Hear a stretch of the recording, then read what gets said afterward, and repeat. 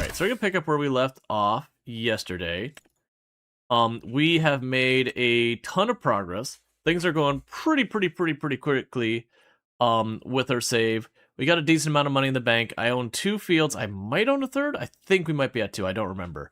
We've got the entire set of equipment to farm, planter, and everything. The castle is down to its last couple of steps. I think you got like 10 steps left or something like that out of like 65. The windmill's done. You get the idea. So we're going to be able to do 2 of the ingredients I need out of the 3 of the ingredients for the fish food. And once we have the fish food, it's literally just buy the other businesses. Production lines up. That would be 3 dare drops done. The castle will be 4 dare drops done. And then the 5th one is to just make a drawing in the field using onions by planting them. And then we got to harvest and sell them. So with that, the intention there will be simply to deal with that. I'm not sure how they want us to clip that onion one, because when I plant the onions, it'll be very obvious that there's a drawing there. But the moment I go and I harvest them, I believe the drawing will be gone. So, not really sure what part of that they want to clip to prove it. Because, I mean, if I was being disingenuous, I would just clip myself selling onions and not worry about the drawing or anything. We're obviously not doing that because, you know, we're going to be honest, they're putting on the line a full copy of the game and the year 1 pass for doing that, which is a pretty big giveaway. But yeah, so as far as those dare drops go, obviously I'll get those all submitted when we get the clips for all of them. It usually takes about a day to 2 days for those clips to be processed and be like, yep, you're approved, you got it, here's your keys. So we will be giving those keys out while I'm not playing Farming Simulator, because again, there'll be a day or 2 later, we'll have moved on to another game for a while. And for the record, for those who are just like, no, I just want Farming Simulator, we come back to this game quite a bit. Like I said, it's something like the 5th most played game on the channel. Like RimWorld is number 1. Project Zomboid's still up there for now, just because of how much I played in the past. I haven't played, like, genuinely in the last year, I barely touched the game. And the year before that, I didn't play that much either. But, you know, it's just I burned myself out on it. Nothing against the game. But, it's still at the top because of how much I played it beforehand. It was the main draw to the channel. You know that. But yeah, so now we're all loaded up. As you can see, we got our windmill. It's making flour. That's becoming money. We got extra money there. If we check our production lines, everything's good. We can check sales. That would be nice, but that's a $750 harvester header. That's not going to do us any good.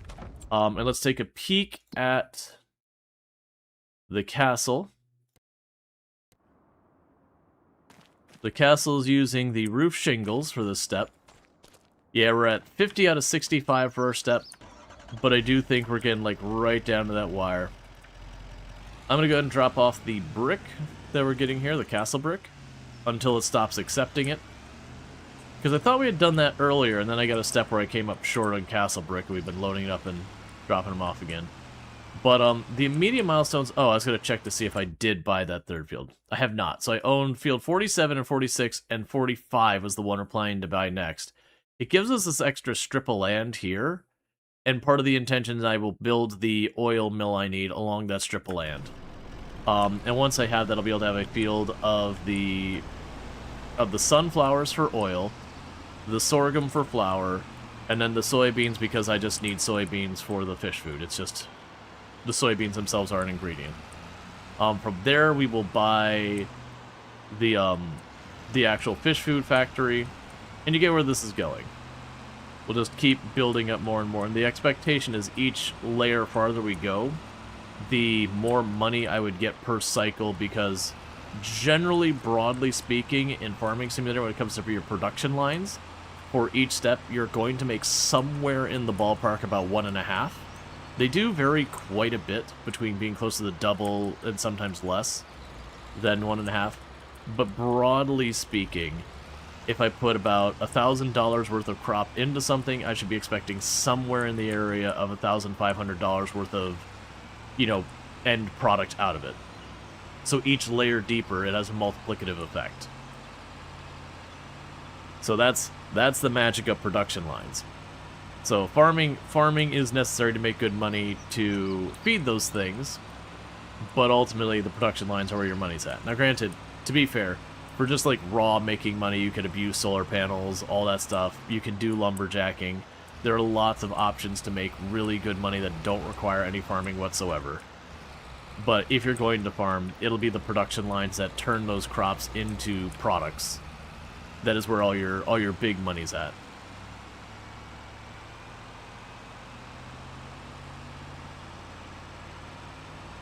And then this should give me another almost 10,000 worth of the brick. But so you're kind of excited about the Fallout Anniversary update. It and the release mod limit on console hasn't been raised. You're not going to buy anything else for it. Not spending more money on Fallout 4 until they give us more than 2 GB storage. Gotcha. Yeah, no, I got off of console gaming a long time ago. This isn't like a judgment on console gaming. But it always feels like, especially like with most games, it's fine. There's a simplicity, and simplicity is a value. But it definitely feels like when it comes to games that are more prone to be modded, that quite often the PC gets the much better experience because we have more availability of mods and that kind of stuff. The update is apparently a buggy mess as well. I mean, it is a Bethesda title. Would you expect... Like, would you assume everything's okay if it was any different? I would assume if it actually ran fine that they shopped it out to someone else.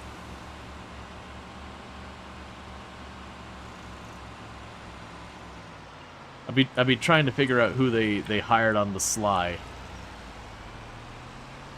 And why they don't just make their games going forward.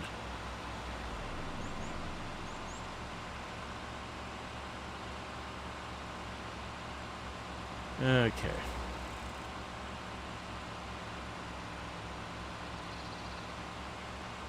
Yeah, so we're just doing the lap, selling the brick. We'd be rushing time a little bit on this stream. And like I said, that is because we do have a goal I'm trying to achieve.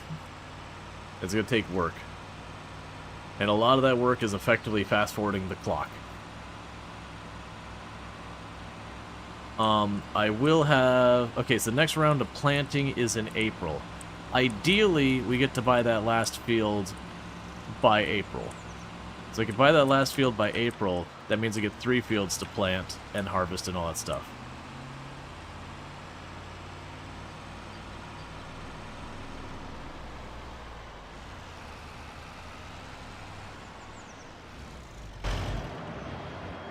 Okay. We got that dropped off. We already checked, and all of the other production lines are in good shape. But yeah, I know it's unfortunately pretty typical for, you know, Skyrim and all that. Unless it is a patch that bug fixing is kind of the only intent, like, or the primary intent. If it's anything other than that, then usually content updates for, like, Fallout, Skyrim, all that, usually come with headaches. Okay, so nothing sales-wise we care about. Alright, you're still producing flour. We're good on wood and water for right now.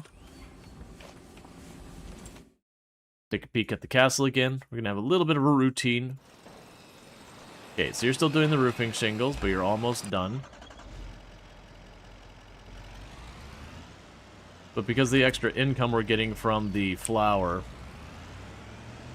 I'm getting more than 20,000 a day right now. That's fine. We'll just pick that one up the next day.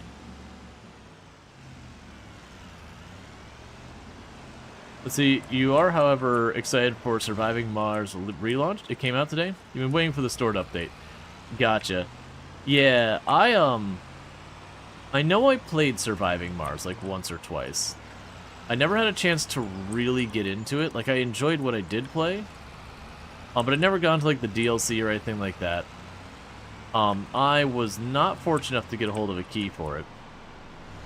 If I do get a hold of a key, I'm down to play that one.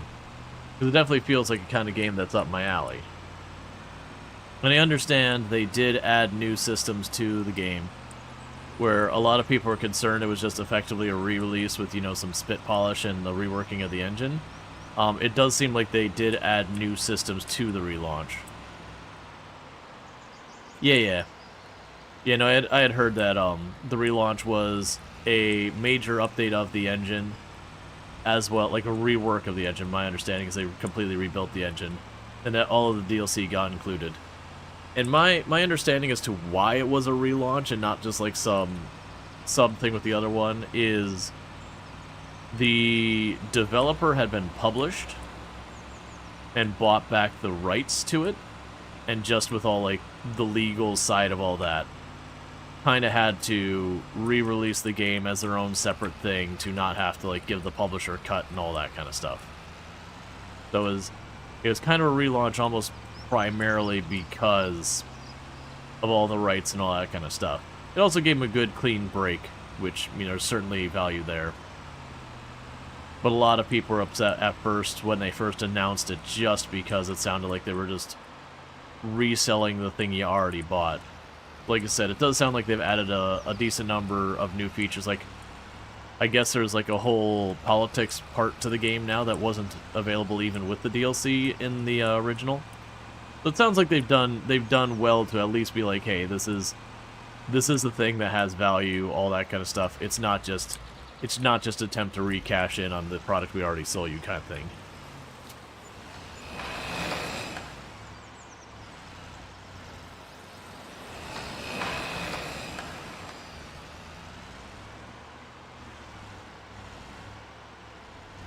Let's see, from Paradox and Heimmount said, Paradox approached Heim about new expansion for Surviving Mars, but they realized it'd be a lot more work than just making a DLC. Yep, yeah, Night Dweller. So if you buy the relaunch of Surviving Mars, it comes with all the DLC that the base game had. It also has a couple extra systems that probably have been attuned with like what might have been offered as another DLC. That, in terms of thought, if you drive off the cliff, would it take damage? Not really. Like, if we watch my damage on the right gauge here, not driving on the cliff, I'm just going to slam to this rock. There's no noticeable difference. Think of the damage on the cars in this game not as like damage like SnowRunner where you bang into a rock and, you know, your tire takes damage. Think of more of it like maintenance. That you're driving your car and you're slowly doing attrition on your bearings and your engine and all that kind of stuff. So yeah, you can huck it off a cliff and it won't like break your vehicle.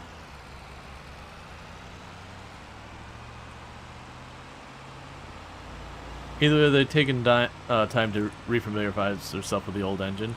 Yeah, no, that's kind of the thing, is it does sound like ultimately what happened, because, like I said, my understanding is also a big part of it was,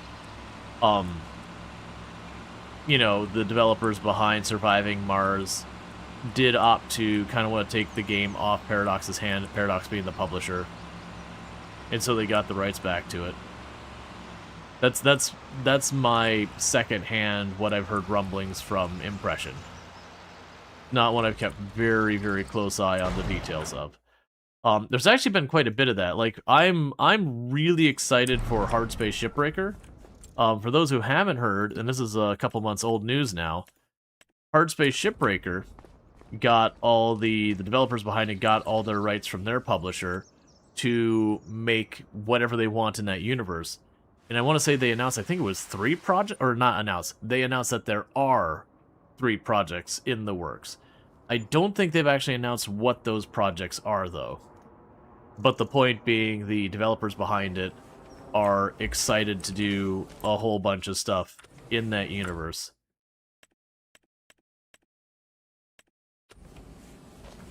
Have you played Gold Rush, a game gold mining sim? I have not. I've not deliberately, like, avoided it or anything. Just not when I played. Alright, so we do have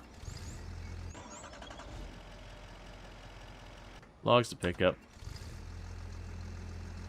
Right, we're between seasons, so that's fine.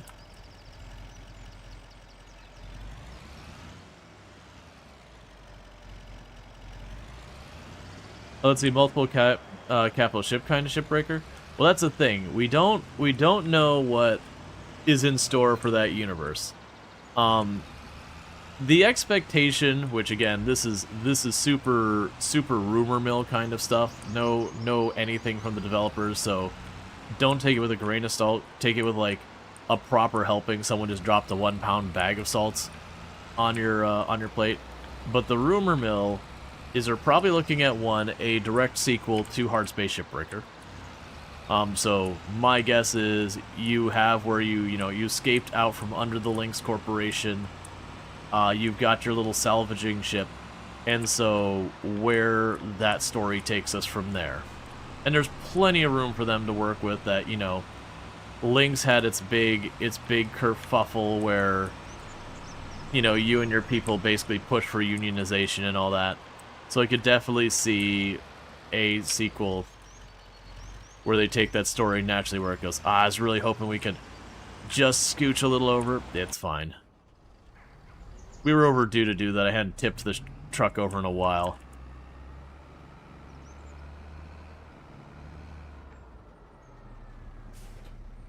But,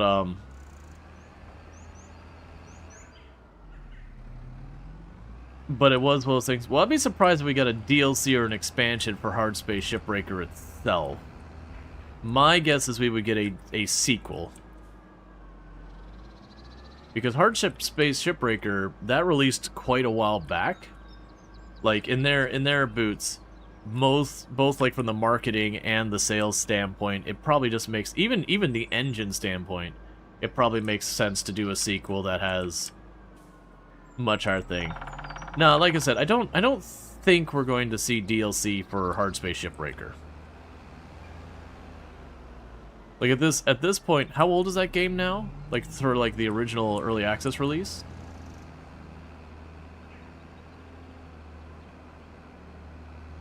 The Long Dark released the DLC after 8 years. It also hasn't finished the game. I love The Long Dark as a game. I'm pretty unhappy with The Long Dark so far as a lot of their stuff where they've just kind of left that single-player game still unfinished last I checked. All these years later, the last chapter is still missing. And they're releasing, like, DLC and, working on a sequel and all these other things. And again, that chapter's end is well past when anyone could have expected. 24th May 22? That can't be right. For Hard Space Shipbreakers, maybe the 1.0 release. I'm pretty sure I played it way before that. Oh yeah. No, don't go by the store page. You're gonna have to like find a wiki thing, because some of the games when they go from early access to 1.0, they can do weird stuff with the release dates with that. Yeah, I was gonna say that sounds like 1.0.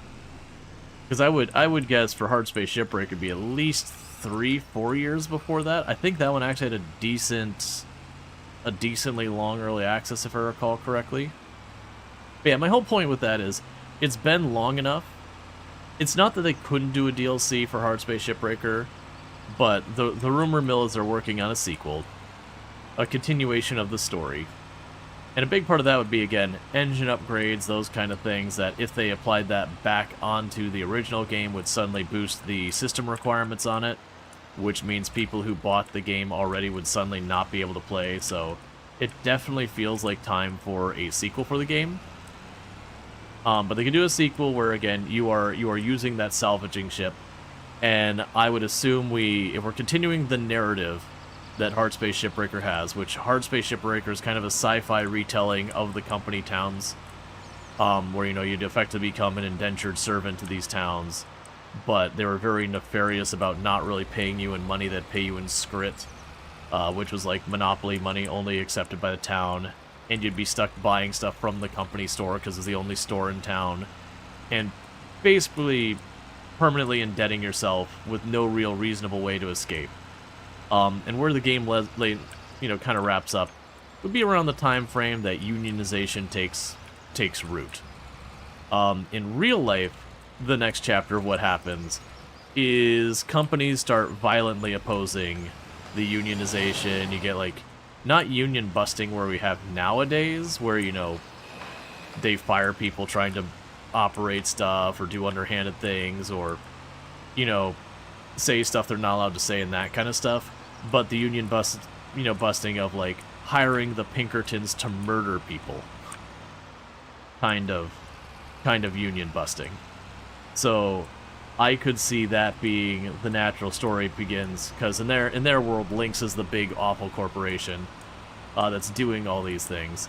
I could see it moving forward with the narrative that, you know, Lynx has unionized, but is, you know, underhandedly doing stuff to undermine the union, and to otherwise prevent others from organizing, perhaps turning to violence and all that.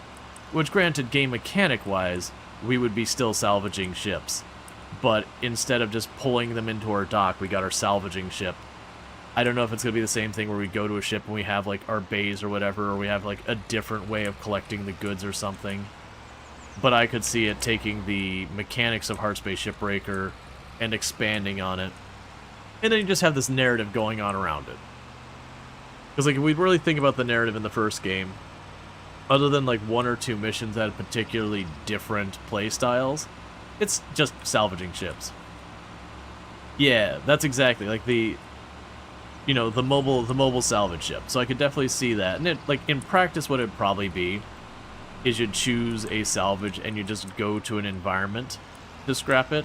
And that does seem like it'd have a lot of ability to expand on the formula. So you could sit there and you'd be salvaging a ship in a nebula. Well, the nebula would potentially make it so using your cutting beam would be extra dangerous, that you have to be careful about not hitting pockets of gas or whatever. You know, that kind of thing. There'd be lots of room for using the environment as a way of expanding the dangers. So I feel like there's already enough meat on that bone that, one, that would be an engine overhaul. Like, that would be a non-trivial engine overhaul. That there's plenty of room for a sequel there. Now, the other thing is, they did mention in the press release that they had bought the rights, that they were going to do other games in the universe that, you know, weren't Hardspace Shipbreaker. So, you would still probably have, again, the Shipbreaker thing, because it'd be foolish for them to not take advantage of that, strengthen their IP. But I could also see them then, you know, turning around and maybe make an open world RPG out of it. Maybe they make a game that is like a Business 4X where you play as Lynx and, you know, you're this ruthless corporation doing all this stuff to whatever. There's lots of room for them to do other stuff in that where you can continue that cinematic universe, not cinematic, that game universe, and have that story build up and bunch.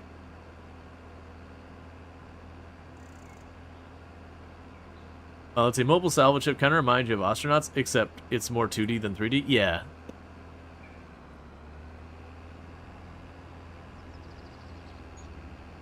They could also continue going with the, like, Shipbreaker, that kind of thing, and move into other stuff.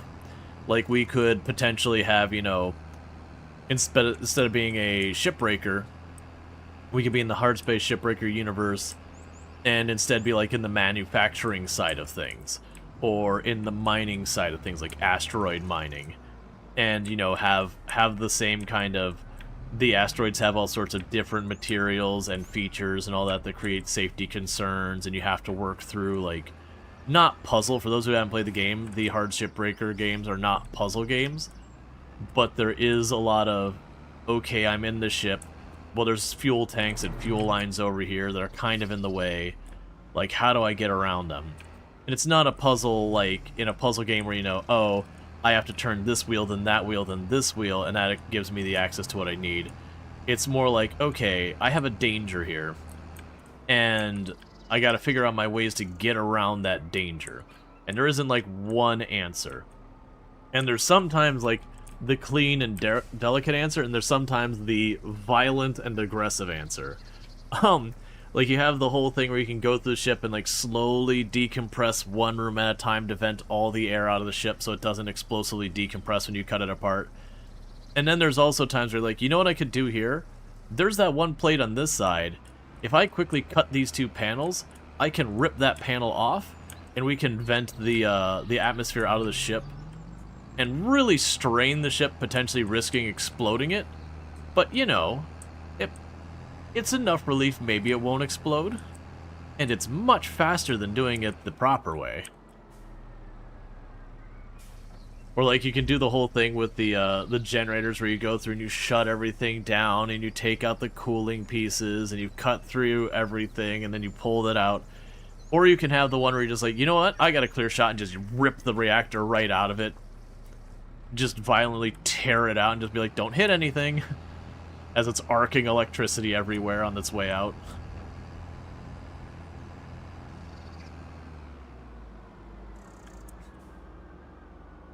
Had fun playing more Rocket Lab today? Nice. Little Rocket Lab's excellent. I need to get back to that. Yeah, the ripping out part is fun.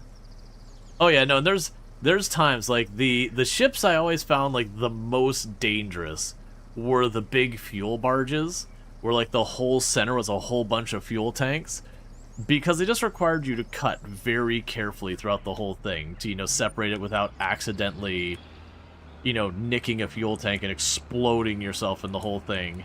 Because you had to be, like, right up in there to do it. You know, versus a lot of the ones when you kind of, like, learn the processes, it's just kind of going through the cycle. But those ones with the fuel tanks, like, tucked in right there, so I was like, alright, I gotta very carefully take my time with this.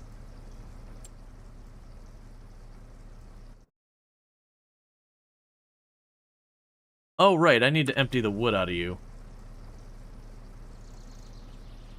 Yeah, for the record, I like them, but they're definitely the ships that are like, okay, I'm gonna cut this. Is there a fuel tank of any kind behind it? Like, when I cut this, is, like, the laser going through this gonna nick anything? And you very carefully line it up. Make sure you hover directly into the angle you want, and then you cut. Right, so I got a bunch of lumber to lug up to the castle as well. It's honestly, I haven't ever looked. I'm curious what a speed run looks like in Hard Space Shipbreaker. Now granted, the reality is there's probably some calculation that people do where they just yoink out one part and immediately turn into, like, scrap 90% of the ship and be like, I don't want it. To just, you know, jettison along the story or whatever. I'm sure it's deeply upsetting. But I low-key want to see someone not do it that way. And, like, for them to salvage the ship and just do so at, like, whatever ridiculous speed they can manage to pull off.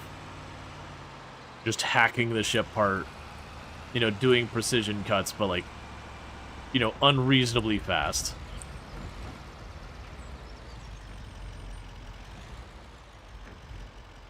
Because, yeah, we've done on the channel, I'm going to say we did 3 playthroughs of it. One is an asterisk. I got, like, right up to the end, and then we died and was playing hardcore. So you get where that went. Like, I was, like, 3 missions from the end, too. It was, like, that's the only part that made me salty. And the way we end up dying in that is, I went to depressurize the room. It was like, oh, cool, the entire inside of the ship is one area, so I just depressurized this room, and the whole ship's depressurized. And I was right about that part. The part I wasn't right about is, I rushed, and I thought I had gone to the atmospheric panel to decompress the thing, and I cycled the airlock. So I started cutting a chunk of the hull out from the inside while the ship was fully pressurized. And, that didn't end well. That ended real bad.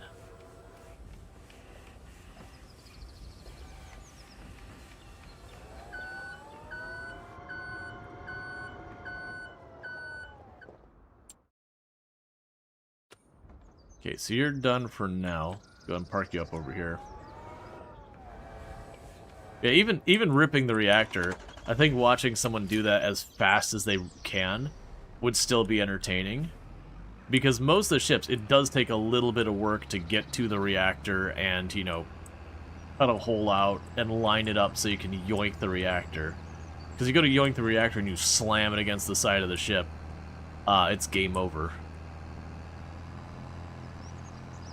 But yeah, so I could definitely see them, like, branching out into, you know, other professions in that, you know, in that universe that if you're working under Lynx Corporation, who is pretty awful, would also be pretty awful.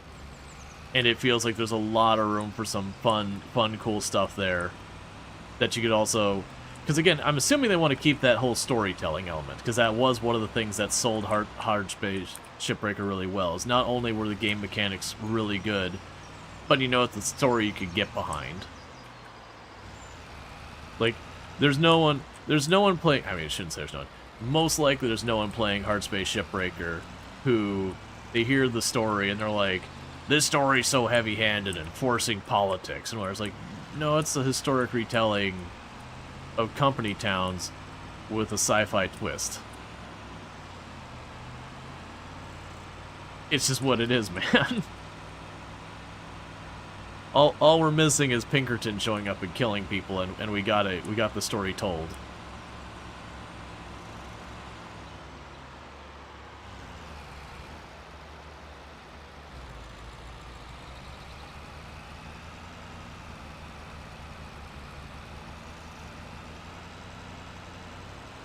Yeah, no, I'm pretty sure there would be people's like, it said the word union in a non-negative light. Clearly they're awful.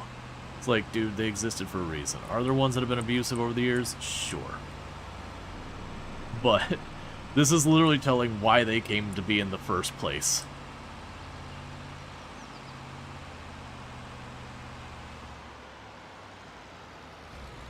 Because back in the day, jobs like coal mining and all that, you know, or gold mining or silver mining and all that kind of stuff, you'd have these company towns in the middle of the desert. You wouldn't get paid in cash, so you couldn't even pay someone to get you out of there. It was too far to travel on your own without dying in the desert or whatever. And you were just indebted to the city, or you were indebted to the company who owned the city and owned everything in the city. So anything you wanted had to go through the company. And it was like super awful. Like that new Amazon warehouse, the city built around it. So I can't speak for that one. Company towns nowadays are illegal. So you could have where Amazon built a warehouse and a city showed up around it. But like, you wouldn't be allowed to have the only grocery store allowed in town be the Amazon grocery store. Like that's when you start getting into the hang on, wait a second. It's not in the US? Oh, gotcha. Yeah, I have no idea about that. I know that was so if you go very far back when Walt Disney was around, so if you actually look at the original plans for Epcot, it's some pretty dystopian stuff. So the original plans for Epcot were that it was going to be effectively a company town in a certain regard. That basically you'd have the city of tomorrow, that Epcot, that everyone would work in Epcot, and, you know, the city would be there, your businesses would all be there, and all be under thing, but, like, Disney would own the houses and all that and everything, and while you were an employee there, you would basically have your housing and everything handled and all that, and that sounds good on paper. But, like, they would do sponsorships with appliances. So, you know, say KitchenAid was sponsoring them, all your appliances, they would come in and then make all your appliances KitchenAid. And it's like, okay, but this is this weird thing where suddenly when the sponsorship changed, like, oh, sorry, we know you love all your appliances, we gotta take them all. Sponsorships changed. But also the stipulation of living there required you to be employed. So, you know, if you got fired, it wasn't just that you lost your job, you also got evicted from your home, and all sorts of, like, really awful stuff. Like, there was a lot of stuff that's like, oh, that sounds really good. You'd have this, like, public transportation that literally goes to my house and goes to, you know, goes to work and everything, and all these things that, you know, kind of benefits of the efficiency of everything being under the other one umbrella. Oh, but, like, my entire existence is beholden on being with the company and everything. And there's a lot of stuff that I would be at the mercy of the company for my purchases and all that. And hang on, wait a second. This is starting to sound a lot less good. The good news though is when Disney did die, because Disney died before Epcot really got built or anything, pretty much the rest of the company is like, hey, do you want to build and run a town? No. And then they didn't. And then it became a theme park. And then they sort of did get a town with Celebration, and they decided they didn't want to deal with it anymore, and they got rid of it. Like, Celebration is still a place, it's just not under Disney anymore. And even when it was under Disney, it was like one step removed under kind of thing. They kind of did it, but kind of didn't want to do it type deal. But it was one of those things you're like, wait a second. You've just made a modern company town that's mildly more palatable. Wait. Aren't a lot of the things you're suggesting actually illegal?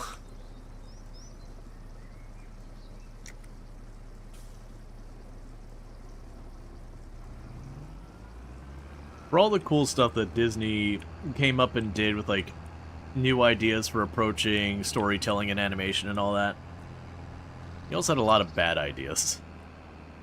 Like, there was a case when he was making Disneyland and all that, he was like, we should have animals. And he just paid to have a circus put in front of the theme park. Which immediately the animals escaped. And it became a whole big mess. So needless to say, they got rid of it. But that's just what he would do. Be like, I have an idea. I'm going to do it. And either... I think it was his brother, Roy. Either Roy got ahead of him and prevented it, or consequences happened.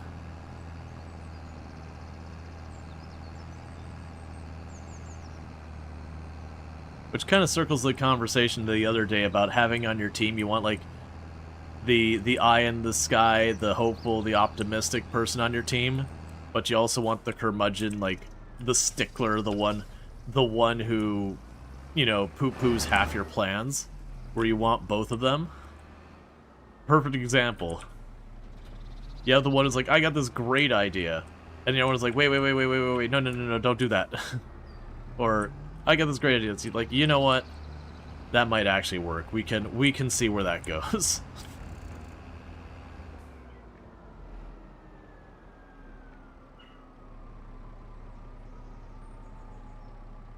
Okay, just gotta pull another tree into our sawmill.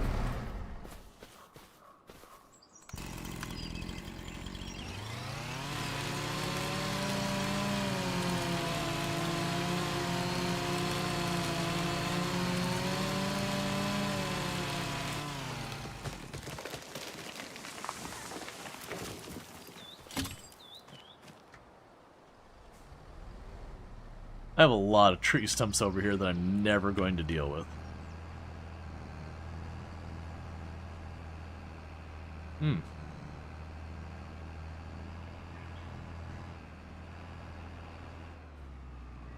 Your minnows died today? That's no fun. Okay, so what are you stuck on? This little tree over here? Well, that little tree can fall down.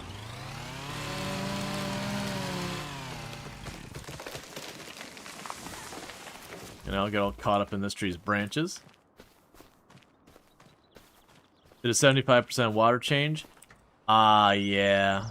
Yeah, so the fish got shocked.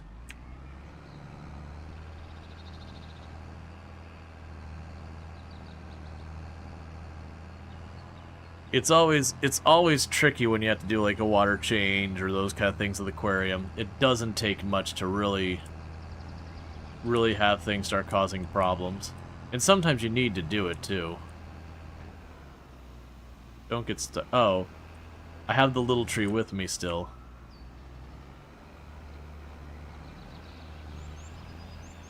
There we go. Oh, no, you did the change after. Oh, okay. Yeah, no, I had an aquarium growing up, and, they're a lot of work. With Toom maintaining aquatic animal habitats for her job, which includes an aquarium, there's been a couple of times where it's like, would you want an aquarium at the house? And she's like, no, I do that all day. I don't want it when I get home. Which it's funny, because she actually has a lot of coworkers who, they don't even have just aquariums, they have saltwater aquariums. which makes everything like 1,000 times more complicated.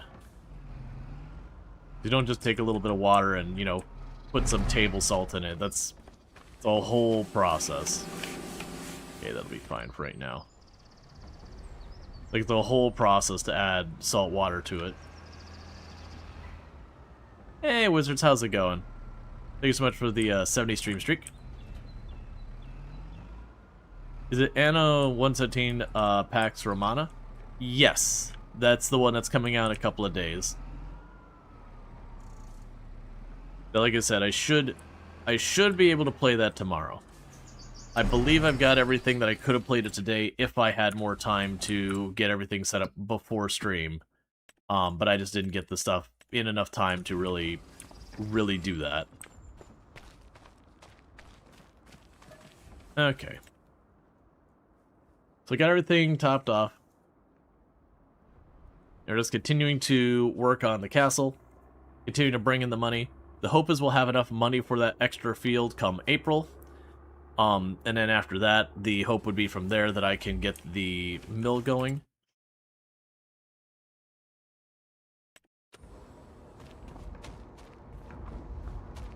Okay, so you ran out of sorghum. So we'll go to your windmill. We'll deactivate that so you're not charging me the pocket change you charge me every day to do that.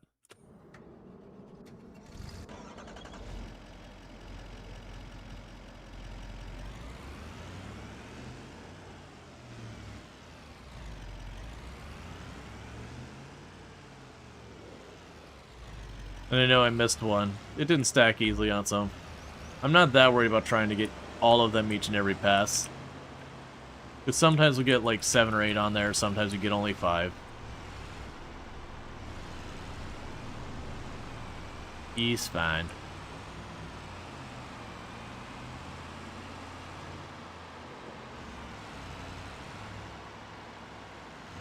I'll try and learn our lesson from last time. To not roll it going up this road up here.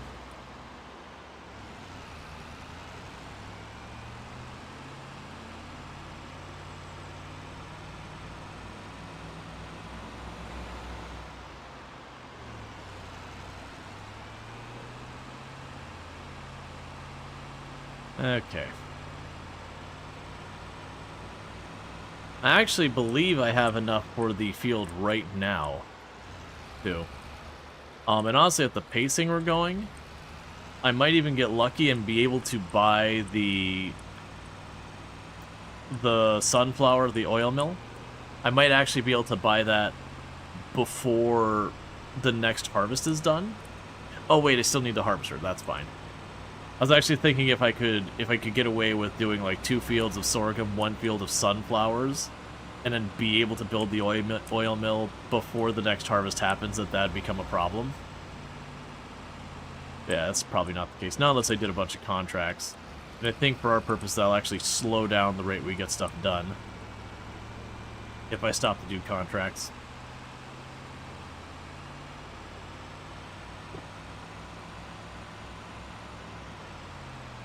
Either way, we're definitely getting the field this in-game year.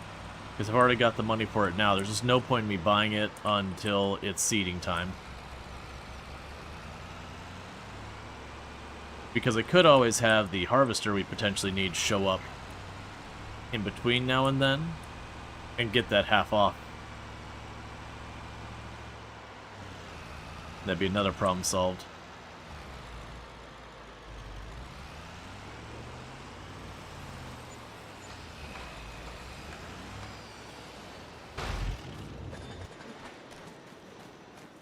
Okay, so you got not too many roof shingles. Yeah, and you've already had 3 phases get done this stream. And it's just all roof shingles so far, so it's what's been doing.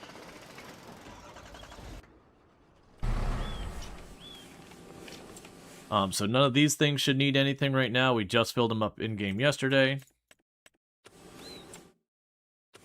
And no sales we care about.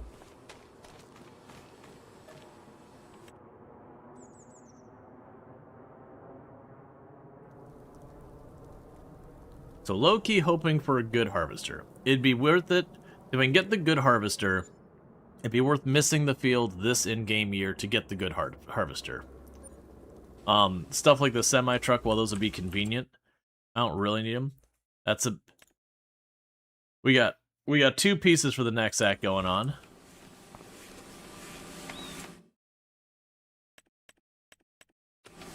Those are all fine.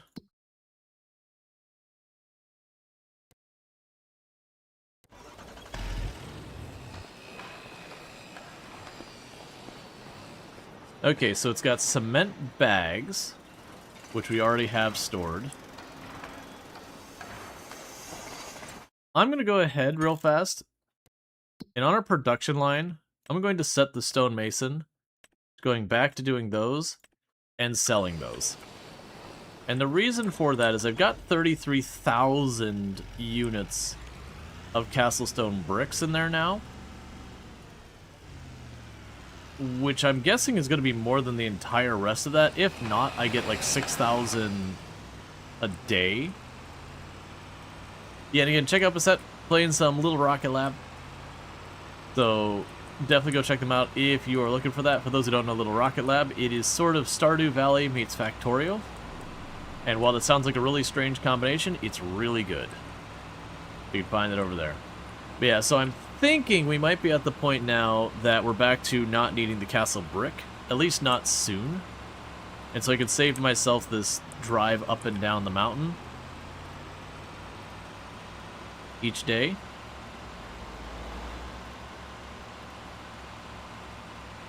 So grab the castle brick that's down there, bring it on up to the castle, and then we should just be good for a while. I'll just need to pop up there once in a while and see how things are going.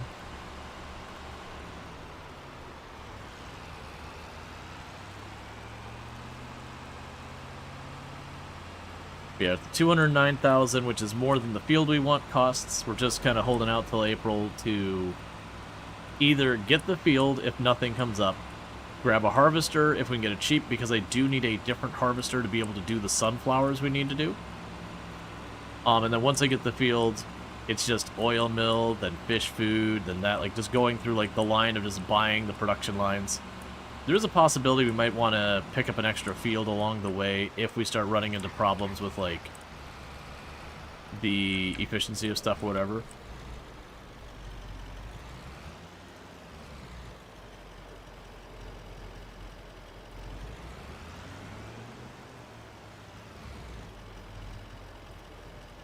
It's fine. Hey Flynn, how's it going?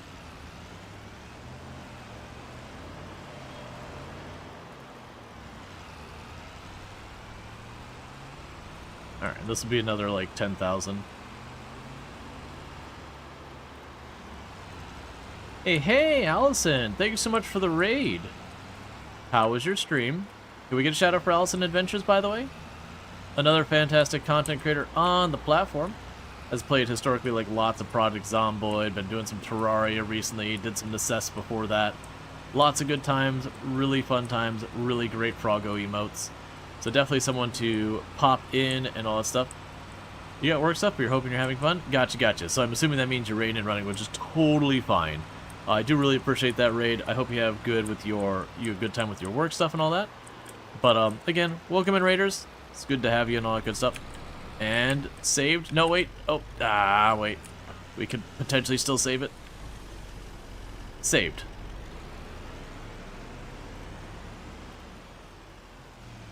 You'll be having fun? I am. But Terraria's been fun. We were just before Wall. Gotcha. I'm doing pretty good, Flynn. Thank you for asking. But yeah, so what we got going on right now is we are playing some farming simulator. I play a whole range of games, from simulation to settlement builders to city builders, so stuff like RimWorld and all that. I've done Project Zomboid in the past. Stuff we got coming up in the immediate future is going to be checking out my first Anno game here probably tomorrow. The new one. And like in a couple of days, we're going to be checking out the new Planet Crafter DLC called Toxicity. That way we can spend the entire time talking about how we're fixing the YouTube comment section. And, you know, that whole thing. We are doing Farm Sim, and I'm doing a bunch of dare drops to earn a bunch of keys that I can give out to the community later. So we're building a hecking castle. Because, I mean, what else would you expect to do in a farming simulation game? So we got a truck full of castle blocks that we're running up here real quick. And then rolling, but saving the vehicle again. But it's going pretty well. I am kind of hoping that this will be where we wrap up the last of our dare drops. Because the castle is almost done. And the only thing I'm missing to start my fish production lines is just like 1 or 2 buildings to get it started. And then each one of those steps is another dare drop done. Ooh. Alright. So we officially can't put more stone in there. It's full. It says no.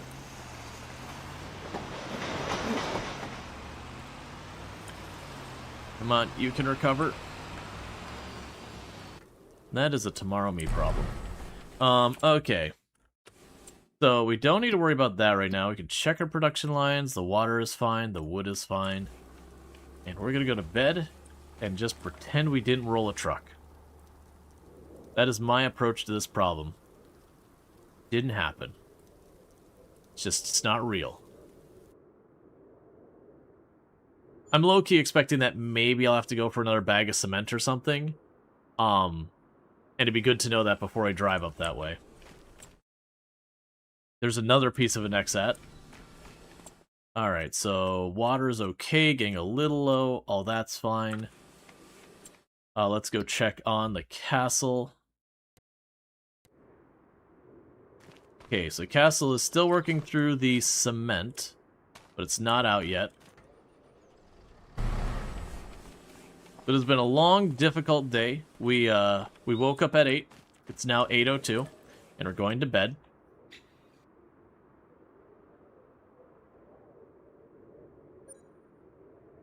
Some days are more work than others. It's winter. The things I can work on are a bit more limited.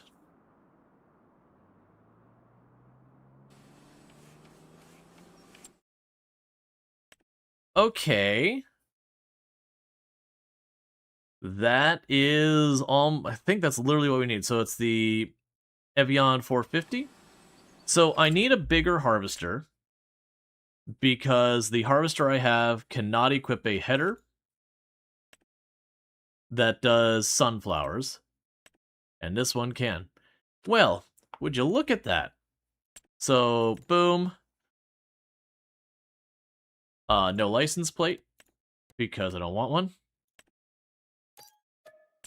And we officially have our harvester that I need for doing the sunflowers. Considering all the times we haven't been able to get any of the sales to work for me, that's pretty awesome. Okay, so now we want to go through here. I have my other harvester. Oh yeah, I get more money if I take the harvester back to the garage, don't I? Okay. So let's get our harvester back to the garage. We're going to sell this harvester to get our money back. You know, not all our money. It's going to be actually a pretty big loss. But we can sell this one, get our money back, get the header for the other harvester. So that means we're definitely not getting the field this year, that the extra field I wanted.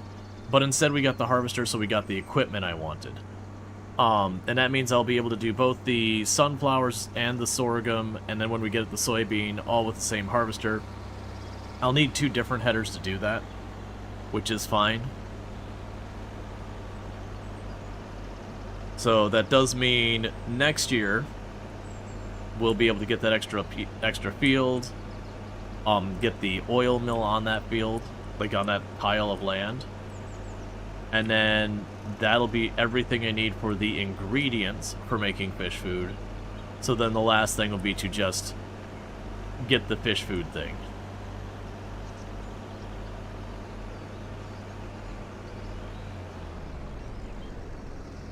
Go by. I gave you space.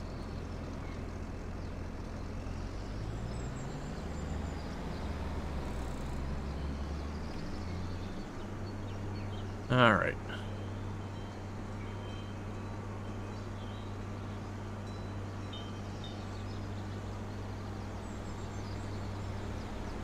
But that'll be good.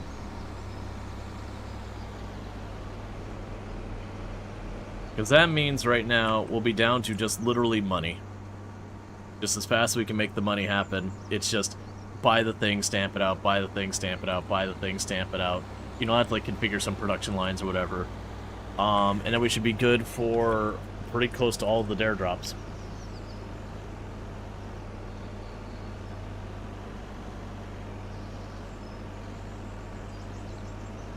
Honestly, that harvester coming up versus any of the others is probably a good thing.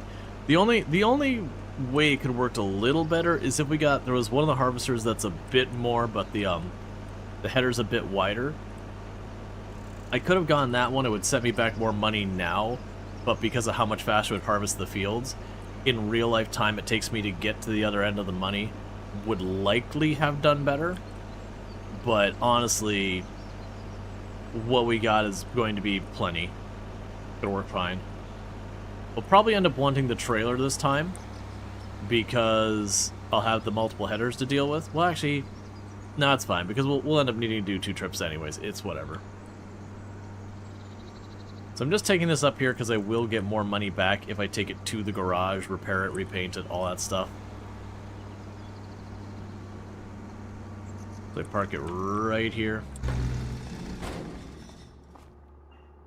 Repair, repaint, repair, paint, sell, and there's 21,000.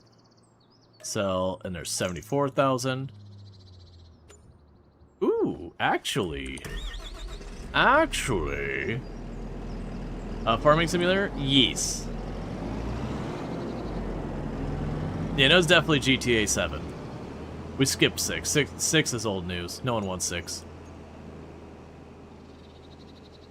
I'll say, actually, where I said there's no way we're getting that field this year, I had not anticipated that harvester selling quite as much as it did. Ignore that, you didn't see anything. Okay, so let's check on the status of these things. Okay, so sawmill... Alright, so we gotta do water. I should have started that process before the other things.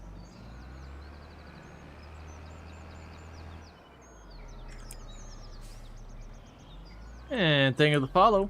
Welcome to the stream. And thank you for the subscription over on the YouTube side, which is their equivalent to following.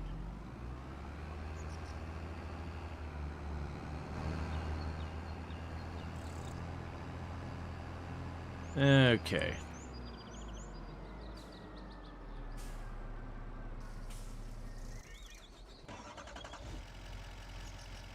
It's just a little sleepy truck.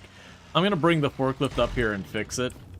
Or the forklift attachment on my tractor up here to fix it. It's just not a priority yet. And this is why I was delaying that. So, according to this, I am going to need another at least 2 pallets of the cement bags.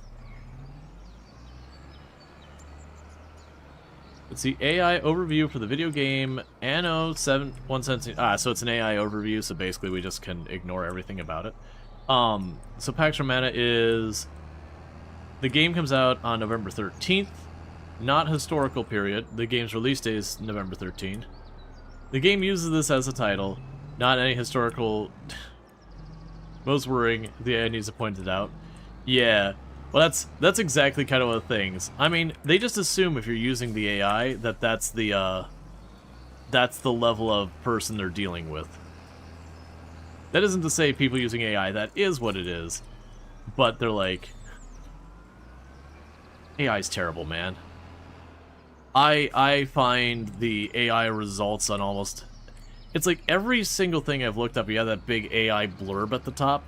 Half the time I look that over, even as someone not knowledgeable on what subject it's talking about, usually I can find something that is either completely and utterly wrong, or at least misleading. And it's like, and it's almost never I find something that's like, I've looked up, it's like, what date did this event happen, and got like the wrong date. Even when I include the date in the search results.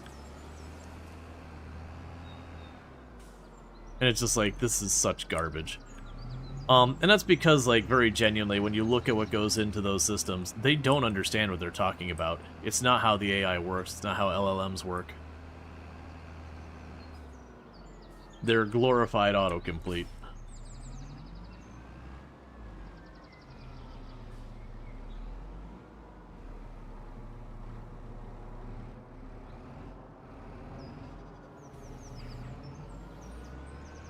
But have you though? Maybe I was just playing dumb.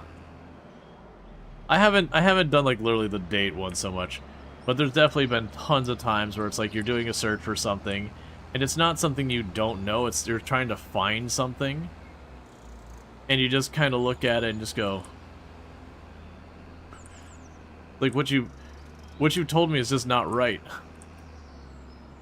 You find if you restrict your queries to a single site, like a big wiki, it's a great search engine.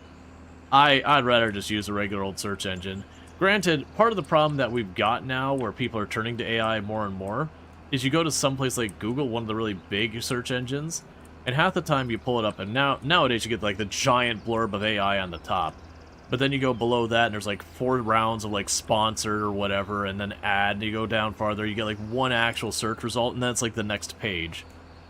And so, the issue is kind of, search engines have sort of killed themselves for being useful in a lot of cases. So I found I have to go to stuff like DuckDuckGo just to get a search engine that, you know, searches. So it's the whole enshittification. Because if we didn't have all that crap, I feel like the AI craze wouldn't have even kicked off in any meaningful way in that regards, like that use case. Because you'd be like, why would I grab all, like, why would I go to this blurb that's wrong half the time, if I could just go to the first search results and, when I look for something that Wikipedia comes up first, 80-ish% of the time, or if not Wikipedia, if there's, like, an actual formal source or whatever. Because you did an image search, and the first page was, like, AI generated pages. Oh yeah, well that's the thing that's also helping AI get good search results. They can kind of just shotgun mass generate stuff. It doesn't matter the accuracy. They could just put so much out there. Just, sure, half it goes to the bin, but 1 or 2 become winners so far as the search algorithm goes, and so it can kind of just bury other stuff. So you and your brother have the craziest time loading honey onto trailers. Stack as high as possible, made a cell location, physics get wonky. Yeah, no, that's, normally, a lot of times in the past, I won't use autoloader. In this particular case, we have been using autoloader, just because these stone blocks, you produce, like, 8 pallets of them a day kind of thing. And you get real tired of playing Forklift Simulator pretty quick. But yeah, so it's kind of, like, it's more of a problem, and thank you for the follow. Welcome to the stream. It's kind of more of a problem on YouTube than on Twitch, because, AIing a live stream is a lot more involved as a process compared to AIing a YouTube video. But on the YouTube side, it's the same kind of thing, that it's just shotgunning AI out like AI slop with like AI voiceovers. TikTok also has the same problem, where they'll just take some like story they read on Reddit, they'll have it play some completely unrelated video on the background, and then just have it do like an AI voiceover with text, like subtitles, and literally just lift stuff from Reddit and just, kind of do a TTS kind of thing.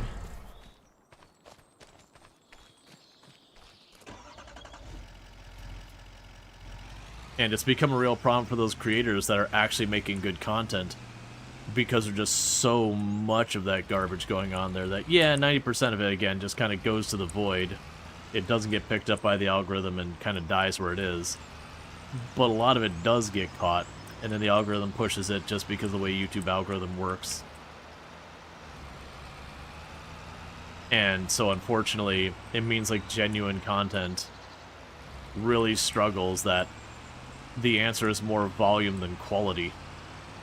And having a computer just churn away and spit out garbage, it can turn out volume really high.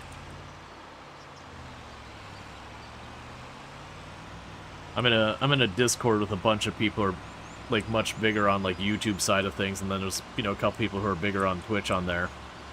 That's pretty much all the complaints you hear about from the YouTube group all the time is about, like, you know, someone will come out with a video, and I'm not gonna say names, but some of them are bigger creators, and, you know, they'll complain about being like, yeah, this thing just took my idea, just threw it into an AI engine, and, like, what it spat out was inaccurate garbage, but, you know, it could spit out 8, 9, 10 different versions with different SEO stuff, and, you know, one of those will get the stick, and now suddenly, you know, like, my good content is getting buried under this stuff that, like, isn't any good. You find yourself seeking a lot less when it comes to YouTube and stuff? You only look for stuff made by established creators, I know. Well, that's one of the things that's keeping them alive over there on the YouTube side, is very genuinely, they have content creators they keep tuning into. Like, they've got fans that stick around and keep coming back. But, like, as that kind of stuff falls off, you know, it's effectively the ladder's been lifted behind them, where new people breaking into it don't really have a good chance. Alright, Flynn, later, man. Like, new people don't really have a chance of, you know, getting off the ground. It was this one. Don't really have a chance of getting off the ground because of all the stuff going on. I think this is the sell point for the warehouse. There we go. So it's kind of one of those things, as we have, you know, as they have content creators fall off, like, you know, some pass away, some decide they, you know, get other opportunities that they pursue, or otherwise they just can't keep doing it because, like, the money's just not there or whatever. We're going to have less and less actual creators and more just garbage, which is going to just devalue the whole platform.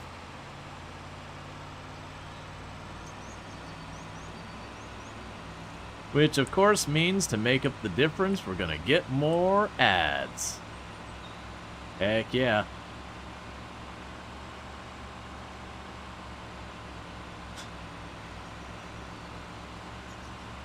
I'm honestly, like, I understand why the big tech companies are pursuing the AI thing, because it's what you always do with that, whatever the latest buzzword is. You pursue it, you get all that investor money, and you don't even have to necessarily produce something on the other side. So you can promise the moon, and as long as you don't give the investors too much heartburn, you're fine. And when the investors do get heartburn, it just means they don't invest the next cycle.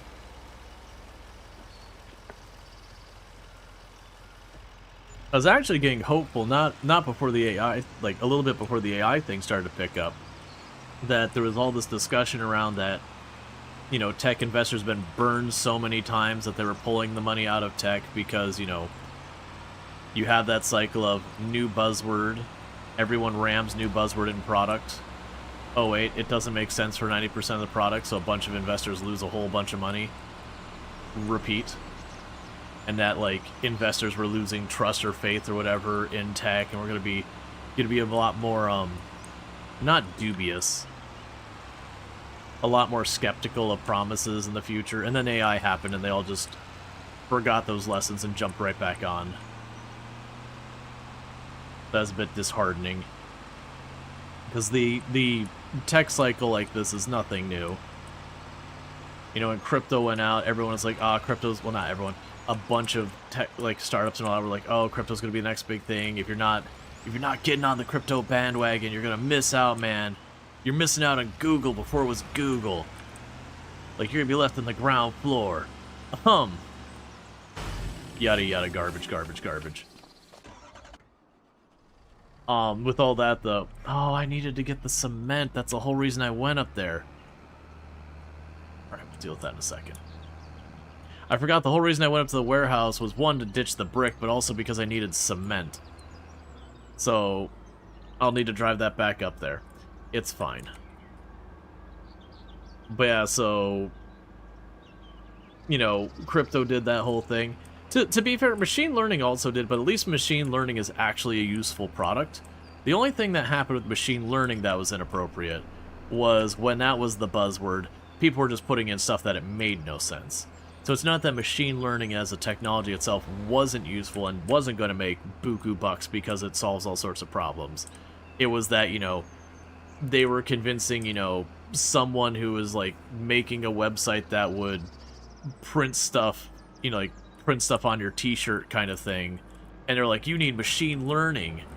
It's like, for what? You got 3 products to sell. What are you going to use the machine learning? Your database has, like, 200 customers in it. There's not enough data to make this do anything. Machine learning needs data. Now, if you're Amazon, machine learning has a lot of value. If you're Netflix, machine learning has a lot of value. If you're working in health services, machine learning has a lot of value. But you gotta have it be big enough to do stuff. We need machine learning so we can fire Bob. You didn't see as much of that with machine learning. Like, with the AI thing, that's certainly a trend. But, like, the machine learning thing wasn't pushed too hard towards, like, you know, you can use this to get rid of a bunch of people. I'm sure it happened a non-zero number of times. We need machine learning so we can learn what to use machine learning for. Yeah, and machine learning, at the end of the day, is just pattern recognition.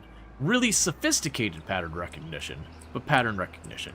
But that is also very useful, because you can do stuff like, you know, again, the Amazon scenario, where they can look at a whole bunch of sales that people did and all that, and what led them to doing the purchases, put a bunch of whole stuff in there, put it in their model, and they can figure out, okay, well, what are the times to offer sales?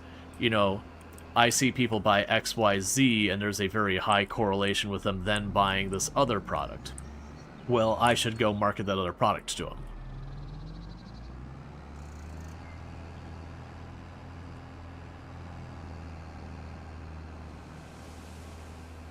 Mm-hmm. Yep. Mm-hmm. It's a solid argument. I don't have anything to say against that. Thank you, Senji Cookie, for the tier 3 sub, being hecka generous for the last 46 months. I really do appreciate it. It means a heck of a lot, man. Thank you so much for that.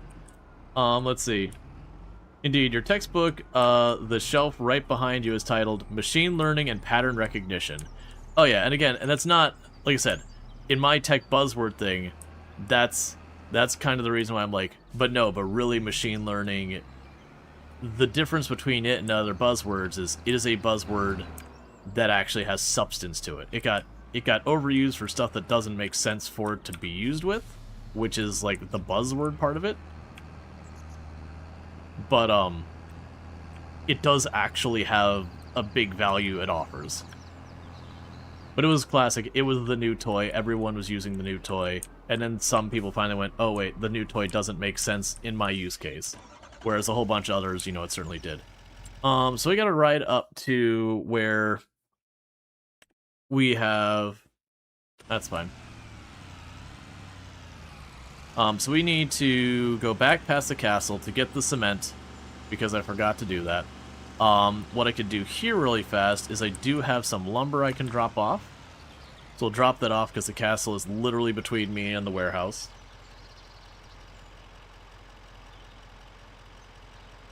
Come on. Ooh, can we fit 3? I'd like to fit 3. Fitting 3 would be lovely.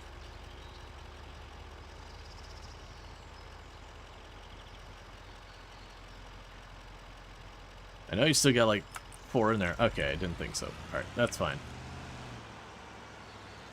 I will make it fit 3. But yeah, but you look at like the other tech buzzwords that came out, and you know, blockchain was a buzzword. And it's not that there's anything inherently wrong with the technology that is blockchain. It's just a technology... Would you not do that, dog?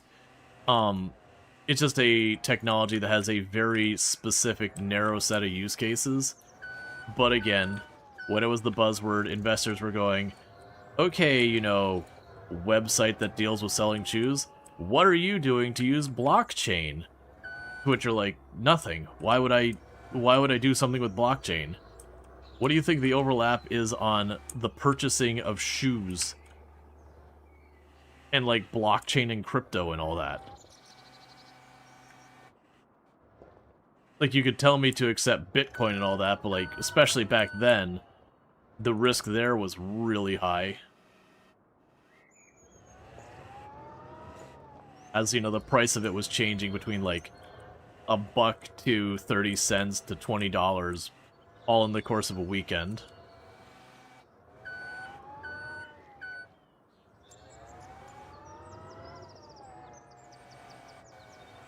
And then after that, you just had, like, broadly crypto, which crypto as in encryption is good. That's an important technology. Crypto as in, again, like, all blockchain tech and cryptocurrency. That is a solution and look for a problem. So that was the whole thing for a hot minute. Then we had NFTs as the new buzzword after that everything was NFTs. That is, again, a solution and looking for a problem. That one is a borderline just straight up scam. That wasn't even like a little scuzzy. That one was just like a straight up scam. And now we're on the AI wave, which isn't much better than NFTs, honestly. I see the AI craze, so far as generative AI, being kind of in the same vein as stuff like the NFTs were, or blockchain. The difference being is it does have a use case, and there is actually a very narrow set of genuinely positive use cases for it, you know, around stuff like accessibility and that type of thing. So you could have, you know, for accessibility things, use AI-generated, you know, voices that actually have natural talk, like, you know, somewhat natural-sounding voice patterns for purposes of, like, reading websites. But the vast majority is just, I don't feel like paying an artist, so I'm just going to AI.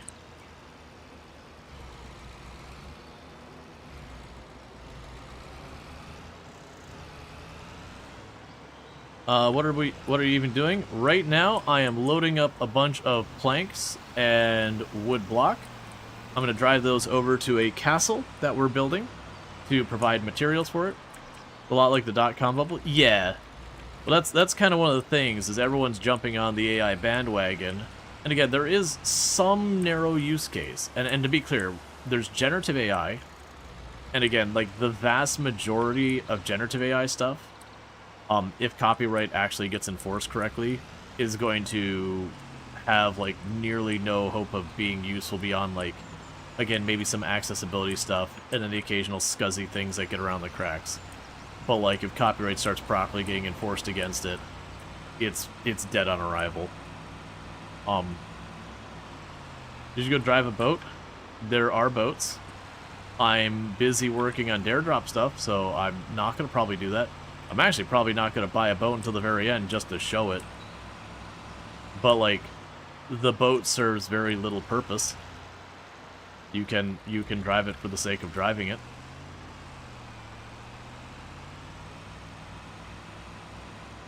I believe when you do the final step of the fishing thing, the boat has some use, but what I'm doing, it doesn't help.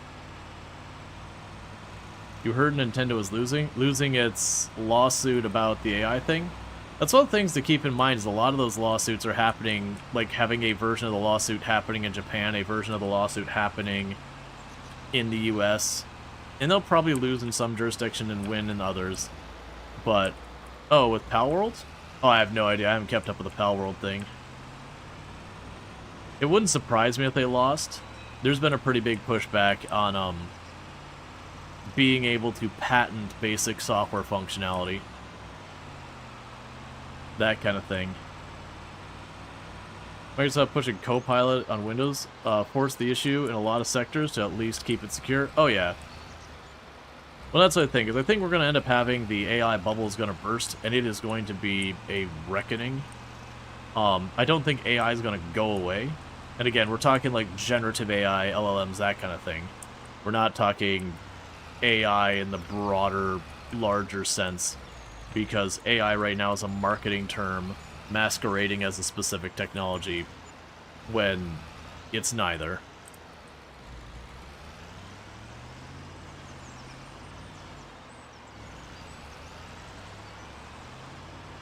Like, generative AI is not artificial intelligence, really. There is, like... Yeah, yep, we're going to the cement right now. Thanks for making sure I didn't forget. Didn't want to attend to the... Well, I figured... So, I believe the actual patent that Nintendo was taking against Palworld, and I could be mistaken because I haven't kept up with it, wasn't even the catching of monsters. It was the, like, deploying the monsters using, like, a thrown object kind of thing. It was something around that. And still, to me, I'm like, that's stupid. Like, that shouldn't be a patent. Now, obviously, if Palworld had it where it threw a ball that was red on the top, white on the bottom, and had a little white button on it, then yeah, but that wouldn't be patent violation. That would be copyright violation. Because, you know, they had clearly lifted a Pokeball. But, you know, if they made, like, a little cube that had, like, little wiring pattern and they threw it and it popped open, a thing popped out, you know, then that wouldn't be, you know, copyright violation.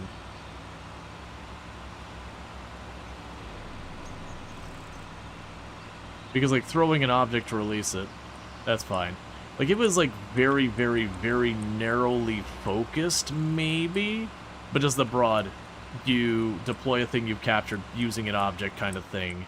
It's like, alright, come on, man.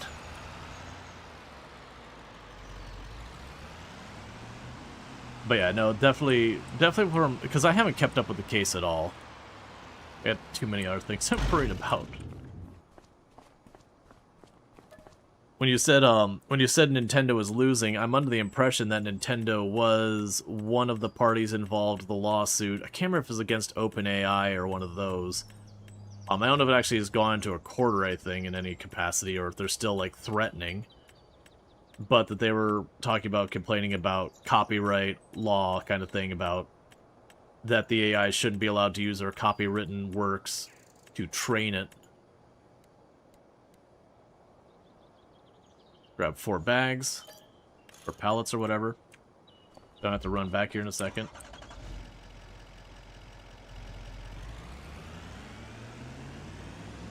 Have you heard Nintendo wants to patent catching monsters? When you hear the Nintendo wants to do something, or whatever organization wants to do something, but you don't see anything official, whether it's like, you know, a filing for a patent or someone at Nintendo saying something. Unfortunately, in this day and age with the internet and how rage baiting is just a strong form of ad, you know, getting ads, content creation, that kind of thing, building market, just assume it's garbage. Not that it's not necessarily true, but this day and age, so much of stuff on like YouTube and Twitch and TikTok and everybody else, it's claim this thing, get everyone all up in a tizzy, and a lot of times it'll be like misconstruing stuff, and even news does it, like actual official news, because it gets you to click on links, gets you to go to their page, they get that sweet ad revenue, those kind of things. So there's just so much rage baiting on stuff like Twitter and all that.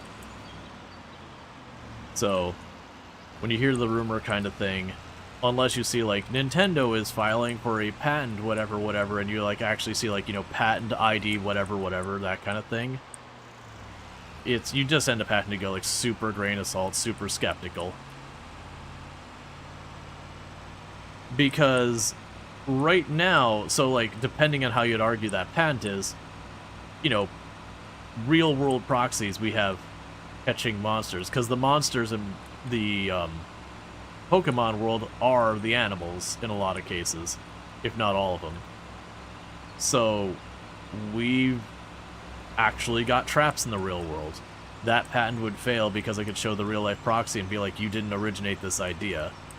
Now, sure, they could, in theory, patent the idea that says, patent the idea where when I get a creature's life down to a certain percentage, like as I decrease the creature's life, they're more easy to capture using a round object that is thrown, like start trying to like really narrow it down to maybe get it.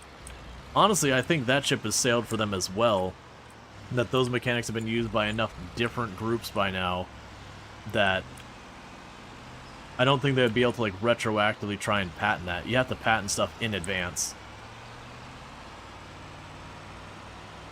So like either Nintendo has a patent on it, or you would be able to just like the moment it got to a court case, you'd be like, our thing existed before the patent did, and that'd be the end of the case. Yeah, you did think about catching monster thing. I must say, Gums say some games have a system like Pokemon Palworld, but also Monster Hunter. Yeah, so that's the thing. Like when they're talking about like, you know, it could be Nintendo laments having not patented that mechanic, but that genie's out of the bottle. Because usually when it comes down to patents, you file a patent, and I want to say, if I remember the process correctly, once you've come up with your idea, you can write up a patent to file it. And then there's a stage that you basically said, I am issuing this patent kind of thing. Like, you haven't got the patent yet, but you're showing that you're in pursuit of the patent office has received it, and it is now pending. And once you've gone to that stage, if someone were to use your patented stuff, then you would have potential recourse later if you get the patent. You know, and then at that stage, supposedly the patent office would look, see if there's reasons why you shouldn't get the patent, all that kind of stuff, and I don't know the legal proceedings on there. And then if you don't get the patent, it's just whatever. If you do get the patent, then if people were to start copying your ideas such that they're in violation of the patent, then all the legal stuff comes up. But if I have examples of stuff that predate your patent from when you've officially filed it, it doesn't matter if you've been using that idea for 50 years prior to that. The point is, at the time you've legally restricted me from using it, it already existed, and therefore you cannot legally restrict it. Your patent, in theory, should be unenforceable, null and void kind of thing. Like, and I'd have to go through the court system, and I'm going to have details wrong in that because I am not a lawyer. But that's usually the two big ways you see patent fights go with big companies is either A, they will try to prove, or actually there's three ways. They'll either A, try to prove that it was already done prior to the filing of the patent, because again, that would effectively invalidate the patent. B, they'll argue that the patent was a natural progression of the thing. So like if you had a patent for 16-bit encryption, then if you tried to file a patent for 32-bit encryption, the argument could be made that, hey, well, 32 is a natural progression. Like, that's just where things are going to go. That isn't new, novel. That is an utterly predictable path. So you would likely lose that patent. Or 3, they'll do the big thing that usually only, like, really big companies, like tech companies do, is where you'll be like, hey, you know, Microsoft here getting in a fight with Amazon. Well, Microsoft says, well, Amazon broke this patent. And then both groups get their lawyers and they stack a whole bunch of patents in front of each other that they all argue that the other one's violating. And they compare their stacks to see kind of whose stack is bigger. And then they settle. But that only applies to, like, giant tech companies or giant corporations like engineering firms going after each other.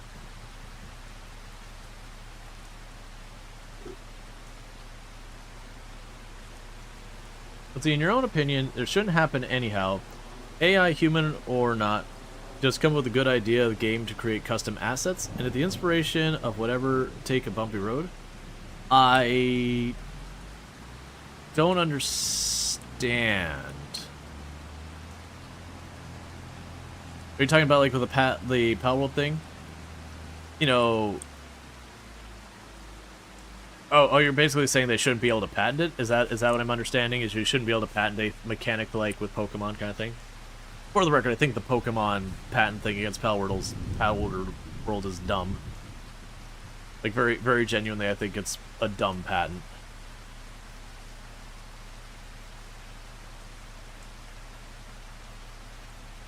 I don't like the idea of being able to patent game mechanics or software mechanics. I understand there is certain argument for it that has some validity, but yeah.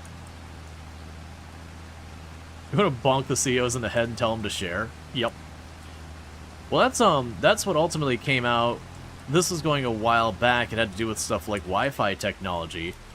That would end up happening was you had like Google and Microsoft and Amazon and a whole bunch of these, you know, a whole bunch of, there's like 7 or 8 different tech companies were all at each other's throats for patent violations because, you know, Wi-Fi was such a big and important technology, and they're all fighting each other, and they finally eventually got the court system involved and effectively came out with a whole thing where they're like, all right, here's the deal. We're going to label a bunch of these patents as simply too important to be restricted.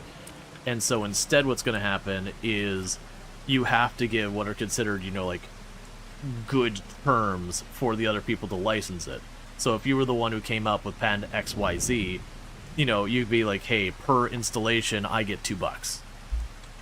And that, you know, if it was Amazon's patent, then Microsoft would have to pay Amazon $2 per installation. And it's just a bunch of money circling around between them. But it was otherwise like fundamental technologies needed for stuff like Wi-Fi and the internet were going to be held behind individual companies, and they're just like, we can't let this one company like hold back the entirety of society. And it's not even that they invalidated the patent, it's just they made this special category for patents that were like, hey, these are patents that are simply too important that you can't not license them to your competition. You have to license them, and they have to be at a fair rate. Kind of similar to the 3-point seatbelt. Yeah, I know they're not the only ones who've had, but there's been a number of patents that are like, these are too important. We want to make sure the people who came up with the idea actually get their money. We're not going to invalidate it, but we're going to put it in the special category where they are required to license it to whoever wants to seek the license. And then again, have reasonable terms, which are all defined in a bunch of their stuff, and I don't know the details on any of that. A stack measuring contest? Pretty much that's what it is. It's, you get your stack of patents, I get my stack of patents, we start chipping away at each other's until we're down to the smallest ones, and we just basically say who would be transferring more money to the other one? Okay, let's settle.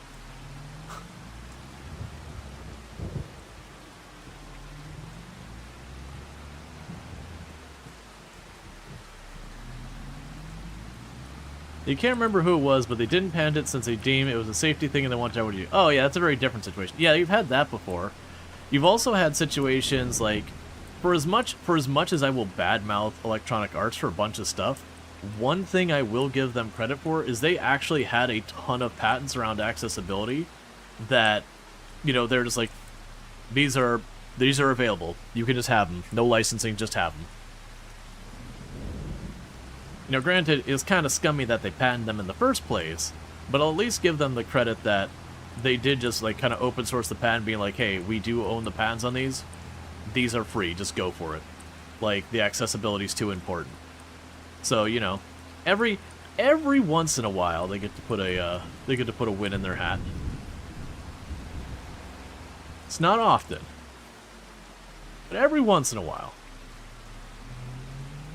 And again, thank you for that follow and all that good stuff.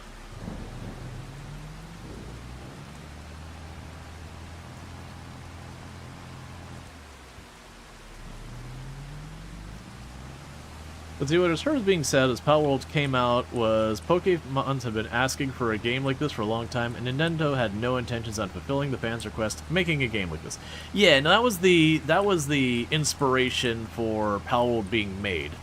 But that's a totally different animal than, you know, okay, they made this mechanic, and, you know, is it or is it not in violation of intellectual property rights, you know, of Pokemon.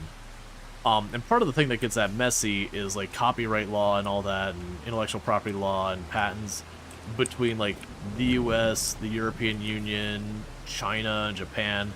They all vary quite a bit, actually, especially copyright law between, like, China, for example, and the US have, like, very, very different systems. So there's stuff here that 100% the copyright is rock solid, and that is completely and utterly non-applicable in China.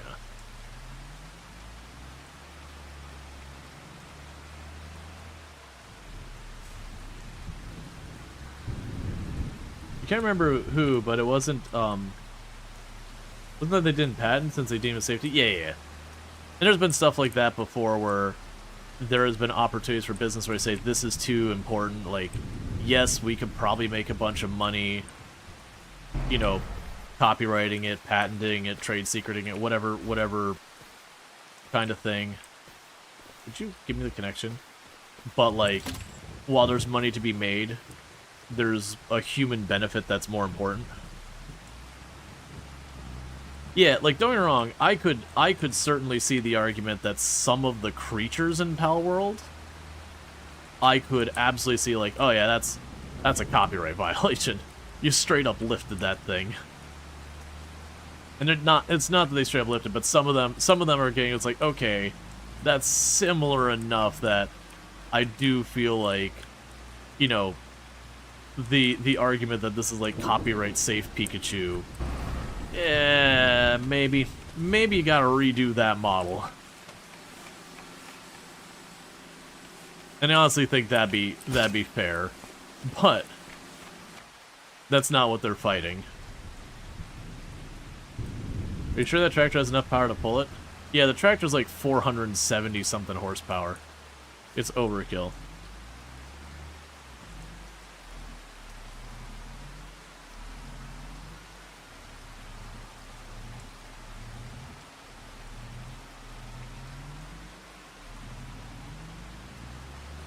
Then there's the medical industry, which took patent for a life-savings medication when the creator set $1 and turned it into a drug. People are dying to lack of because can't afford it. Oh yeah, no, that's I know the one you're talking about. There's actually not even one. There's been several.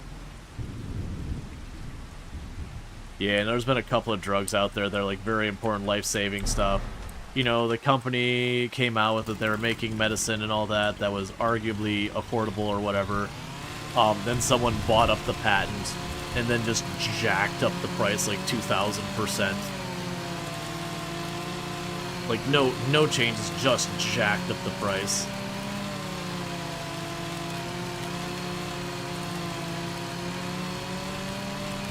Legally Distinctchu, I select you. Yep.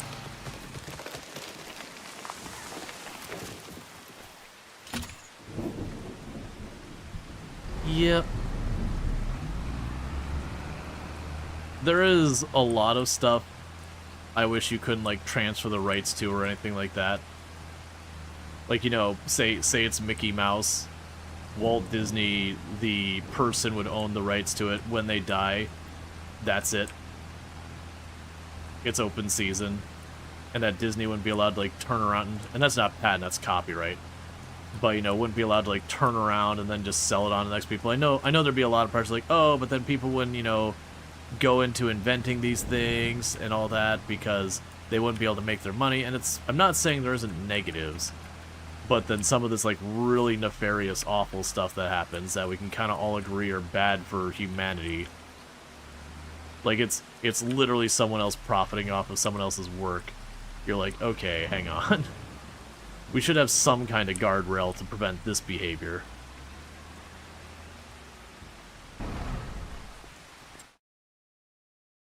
Okay. So the good news is I wasn't thinking I was going to have enough money for that field after I got the tractor. And hey, Chunky and Funky, thank you so much for the raid. I really do appreciate that. It means a whole heck of a lot, so thank you so much for that. So we got all these topped off. I hope you had a good time with your stream and all that stuff. You know it's overkill? Yeah, and I mean, it is what it is. We're going to use what we can. So what I'm, like, debating right now in my head. Oh, wait. I only have to plant today. Yeah, we're good. Because I'll need the money to be able to buy the header for our harvester on the other side. But that's fine for right now. I should also check to see how the castle's doing. Okay, can we get a shout out for Chunky and Funky, by the way? Alright, so cement bags are good. So ready to advance the day. And then this day is when we plant our sorghum. Yeah, I was thinking in my head, it's like, oh no, I'm not going to have enough money to buy the header for my harvester. It's like, oh wait, I'm not harvesting today, I'm planting. Then I got like 5-6 months till we have to harvest. So with that said, let's take a quick peek at field 70 or 45, because this is the one we're buying. And Katie is growing carrots in this, which means I am absolutely killing those carrots. Because while in real life, I do actually like carrots. In Farming Simulator, carrots can go die in a fire. They're fine if you're playing with friends. Harvesting carrots on your own, those parsnips and whatever, they're rough. They're really rough. So what's going to end up happening here is I'm going to need to get a bunch of these fields prepped. Oh, let's take a quick peek. So I need to go here to Precision Farming. First, I will want to buy this land for 194. It's mine now. I will want to purchase the soil data. So now we get to have the proper readings.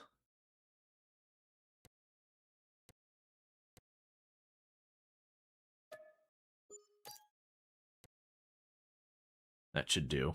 Your data's probably still good. Okay, so we got our soil data. So let's do our quick tour. How are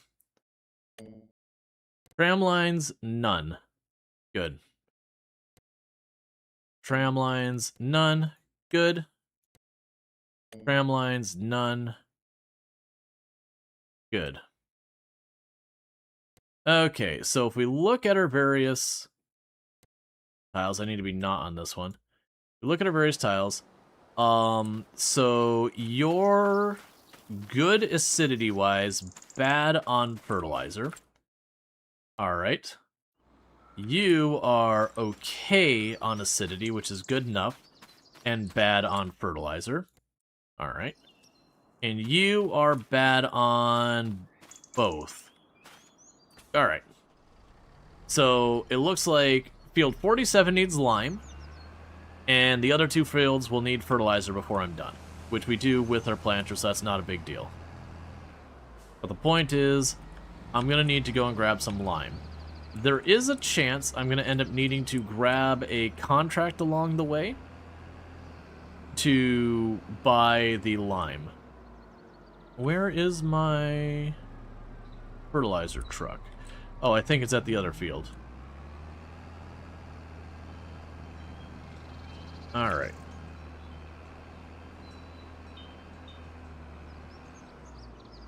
Let's go to the other field, grab the Brendel. I'm going to kick all the fertilizer out of it, and then we will we'll go ahead and grab the lime.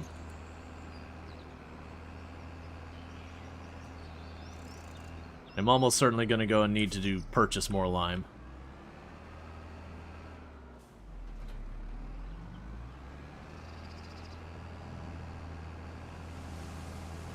Okay.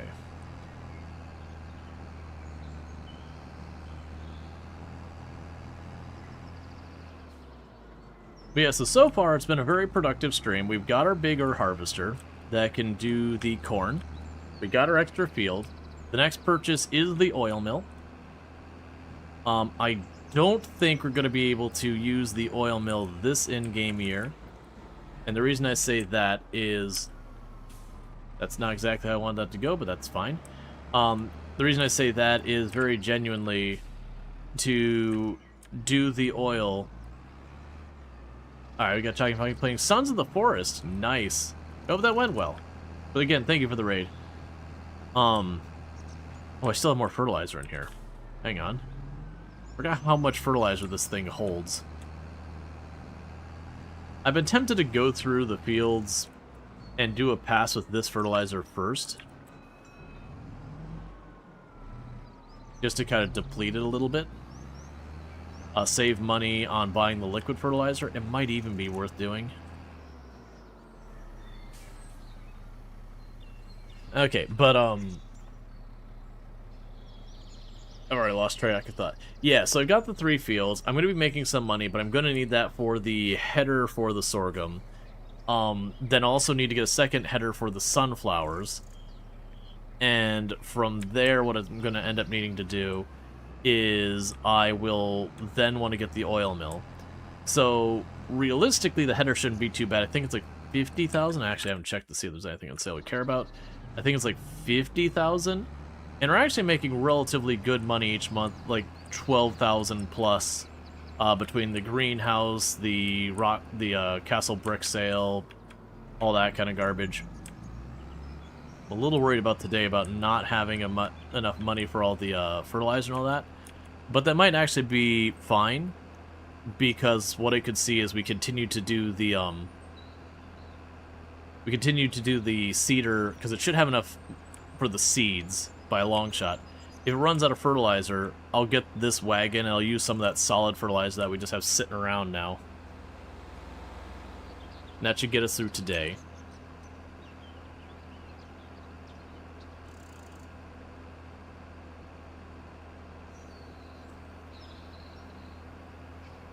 But yeah, so by August I should have enough for the sorghum header.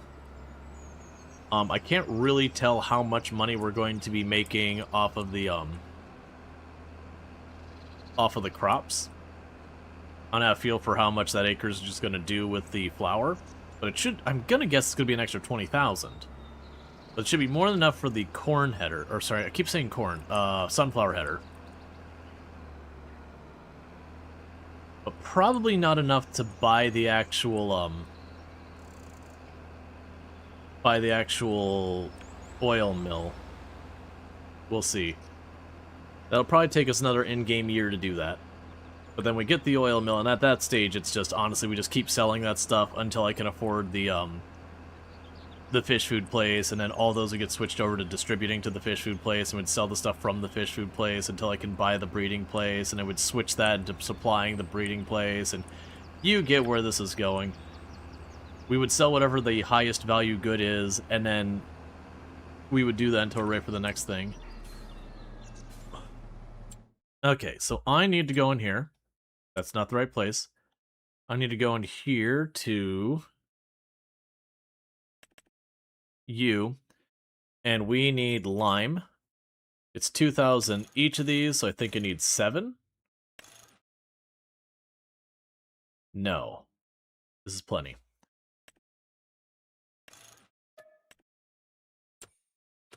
That should be enough lime to top this off, or pretty close to top off. I think it'll be like 400 short of full, but then that's leaving an extra bag.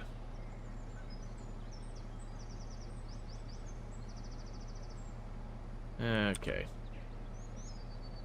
Yeah, so we can lime the field to deal with its acidity. I also just realized we have field stones on, but I did notice the last two... Oh, right! We're not kicking up field stones because I'm direct drilling, and that doesn't kick up field stones.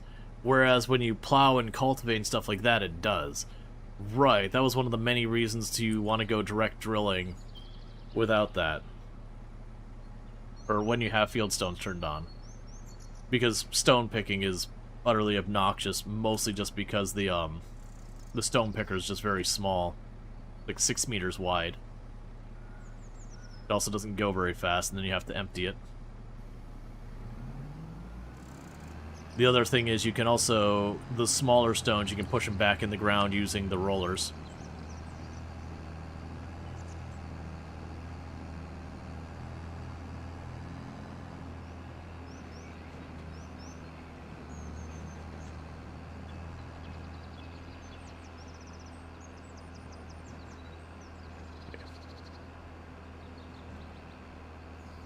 So let's get back down here. Now, and not too super long, about 15 minutes from now, I'll be taking my quote-unquote long break. It ends up being about 5 minutes. It's just long enough for me to welcome my wife home and chuck something in the oven, that kind of thing. Not like chuck it in and let it cook the whole way, but usually I'll chuck something in the oven, she'll get home, I'll welcome her home, and then I'll come back up, and then she'll usually bring whatever it is up when it's done. You know, make sure I have food. Alright, so we get the lime down, then we got 3 fields to seed. Now I should be able to use the direct drill to just overwrite the carrots. If not, that'd be a problem that I don't really have a good solution for. I could certainly take the solution of just grabbing a cheap plow or cultivator and just going over the whole thing and killing the crop, but I don't really want to do that. I think more than likely, if that were the case, I'd probably just leave it in the field till it rots, and then seed it for next year. And thank you for the follow. Welcome to the stream. Okay, so let's get the lime down.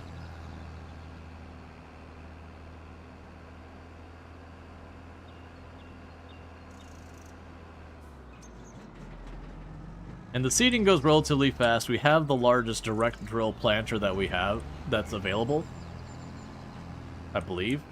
So that does make it so it doesn't take me very long to do the process. Get our steering assist turned on.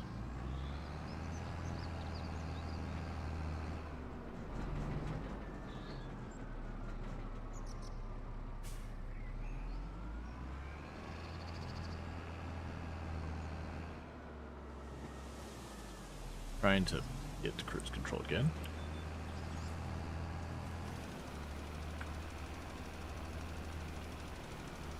Okay, so we'll get all the acidity back to where it should be. Now, one thing I remember that I'm probably going to need to make sure I do on the next pass is when you're doing precision farming, one thing to keep in mind is you can kind of see on the minimap over there, or if you're on mobile down there, that there's very distinct rows you can see in there where it has the pH, and there's kind of like these like lighter lines in between. And the idea is you put your your fertilizer or your when you're doing this kind of tool, you're using like your fertilizer or your lime. It's a bit more concentrated in the middle than on the edges. So if you keep doing the exact same route every single time, you'll start having it where it'll gradually get more and more kind of like badly distributed, where you'll have like this one spot in the middle that's, you know, really well covered, and then the outer edges start to get a little bit dicier, not having quite enough. And the way you work around that is you kind of just change your pattern. So like what I could do is next time you can control the way these lines are rotated. I could turn the rows to be slightly at an angle, so like 30-degree change, just so I'm not doing the exact same track each time. And then that way where the lines would in theory build up, you just keep moving them around. Or you could offset it half a row as well, because you can do that kind of stuff. And it's a way to prevent it. That's something you only have to worry about if you're using the precision farming mod, which is an official mod. If you're doing this the regular way, none of that matters. You just do the field.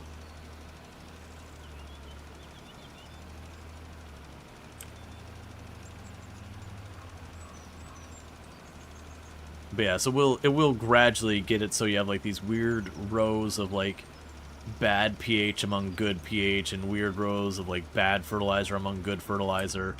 And it's just the nature of, if you were to put down enough stuff for the acidity of the soil, like just kept doing the same route to try and fix those bad edges, you would then in turn, in real life, you would make the pH of the soil in the middle so much higher. I believe in real life it's not that bad. I believe in real life, between it raining and getting washed around and all that, it's not that distinct. I don't think you'd have it where you'd have your field and you have like these obvious stripes where like the edges of the lime getting put down to be appreciably noticeable after several years of doing it. I'm imagining between like, you know, the dirt getting churned up from whatever processes you're doing, and rain, and the crops doing their stuff, that there is some mixing around of all that junk.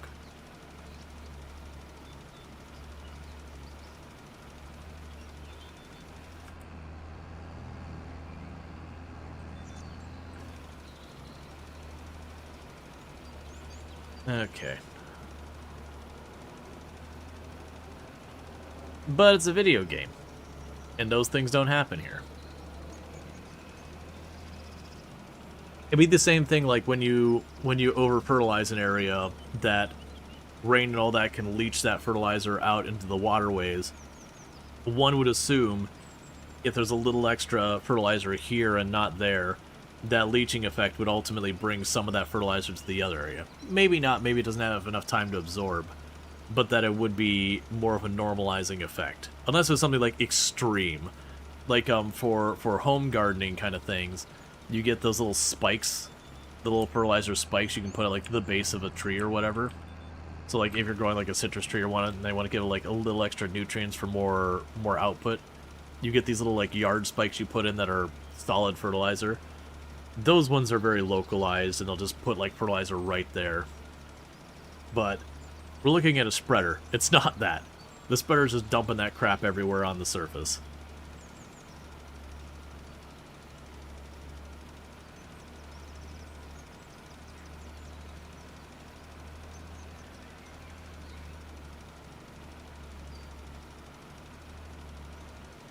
You'll also notice if you look at the mini-map down there, you can kind of see a distinct line in the middle of the field. I'm kind of going from slightly, like, north by northeast to south by southwest. And what that is there's different soil types. And that line is where the soil type is switching, so that the desired pH is a little different. And so you can kind of see that it's a little bit different between, like, when we've done our soil application, what actual lime we end up having.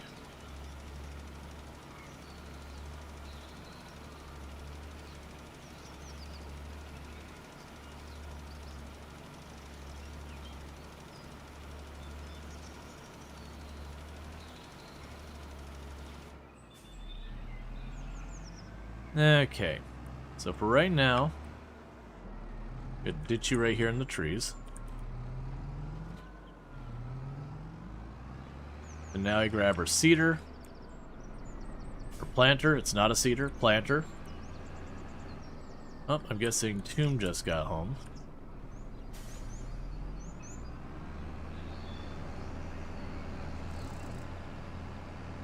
Because the planter should take care of the fertilizer, as well as the actual planting, unless it runs out of fertilizer. Like I said, in that case, what I'd probably do is just grab that thing and put the lime down with, swap it out for fertilizer. I got it piled up next to us, and work on that. Steering assist.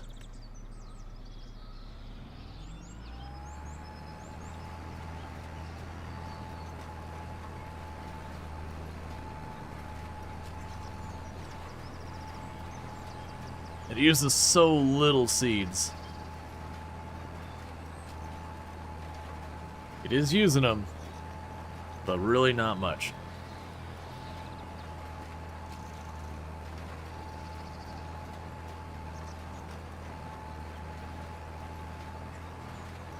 But yeah, so this thing is like 15 meters wide, 16 meters wide, something like that. Whereas the cedar we were using before, the planter we were using way before, was 6 meters wide. So every pass I do with that, with this, is almost 3 passes of what my system was before. Added bonus to that, this is also doing the effective equivalent of cultivating, of seeding, and of fertilizing all in one go.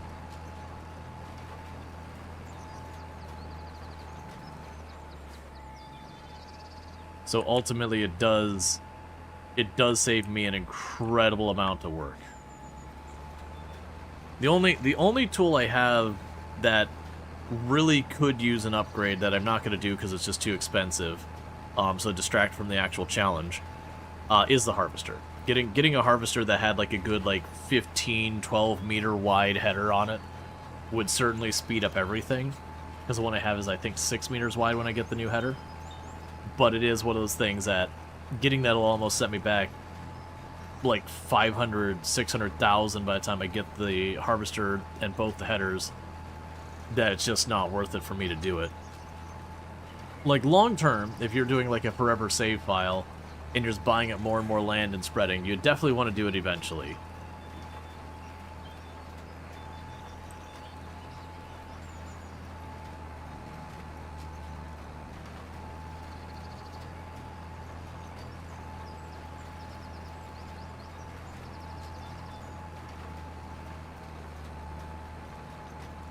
Get that edge.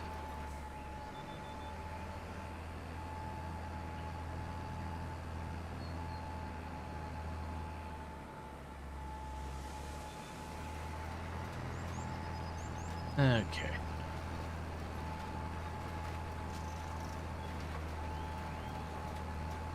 As you can see, you can absolutely fly through these fields when you're doing this big of a setup. Now, there are technically bigger planters than the one I have. It's just, they don't have the direct drill feature. Which means, sure, I can get the planter that might do 1 1/4 size of this one.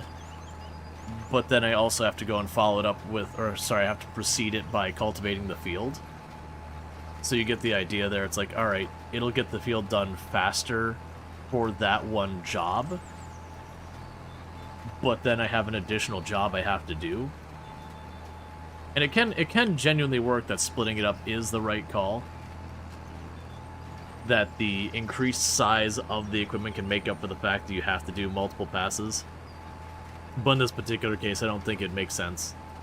Plus, it's a lot of extra equipment I gotta buy that, you know, then I gotta buy it.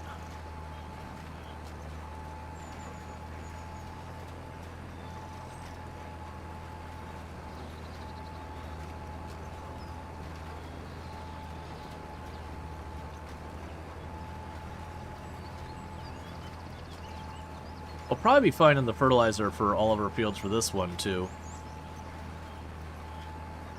And I do have extra liquid fertilizer back up by the garage.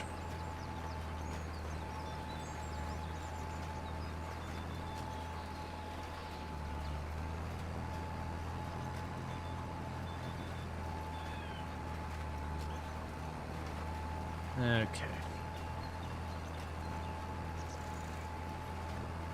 But we should be about done with this field. I'll take my quick, like I said, my quick 5-minute break or so. Then when that's done, we'll pick up, we'll get the other 2 fields knocked out. And then that'll be all of the farming processing we need to do until it's harvest time in August. The hope would be then, is if I'm lucky, we'll be well on our way to getting, like, the oil mill. Realistically, we're just going to get the header and all that stuff. But with that, I hope everyone's been having a lovely, lovely evening and all that stuff. We've been just kind of chilling, talking about patent and copyright law. Not good stuff. I think of the games coming up that we've got coming out in the next couple of days or so. I'm still looking forward to the Planet Crafter DLC the most. I am excited to try Anno. It's a game that has been on my list for pretty close to ever to check out, and I've heard nothing but good things, and so many people have told me I need to check it out. It just hasn't happened. So checking that out, hopefully tomorrow. Sounds like that'd be really good. I think the worst case is if we're still sitting here and I've got like 2 or 3 of the dare drops done. What I'll probably do in that scenario is I'll probably check out Anno, because I think that's still, I should do that. So I'll probably check out Anno while it's fresh, and either as people are ready to see something else, or, you know, I'm worried about like missing the end of the dare drop or whatever, we can go in, because I can't imagine we have more than like this stream and maybe a part of a second stream. Because if it comes down just to a little bit of money is holding us up, I'll cheese it.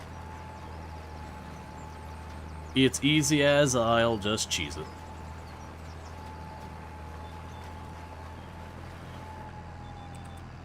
Okay, so we fold this up. This field is done. I will need to go over this with the hoe to make sure the weeds don't show up. But that's after we get our processes sorted. Why are you driving so slow?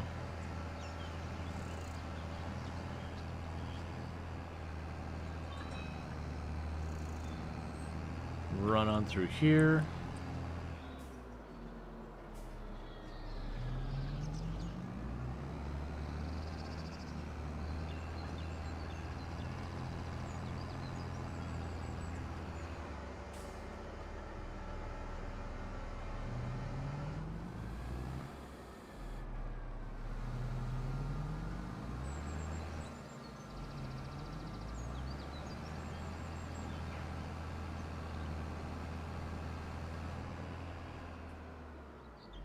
Okay, now before I start this field though, like I said, it's going to be time for my long break. It'll be about 5 minutes, and then we'll get right back to it. So thank you again so much for tuning in. I'll be back here in just a couple minutes. I hope you've been enjoying the stream, and I'll be right back.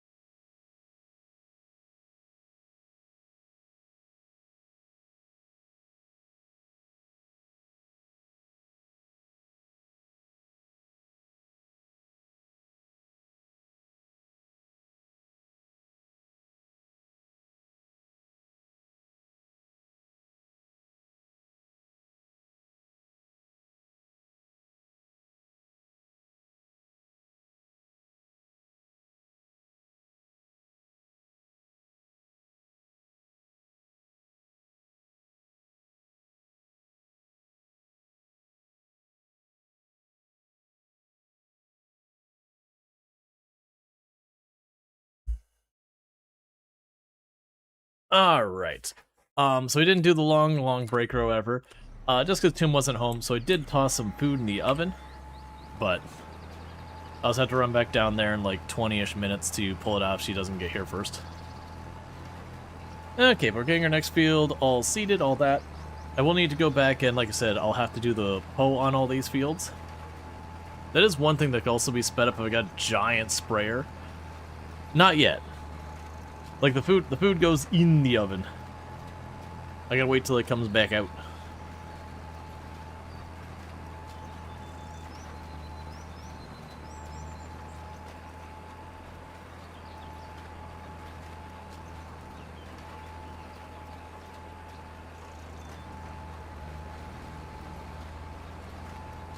Alright.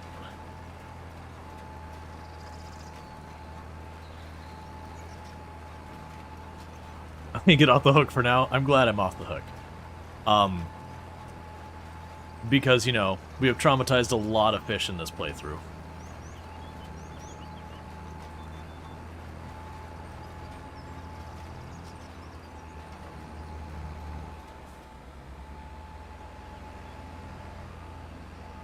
I did not do that at all the way I meant to.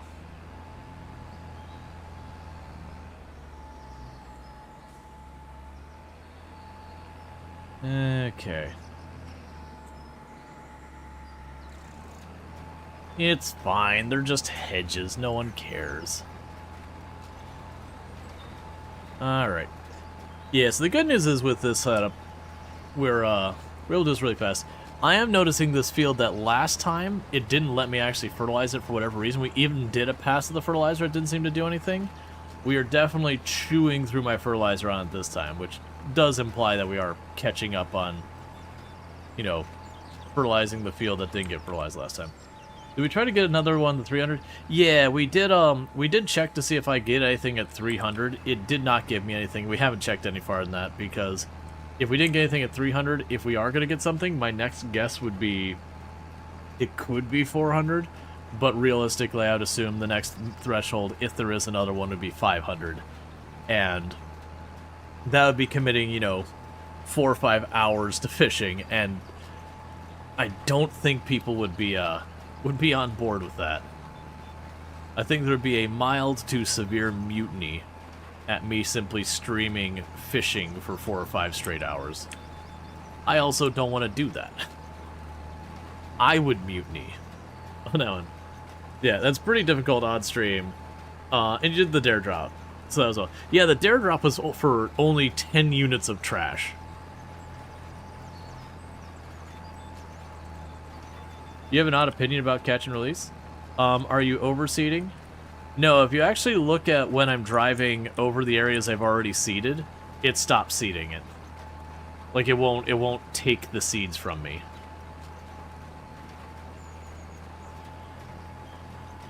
And as far as the automatic seed rate, that'll handle the rate where I don't have to worry about it. Oh, you meant the crop change? This field, no, but the next field, yes.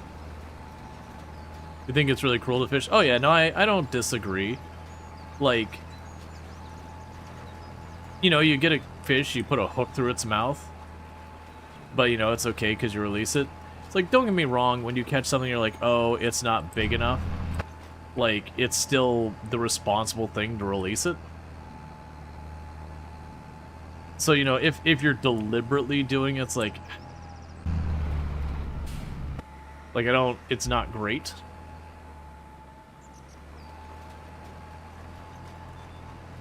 But that's kind of one of those things. That'd be like, to me, I would look at that as the same as like when you throw a net and you catch something you didn't mean to kind of situation. Except for the harm the net does is typically significantly less than a hook in the face. Yeah, no, I don't disagree. I think the big thing is intent. Like, in the game, we're catching and releasing because mechanically that's what it wants us to do. And I understand people will fish for sport and then they release it back, and arguably for the environment, it's more sound to release the fish back so they can continue to make more fish and yada yada. But I don't disagree, like, oh yeah, no, that fish is gonna hook through the face for no purpose other than, you know, my amusement or whatever, I don't know. And obviously fishing for eating, there is a reason you're doing that. There's like nothing, like, that's just getting food. But yeah. I'm not huge on like hunting or fishing as a recreation where you're not also using what you get out of it as a food source.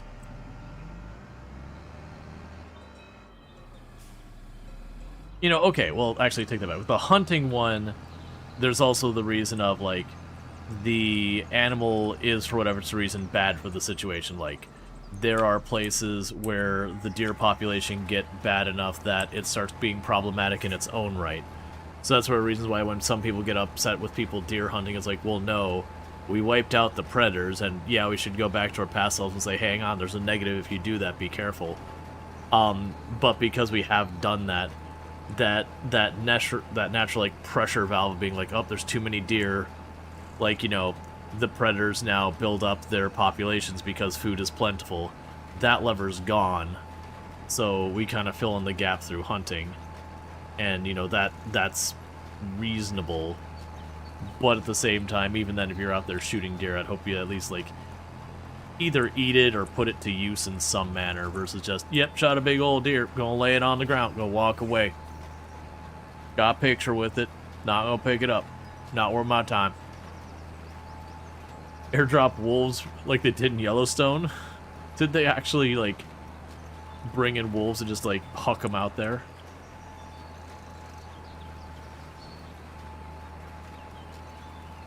Like, it's fine if people go out and they do it for the recreation. It's just a matter of, like, let's not be wasteful. It's pretty much the whole thing. Yeah, Canadian wolves. Yeah, I mean, well, that's the kind of things we had, is, like, any place that you had to worry about human and dangerous animal interacting, i.e. wolves, panthers, cougars, jaguar, you know, certain bears, those kind of things. You know, we're pretty close to wiped out those animals. You know, with an understanding of public safety in mind, that, you know, like, yeah, you don't want little Johnny to get caught by the local jaguar, but at the same time, you know, predators are an important part of the animal kingdom. They help maintain the balance.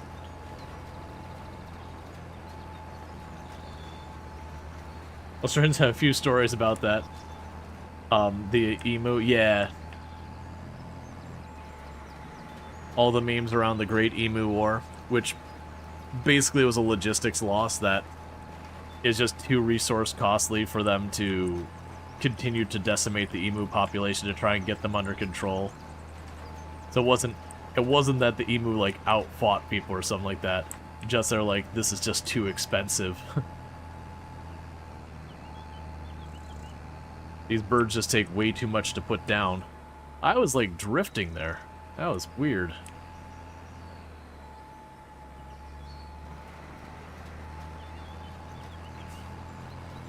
Let's see, you heard in places in Australia, if you catch certain invasive species of fish, you can't release it. So they weren't nice for food people left on the bank, though. Yeah, no, that'd be, like, there's an understanding for those kind of things. Like, for example, we have the lionfish that are taking over the Atlantic. They're not native to the Atlantic Ocean, but they're absolutely decimating it. I don't know if there's any rules about releasing them back to the wild or not, but releasing them back to the wild would be considered harmful. You're helping an invasive species that's killing the local wildlife continue to do so. At the same time, fortunately, lionfish are actually supposed to be delicious. Just kind of a pain.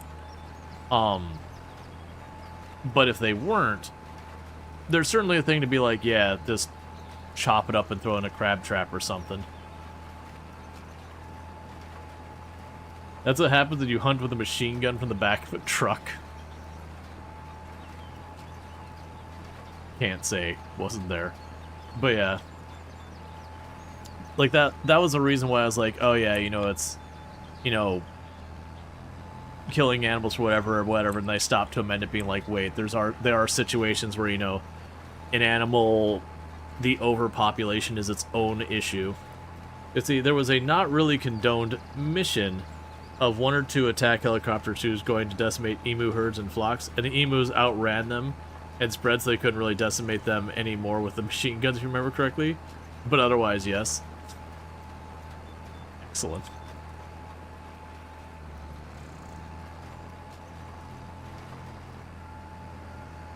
It was a truck, not a helicopter. Yeah, it feels like that'd be one of those things that each telling of the story gets a little bit more extreme. Not in, like, the people here misleading or whatever, but, you know, the classic, the fish was this big. Then, you know, your uncle tells their brother, it was this big. And then, you know, they tell their son, and it was this big. And then they tell grandpa, and it was that big. And then they tell their boss, and it was that big. You get the idea. Like, no one meant to lie, but, like, each iteration of the story gets a little bit farther from the truth than the previous one. You know, game of telephone, all that. You heard it with an ICBM. The ICBM, screw that emu in particular.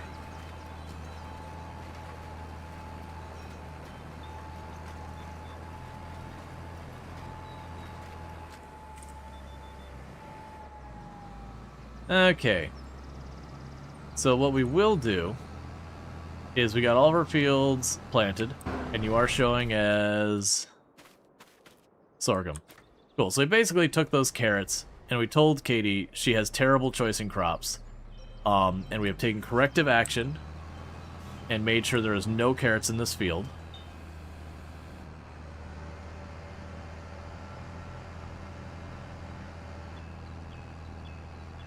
And do that. But I am going to take the seeder up to the service place, top off that liquid fertilizer and those seeds, and probably just leave it there. Should have harvested the carrots? No. Because of the rules of the challenge, I would have had to buy a harvester for carrots, which would pretty much undo any benefit for actually, getting the carrots. I'd spend 30,000 on the harvester, get 20,000 of carrots. I mean, actually, I probably then, when I sold back the harvester, I probably would make like 10,000. But still. No. Generally, I'll always avoid those root crop unless I'm in a situation where I've got multiplayer stuff going on. Because with multiplayer, you can at least have some fun with a friend on it. They can coordinate it better. But dealing with the AI, it doesn't matter. It's just a rough time. I still think base game, even though I accept the machines do not in real life have an internal storage, they should wink wink nudge nudge hand wave, give it like 1,000-liter internal storage, which is barely enough to make it around like a turn and half a row, maybe. Just a tiny little buffer. And then you'd be able to do that. And, people joke that technically it does on the belt so far as there are crop there, but the issue is because it doesn't have, like, a documented internal storage, the moment you're not lined up, the AI will stop moving, and that is where it becomes so painful. Like, you go to do a turn, and the AI just kind of stutters around there because you keep getting out of position because you can't quite tell exactly what the AI is going to do, and the turn radiuses aren't quite the same. When you get a straightaway, it actually goes pretty okay. Oh, I shouldn't have parked you there. It's fine.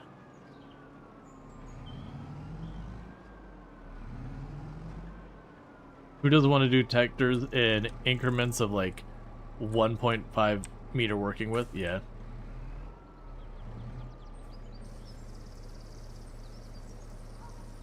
Okay.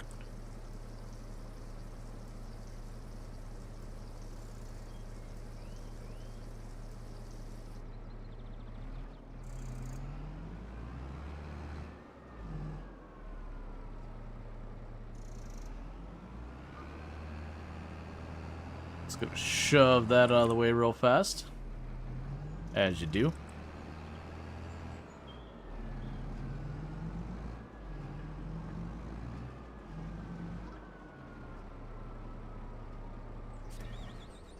I'm just gonna move you out of the way.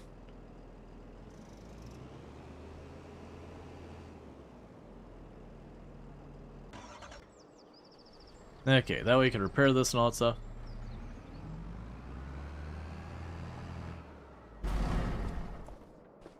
And repair a tractor and our planter. Because as those get worn out, the tractor mostly will just lose some horsepower. And like some fuel efficiency. That's pretty much the only consequence with the tractor getting into bad state of repair. The planter, on the other hand, as its state of repair gets worse and worse, it'll become less and less efficient on the fertilizer and the seeds. That this one isn't too bad, but you can actually have it where it'll burn through a decent amount more fertilizer than you really want it to. Especially with like the big sprayer spreader kind of things. You get one of those in like a really bad state of repair, it'll burn through a significant amount more fertilizer. That's just money wasted.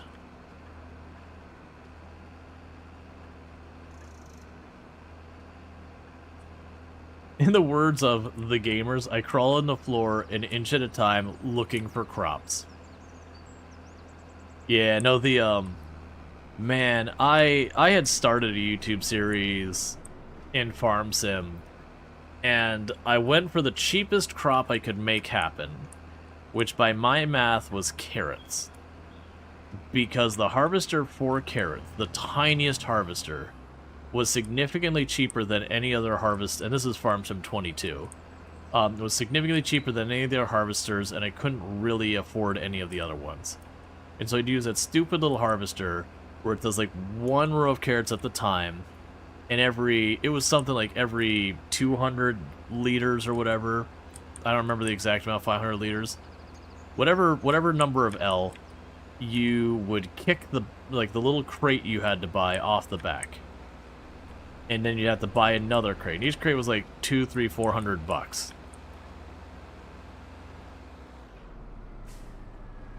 And so you have to go through that whole process again and again. Come on. I also have no idea where I left the hoe. I think it might be that on that intersection to the north. I'm gonna drop this on the other side of the road this time. It's not on the way from my harvester later. Oh, I dropped all my fertilizer there, didn't I? Alright, I lied. I'm gonna put it over here. I literally walled that area in. Either way, it's out of the way. Okay. So I think the hoe we're looking for doing our weeding, I believe if we go to where there's a little V intersection up here by field 46, I believe it's the thing I'm seeing on the north side of that field. Because I think that's the last field I did. So I'll probably do is I'll grab that, I'll do field 46, I'll do field 45, and then I'll go for field 47. Now once that's done, we've got all of our fields prepped, so I have nothing more to do with them until August. Yeah, there it is, it's tucked in that tree.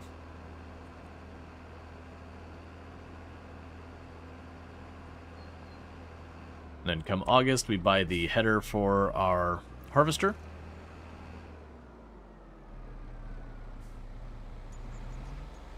And by next year, we should probably be able to get the oil mill.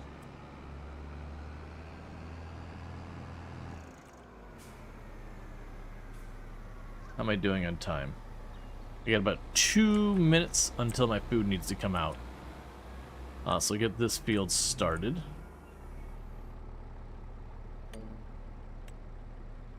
Actually, I think this is one. I'll hand it over to the AI worker.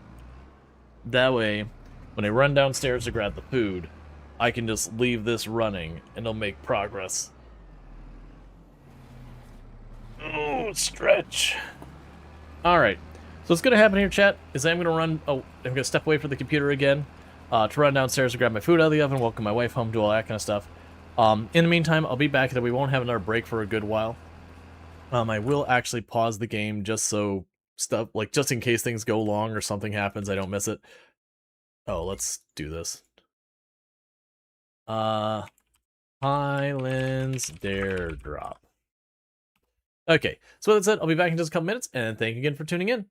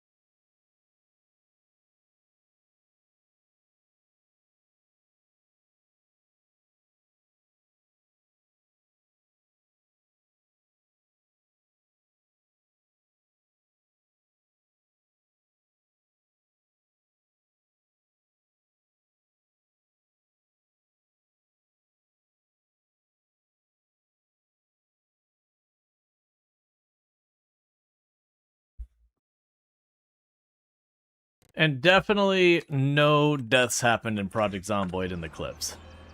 That is certainly not what occurred. And also because I'm doing this myself. Alright, so looking at the... What were you doing? It's fine. They only started one row, I'll just do it myself. There's no real reason for me to not do this. It's not like I got something else to work on right now. Yeah, nothing we care about there, nor do I have the money. Production lines going, they're all in good shape. There's one thing of long planks and probably a thing of beams, from the looks of the fact that the beams were just about empty.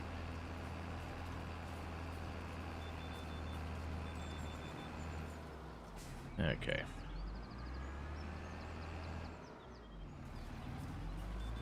I do kind of wish when you went over this with the roller, it was a little bit more distinct that you could see, like, here's the area I've done.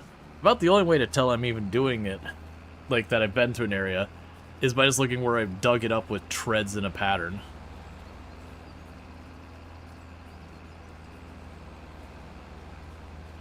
That's okay.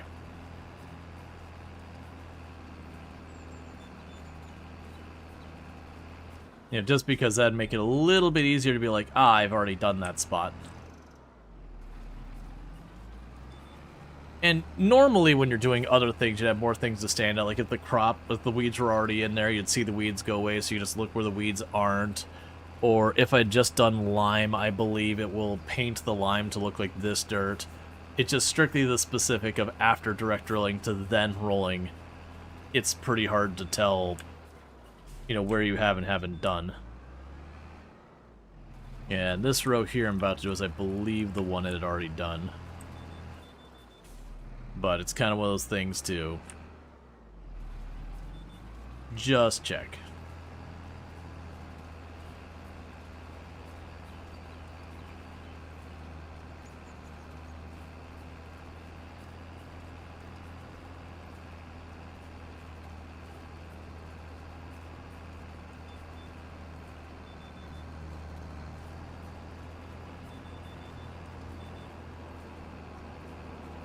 Alright. And this is the other process we can speed up. If you're ever trying to do this the absolute fastest, the fastest way is you can get like the really, really, really big sprayers and just burn some herbicide. Is it using it really turns the soil from light brown to a darker color? I mean, I'm looking at the area I've done versus not done. And other again than my treads. I don't really notice it. I guess I kind of see it-ish. You're using weird... Oh, sorry. The hoe. Yes, I'm not... Sorry. If I said roller, I meant using the, like, hoe/weeder. I wish it was more distinct. Yeah, my bad. I said the wrong tool. Like, it's looking at the tool, looking at the process, but then said the other tool.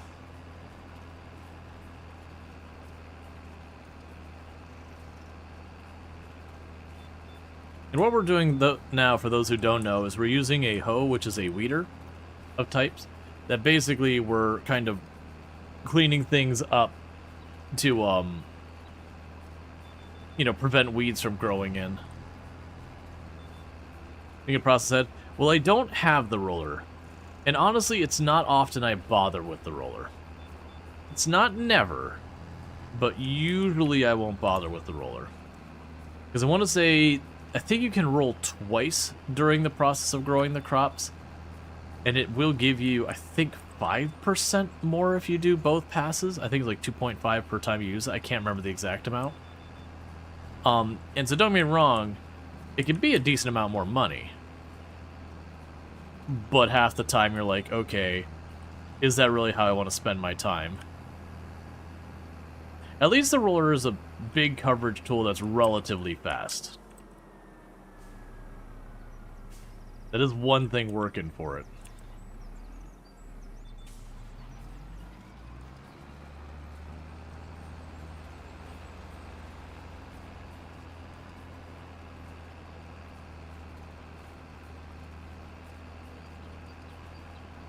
Versus they're certainly processed, though. Let's see, 2.5% for mulch after harvest, and another 2.5 for rolling after seeding. Yeah, so you can get an extra 5%, and that's not nothing. But it is one of those things, especially as you start getting more and more fields, it's like, okay, cumulatively, how much that 2.5 is worth goes up, but also the amount of labor per field is higher, so it takes you longer to get to your next cycle. So it's kind of like comparing the in-game time, which, like, what's the priority versus human time. So in game time, you're trying to make as much money as possible in the fewest number of months in the game. Taking the time to do all the extra stuff just makes sense. But in the real human time, a lot of times taking the time to do that, you're better served just doing literally anything else. Take a contract. You made more money. Which, to be fair, when we get to that, then you can keep following that rabbit hole to the point that you just buy land and put solar panels on it. But yeah, so for me, it's pretty rare I roll my fields. And I think I've only, like, mulched a field in this game the entire time. Like, when I say this game, I mean Farm Sim 22 or 25. I think I've done that, like, one time. You know, one time just to try and be like, okay, never mind. Or, like, even the slurry. The slurry is useful, but I found I never want to take the time to do the slurry because it doesn't prevent me from needing to fertilize usually. I hadn't done it with precision farming in a while to see how that works. But, when you do it with, say, like, the Nexat, where you can have the cultivator that does the slurry at the same time, which is one of the big benefits of it, that ends up making slurry worthwhile. But I usually found that, like, okay, slurry saves me money on fertilizer, and fertilizer is expletive expensive, but it still only spares me so much fertilizer.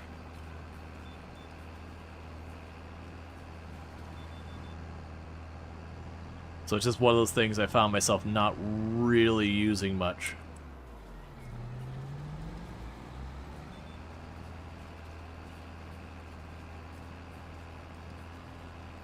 That's it. There's arguments for doing those things. Especially if you're going to do a pig farm anyways. But it's been 30 minutes since you came back from food in the oven. I've already gone down there and gotten my food and come back up. So we're good. Food's right here. I was just quick. The don't blink, you'll miss it. Yeah, thanks for making sure I wasn't burning down my house. No, I would rather someone be like, "Yo, did you go and do the thing with your oven?" And me had to be like, "Yeah, I already got it." Than me forget it. I've not burnt down my house yet, and I've never done the thing where you just utterly leave the oven on. Thankfully. I've long ago realized, well, I didn't know I had ADHD until only like 2 years ago or whenever it was. I was very aware by the time I got my own place that, you know, it's not that I'm easily distracted. It's that I can, if I get focused on something, I can forget other things. Which is similar to distracted, but not quite the same thing. So I've usually been pretty paranoid. I think the worst I've ever done was something came up, and I had started to make spaghetti, and I got distracted, and I let a pan go dry, which is bad. Don't do that. Basically it boiled itself dry, which is bad. Destroys the pan. I did that once. And so, like, with that, after that, like, that it took as kind of like my warning flag that I approach cooking, not with paranoia, but I will always have a timer, I will always have some signifier. You'll also notice when I have the timer and all that, I won't be like, timer, alright, let me just finish this one thing, I'll stop what I'm doing and immediately go deal. Because that would be my fear, is I would stop the timer, I would remove that reminder, and then get distracted by, like, whatever I'm focused on, and completely forget about the other thing. So even before I realized I had ADHD, I was doing a lot of things to try and work with that. Like, I talk about it usually at the end of stream, but I mean, obviously there's people here who probably, you know, they go to bed before I wrap up stream because I stream for a long time. Like, when I play a game like Farm Sim, one of the things I use to work with the fact that I have ADHD is I will take whatever the next thing I intended to do is, say like I have a field I need to harvest. When I go to wrap up, I will take the harvester, I will park it at the field, facing the field that I need to harvest for next time. That way, when I jump back in the game, I just go to whatever equipment's like, oh, the harvester's sitting on the field I need to harvest. I know what I need to do. So kind of stage things to be like, you know, kind of, you can't really miss what was going to happen. You like strategically position it. And that's kind of the same way I would do with, in real life, for stuff like, if there was something important that I needed to mail out the next day, I would go and where, you know, I leave my keys or whatever, I would sit my keys on top of the envelope that needs to go out the next day. You know, that kind of thing where it's like, literally the thing I need to do is in the way of, you know, like the next step of what I gotta get going on. So I kind of learned to, like, force myself to have a reminder. For example, you forgot to pay for something today, and you're lucky they stopped you for leaving without paying. Yeah, I've not done that one. And I'm pretty good about, like, not forgetting, like, my wallet or anything. It's not that's never happened, but I think in my entire adult life, I think it's happened maybe twice. And it was usually one of those things that I was working on something, got derailed, and flipped back, and just, you know, missed steps. You've been doing that too, but it's not critical for you in the past. It's just a little easier and less arduous. Yeah, it's one of those things that, like, 90% of the time I'd probably be utterly fine without having to do that staging or anything. But it's for that 10% of the time that I might overlook it. I just put it, you know, put in the way. Because especially, like, there's stuff that's more and less important. You know, there's stuff like, okay, if I didn't get the letter out today, tomorrow's fine too. And then there's, you know, cases where it's like, no, this has to go out. Like, this is time sensitive. Enshrouded has fishing now. Nice. I have not played Enshrouded in a while. I enjoyed what I played, but it's definitely one of those games that fell into the, I liked what I played, but because of, you know, in the past doing the early access of Valheim and then burning myself out before the game finished, I was like, cool, I like this. Let me wait till it's, you know, closer to done to revisit it. I've been in that category of kind of waiting till Enshrouded is... When I say feature complete, obviously they can add more stuff, but, you know, Enshrouded is a finished product in the thing. The new update has water physics diving now. Nice. Stuff like putting envelopes, you know, by the bag, by the door, that kind of stuff. Yeah, no, it's a good strategy. Like, ADHD or otherwise, it's a good strategy to be like, here's something important, let me physically put it in the way of what I need to do my next, you know, to start my next day. That way, you know, I kind of can't miss it. It's, I gotta trip over it to get out the door kind of thing. It's just too easy to forget stuff otherwise.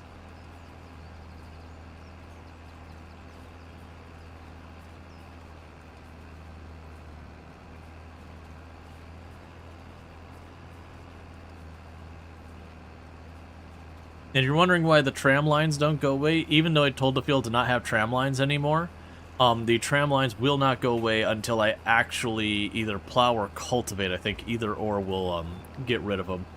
But basically that actually kind of reset the soil on the place. I believe cultivating's good enough. I know plowing 100% will fix it, but plowing's also a little bit of a pain. It's not the end of the world or anything, but... You need to burn your PC and buy a new one so you can play again. You want to build stuff? The classic, you really want the new computer so you can do stuff, but the new computer is mostly still doing what you need it to, so it's hard to justify the spend. Yeah, no, I'm definitely in the situation right now where, just for the record before I say it, I'm financially fine. But I'm definitely in that situation where it's like, my on-hand cash, as I would call it, is not where I want it. So I'm kind of in frugal mode, just between an unexpected bill or two, plus like post-travel expenses and all that. It's like, all right, I gotta be a little bit more conservative on the spend for a little bit here and give the bank account a chance to recover. Because it's been an expensive couple of months.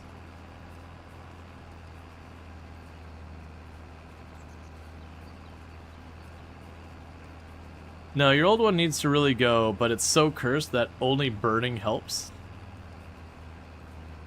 Okay. That only burning it helps it.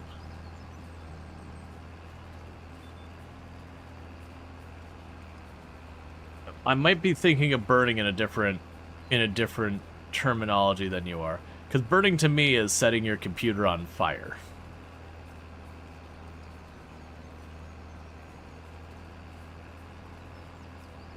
Just FYI, RAM has gone up in price from what you hear in the US. It's pretty bad. Not only price, but the stock levels. You think that's something? Okay, so we're on the same page. Gotcha. Yeah, I mean, I'm not in a position where I need to be building a computer. Drive out all the demons and everything that curses it. Yeah, I gotcha. Yeah. No, that's, like, for me, my computer's in really good shape. Yeah, that's right. You don't want the curse to jump to the new one. Gotcha, so you want to properly, like, salt the earth type thing with the first one before you put the second one in danger. I gotcha. Yeah, no, my computer's in good shape, and knock on wood, my car hopefully doesn't have any surprises. Yeah,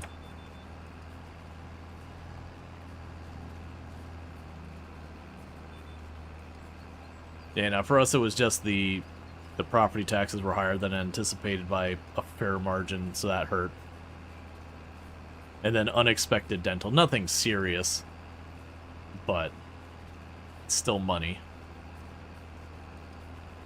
Some really old dental work from when I was younger is not holding up and has to be redone.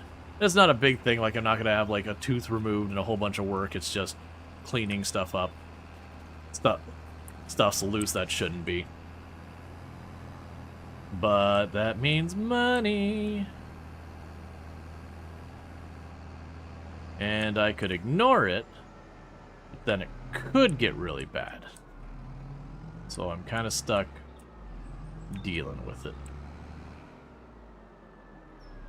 Gotta take care of my luxury bones. For those who don't know the ints, absolutely fantastic. Ben does like the occasional stream with like, you know, watching hamsters and all that good stuff. Fun times over there. Definitely recommend checking them out. As a heads up, does stream in German. So just be aware. It does understand English, but, you know, primary language on the channel, German, all that kind of stuff. I only mention that because, you know, we do have a lot of German viewers and all that, or at least people who know German. So there's plenty there, but, you know, for some people that's, you know, they can't understand. It's not really what they're looking for. Let's see, well, your old computer, let's see. While my old computer is old and the upgrade is just an upgrade GPU because it's too old. Yeah, no, I'm at the point where I grabbed my tower out of the closet from my last computer because I've been running into a tech issue, and while I could continue to keep trying to troubleshoot it during stream kind of thing, the unfortunate symptom is it literally kills the stream on Twitch to the point we don't even get the not like this.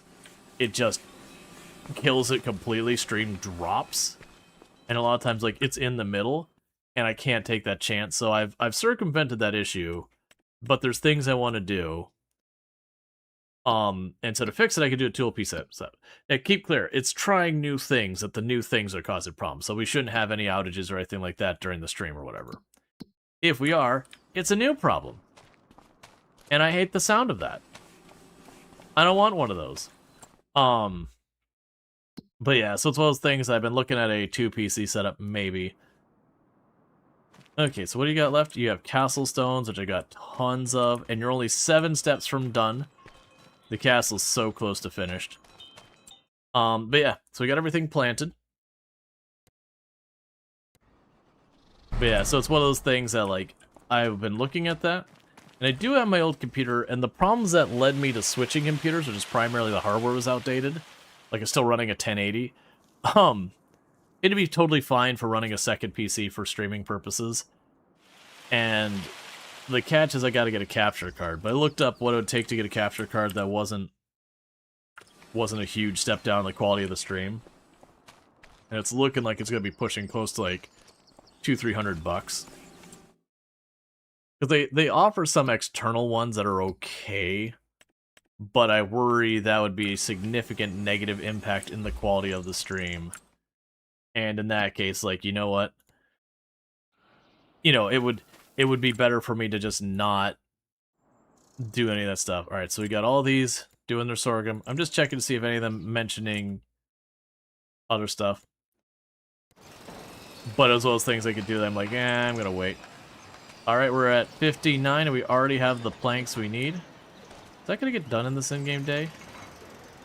Yeah, probably. We'll just fast forward until the planks are done. If you need an Aver Media, you still have one to spare. I mean, yeah, if it's an Aver Media capture card, I'll think about it, only because, like, you know, having stuff mailed and all that, there's, like, concerns with, you know, I don't have a P.O. box handy or whatever. But it's very generous. It's definitely something to consider. Because I was looking at the Elgato. I know I've had some people who, like, I had a lot of people who spoke extremely high of the Elgato cards who got them. And I've had one person who spoke pretty good about the Aver Media, and one who, oh, it's never opened? Okay. I wonder what the cost of shipping would be from over there. That's kind of what I'm thinking, is like, I wonder what the cost of getting it shipped over, because I would obviously pay for shipping and all that kind of stuff, and whatever we wanted to agree upon, because I'm assuming you wouldn't want to just, because that's still like $200.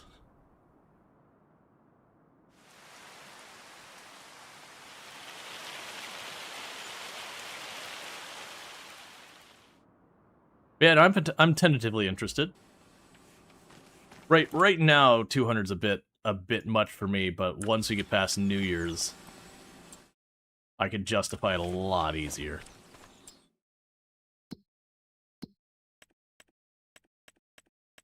Okay. I'll get the water topped. Because yeah, no, like potentially, like, I mean, obviously, well, we could talk about it off stream or whatever. But yeah, no, I'm potentially interested. Like I said, it might be something I'd wait a little while on, just because, as I was mentioning before, got a lot of expenses recently, and while I definitely have more than $200 in the bank and all that, it's not like you need to. Oh, you got multiple. That makes sense. I was sitting there like, why do you have one in the box that you've never used? I don't understand. But yeah, no, it's definitely one of those things that, like, I wish I had more emergency money is kind of the thing. So, like, again, all that, and I'm not in any type of, like, financial trouble or anything like that, by the way. It's like none of that's being like, please give me money, but also definitely give me money. But none of it's going that angle. It's just I'm in frugal mode right now.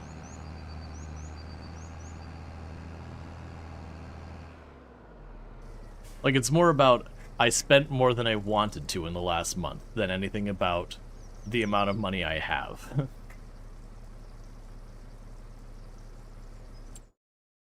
Yeah, none of these we need.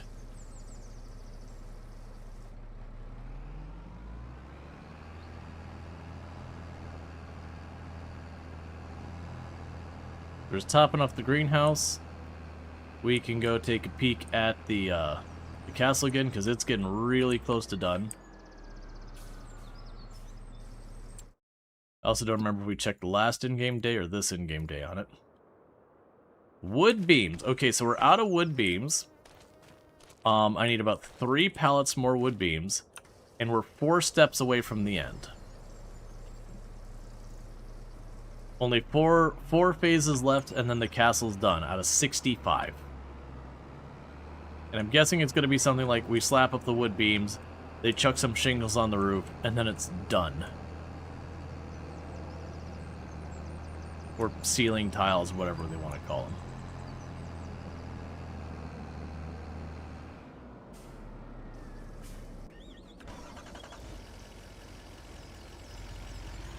Hey, Mac Divine, how's it going?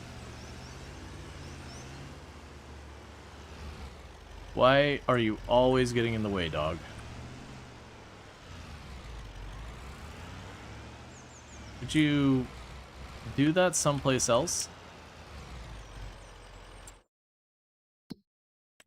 So sawmill. So I'm going to actually go... I'm going to deactivate the wood planks right now, because I'm pretty sure we're done with those.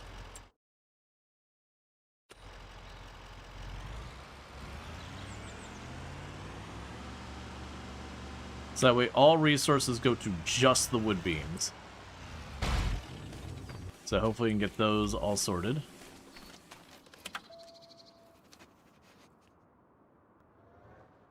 Would you... Dog acting like a cat. Like, where do you need to be? No problem. That's where I'll be.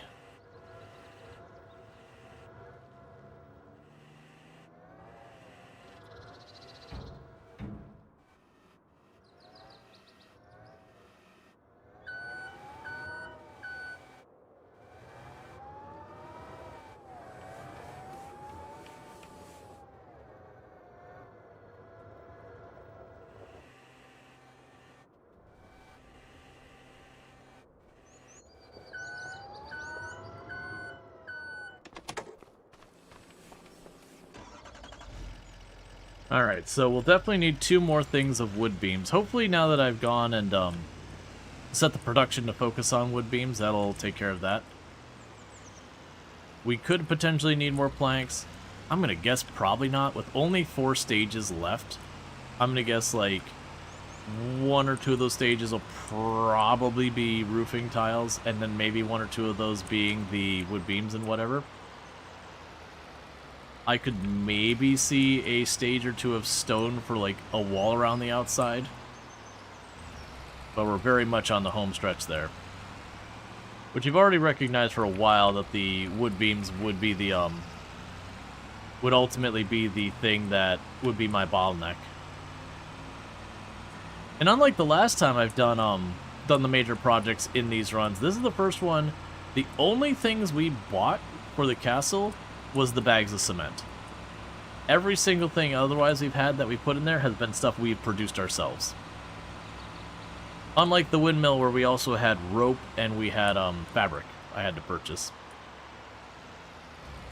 But generally speaking, when we were doing the temple on the East Asian map and the playground on Riverbend, both of those we ended up buying lots and lots and lots of goods and shipping it up to there to speed up the process so we wouldn't have to wait on our production. But this one we were able to get the sawmill up pretty early on, like I think it was the second stream we played of this. And this is stream 7. We were able to get up there pretty early on and just keep it running solid the entire time.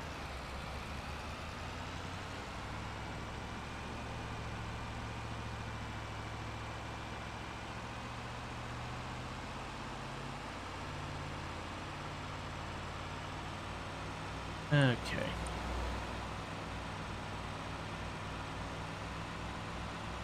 In worst case scenario, if it does look like that's going to drag things out, like if the next step said like 8,000 wood beams, which, you know, would take us a good chunk of time, I could just go to the warehouse, buy a couple stacks of wood beams, and be done with it.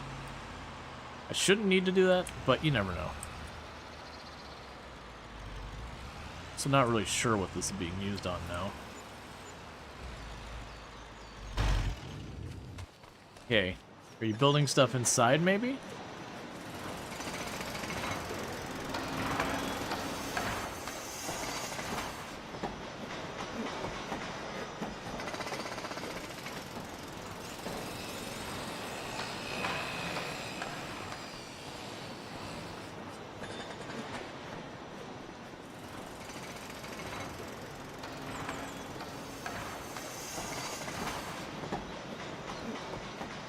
Don't know.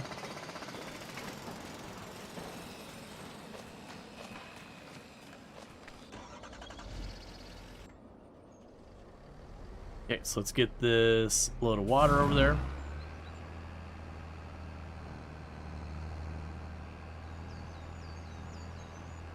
Need to keep getting the lumber stuff going. This will probably top you off, right? Yeah, that'll top that off. We don't need the stuff the other one. The lumber mill is fine. It almost has another set of wood beams already at it.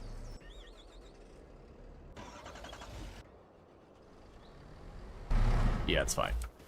We can go ahead and advance the day.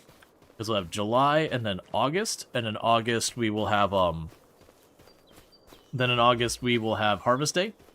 And that'll be good because I think we'll get the wood beams that we need on Dog. Do we need to talk to you about running around on the roof of the sawmill? That's what I thought. Let me catch you doing it again.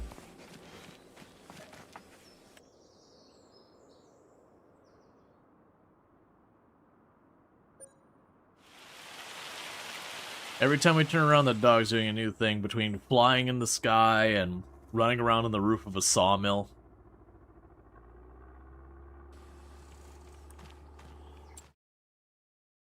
Nothing we need right now. Production lines all look good. So you don't have enough yet. Yeah, because I need 2.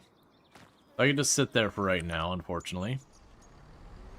Okay, and you're still getting drawn from. So you can top off what we got here, get you filling up. But then it'll be time to just advance the day again. Because we're going to have a pretty big harvest day ahead of us.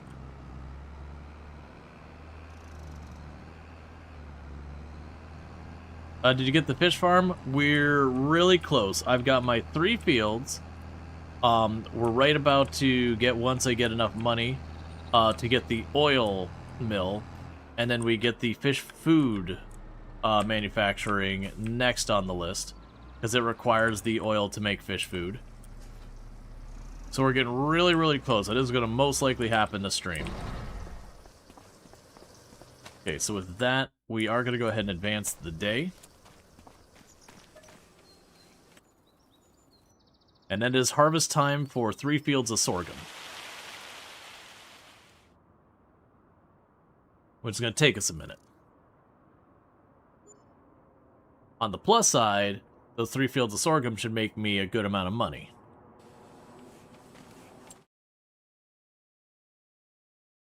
Oh, that's a foraging harvester. I got excited for him. I was like, oh, did you just give me the header I needed? It did not. If anyone's keeping notes. It did not give me the header I needed. Right, so the sawmill still only has the 1 thing of wood beams, so unfortunately we're not getting the second one today. What we are going to need to do is we do have our our harvester, which is this one. I am going to need to get this header for it.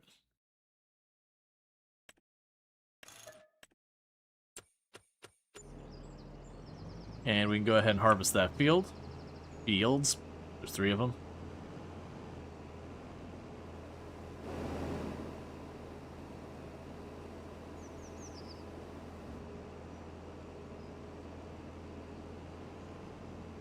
We can work on the other stuff in the meantime.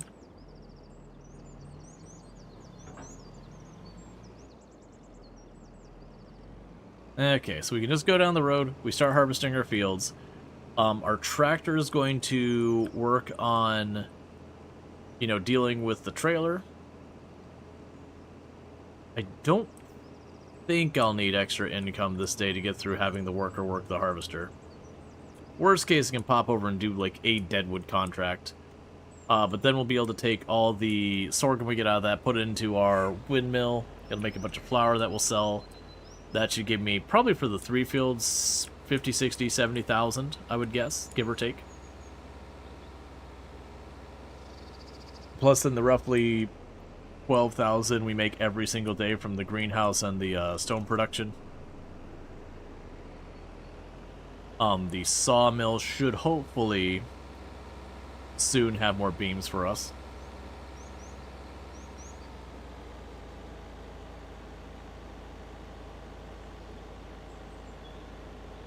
Because the castle's stalled until we get the next set of beams.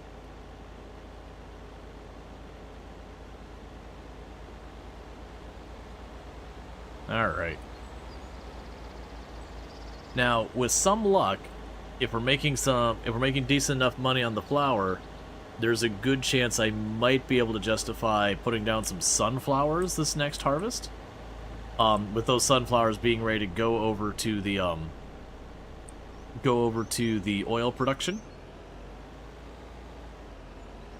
Now, ideally, you'd also want to go and, like, once you got, like, the food production or whatever, the fish food production, you'd want to go and start, you know, expanding, being like, all right, let me get 2 or 3 more fields to try and keep these stuff, if not working year-round, at least working most of the year.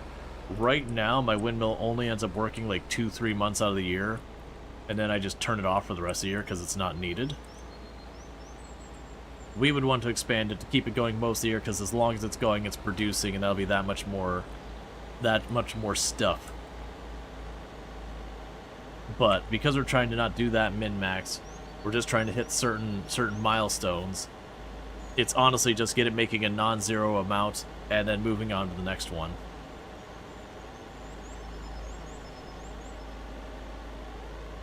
Well, I know we're passing field 46 right now, which is one of my fields.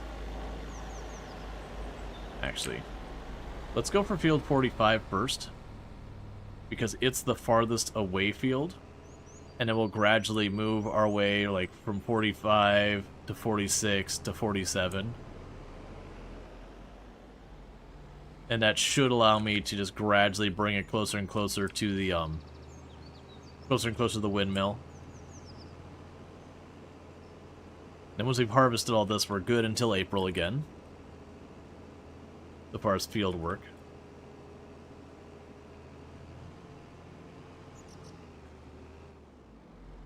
Don't give me space. There we go.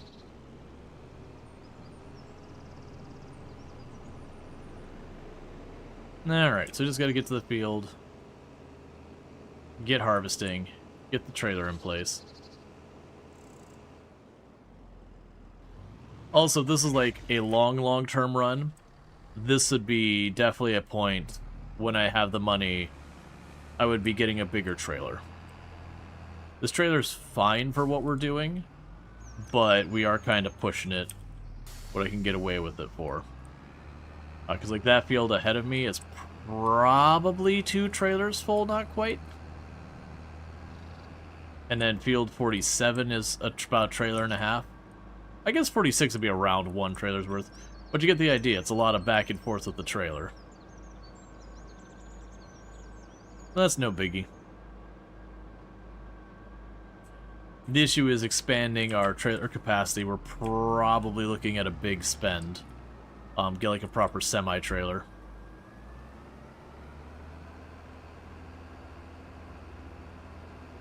But we are solidly in good enough.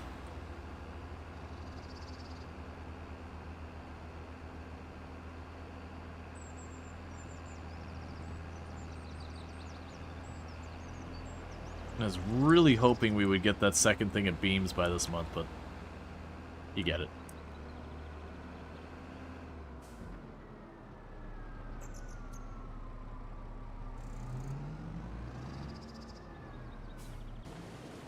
Okay, so you're still only like 25%. Alright, so you still need, I believe it was like 15,000 lumber? Yeah, about 15,000, sorry, 1,500, not 1,000. 1,500 wood beams, which is 2 pallets. I only have 1 pallet ready, I believe. So what we might end up doing here is we might end up supplementing our money by just doing a dead wood contract or 2. Just to make sure I have enough money to pay the harvester for the whole day.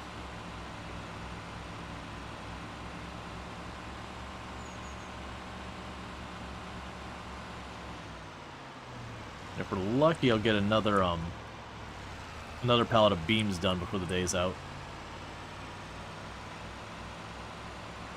It's also a curiosity that once... Well, no, I'll still need to move around the fish food. Well, now I could use distribution. Yeah, that's fine. Yeah, so once we finish with this building up top, I think we're done with this truck for the most part.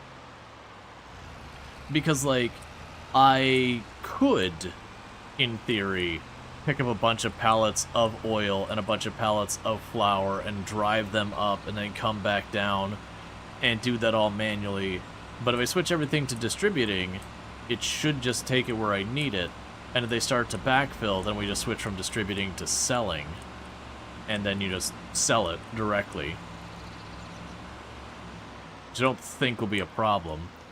The only way I see that being a thing is that, like, the ratios are significantly different. Like, I'm producing way more flour than oil, so the flour starts to get overstuffed. Because we're, you know, it's starved for oil or whatever. But then we could just adjust it and maybe, you know, switch a field over. Whatever I gotta do to make it happen.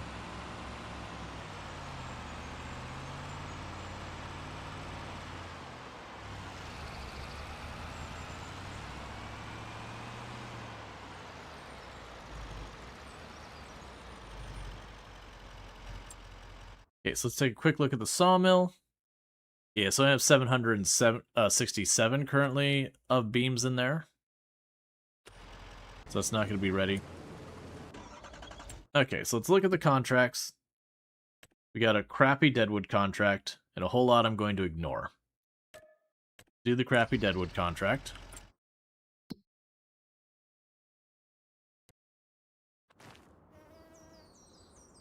Just to get a little supplement in our money. While we wait on the harvester.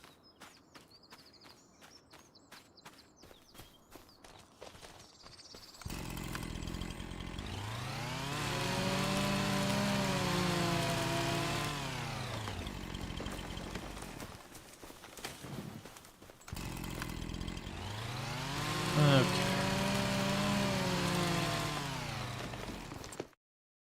There we go. Deadwood contract done.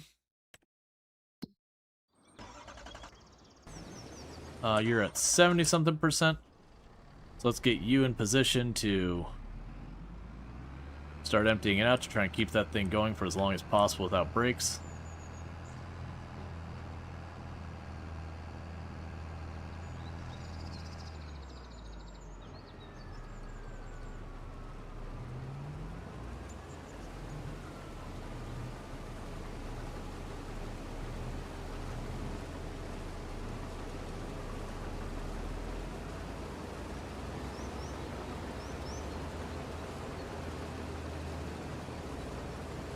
Okay.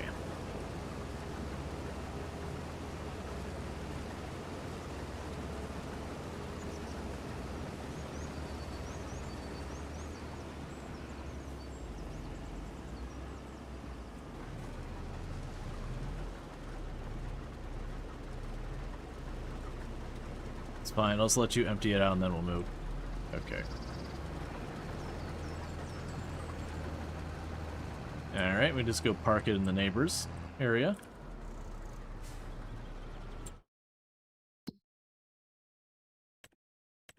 Yeah, so baling and cultivating all require stuff I don't have. Yeah, technically I could accept those are contracts, but that's not really what we're looking at.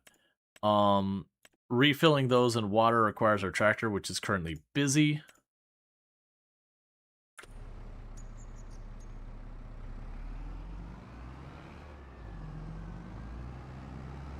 Okay.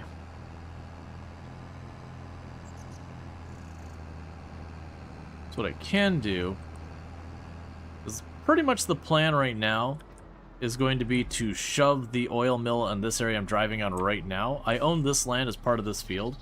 There should be enough space to tuck it in here somewhere. That's at least the plan. I'm going to go ahead and take over the harvester since I don't have anything better to work on.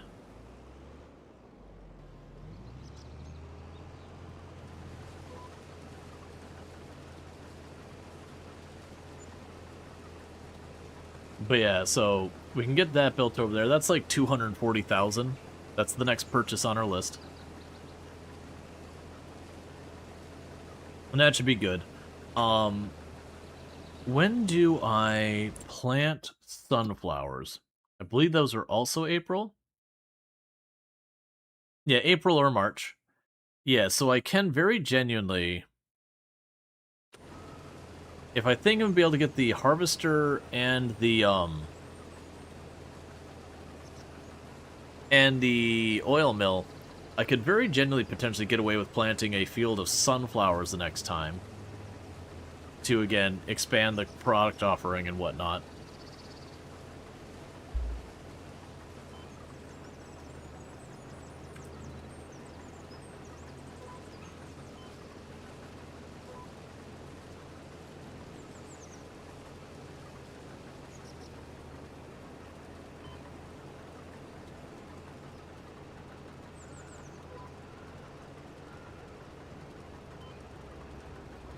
This would be interesting direction for all those to go. But yeah, because then we could potentially get that going.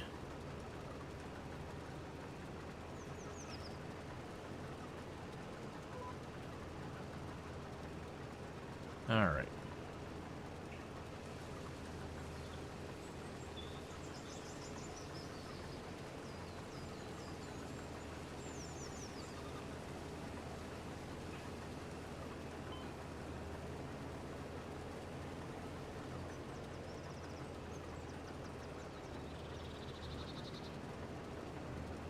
Now, if I had another spare, like, little tractor, I could have some more stuff to work on, but I don't think it would make sense to buy one even if we had the opportunity.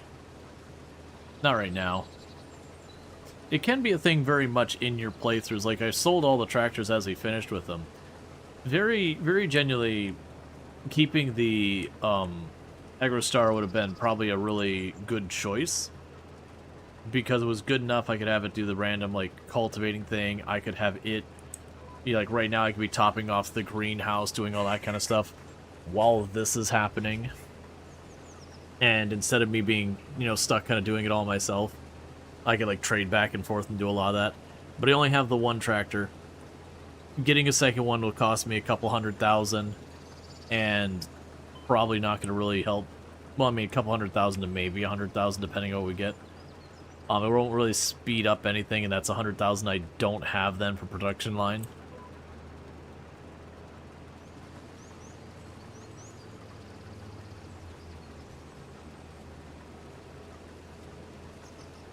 Honestly, could be another thing is, I could hand this back over. We empty it out. I drive up the sorghum to the mill. Do that, start topping things off. What am I seeing here?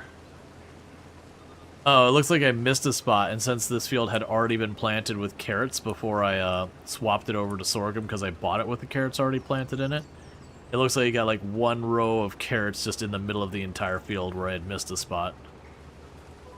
That's pretty funny.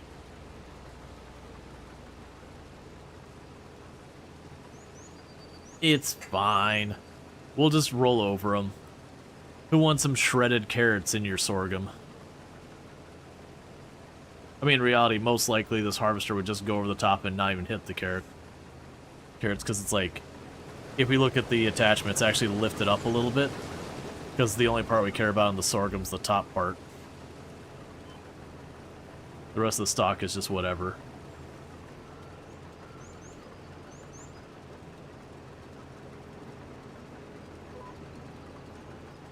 Actually, okay, I'm gonna hand it back over to the AI.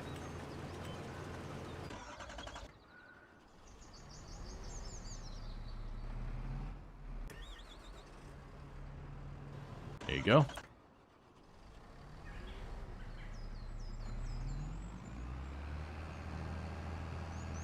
Because, yeah, then what I can do is I can split my time between collecting the crops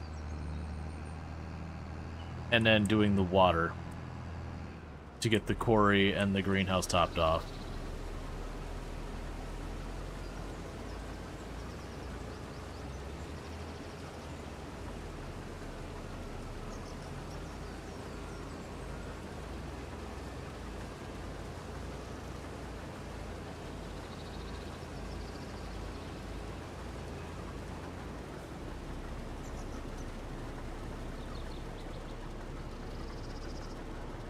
Okay.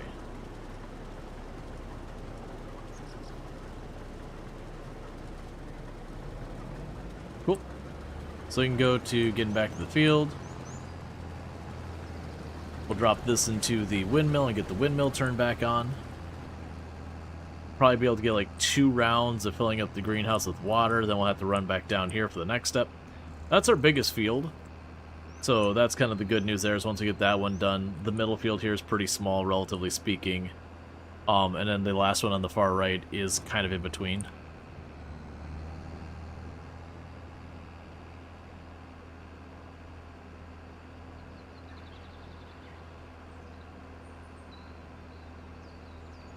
All right.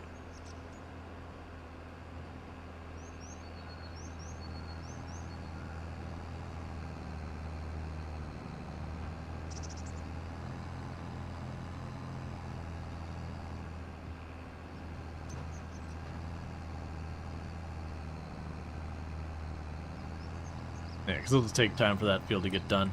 It's all good. It's almost half finished.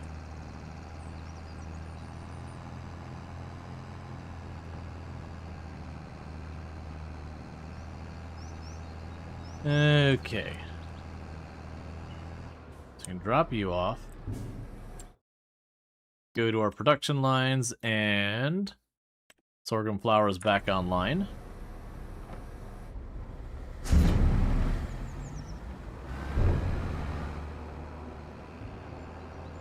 Go start working on this water.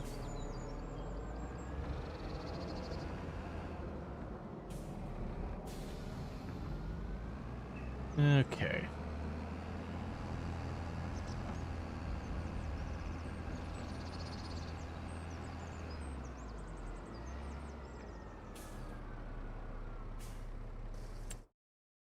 Did I remember seeing a building marked right here? But I definitely don't see a building marked down there. According to the mini-map, there's a building right here. But that dirt road, there's certainly nothing there. I've noticed a few of those kind of things on this particular map, that I've seen a few places where it marks like there's a building present in a spot, and then you don't see anything. It makes me wonder if they had planned to do more spots, or had been things there, and then, you know, maybe player feedback for whoever the testers were like, oh yeah, you know, you got this building here, but it creates too much of a headache getting around this road, or they wanted to do something like, oh, we're gonna make another project building here, oh wait, never mind, like, that's a bit much, or, you know, what actually came to be and why the map doesn't quite agree with what we actually see. And it's only been like 2 or 3 like little buildings like that. And I don't think it's like a progression thing where we build the castle and then more projects show up or anything like that. Like you rebuild all the trashed houses around town or something.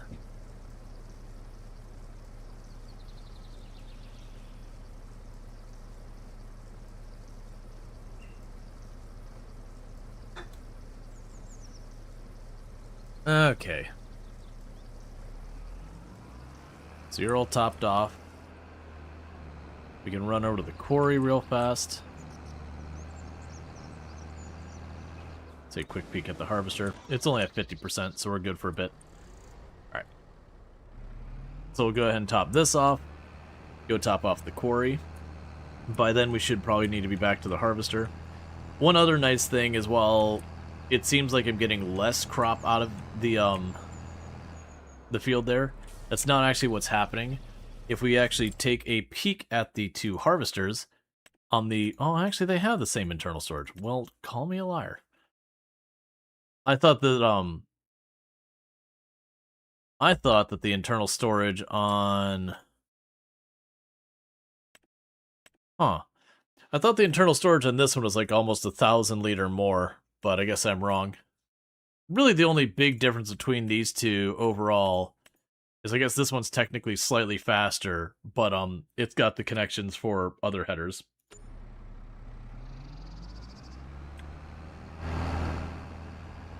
Which is ultimately why we bought it, is I needed to be able to harvest sunflower, and the little harvester didn't have a sunflower header.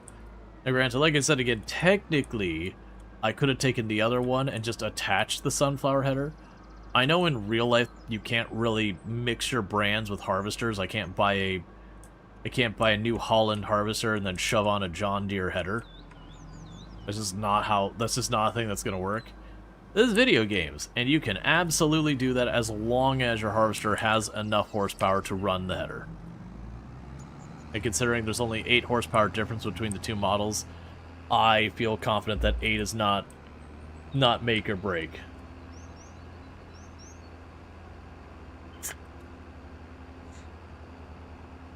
There we go.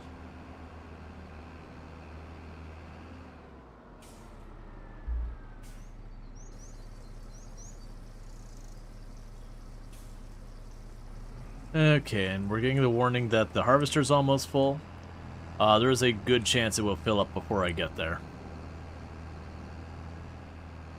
Because I gotta run this back up the hill, to then grab my trailer and run back down the hill, and then we'll be in position to empty. That's okay.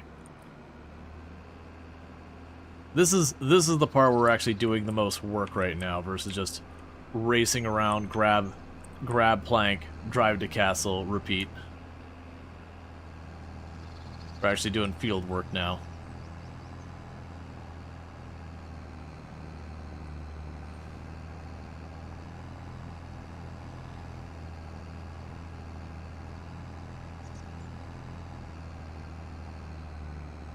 Yeah, so judging by how much it's already picked up, once I get that, I'll probably have one more trailer, just shy of like one more full trailer worth, to drop off.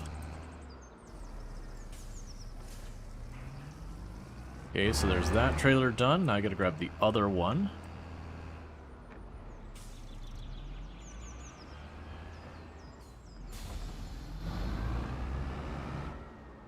And the harvester is not working now because it just filled up. And it's unfortunately parked in a position that I can't bring this alongside without destroying crops, so what I'll end up needing to do is I'll get the trailer roughly in the area, and then I'll have to drive the harvester away from the crop to top off. Alright.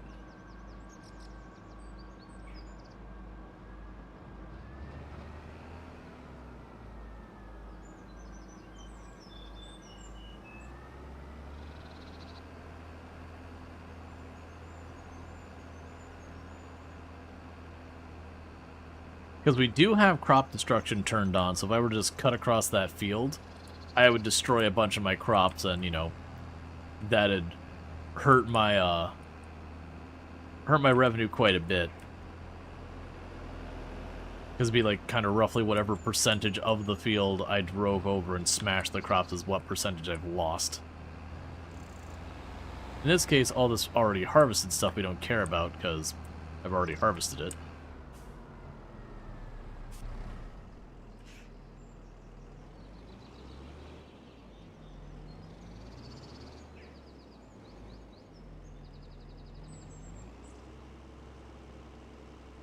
Okay.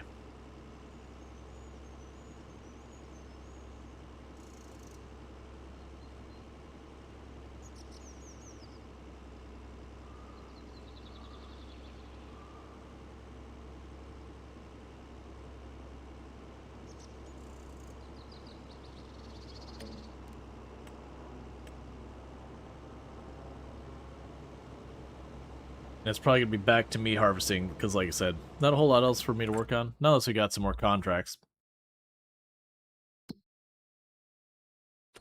There's a deadwood. It's fine, we'll do that.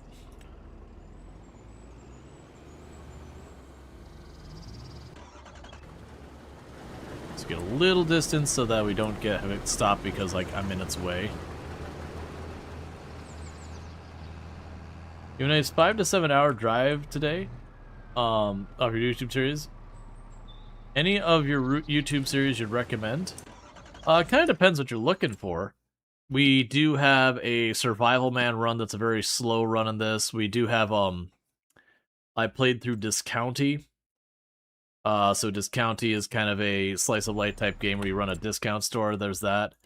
I've done Stardew Valley and Coral Island. So really, I got a wide range of stuff over there. It's just a matter of like what actually interests you.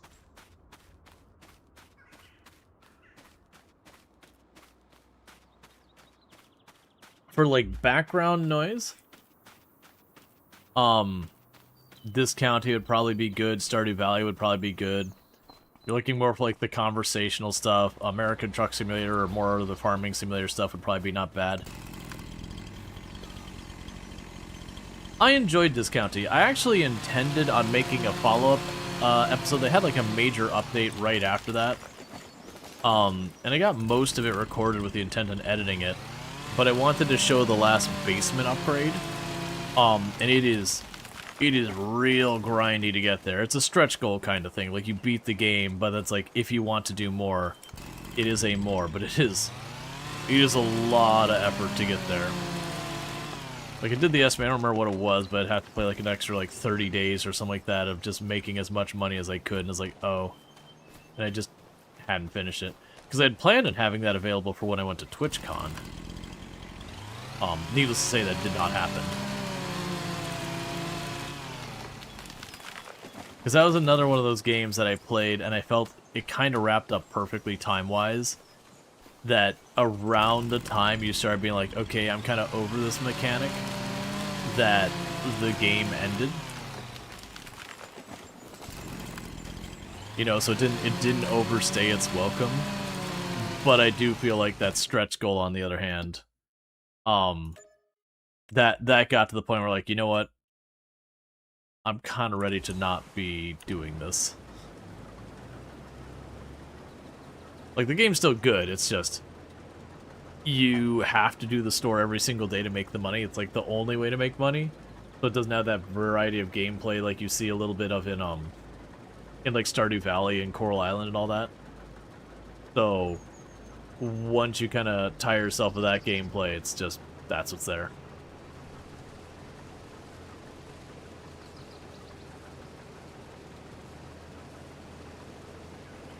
Man, that was those games, because I didn't end up streaming Discounty at all. That was dropping, like, so I had access to it before I was allowed to release anything. It was under what's known as embargo. And all that means is, like, I have the key, but I can't tell people my thoughts on it, or release, like, any footage on it, or stream it, or yada yada, until a certain day. And they do that way, you know, for people who make videos on YouTube to be able to cover stuff as well.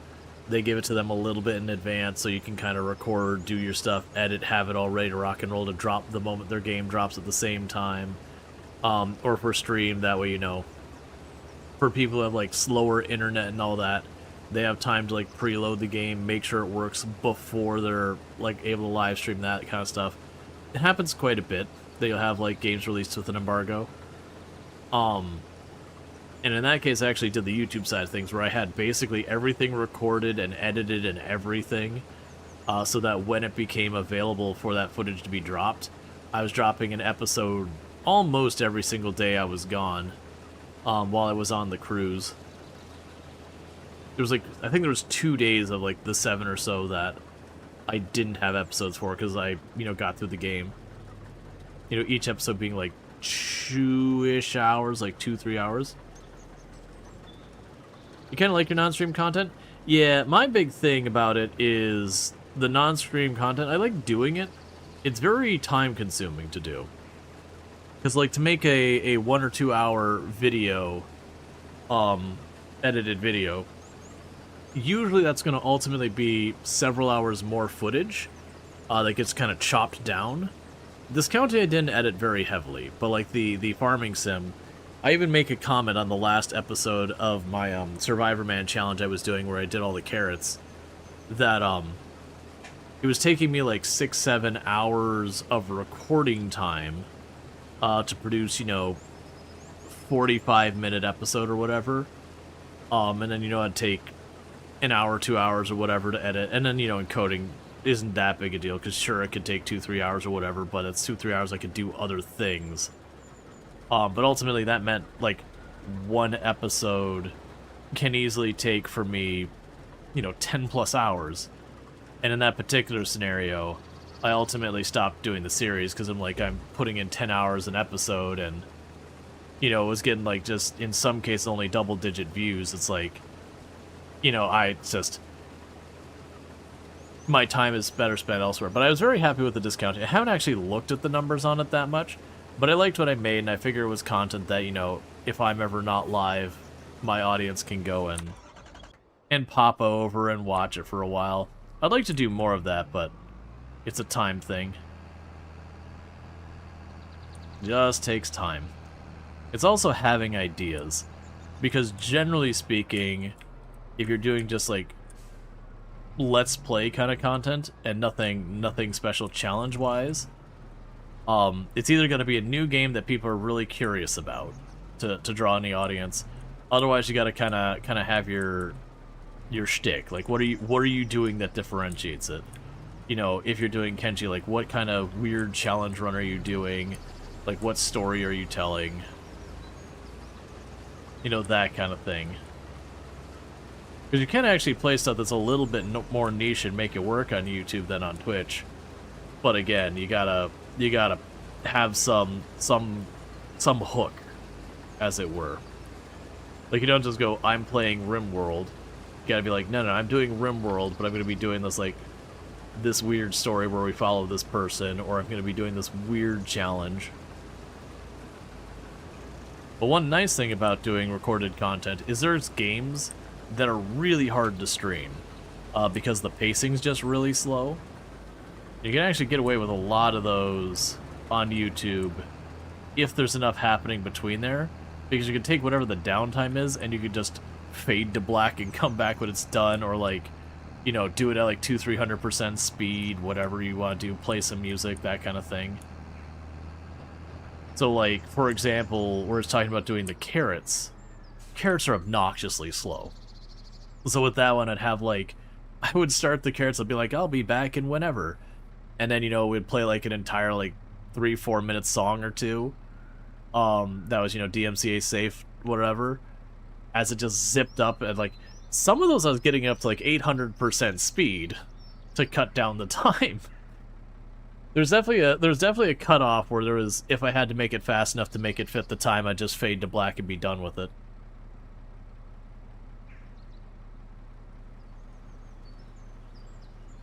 But yeah, no, it's a whole thing. But that's kind of the difference between recorded and that, because like on live stuff, we can have a conversation the whole time.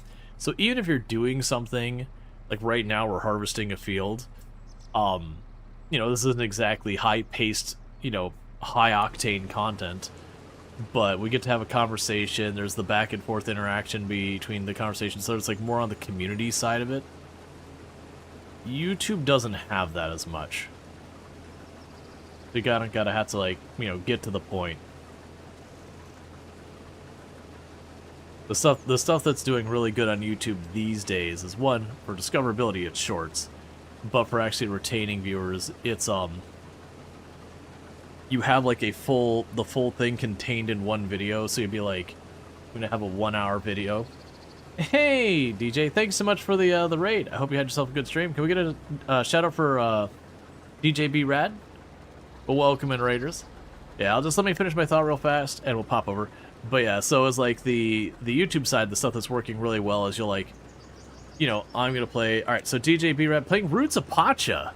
That is a really good game. I'm surprised to see that game. It's a really, really good game. It's very much in like the slice of life Stardew Valley thing, but it takes place in like paleo times. So like, you're discovering irrigation as a concept. It's really fantastic. I definitely recommend Roots of Pacha. I've talked a couple times about wanting to revisit Roots of Pacha after the couple years it's been, you know, just see what they've changed, because I know they've done a lot. Check out. But yeah, so if you're looking for a really fun like Stardew Valley-esque game, DJ's over there playing Roots of Pacha. Definitely one I recommend. It does a lot of stuff where also breaks from the mold in a lot of ways. Like there's no stamina bar and that kind of stuff. And I would say in a good way. It's honestly, for the genre, it's been one of the ones I've been very happy with. I'd probably put it like third place for my most favorite of the genre, with, you know, Coral Island and Stardew Valley respectively taking up the first and second slot. And I'm sure people will be like, oh no, this one's better, that one's better. That's totally fine. The point is, it's good. But yeah, so as what I was saying is we were just talking about like the differences in content between like YouTube and Twitch and all that stuff. And I was just saying that like the type of content that does the best on YouTube right now is where it's kind of like you put an idea out there and you work through the idea and you conclude it in about 45 to an hour, give or take a little bit. So if you want examples of that, if you look up stuff like Let's Game It Out or Spiffing Brit and how they do most of their episodes, or Ambiguous Amphibian, or any of those, how they do their stuff, they'll be like, what if I took this theme park and I made $1 million on cruelty? And, you know, then they proceed to show you that, like, what gimmick they're going to do, and then the escalation of it. And then by the end, they've kind of showed where they've made the $1 million and just the nightmare fuel they've created. But it's, you know, one all-in-case single episode that does the whole thing. Or, you know, for Spiffing Brit, it's finding some exploit to utterly break the game to make a bunch of money in game or whatever. But you get the idea. That's the stuff for gaming content that does really well. You can do reviews, those do okay as well. But unfortunately, like the Let's Play of the past, you know, the Markipliers, the PewDiePie, the Jacksepticeye, like what got them big originally, that you can still do, and some of those channels still do well because that's the content they're looking for. But as far as like net new discovery, they do really not great. The Game Grump style does a little better, where they're very short episodic ones, where you might get like 15, 20, 30-minute episode kind of thing. I understand that works better. But like the long form gameplay is not what the algorithm loves. And a big part of that is, for those who don't know, with YouTube, there's systems in the systems in the algorithm where if it sees you start content and leave that content before it's done, if you don't watch long enough, it sees it as a negative to that content. And I don't expect you to watch something you're not interested longer or whatever. But it can get it suppressed in the algorithm. So if you do something that's like a 4-hour, 5-hour episode of something and people are all bailing in half an hour or whatever when they see how long it is, YouTube will stop recommending it. Hence why you keep it shorter. You want people to watch, you know, a decent percentage of it so that the algorithm plays nice with it. Game Grumps. I'm assuming they still make content. I honestly don't know. It's a YouTube channel. They have, there's a pair of people and they, it's basically like a Let's Play channel. But, they've got two personalities. They play really well off each other. It's a lot of fun. I don't keep up with a lot of the YouTube series I've done in the past. Really, after 20 minutes, YouTube started recommending it. So it's basically not that it's like after 20 minutes you get knocked down. It's if people are bailing out of a video before it's a certain, like, I don't know if it's percentage based or whatever, but if people basically only watch part of the video and then duck back out, if that happens too much, YouTube will stop recommending it. Because the theory behind it being is people are, between the thumbnail and title, they're clicking in and apparently not finding what they want and moving on. And you'll get some of that and it's fine. But if it's over a certain threshold, then YouTube will kind of just treat it as, oh, this isn't delivering what people want, you know, recommend something else. But it's one of the reasons why, like, the really, really long form stuff tends not to do as well. You can still have situations where if enough people are watching enough of it, it overcomes all that and it can work. But it is a more difficult thing.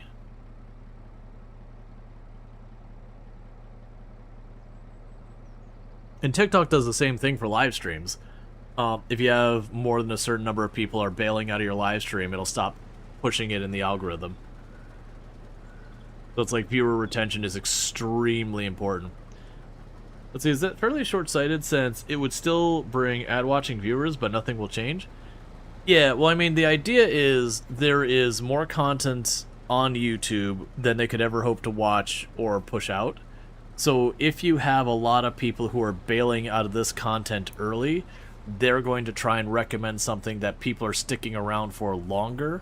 That way they do get that extra ad revenue.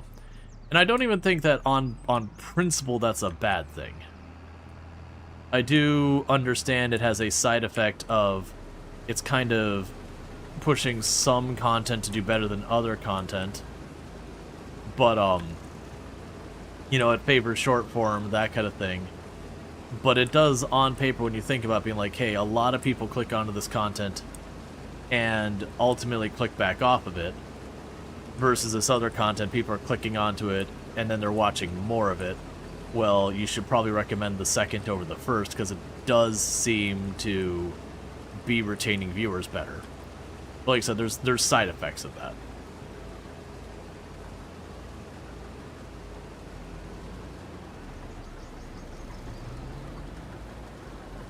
And like some of those side effects is it does mean some formats of content ultimately do worse because that system punishes them harder. Does he have a few podcast-style Let's Play channels that you jump in on slow weeks? You feel sad that they have so few viewers, but you're really glad they keep putting it out there. Yeah.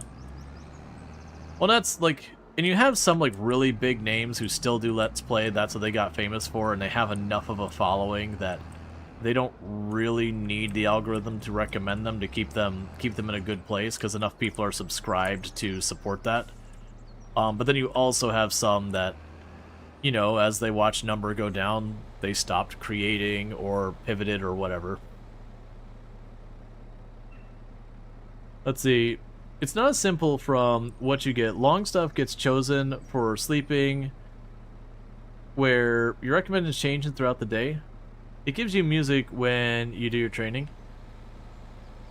Yeah, no, I mean, as an individual, so I don't know how it's going to recommend stuff for you as an individual based on the taste that Google's algorithm has figured out for you. This is talking more like the broad platform recommending stuff at large. Because on the creator side, you can see very distinctly when YouTube is recommending your stuff and not. Like, you'll watch, like, the number of impressions be, like, way up here and then bottom out and then come back up sometimes. Just because, like, for example, I had some stuff that, like, I had made content and Ambiguous Amphibian had made content, and we were in the same category and all that. And as a result, because there's the thread between the two of them, I went from the, you know, content not being really recommended to when the video Ambiguous Amphibian came in, blew up, shortly after my video blew up for, you know, a little while, and then dropped back off. And so you'll see when the algorithm, you know, kicks into second gear and all that. Like, it's wild. It's even more like in TikTok, if you ever like watch the numbers, that one you can almost visibly like see that switch turn on and off in the moment it's happening on whether or not the algorithm's recommending you or not. Where you'll start like a stream over there and suddenly just the numbers are going haywire up and down and all over the place. And then after a little while it'll just drop to like 20 or 30 people and just stay there. And at the beginning, that was the algorithm was putting you on that front page where everyone scrolling by was seeing you. And if enough people didn't like click through or whatever they go to feed their system, once it's determined they're like, okay, well, we're not going to push this anymore, suddenly you go to almost nothing because you're not showing up in anyone's feeds. That you have to have kind of an established audience, which that's, from my understanding of the people who do stream on TikTok as a regular thing, that's where the hardest part is. Where Twitch, you have more of a sense of community than any of the platforms where you have people like tend to tune in again and again all the time. YouTube has that a little bit, but it takes a lot more to get like the permanent regular kind of thing than it does on Twitch. Like TikTok, getting someone who is going to like seek out your content is apparently extremely hard. It's just not the normal use case a lot of times. Let's see, streaming on TikTok is wild. You can do the same thing every stream with vastly different... Oh, yeah. No, it is 100% utter chaos. That, like, there are days you'll do the exact same thing, and one day just your numbers are exploding and going crazy. Like, even during the same stream, you'll have, like, at one moment it's recommending you, all your numbers are going absolutely ballistic, and all that stuff. And within, like, 5-10 minutes, suddenly it goes... And your viewership just bottoms out real quick, and it's all just whatever has, decided you should be pushed or not pushed. The algorithm decides win or lose. So a lot of the stuff over there is figuring out what the algorithm likes and just playing the algorithm. Like for TikTok, new releases are huge. Like if you're playing anything kind of obscure or niche or anything like that, you're dead on TikTok.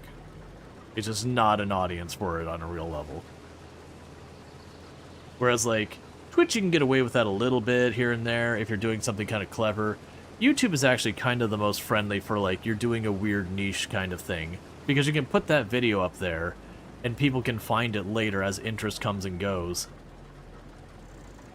And that begs applying the system strategy of restarting videos over and over to get the initial front page push, which you presume there are singular mechanisms to prevent that.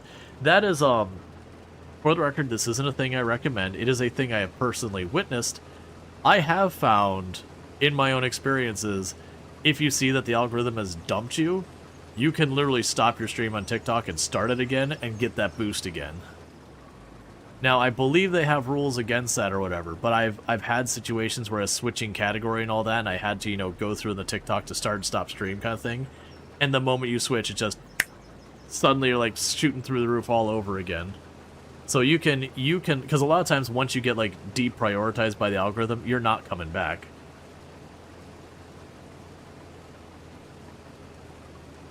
But yeah, so it's one of those things that there have been, again, I believe it's against the rules, but there have been content creators who, that's just kind of their conventional wisdom. It's like, oh yeah, if I'm like N number of minutes into my stream or hours into my stream and it's not doing well, like just reboot it.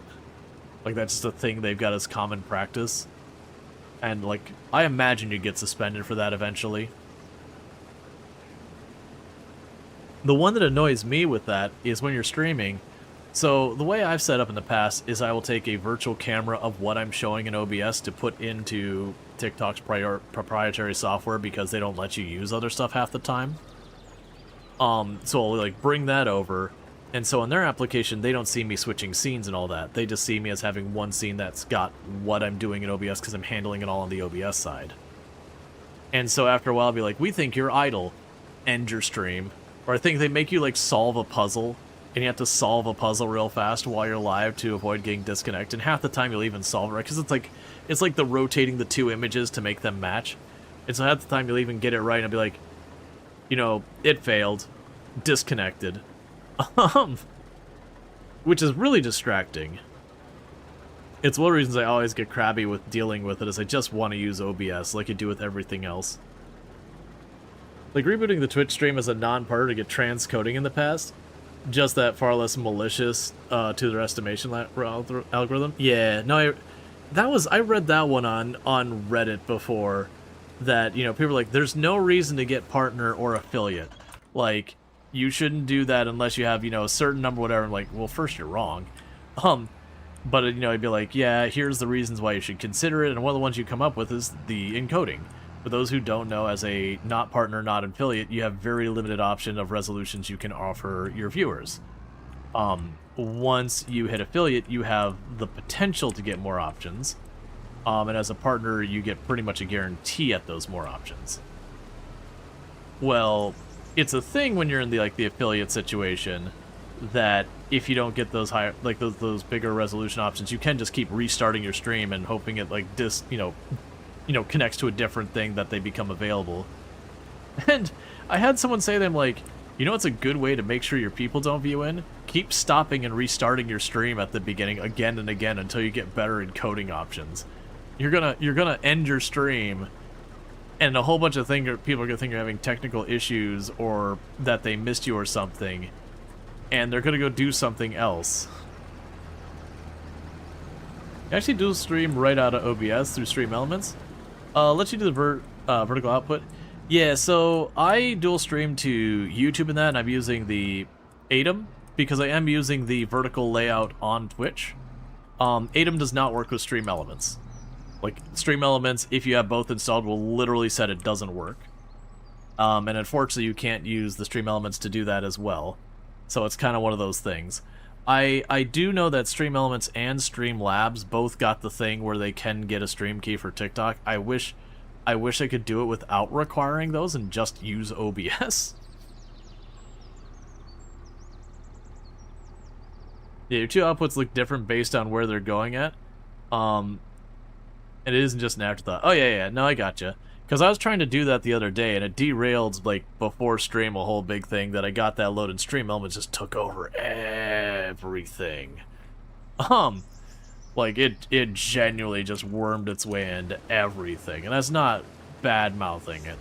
It's just, if I'm going to do that, I'm going to have to be kind of all in on doing that.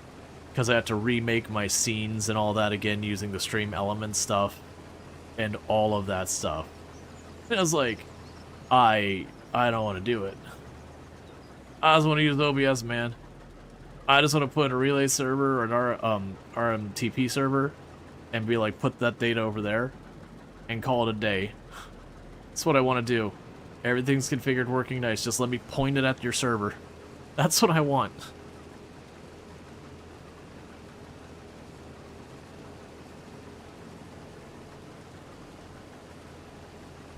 Yeah, so like YouTube and Twitch, it works perfectly. Like literally to go to YouTube, I push a button and I hit live on YouTube and it's done. It takes a moment, there's a delay.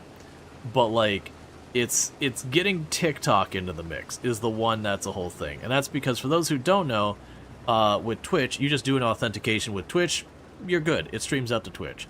With YouTube, you do have like one more step. You just have to have like your stream key and the server, and you just have to like tell it to go live both on the YouTube and on your client side, which isn't a big deal.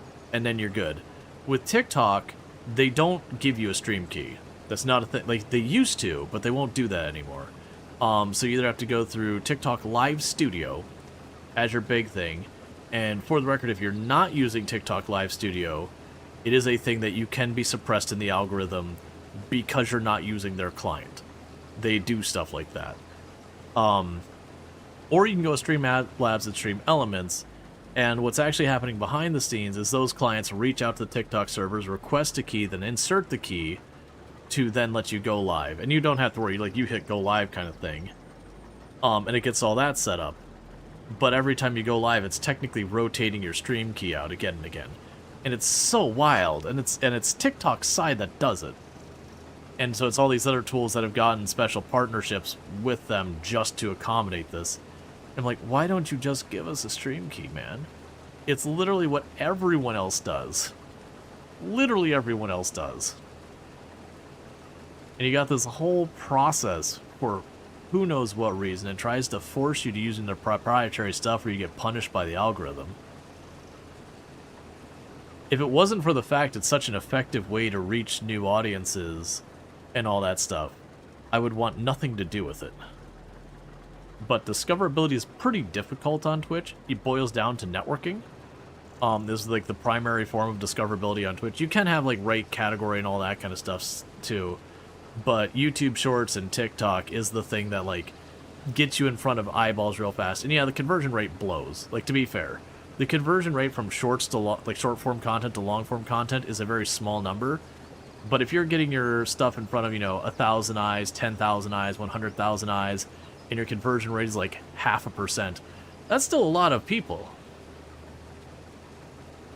But see, if TikTok gets big enough in the EU, they might have to separate out their client and their platform to offer third-party client access. They have to say they already are in the big 7 here. Yeah. Well, it's a very specific streaming issue. And it's like I said, they have a way for you to stream on it. Like, I can. That's part of the thing I've been dealing with these crashes, is trying to do stuff like run the live studio. If I run live studio, it crashes the encoder, crashes the encoder over on OBS in a way that, like, the whole stream just goes down. And I can't risk that. Like, Twitch is my mainstay, and I don't expect that to change. The way I kind of view is these other platforms are effectively a gateway to, find my content and then, find me wherever you prefer. Yeah, almost 6K TikTok followers translate to almost 600 Twitch followers. Yeah, I mean, the followers number that's one thing. It can be helpful. So like followers to me is a vanity number.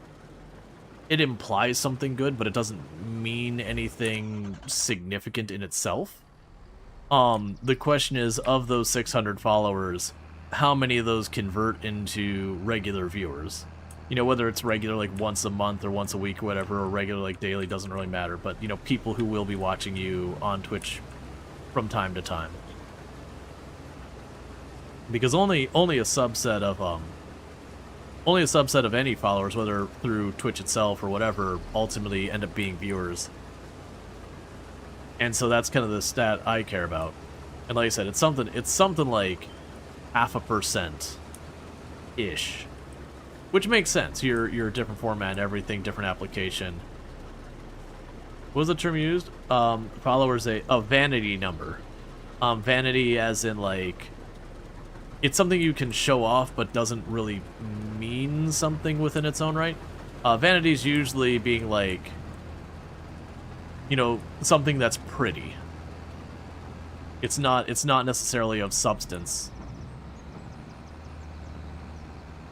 Yeah, because you'll have people on Twitch who they'll have like 200,000 something followers, but only like 20 average viewers, and there's nothing wrong with that, by the way.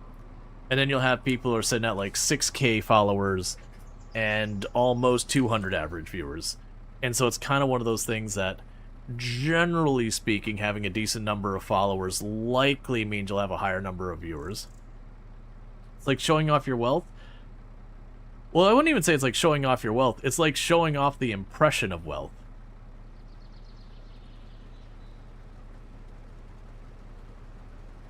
It's like showing off a bank statement from, like, years ago.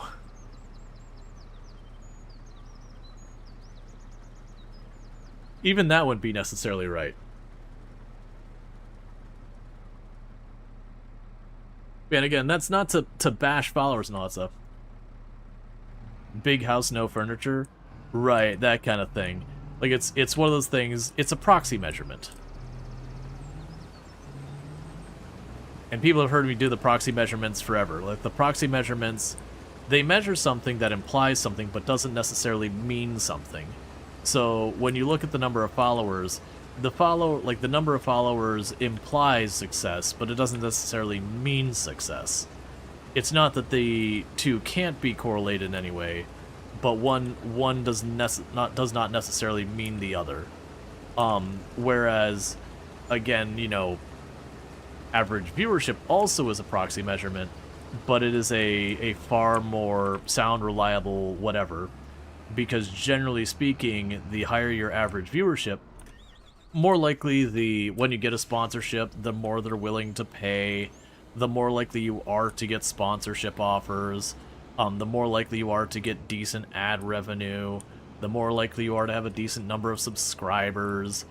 Like, there's a much closer tie between the number of the number of average viewers to sources of revenue, which is ultimately will let you keep doing this. So, you know, one would hope is aligned with success. Whereas followers doesn't necessarily mean they ever tune in ever again. So the association between that and all the things that help you pay your bills is fairly weak. Again, not that followers are bad or anything. For me, the only thing I care about with followers as a figure is I look at it when I'm playing a game. Am I generally gaining more followers than normal? Or worst off, am I losing followers? That's usually a thing that ends up getting me to bounce off a game pretty hard, is if I start streaming a game and I start seeing people, like, I start seeing at the end of stream, my average followers is in the negatives. That is a pretty hard, okay, it's time for this game to go away. That, you know, whether or not people were in it, they saw the game and it was enough that they're like, okay, I actively have decided I don't want to watch this stream anymore.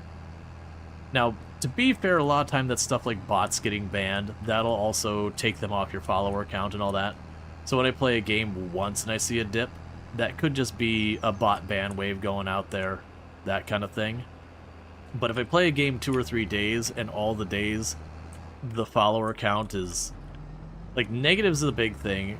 Having 0 or 1, that's fine. You do stuff for your audience.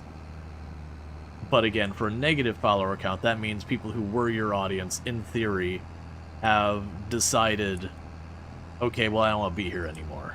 That's pretty grim. And there's certainly been games in the past that consistently, when I play it, like, I would see a negative or 0 follower count. Which means the number of people who decided to follow the channel versus the number of people who decided to stop following the channel. The stops, you know, the stops are the bigger number. And that's pretty rough.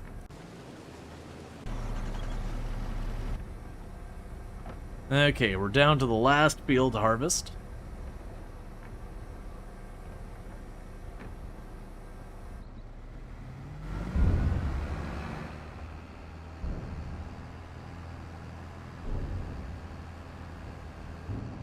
And it's not that everything in streaming is about numbers, but like the moment it becomes paying your bills, while numbers aren't everything, you certainly can't ignore them. Like there's a point where you're just hurting yourself. Plus, I also argue that, you know, the comment I've made in the past is you vote with your eyeballs. If I'm playing a game and I have like the usual number of people who show up, and I'm playing the game and it's substantially lower than my normal number of viewers, that tells me that my audience is not enjoying the content. Like, broadly speaking. I'm sure there'll be individuals enjoying it, but that tells me it's like, oh, I am not delivering what's wanted. Now, there's certain times it makes sense to do that. Like, you do a sponsored stream, most likely you're going to have a lower than average viewership. That's normal. There are times that you make the decision about, I'm going to play a game knowing for a fact it isn't going to be as well viewed, but there can be reasons why I want to do that. It can be even just selfishly, I want to play the game. It can also be a thing that you're deliberately saying, hey, like, this is the type of content I've been doing, and I would like to branch out into this other type of content. I know that new type of content isn't going to perform well for me, because it's not what people expect. And that's fine. Like, you know, you get known, for example, like Project Zomboid. I got super known Project Zomboid. There was a conscious decision to play less of that on my channel because, one, I was burning out, but also, like, it had been a long time since there had been like a major update at that point, that it was like a very conscious decision, being like, I'm riding the ship right on, or I'm riding this roller coaster right on down. You know, the only thing that's keeping our numbers collectively in the category from all imploding is, like, one by one we're dropping like flies, and who's left is kind of consolidating narrower and narrower, and who's left. You know, eventually, you know, some of us gotta blink and pivot, and I don't want to do Project Zomboid for the rest of my life, so I did personally wait until my variety content started to overtake my RimWorld and Project Zomboid content before I, like, really kind of killed the Project Zomboid on the channel for a while. But it was also one of those things that, like, very, very genuinely, I held in longer than most because I had a world record run going at the time, and that was a huge draw. But it was like night and day. The moment that record run died, like, viewership dropped by like a third. Like, you could distinctly see the dip from, like, right when that run died. And when it did, then my variety content was arguably the higher average viewership, and I pretty much put a pin in Project Zomboid at that point. It was a pretty hard, I'm done for now. Because I had been warning people for a while that I was going to be cutting back in the Project Zomboid content on the channel at that point, because the category was in a pretty bad place.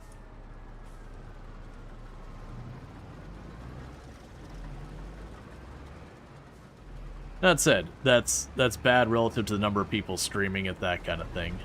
It's still a good game. It's always been a good game to stream. It's just kind of one of those things that at the time there was just too many of us streaming it that had, like, kind of made our name in that game. You know, and as it was hitting its lull, it was tough. You know, and then you know, Build 42 got announced, the numbers blew up, and it comes back. And that's pretty typical for games, that they'll announce whatever their new thing is, the numbers explode for a while, assuming the game has got any name to it. You know, ideally, it takes a slow burn down, but then there's some games that they pop up, they blow up, and then immediately drop back down again. That's one thing that makes me a little bit sad about like all the tycoon and city builder games and those kind that I really like. Those are particularly bad for most of the time not having long shelf life, as it were. That the collective people popping on looking for those games is very short-lived. That was last year with 2 Point Museum. 2 Point Museum was an outlier in how weirdly people stayed interested in it. Usually the tycoon games like that, like I said, they'll have like the release week, and by the end of the week, you know, it's just hemorrhaging people. And that one was stuck around for like a month and a half, and it was still pretty good viewership on the platform. It was a weirdly long-lived one. I think it was a matter of like, one, it was a good game, but also I think it just had really good timing of landing when there wasn't a whole lot else going on in that genre. So there wasn't another thing to draw people away to. So I think it did a really good job of timing its release, marketing itself well, and producing a good game. The Twitch integration on it was a bit on the weak side. It was a cool thing to add, but it really just didn't have enough variety. And so you just kept ending up having like the whole thing where everyone simultaneously has to use the restroom, but all the restrooms break too, which just made a mess of everything. And don't get me wrong, it was kind of a memeing thing, but because there was only like 5 or 6 different negative things that could be rolled, it would just roll all the time, and in practice all that did is just drug out the time, because everything would stop working in your museum, and you'd have to wait for it to all reset. As your mechanics got all sorted. And then what happened is by then you've had another negative roll, and you could just roll the like I had more than once with like more than enough mechanics to get it all resolved. I didn't roll that again, and it just meant I couldn't work on anything else while I waited for all the restrooms to get sorted. So eventually we just turned off the Twitch integration, because even people watching were like, okay, like we actually want to see the game do stuff. Like, I think it would have been fine. They just needed more events of varying severity. So that way you get the occasional negative event that's fairly benign. Yeah, see, for you it's a burnout thing. Too many of the streamers you watch jump on to the same games, and then get back to different games. Yeah. Well, it is unfortunately, there's two things. There's pressures I have going both ways. It's kind of the same thing with Megabonk, for example. Like, everyone was switching over to Megabonk. And I did end up doing a stream of Megabonk after, like, it really kind of died off a lot. Like, it's still relevant or anything like that. And it is a deliberate decision I make to sometimes go counter to whatever, like, the big thing going on. Like, for Halloween. Like, Halloween, so many people play horror games. So I make the deliberate, conscious decision to not do a horror game. And I do that for the purposes, there are people who are just not into horror games. So it can kind of be like a horror game refuge where you can get away from, like, if that's just not your thing. But when you are variety, there's definitely a pressure that for finding new people to see your stream and all that, because churn is just a thing that happens. You do have a pressure to hopping on a game while new people are looking for it. Because when it comes to discovery on Twitch, the two primary places it comes from is one is networking. So that's, you know, finding other people playing similar games to you, getting to know each other, you know, even if it's just like professional friends or whatever, but getting to know each other, what each other's about. That way you raid back and forth, and maybe I'm doing this challenge run in Farm Sim, and then, you know, someone's in Salford Sal's stream going, oh, you know, are you interested in playing Farm Sim at 8 points? I'll be like, nah, that's not really my thing. I actually have no idea what Sal's, you know, opinion on Farm Sim is. But she'd be like, yeah, that's not really my thing, or, oh, no, not now. But I know someone who's playing that you should check out. And that kind of stuff happens. So it's kind of an all ships rise together kind of thing. And I would argue that's, like, for anyone trying to get into content creation, there is more to do with, like, the networking side than literally anything else. You know, whether how good, bad, or otherwise your content is, that new eyeballs, that's a major factor. Obviously, if you're producing really, really poor quality content, you're not going to get recommended by other people, but you get the idea. Now, the other way is through the games page. That is, you pop on, well, games and recommended. I'll get that in a minute. So you as a new viewer pop on and you'd be like, man, I've heard about this new game coming out. Oh yeah, there's this new DLC dropping for the Planet Crafter. I am interested in checking out the new DLC for the Planet Crafter. So you go the day that the new DLC for Planet Crafter drops, and you go onto Twitch and you go, the Planet Crafter, and you hit enter. And that games page ends up being like the second biggest driver of where people come from. Which means I need to be in that category when you're searching for it. And that's where the pressure of you kind of end up needing to be places that are relevant. That doesn't mean you need to be on like the newest, latest, whatever. There's definitely times like games like RimWorld that have a fairly long shelf life after updates most of the time that you can pop in there for a while. Or like No Man's Sky. There's like definitely like the new expedition comes out, tons and tons and tons of people are looking for it. But when the new expedition's kind of getting stale, you actually have a decent number of people who are still in that category. Only now you have a lot of the creators that only pop in for the expeditions have left. So you've got a lot of people there that, you know, you could potentially get found by. And there's a whole lot that goes into that. There's a lot of things and people have all sorts of different strategies. But it does mean if it's a game that's more niche, doesn't really have a lot of people looking for it, you kind of get forced to do something else. Because that means that that second growth strategy just doesn't exist for you. But to that same degree, if, say, the types of games, say like I'm a simulation game streamer, and there is like the new SnowRunner comes out or whatever, because I'm in that genre, a lot of times that game is going to be sucking all the audience away from the rest of the genre for a little while it's new, so I can either stream to a lower than normal audience because I'm not jumping on the thing, or I can jump on the thing and maybe find some new people. And there isn't any hard, fast rules about which is what's right, what's wrong, because as I mentioned, you can take the counter strategy of everyone else is doing this, I will do the other thing. But there is a lot of like just your personal guesswork of being like, okay, is this going to be the kind of thing that when it comes out, it's just going to dominate the entire platform for a while? And that's just what people are going to look for, and we're not going to have people looking, you know, for other stuff, because that does happen where you have a game that's just so big it just takes over. Or is it a game that's just going to, you know, draw some people away? And all that. But yeah, no, I definitely know that there are times that like a game releases that just I'm, you know, whatever reason I'm just not interested in, but it's enough that a lot of the people I regularly watch that it's kind of in their wheelhouse and they do play it, and you're kind of like, whatever, and that can suck. But it's difficult, and it can also even be that, you know, there ends up being sponsorships or whatever going on, that you know, a game is coming out and they pay a whole bunch of people to play it to, you know, get that groundswell and whatever. And for content creators, the more you can get money from the sponsorships, the less you have to lean on your audience, that kind of thing. So there's that stuff there. You have a guarantee of payment versus maybe not. People are feeling generous this week.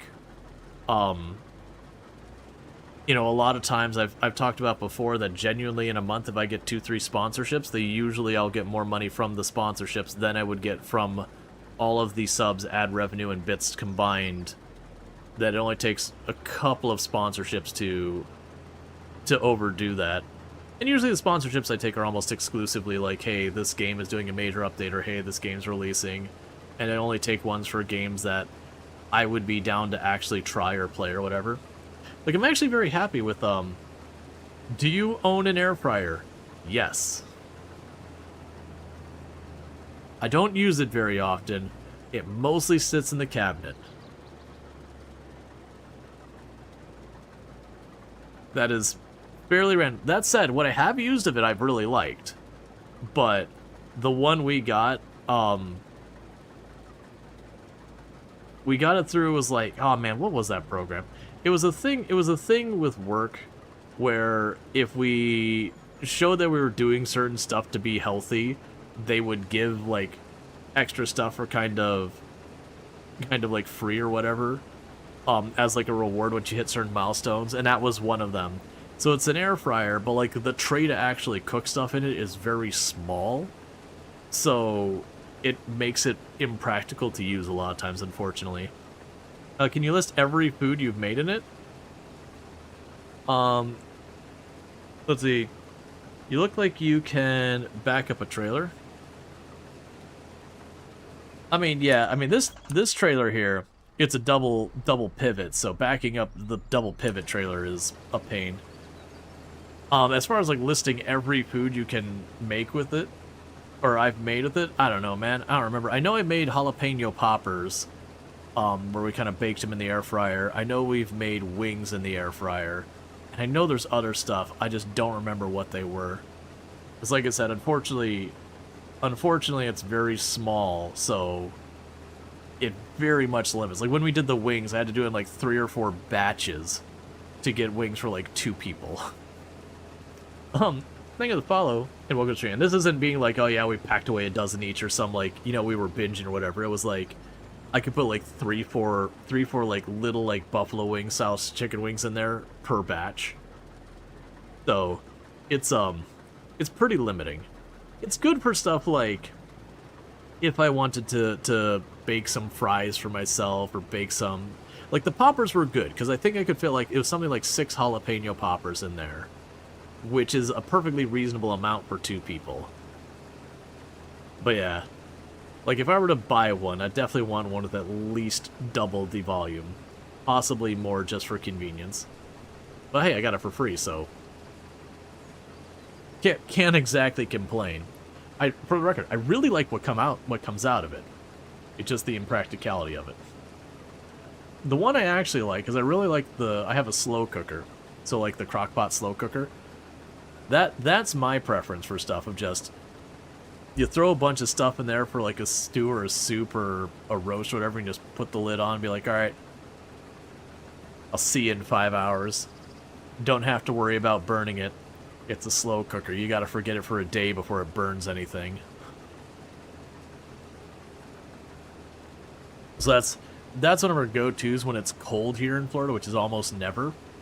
But on that rare, you know, the 2 days of winter we have a year, you can just absolutely turn around and be like, yep, full like gallon of chili worth of crock pot, chuck it in there, you know, late morning. You got dinner today sorted, you got lunch tomorrow sorted. The value to cost ratio is infinite. What's not to like? The value to cost ratio for the crockpot slow cooker or for the air fryer? Because I definitely know the price on air fryers spikes fast. Like you go from a small one to a large one and the price more than doubles. You know, which makes sense. Versus I found crockpots, they're not cheap. I mean, you can get really little ones that are fairly cheap. Air fryer being free. Oh yeah, that makes sense. That's what I was trying to pop in my head. Like air fryers can actually get kind of pricey. Yeah, no, free, yes, absolutely. Every time I use it, I have infinitely increased the value of what I've gotten out of it. Then we divide by 0. You know, while we're at it. Might as well just toss in a random divide by 0.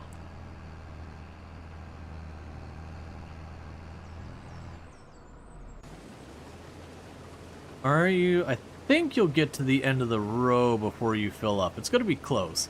As long as it gets to the end of the row before it fills up and it turns around, I don't have to take control and then, you know, make it pipe into the trailer. Alright. Yeah, so this trailer has a double pivot, so it does not like backing up much.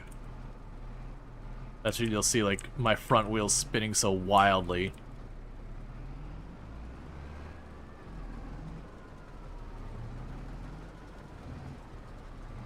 Yeah, I know we got a few things to that program. We got a digital scale, we got that. I know we got like, not Tupperware, but we got some like reusable not measuring bowls.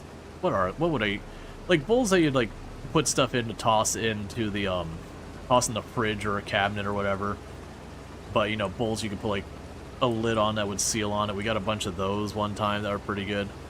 I mean, honestly, it's a good program because like I said, it was an employer program for like if you took care of yourself, like, you know, hey, you showed that you ran a certain much or like did enough exercise, or like you were using their calorie counting thing or whatever. And it wasn't them collecting the data. They didn't have access to the data. They just had, did you do the thing that you were asked kind of thing. Otherwise it was like using like Fitbit software kind of stuff. But it was just basically being like, are you doing stuff to be remotely health inclined?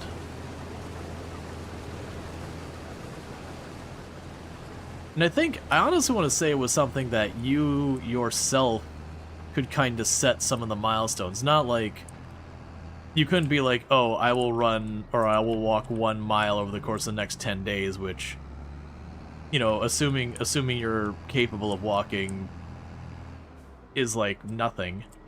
It was just more like, oh, I'm going to set a benchmark that I'm concerned about eating healthy. That's the thing I want to work on, is eating healthy.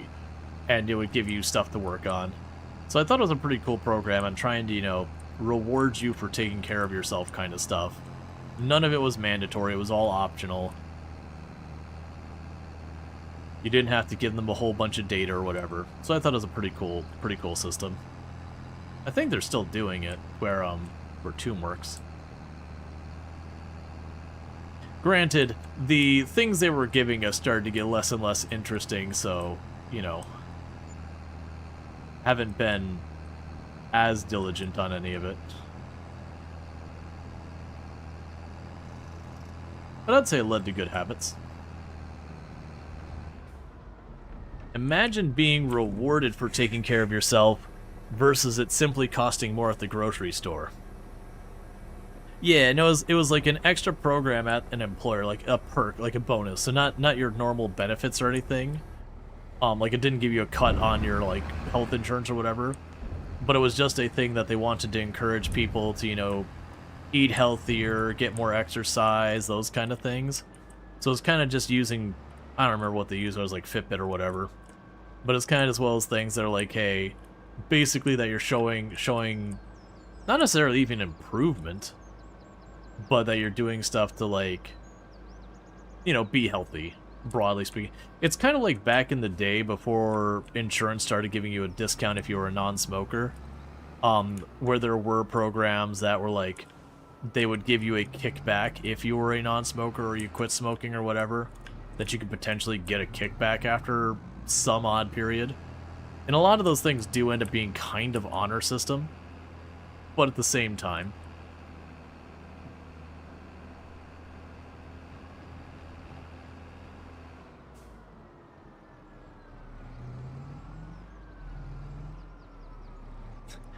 I know, I was mildly salty at one of my employers past, where they had a perk where if you quit smoking, they would give you like this extra kickback for quitting. I don't even remember what it was. But I remember being really salty because they only offered it if you quit smoking. If you didn't smoke in the first place, you couldn't get the kickback. And, like, I was like, okay, like, don't get me wrong, I want to support people quitting smoking. It's a really disgusting habit, it's bad for you, it's ridiculously expensive beyond all belief. Like, more than anything, like, the health side of it, sure, I get it. Absolutely reason not to. But when you hear about people, like, dropping, like, 20, 30 bucks on a carton or whatever,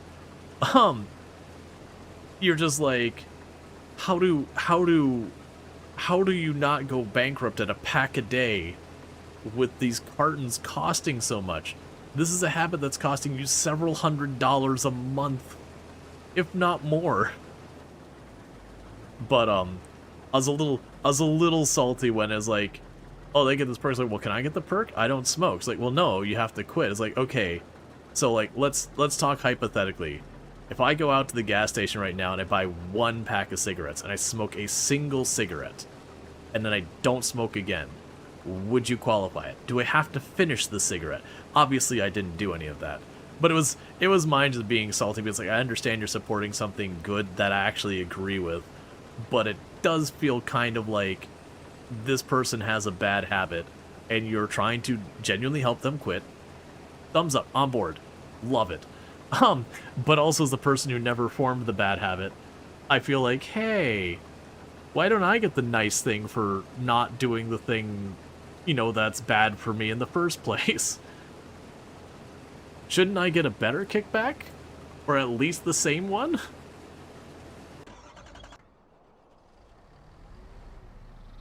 Now granted, the reality is I get discounted insurance compared to people who smoke, which is already its own kickback that was more than what they were offering, so I really don't have that much to complain about, but also as a formalist, we have to search for bugs in the system and poke at them. Yep.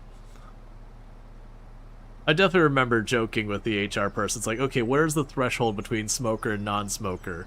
Like, where's that line in the sand? Like, if I light a cigarette and I touch it to my lips and just immediately throw it away, does that qualify?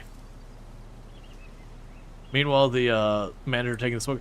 Well, the one thing I appreciate from my last... So, like, the last company, we didn't have, like, heavily monitored breaks or anything like that, where, you know, someone was going to make a stink if you took a 10-minute break, you know, smoking or otherwise. And I appreciated that, because I definitely remember working at a company that they had very specifically allocated smoke break kind of thing. But you weren't allowed to take it for other things. And I remember absolutely raising Cain about that, being like, hey, if that person gets to take, you know, 5 minutes every half hour or whatever break, I get to as well. Not my fault I didn't pick up an addictive habit. Like, I'm not trying to take away their break. I just wanna be part of this. I want to not have that obligation. Granted, in reality, it didn't matter that much. The thing is, you really need to be addicted to them before quitting to be a challenge. Oh yeah, no, absolutely, I agree, Jaywalker. That was just, that was 100% around why, like, the argument is, like, you're offering a benefit to help someone quit, which, again, A+. But because for the people who didn't start in the first place, and you're like, hey, I did the arguably better thing, why don't I get something for it? You know, that way the only people who lose out on the perk are the ones who, you know, continue to smoke and do the bad habit. But yeah, no, absolutely, like, you put in no effort? I did put in effort. I didn't get addicted in the first place. I didn't start. It's not the effort side of it. It's basically like, hey, I'm doing the thing that's arguably better. It'd be the same thing as, like, if on one hand you had a person who had never done something criminal, and on the other hand, you had someone who did, but they stopped. And they got, like, this huge extra bonus out of it. You'd be like, hey, what? And again, on principle, I understand why you want to do that to help people quit. But it was just kind of one of those things that's a little annoying to me as an employee, being like, but I didn't do the wrong thing in the first place. Why do I get shortchanged? But yeah, no, you're not wrong. Like, especially cigarettes, which are chemically addictive. And those get rough. Like, quitting is rough on those things. I've seen people go through the withdrawal. My grandpa, him quitting that because he needed to, was not a good time for anyone. Yeah, no, I don't disagree. It is a hell of a lot easier to not get addicted in the first place than get over addiction. You are not wrong. Oh yeah, it's expensive. XKCD had a nice episode on various costs and budgets in the US, and remarked the alt-tech spending tobacco products is about as much as spending on lung cancer treatment. Yeah. Could imagine how I'm at. Well, that's the thing. Like, it's one thing when, you know, back in, like, the 90s, where a carton of cigarettes or whatever was like $8 or $9 or whatever it was, and you're like, okay, you know, people smoking a pack a day, alright, this means they're probably spending like $20-30 in the course of a week. You know, okay, that's still a lot of money, but it's not an astronomical amount of money. And then you look at when those things start to become like $20-30 a carton, you're like, pack a day person or worse. And you're kind of going, dude, you're spending like $300-400 a month minimum on this stuff. It's like this is the cost of your car payment. You're choosing between this and owning a car. You know, and this is a measurable chunk of your mortgage. You could choose to smoke cigarettes or own a home.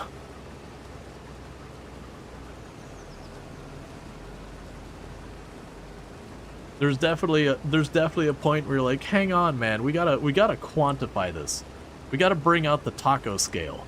How many tacos are you losing out on a month for this habit? And if it's like $400 or $500, that's a hell of a lot of tacos. That's like 100 tacos you're not eating a month.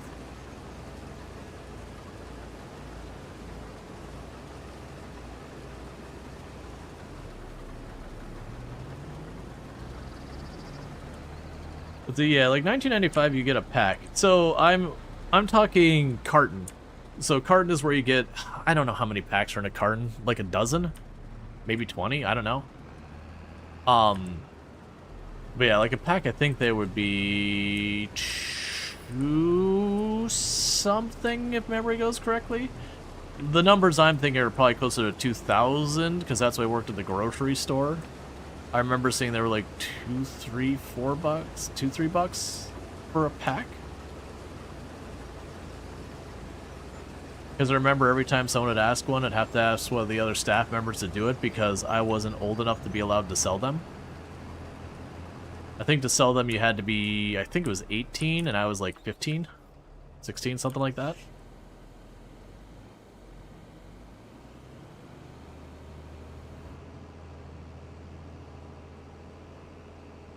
Yeah, no, I knew people growing up would go through more than a full pack a day, and it was just like, how?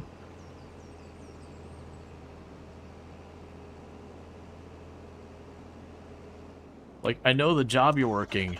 How do you afford that? Like, we're making the same income.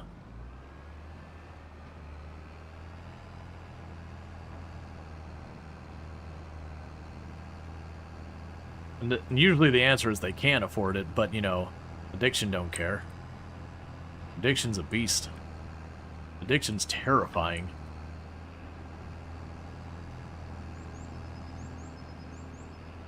The way we explained in, like, took a lot of psychology classes in college, and one of them did cover addiction pretty heavily.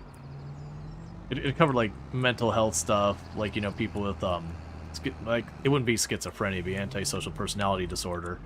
You know, people dealing with, like, various drug addictions and, you know, mental health problems and that kind of stuff. But a big, I'd say like a good fourth of the class to a third of the class was just addiction. And usually it's like, imagine you're like, you're hungry, like super hungry, but you know you shouldn't eat, that eating is bad for you. But you want to eat, and your body screams with every fiber of its being that you need to eat. But you know the eating is bad. That's what addiction's like. It's like having a whole extra requirement you need, that your body is screaming and begging and pleading that you do the addiction. But you know it's bad. And then trying to convince yourself to not listen to that. And that kind of thing. Now granted, a lot of the addiction stuff we were covering was not cigarettes. Like it got mentioned. We were talking stuff like black tar heroin and, you know, real hard stuff. Like we watched some documentaries on it that is just like, if you had any interest, you wouldn't. Watching what these people went through. Those were hard watches. Okay, so we got our water, we got all that stuff. All of our fields are done. We got halfway to full on our sorghum for the windmill, so that's pretty solid. That should run for a little while. You're still waiting on your wood beams, which we should have the next in-game day. So that's our big work day. Our big work day is harvesting all of it. But yeah, no, Like that video, you watch these people, and it's following around 5 people who were addicted to black tar heroin, which is, it's not only heroin, it's like the real nasty stuff. Like, it's stuff that collapses your veins and all sorts of awful things. It is like, it is terrifying stuff. And so you're following these people on, and it's not that none got away. I want to say by the end of the series, only one person managed to get themselves clean and stay clean. And it's because they literally moved, like, into a log cabin in the woods with their grandmother where there's, like, kind of no one around for miles, thereby making it impossible for them to get it. And that was the only one who, at the end of the series, managed to stay clean. There was some who got clean for a while. 2 of them died before the series was over.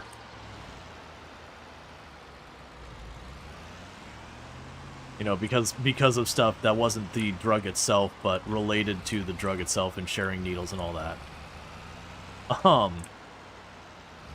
But man,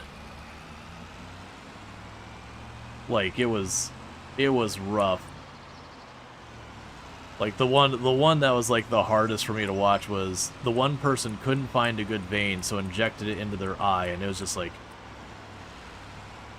it's like, I'm sorry, I don't care what level of addiction I'm at, I'm pretty sure that is the hard stop can't get past. But this is coming from, you know, a rational, not addicted mind, versus someone who has, like, slowly walked that path, where, you know, I would never, slowly creeps to be a bit more extreme, step by step.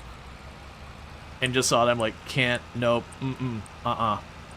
That's the day I die because, like, I tried to quit cold turkey on something chemically addictive. Not tried, to be forced because you can't find a usable vein. It was rough watching that. That was one of those ones you would get through seeing it, and you'd go home and be like, you know, I just want to sit on the floor for a while, and, like, hug the cat or something. Like, I don't want to be right now. But I think it was a valuable watch, because sure as hell I would never touch anything like that after that. And that wasn't the whole point of the piece either. Like, I actually feel they did a pretty good job of just kind of, you know, following the people around and what they did, and a lot of them tried to get off of it. Like, one of them got, you know, was in prison for a couple of years, and got forced to be clean because prison. And they lasted like 2 days before they got back on it because all of their friends were on it. And they you know, they didn't really have a support structure or anything, so they were hanging around these people who are all doing it. So that didn't last.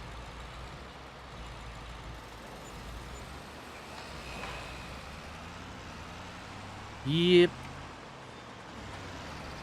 I mean, one of the ones that died was basically, it looked like they were going to stay clean, it's just they had health problems that stemmed from it. Yeah, no, the closest I've done was nothing near, like, even cigarettes. Caffeine can be addictive to more degree than you'd think. And I used to drink a completely unreasonable amount of soda, like Mountain Dew and all that. And in high school, I was like, you know what, I'm going to be healthier, I'm going to stop drinking this stuff. And, like, literally was to the point of, like, you know, headaches and shakes and all that stuff. I'm like, what the hell? And I didn't drink soda for a long time after that because I'm like, this is not okay. This is not a reasonable response for this. Like, this is what you hear about people, you know, quitting far harder things go through. And obviously I didn't have anything that extreme.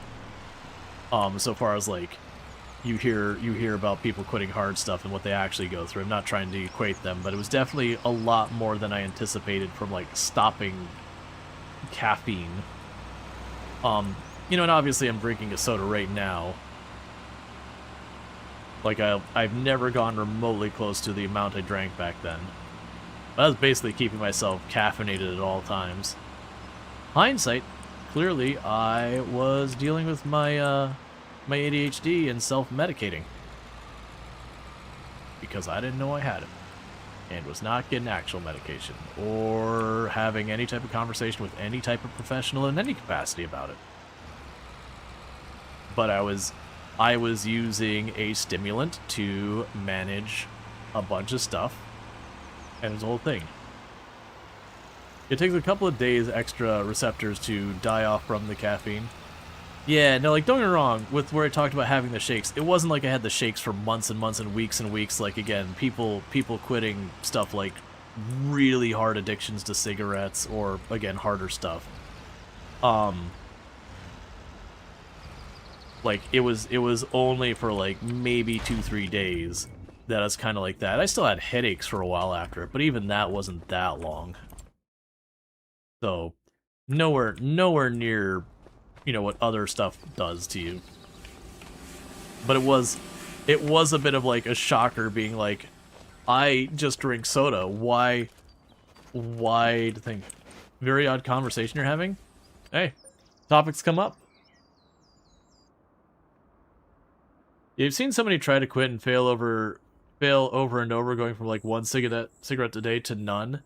Takes month, if not year long run. Yeah, no, that was for me it was my grandfather trying to quit smoking. That he was like, for him, he had a very serious health problem that he had to stop smoking.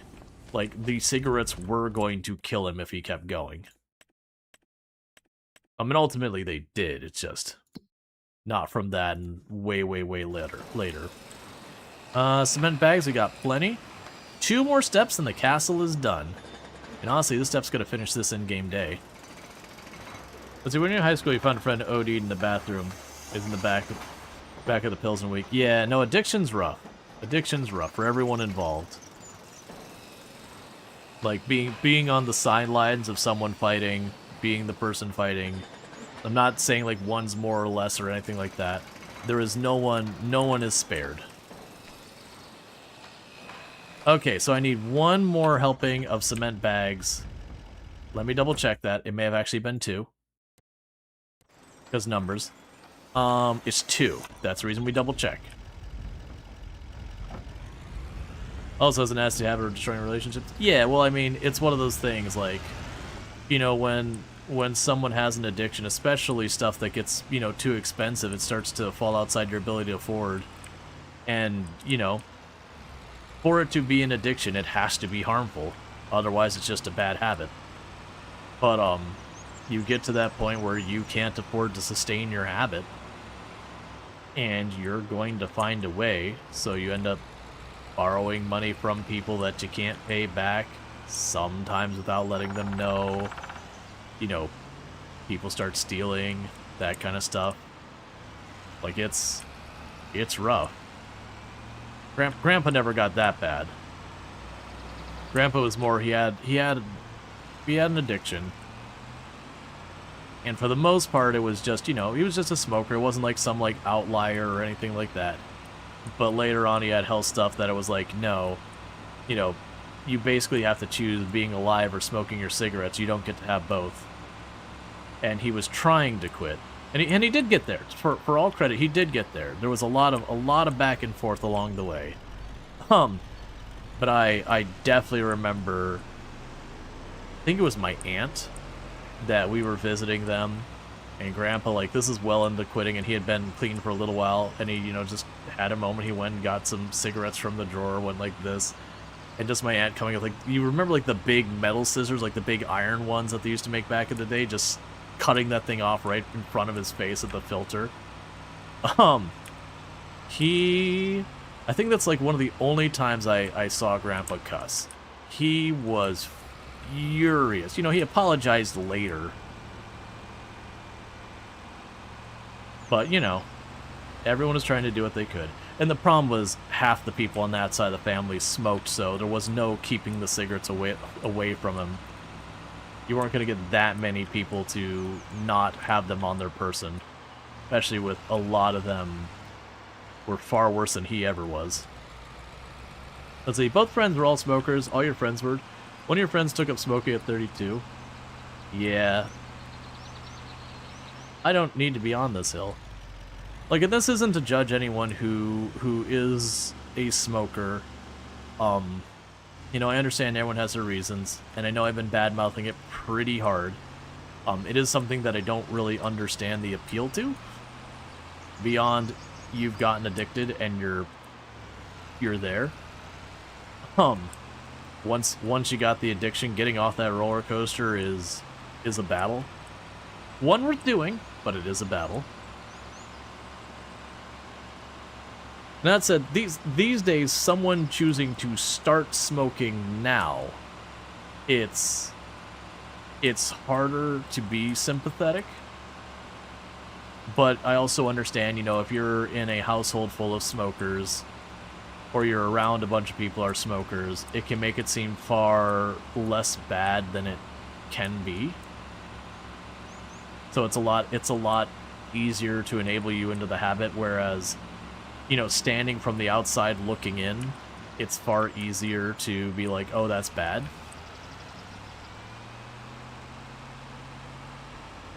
Quitting smoking is the easiest thing you ever did. You've done it yourself 12 times already? Yup. Yep.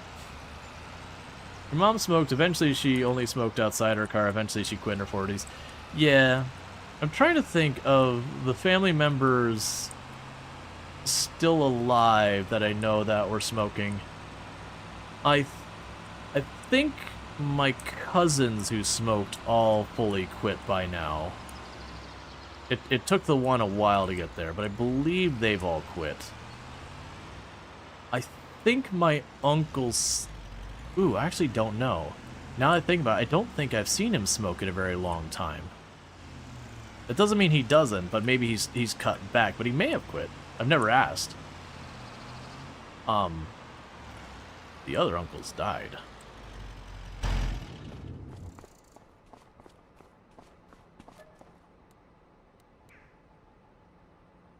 Two of them from stuff directly related to smoking.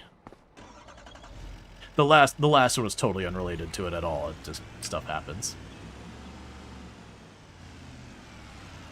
Let's see. Oh, you get the appeal of nicotine, fantasy, consciousness, or later on problems? Yeah, no, like, okay, so, like, don't get me wrong, the things that drugs can do so far as the experiences and feelings, I get why when someone experiences that, they would keep wanting to do that. Like, when you hear a lot of people who get on, like, opioids and that kind of thing, and how, like, it removes the entire feeling of, like, pain or anything. And I can certainly understand, especially people who have unmanaged pain. I can 100% be like, oh yeah, if you're in chronic pain every day, and someone, you know, jiggles a little bottle in front of you and says, I can make that go away, there's definitely a point where you'd be like, just give me the pill. You know, and then you've hopped on that roller coaster, and it starts to become real hard to get back off. Especially if you do have something like you've got a hurt back or a bad knee or something that's happened where if you're not on them, you're in active pain. Like, I can 100% see how you go there. Which is one of the reasons why when pain isn't taken seriously in medical professions, I can almost see it as, like, for me personally, as borderline a malpractice. Like, obviously, you know, someone gets a boo-boo on their toe, you don't go, here's some Oxycontin. Like, you be reasonable about these things. But at the same time being like, oh, you're in tears levels of pain. Have you considered a Tylenol?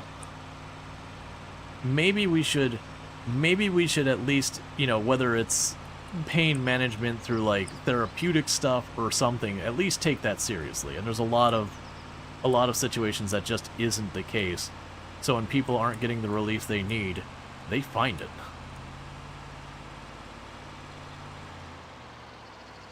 Because I don't like the idea of living in perpetual pain. See, honestly, the most annoying thing for you as a soaker is people trying to explain. They keep on trying to explain it's bad. In real life, the people that you know me for a few months, like, you're aware of that already. Yeah. Like, it's one thing when, you know, it's someone you don't know and you're like, smoking is terrible for you. Holy crap, I've never heard that before. I could see how that'd be utterly aggravating. You know, for a loved one, it's kind of one of those things, you both know the person knows. But at the same time, you don't want someone you care about to hurt themselves. So standing by and not saying anything can also be difficult. And again, it's one thing if like a person smoking like 1 cigarette a day or whatever, like something fairly benign is like, yeah, you're shortening your life, but you're not that bad. Versus the one who smokes like a chimney or whatever. Let's see, you've heard that ketamine treatments have been successful for chronic pain. You did those for your severe depression, and it was a great help. Yeah, I know there's a bunch of different things they're trying to help manage chronic pain because, you know, if you're in severe pain, obviously keeping you doped up on like Oxycontin or whatever they use nowadays 24/7 is not really a solution. But you know, at least have some. You have successfully unlocked extra content crown. The game is not moving. Have I unlocked the extra content crown? Because it's kind of feeling like the game's frozen. Really feeling like the game's frozen. Escape isn't working. The crown is too heavy. It weighs too heavily on my soul. Yeah, no, we did finish the castle, but it has crashed the game, as far as I could tell. I know they say heavy is the head. I killed that, by the way, because it wasn't recovering.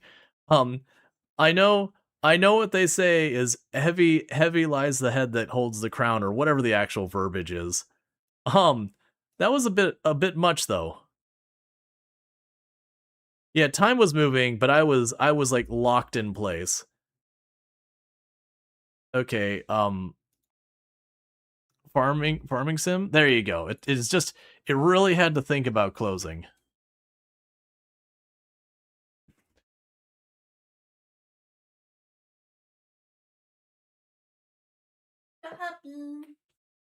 Yeah. Hi. I love you. I love you more. You're the handsome boy. You're the pretty girl. Yeah.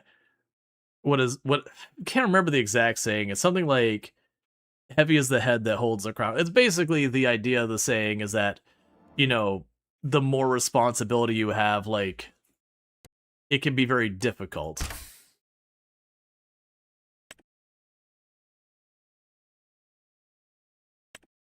But yeah, so we did finish building the castle and immediately crashed. If we could probably get someone may have already gotten it, and I apologize for saying it late. If you can get a clip where it said, you know, you have unlocked the content crown, I think that's enough to be like, hey, I got this content unlocked related to it. Now, the worst case is if that is a bug that we're going to keep crashing. I can't take the cement back out. So I'm hoping it's just a one-off crash.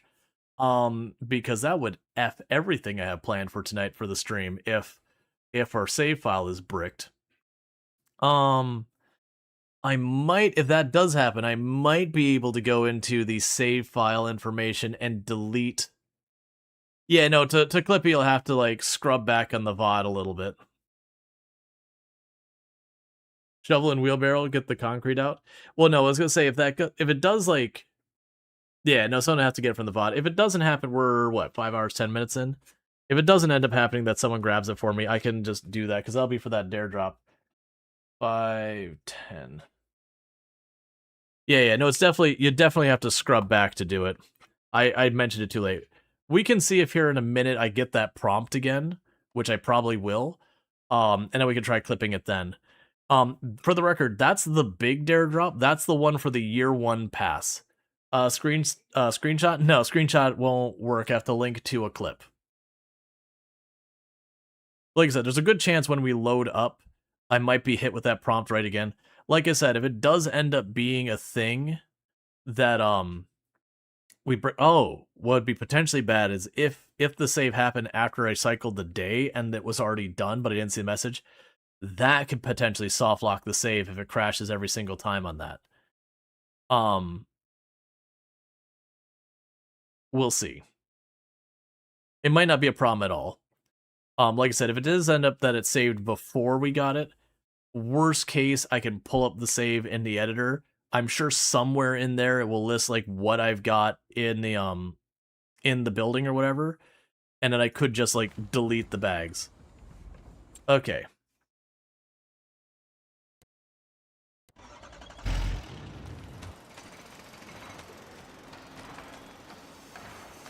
All right, so it does have all the supplies in it. So we're gonna try this again. Oh, you got the clip from me? Thanks. Like I said, I appreciate it, because that'll be what I can use for the dare drop. Alright, so let's try this again. Hopefully, no crash this time. Because like I said, if we do crash again on this, what we can try doing is I'll go into like the save editor or whatever. They're just text files. The save is just text files. When I say an editor, it's just going into the text files. And I can try and really quickly... Oh, good. So, it didn't crash. We didn't get the prompt about the new content. But the castle is done. So I'm assuming happened is we unlocked the additional content, and it broke things. But the castle is complete, so awesome. We now have ourselves a nice full castle.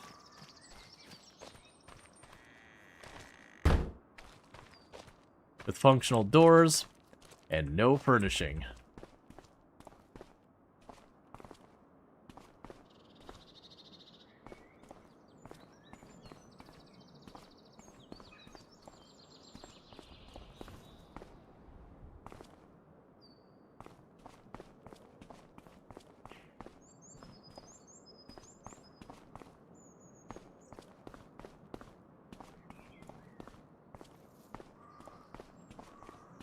Yeah, so we got ourselves a neat castle. I like that we have a vine of plants inside the castle. Alright, castle's done.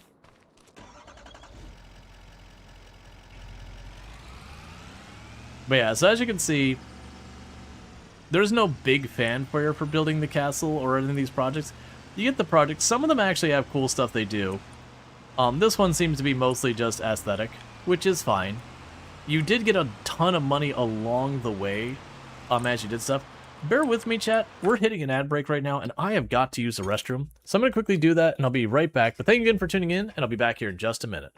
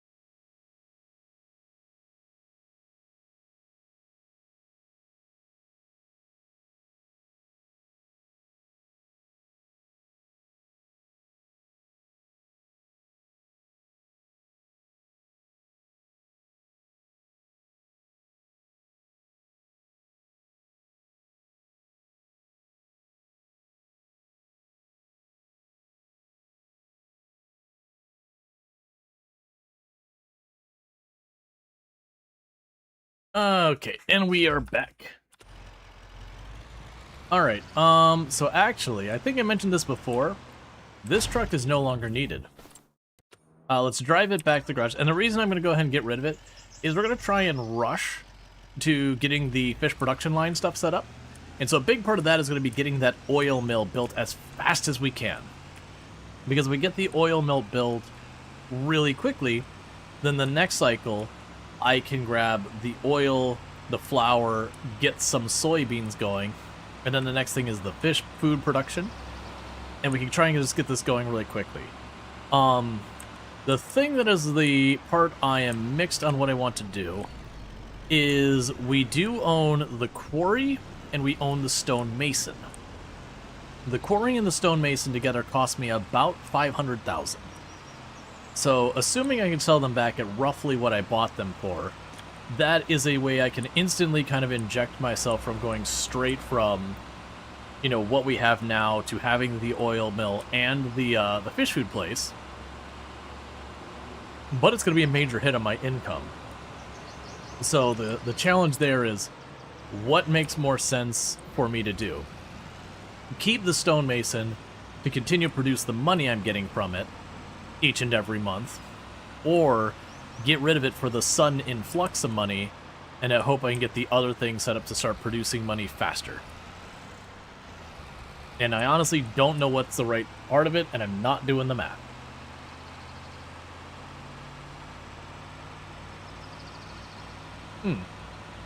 What we could do is to estimate how much money the stonemason is making us. We can look at it, because it's producing about 6 pallets every day, so 6,000 L. So we should be able to look at the price of the castle stones and do the math around that. Will you distribute the way I expect you to? I'm going to go on the assumption you will and hope it works out. So repaint you, repair you, and sell you for the 40. Alright.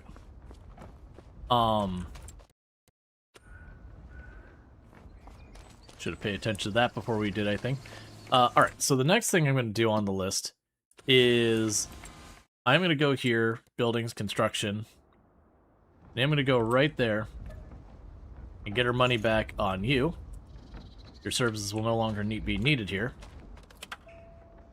We are also going to grab this forklift because I didn't pay attention. And I got some beams here that I don't really need.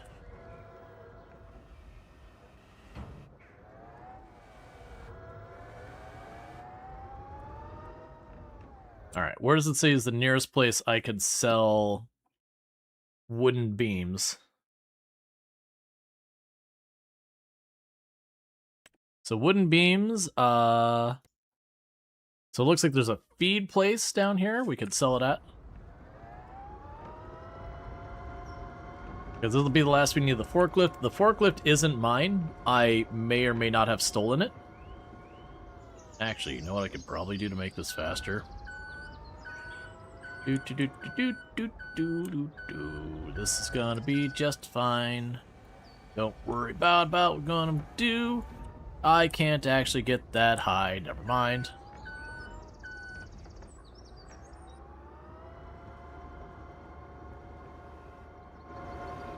I reclaimed it? Yeah. What I was gonna do there...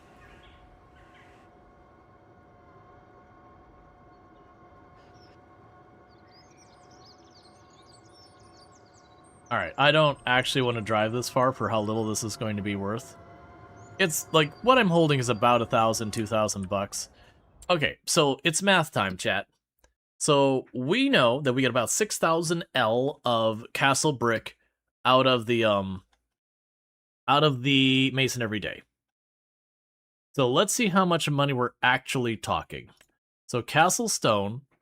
So we'll average it. We'll say it's a 1,100 average since it has the high-low. So 1,100 average. We get 6 instances of that per cycle.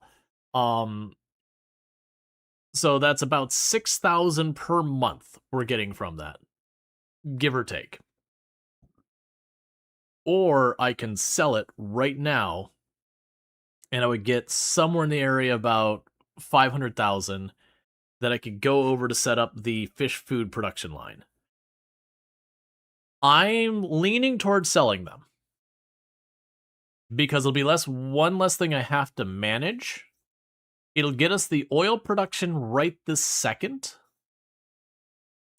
and all that. So what we'll actually do though is when we go to harvest is when we'll do the flip. But I will be selling them, I think, is the plan. Yes, you're fine right now. Okay.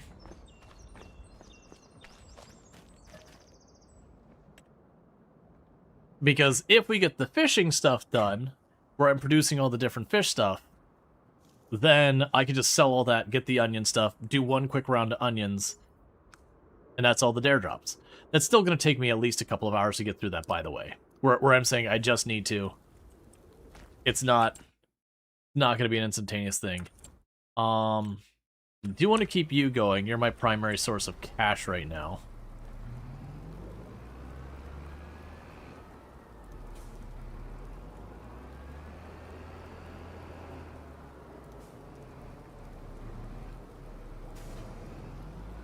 Let's top off this.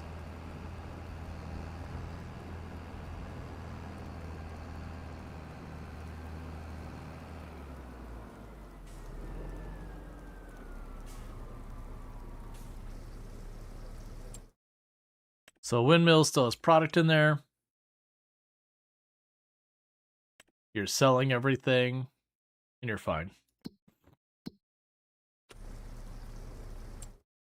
Nothing new sale-wise we want.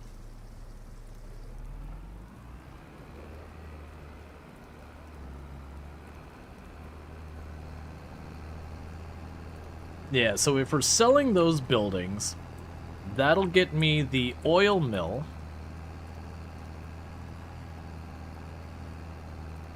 Should I be... No, we'll leave it the way it is.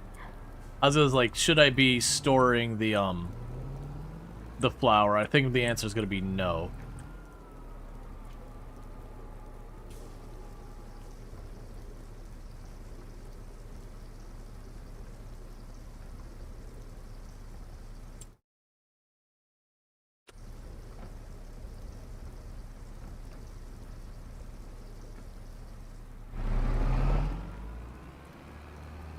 Because, yeah, we keep fast-forwarding with it until we harvest in August.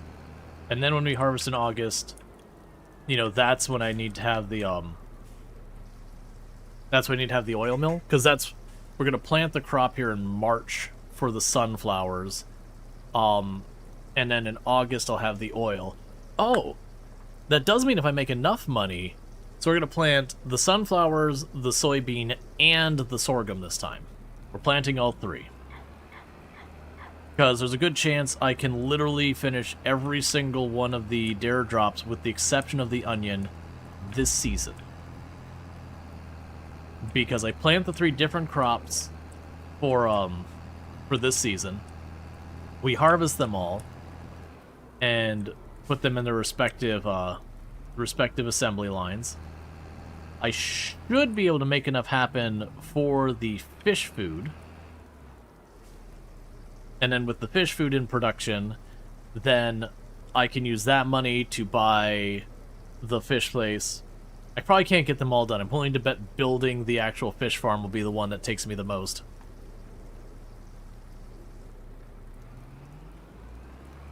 We'll have everything keep distributing to everything else. Yeah, so we're looking really solid of getting the dare drops done today. We only got 4 left. 3 of them are the fish, making the fish food, breeding the small fish, and then getting the big fish. And then the last one is the onions. Planting onions to drawing, and then harvesting and selling them.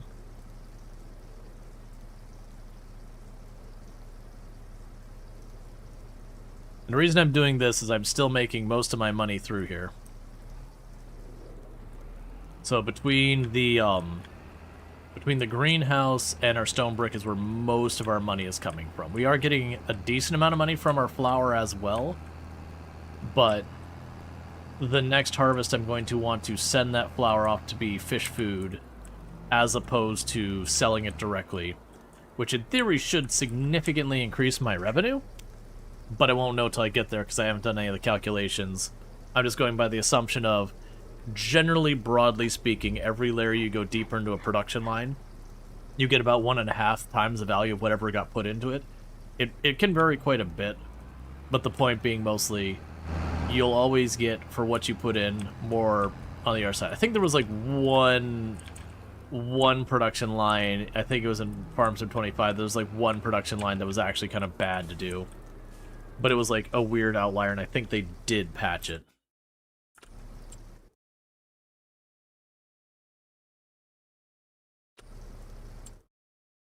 Okay, that should fill it up.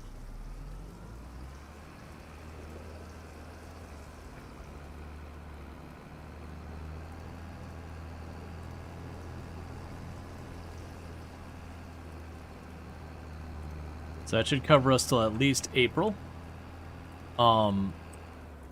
We also, now I think about it, no longer have need for the winch. I'll keep... No, I'll get rid of you. Get rid of you. Get rid of the winch.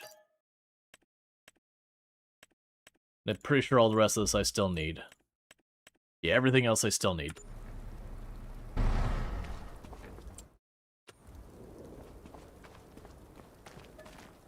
Okay, so March I plant the sunflowers. We gotta check on when the soybean is, and then April is the sorghum. I believe all of it can be harvested in the same month. I believe all of it can be harvested in August.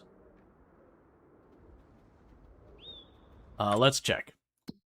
Okay, so if we go down this list, so soybeans planted in April, harvest in October. Sorghum plant in April, harvest in August, and then there was the sunflowers plant in March, harvest in October.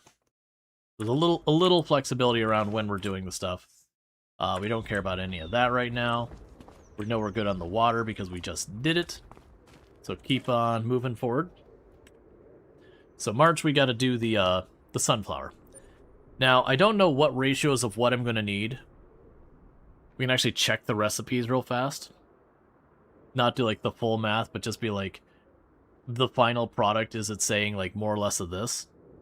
Actually, I don't even know if it tells us. From the production line, can I actually see? Fish food, so you would need 12 canola oil, 50 soybean, 50 flour. So 12 canola oil versus the flour, and I don't think I could check the canola oil recipe. Oh, the type of oil changes it. Yeah, so it's a 1-to-1 flour to soybeans, and then the oil is less. And I'm assuming we put more crop in to make the oil, so I'd have to do a ton of math I don't want to do to figure that out, and I'm not going to do it. You are not the one I need, I believe. Let's check on the harvester header.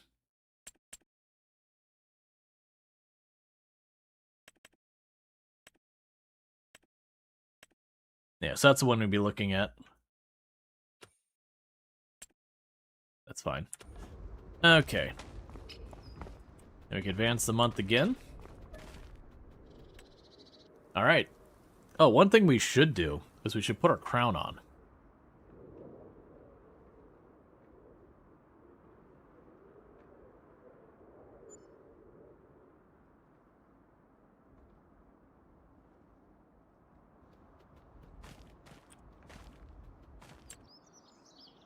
Because supposedly...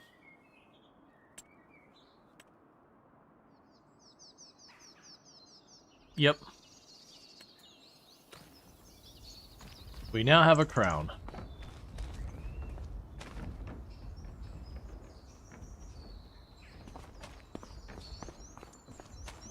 That's the important bit. Alright. So, checking on our businesses, you're holding up okay.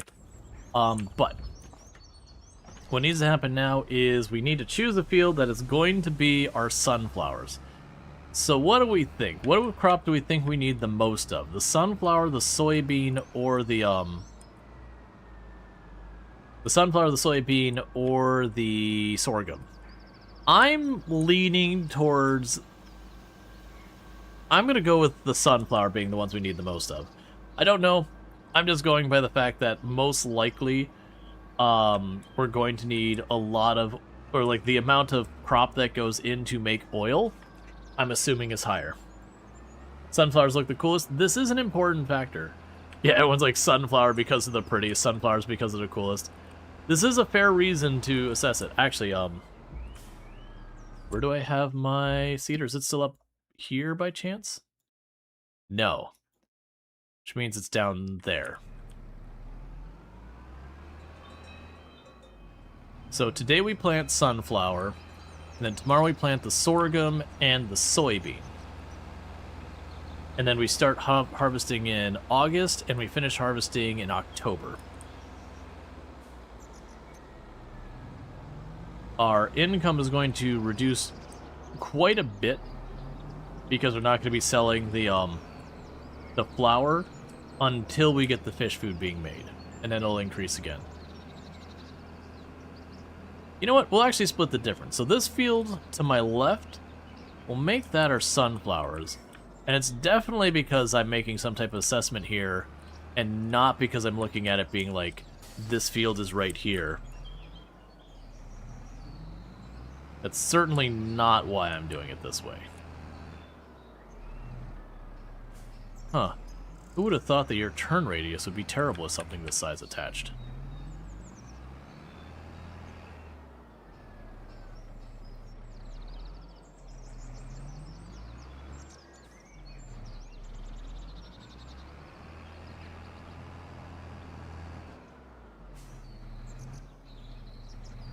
Yeah, because this is our second largest field.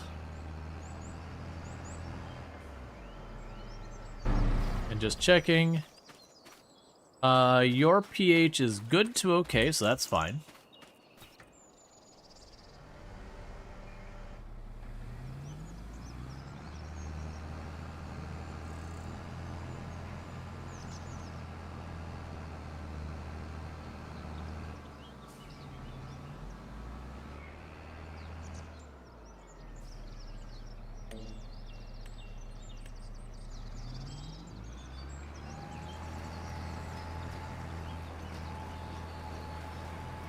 Alright, sunflowers are going in the ground.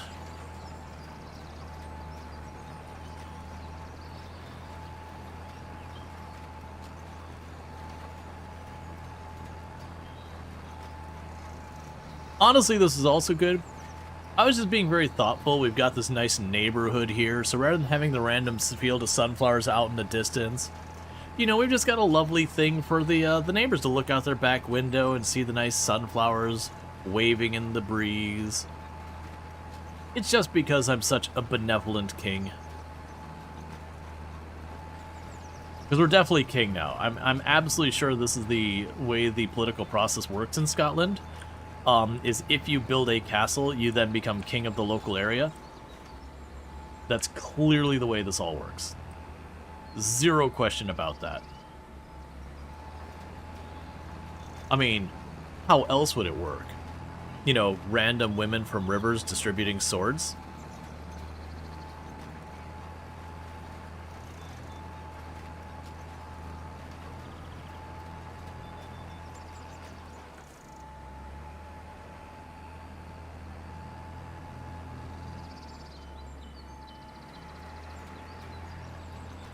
Monty Python reference for you.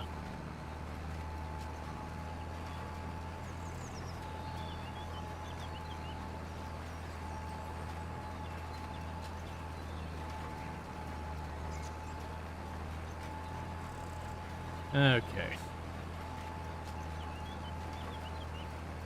That's a kind of the weird thing where you can see people getting behind it where, you know, the one person's like, this doesn't make them king. It's like, no, it seems fine. I mean, look at their castle up there. Clearly they're king. It's right there. You can see the evidence right up the hill. Is there not a castle up there?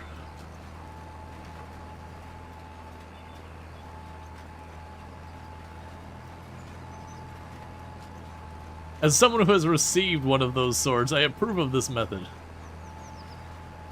Except for the one guy who's allergic to the pollen who's cursing you. Yeah, that's favor. That's fair. I don't know if sunflower sets off hay fever. Because I know like pine pollen and a bunch of that stuff does. But I could certainly imagine that, you're living your best life. And then, like, they've been growing sorghum behind that, and, it just doesn't happen to be the thing that triggers you, and then they switch their crop to, like, sunflowers, and existence is pain. Yep. I imagine that kind of stuff does happen when you live near farms. That just, they rotate their crop, and it's like, well, crap. They just started growing this thing that is a huge huge allergy adjutant to me. And you can't, like, blame the farmer either. You can't be like, hey, farmer, don't grow this crop because, like, it gives me allergies. And they're like, look, man, I already bought all the seeds. Like, I've already done my paperwork saying that that's what I'm growing here this year. It's not as simple as I'll just do something else.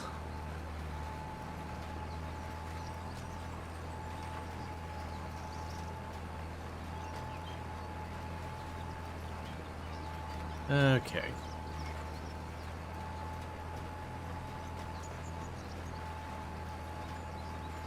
So I'll get this field done.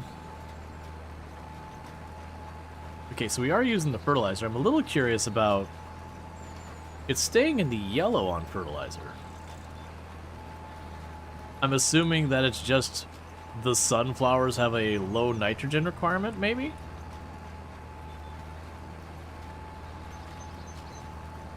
Which could very well be. I honestly don't know. Because it is genuinely taking fertilizer. Not much.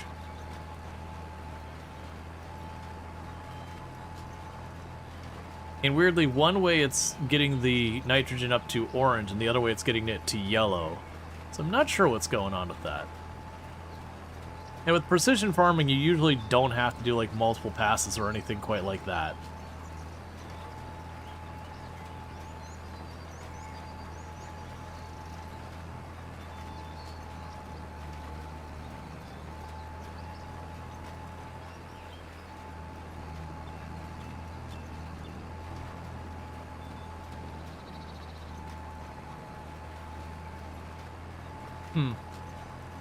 Weird.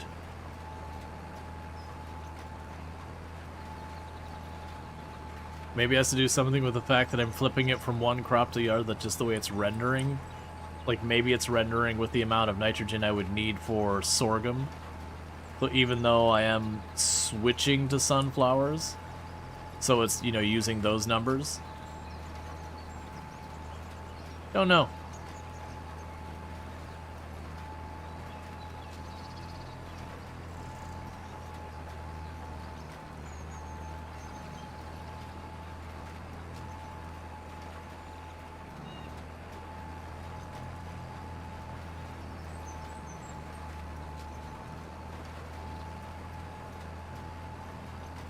And I know I don't still need it turned on. I've been leaving it on just so as we pass over there, if there's any place I missed,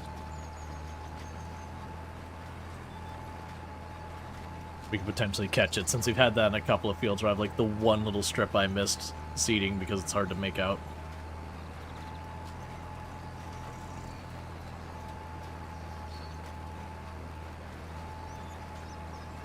Okay.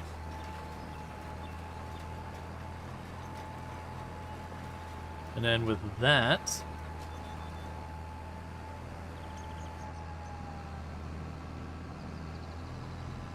we've got the sunflowers planted.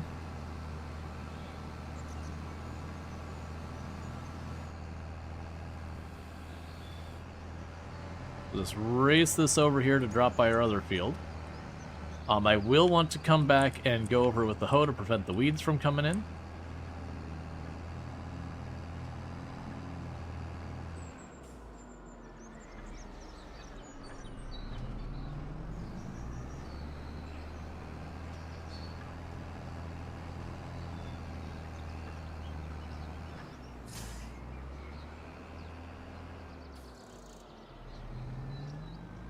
pretty sure the hoe is down there.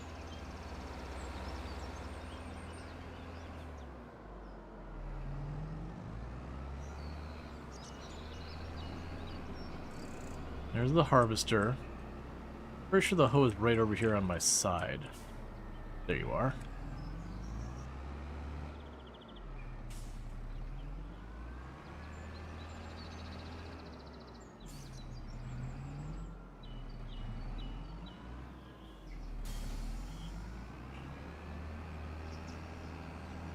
Okay.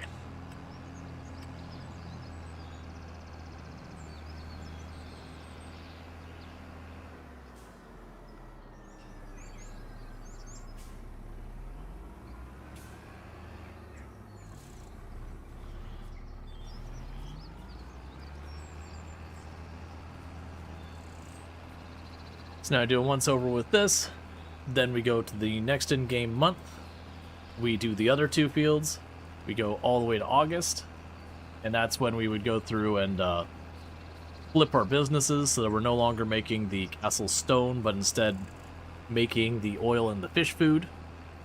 And then the hope would be there that the fish food has some good value, because otherwise that'd be deeply upsetting. But, you know, then we take that fish food, we make fish, and we take the, you know, the small fish, get the big fish, that whole shebang. That's gonna be a great row.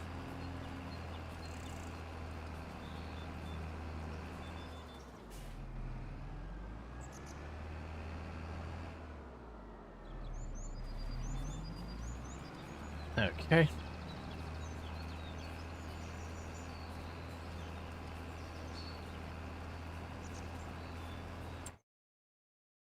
Nothing new to see there. And how are we doing on the water? Not amazing, but still going.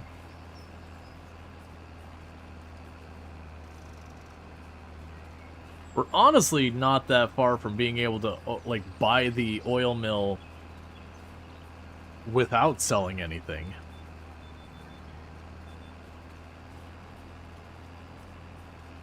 Which still, we'd want to sell the other things, because while I could buy the oil mill, I wouldn't be able to buy the fish food thing. So there's genuinely, you know what? We might be able to get through everything in this season, the more I think about it. Because if I can get pretty close to being able to buy the oil mill without even consideration of the sale, I'm pretty sure the quarry plus the stonemason is more expensive than the fish food, the fish breeding, and the fish pond thing cost. Now, the one thing I don't know is how exactly I get the fish back out of the fish pond thing. That one isn't entirely clear to me, because I've never built it before, because it's brand new. And it does appear to have a dock of sorts. It could be possible that I would need to, like, load up the pallets or whatever on a boat and then bring them to shore, then to sell them or something like that. I'm hoping I can just go to the building and say, like, just auto-sell these. I don't want to see them.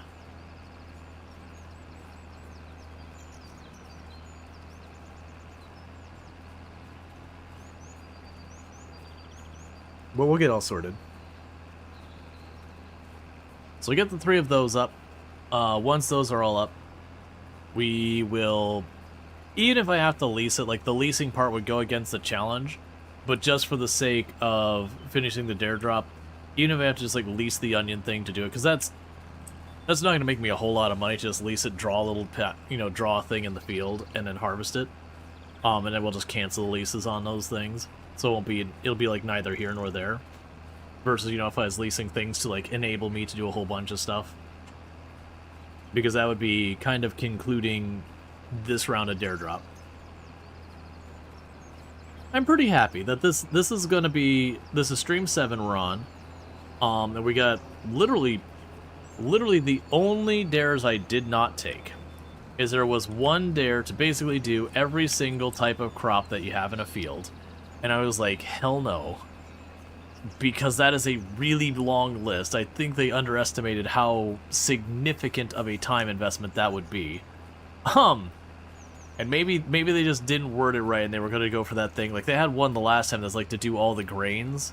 And that's still a decent number, but that's like 6 or so. versus every single field crop is a lot. It's a lot. So I was like, hell no, I'm not taking that one.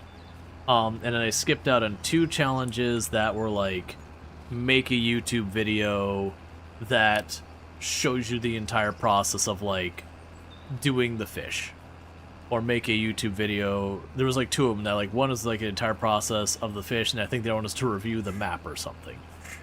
And I was like, nah, that's fine. And I think both of those, they were for an extra like CD key or whatever, maybe with the DLC, but then I gotta record it, edit it up, upload it to YouTube, yada yada yada, and me. We're gonna already have, for just what we're getting done today, 5 more copies of the full game I'm gonna be able to give out.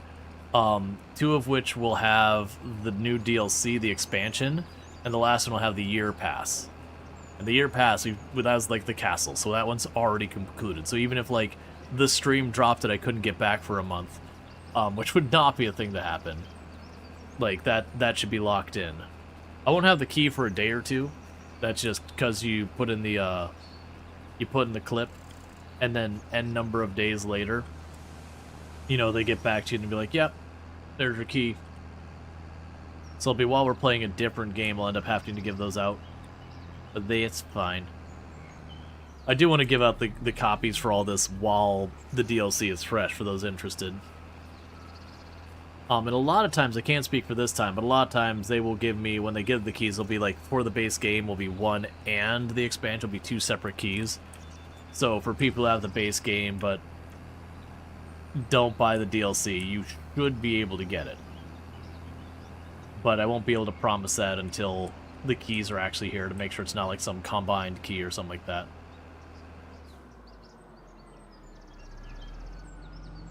Okay, now I just gotta drive you on over here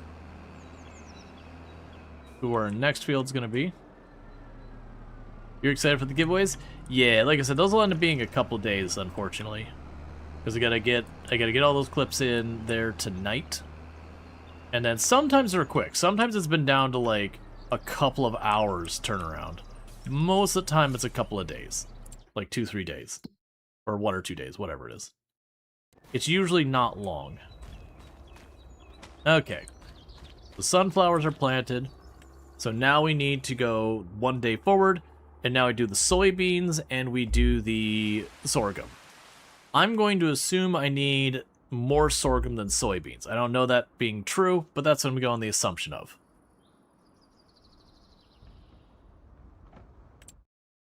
Nothing we care about here.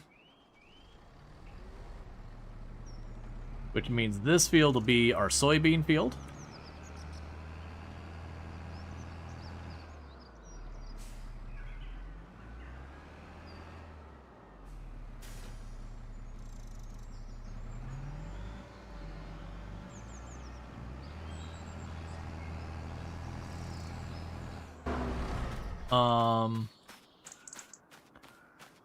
Okay. I'm gonna choose to ignore that the acidity is a little bit lower than I should be.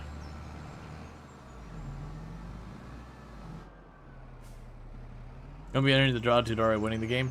Yeah, like I said, when it comes down to it, they might do the expansion and all that as separate things.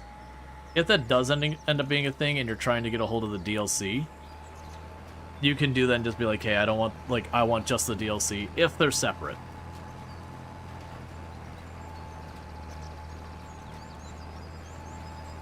Yeah, so I'm gonna put this down, we're gonna go through it all. If the other field also needs lime, I might go and grab the Brendel and drop off the lime.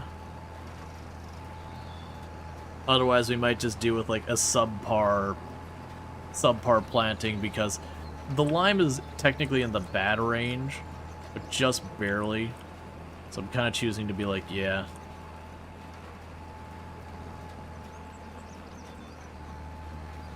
Generally speaking, you end up redoing the lime like every 3 harvests or so. The attachment looks kind of like a mosquito with googly eyes. Yeah, we had a number of people when I grabbed it. Not the mosquito part. We had a number of people point out it looks like it's got googly eyes or eyeballs or whatever. So we were not the only one who was like, yeah, it looks like eyes. No, but I see the mosquito thing. Got like big wings, a little pointy nose from where I actually don't know what the thing is, the steps to get up to the tanks.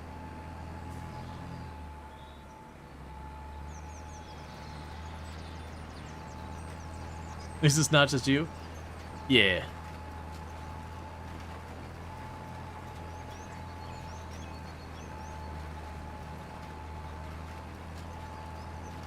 All right.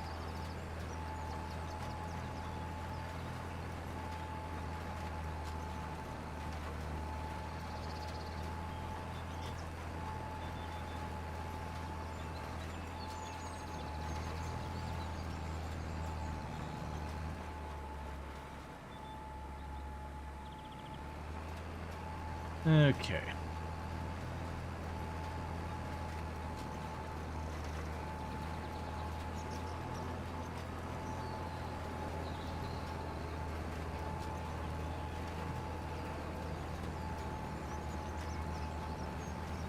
So the interesting thing is we're running into where it's really not taking fertilizer again. We ran into that same problem with this field. Like, the earlier time we did it was fine.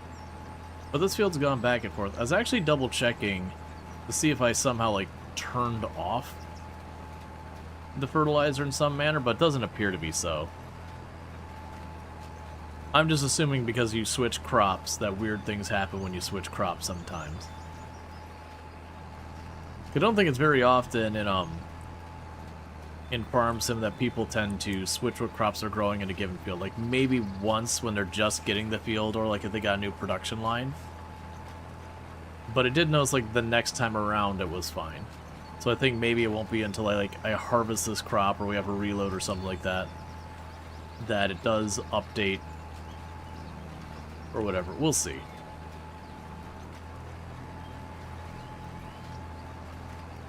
I'm not sweating it. Even if I get a subpar output, I can live with that for right now. Because we're not sitting here trying to get the absolute min-max money out of this. We're just trying to complete objectives.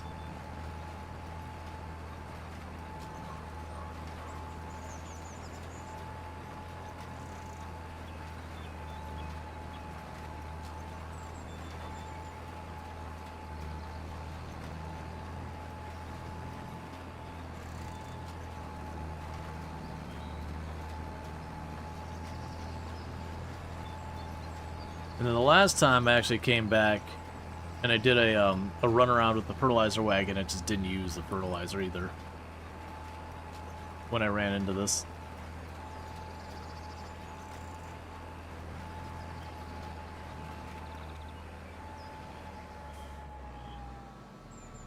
Okay. And sorghum is the last one.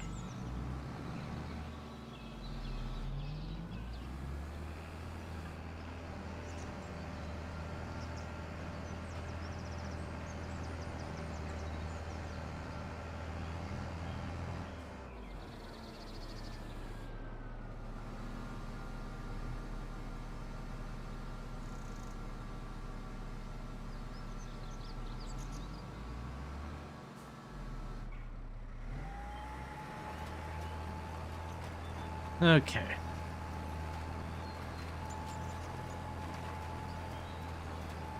And then with that, we'll have all 3 crops that we need for fish food planted. We will want to go to the windmill and toggle it to no longer sell flour, but instead distribute it. We'll want to go to the oil mill when I build it.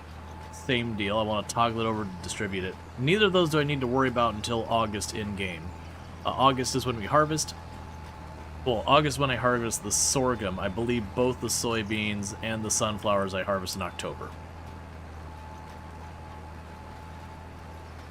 But when it comes time to harvest, that's when we sell the other businesses. And we get the oil mill built, we get the fish food place, and we get everything going. There is a possibility that for the bigger fish thing, it might kind of require me to have a boat. We'll see. Oh yeah, I also didn't take, there was a dare drop for doing a fishing tournament where I would have another player, we would both get boats and we'd both go fishing, and it was the first to 55 fish. I didn't want to take the time to set up a multiplayer server and then, you know, obligate someone to do that and all that. So I was like, it's fine. I think it's not even a bad dare drop. I think that's actually a good dare drop to do for people who do multiplayer. It's not that I never do it, but it's not very often.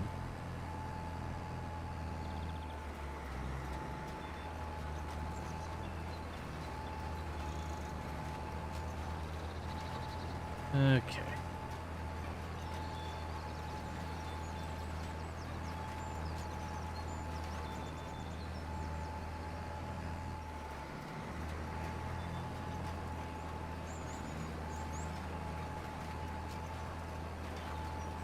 And then we just got to do our pass with the hoe again. And then we're good up to harvest time. And yeah, we should be able to get all 3 of the fish dare drops done after harvest. There is the possibility I come up a little short on the money, which would be a bummer if that happens.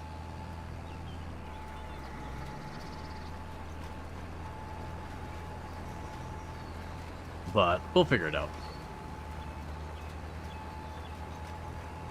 If we come up short, all it does is it means along the processes of the thing, whatever the last step I'm able to actually do, we switch that to selling, and then we'd go to, like, either another cycle or when whatever it is runs out.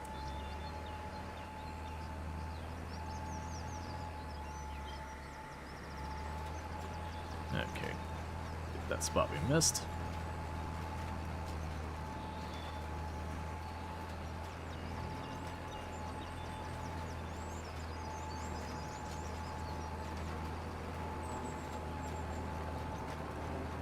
Not doing a great job on these stripes. I'm not giving enough room for it to turn around.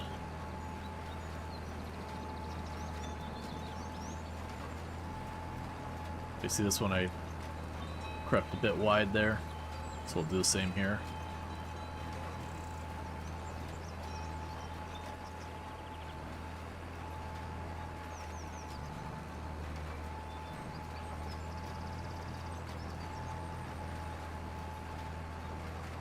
So I have a spot to touch up. Looks like I might have missed a spot over there too.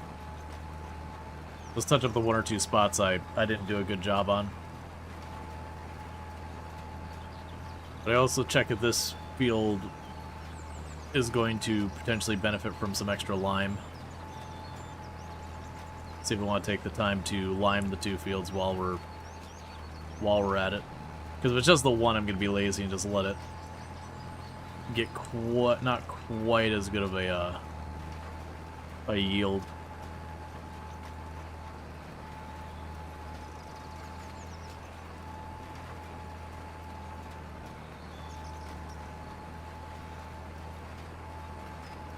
All right.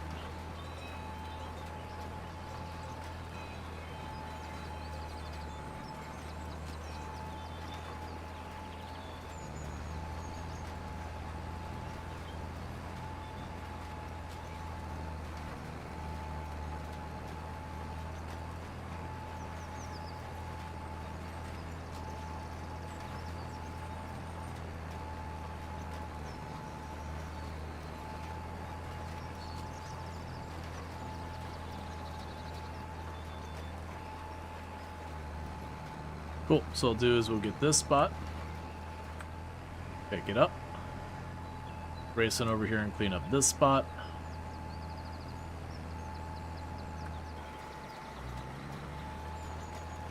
And go touch up the 1 spot we got back there. Yeah, looks like a spot right here.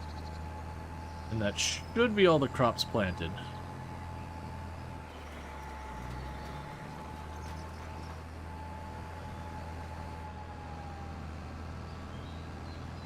Okay.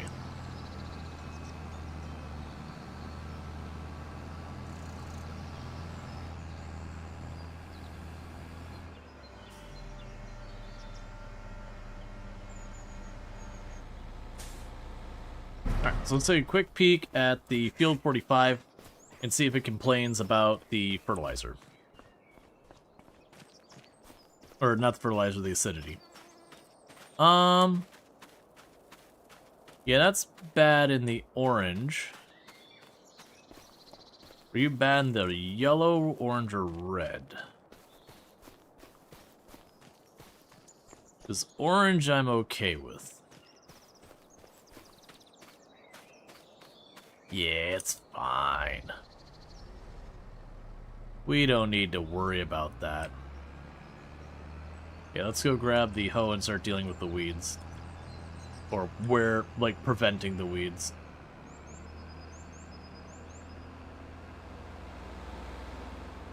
And then we're good to harvest time.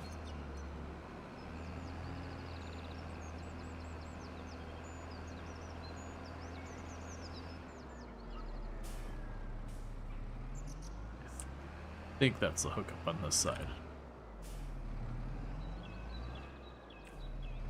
Okay.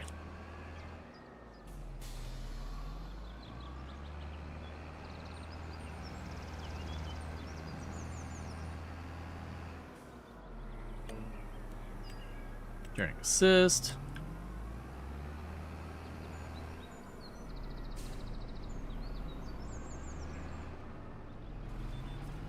Alright. So let's go do a quick pass on these two fields with the hoe. And then that is it for the planting and prep. The only other problem I could think we could potentially run into is if where I'm planning on putting this oil mill, if it doesn't fit there, that could be a stickler.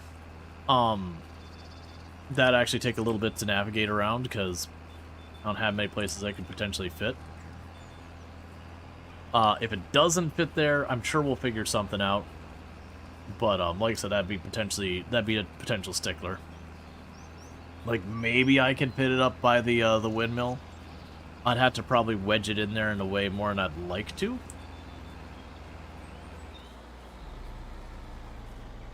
But there's also the possibility I could, you know, go to one of these tiles where I got some trees and shove it in there. The downside is, like, where I've cleared out all that land up by the windmill, I could potentially fit back there, but I would need to get a stump grinder and grind the stumps first.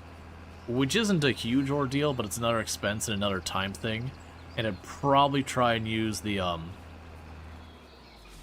stump mulcher thing, just because you can at least guarantee you clear a spot. The stump grinder can be a little onerous sometimes when they're like really big trees.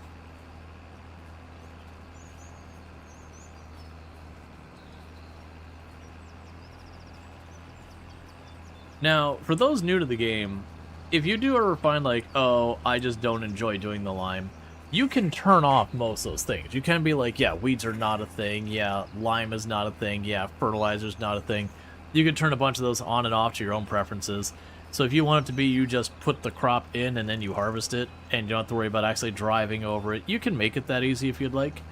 And there's reasons to pro and con do that kind of stuff.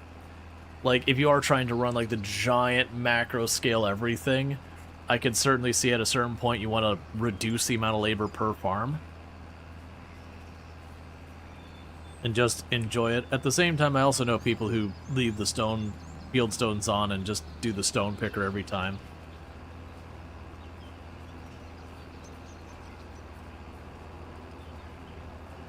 So it is just the point of, like, what, you know, kind of customize what's your poison. Side note, we should be doing the new anno tomorrow. I could have done it today if I had a little bit more time to prep before stream from when I got a hold of it. I need to go through, you know, get it all installed, test, make sure it runs, yada yada. But once we do that, I think that's going to be our plan for tomorrow, is be checking out the new anno. It's a city builder. I have never played any of the anno series. So I think that'll be a fair representation that I'm sure a lot of the people you're going to see playing it tomorrow will be people who have, you know, played a bunch of the anno games over the years, so probably know all, like, the nuanced stuff that's in there, so even though it'll be a bunch of new systems and you'll have to learn it, you know, when you play, like, Civ 1, Civ 2, Civ 3, even if they're very different under the hood and, like, the balance and all that, usually the concepts of like, oh, it is on a grid, you know, these units tend to work better against those type of units. That kind of comes as knowledge you've built up from playing the game. And so quite often, there are games that just assume you know what the previous game did. So I do think it'd be good to get a new player view on it. Who, I have played a bunch of city builders over the years, so I'm not going into without, like, no familiarity with the genre or anything. Like, we played a bunch on the channel. But having not played the Anno series, I think it'd be good so people who are also new to the Anno series can kind of get a feel for, like, oh, where am I going to potentially get stuck? You know, were you to buy the game yourself? Or where are there going to be the pain points, that kind of thing. I also think it's useful to, like, the devs and all that kind of stuff, that for a lot of the devs, usually a lot of people want to check out the game, or people who are already interested in the series. It can be sometimes hard to get, you know, get feedback from players that very genuinely have never touched your games before, and that can be important. So it doesn't do any good if you just keep getting the same people back and back again, because arguably you'll always get a couple less each round, versus being able to attract a new audience and making sure your game actually is good for them. As far as you know, none of the Annos are linked story-wise, but the gameplay is about the same. Yeah, no, I'm under the impression that, you know, they're all their independent things, but the games are very similar in how they function. But it's not like you play the kingdom up to a certain point, and then you go to the next one, now you're Renaissance of the same place, and then, you know, you're Industrial Era of the same place, or anything like that. I do think they're all kind of in their own isolation, with similar mechanics, similar balances, different systems, that kind of thing.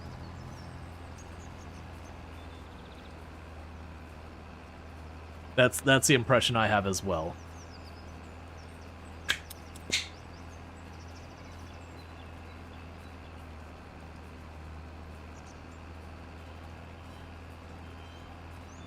But I'm excited. Very genuinely, I've had a lot of people really talk up the Anno series. It looks like a series that I'd be very interested in. It's one, when it comes to, like, the city builders, it's one I've had my eye on with the intent on playing at some point for a very long time. It just, you know, never happened. And, like, very much on the channel, the Anno series is one of the ones that, I wouldn't say it's the most requested, or anything like that, but of the series I've not played on, like, not played in general, not necessarily on the channel, but I've not played before, it is one of the ones I hear come up the most as recommended for the channel. Like, it's pretty routine. I'll play something like Timberborn or whatever, and that sooner or later someone will mention Anno. Or, like, very recently we've done Whiskerwood, and people definitely recommend, or definitely mentioned similarities between it and Anno.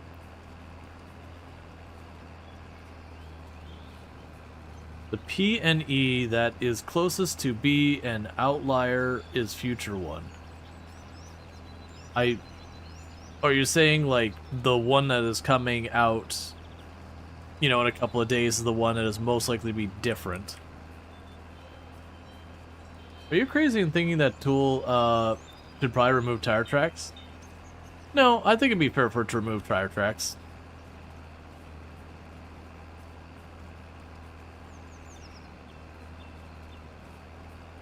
Because I'm under the impression the way this thing works is it's like dragging, like, almost like hooks through the dirt.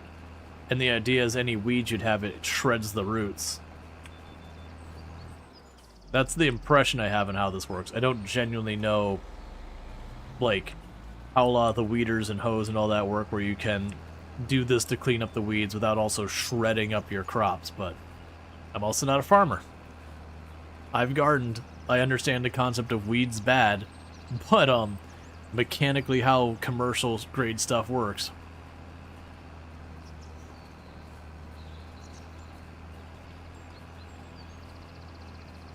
Yeah, I'm assuming what you're saying is that Of the annos, this one seems like it'll be the most different. The one that is the most different is the one set in the future. I see. Gotcha. So there's an anno that has previously come out, but is future tense. Your understanding entirely comes from this game? A lot of my understanding of commercial farming comes from this game, and then people, you know, people who are more knowledgeable about me talking about it within the context of us playing this game. Now, granted, I have learned some from where I'm at, like, about how people do, like, strawberry and onion farming and that kind of thing, but that's that narrow slice. Talking about Anno? Yeah, because we'll probably be doing Anno tomorrow.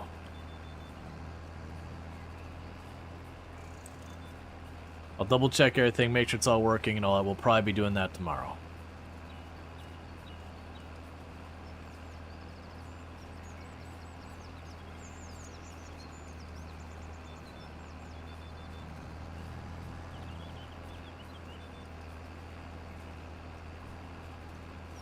Also, we are now the King of Scotland. I have built a castle and I have a crown.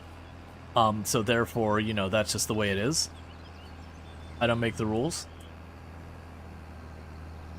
So, unless someone comes after me with a big two-handed sword and we fight over it Highlander style, that is just the nature of the situation.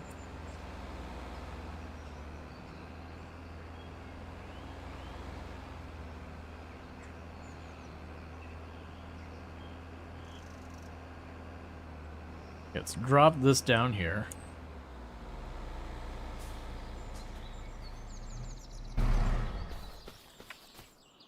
Yeah, so we actually did get a crown for building the castle. It crashed our game, but we did get the crown.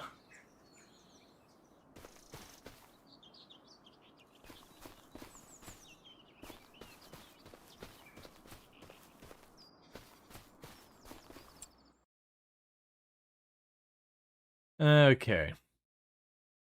You're going to tell me a Valhalla joke. Okay.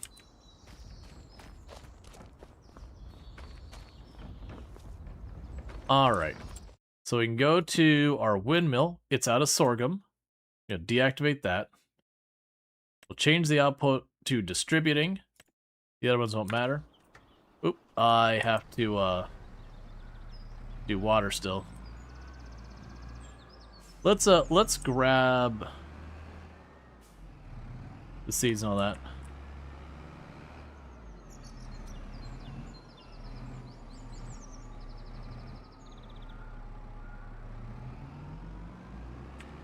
I am definitely not going to release that. I'm definitely, sorry, not release that.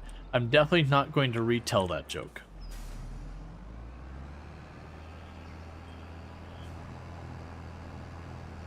Yeah, for those who don't know, Treacle, absolutely fantastic content creator. Someone I definitely recommend checking out on the channel. You know, does a lot of similar games to what we do here, so if you like what you're seeing here, you'll probably like what you see there. That whole bit. I missed what it said you had played most recently. I know you played a bunch of Whiskerwood recently, so I'm not sure if you had something else going on. But yeah, should be good times over there. Which Whiskerwood is also excellent. That is another survival city builder, whatever you want to go with it. Okay, so we need to top off the greenhouse. We got everything prepped now, so in August we harvest the sorghum. October we harvest the sunflowers and the soybeans. We're also going to buy the oil mill during then. If I have to, I will, I'll be selling the, yeah, the weekend it's more Rimworld Whiskerwood, and Anno coming this weekend. Yeah, fair enough. Your intrusive thoughts? Gotcha.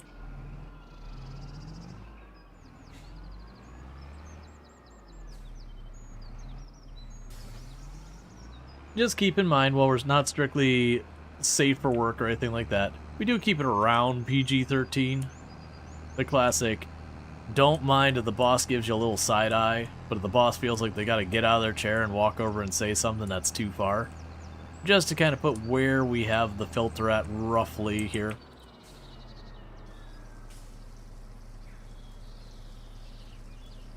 And that's both on the YouTube and Twitch side. I keep about that same level. Alright, so let's get this greenhouse topped off.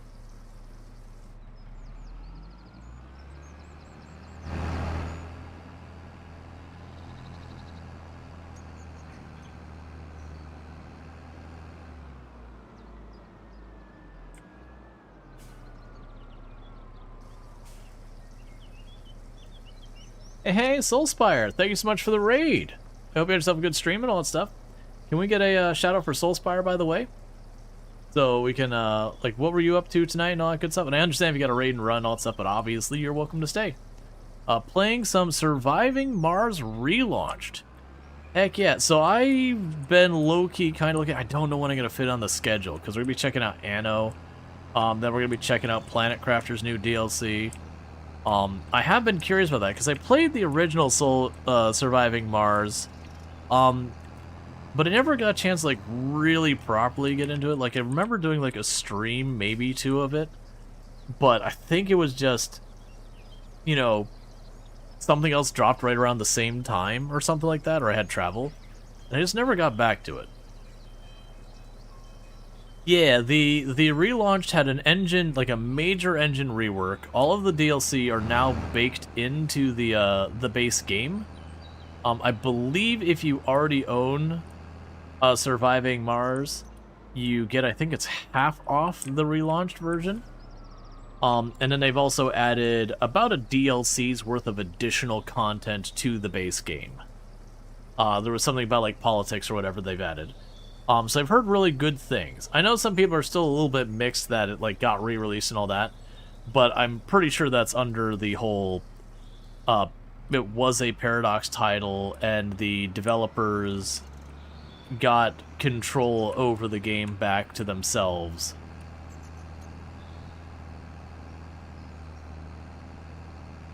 $40 US for the Ultimate Edition. Is that with the 50% off for already owning it, or is that, like, beforehand? Because if it's beforehand, that's not bad if you already own the base game, or you already own the previous one with the discount. Gotcha. Okay, that's a little rougher. Still not terrible. Yeah, same. Played the original, but essentially none of the DLCs. Yep. You won the key for the base game? Yeah, no, I think I got the key. I'll have to double check. I think I got the key, given to me by the devs way back. And all that stuff. Yeah, you're wondering what happened. You received a key of the originals. Yeah, it could have also been like a,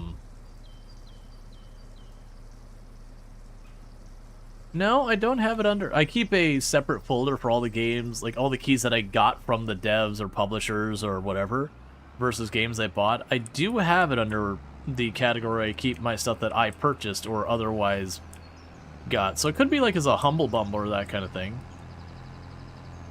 I wonder if there's a colon in Surviving Mars Relaunched. Nope, it got it right.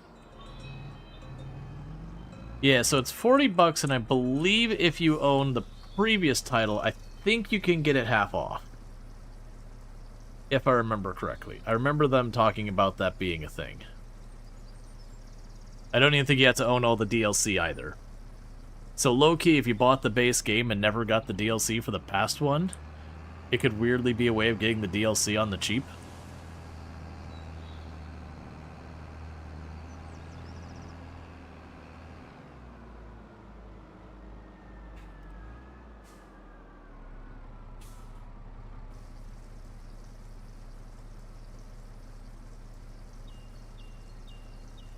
Yeah, be down to check that out. I'm just trying to figure out when we fit in the schedule, because like I said, we're going to be checking out Anno tomorrow. And unless we play it and we're really upset by it somehow, which would be very upsetting if that were the case, considering how much people have talked up Anno to me.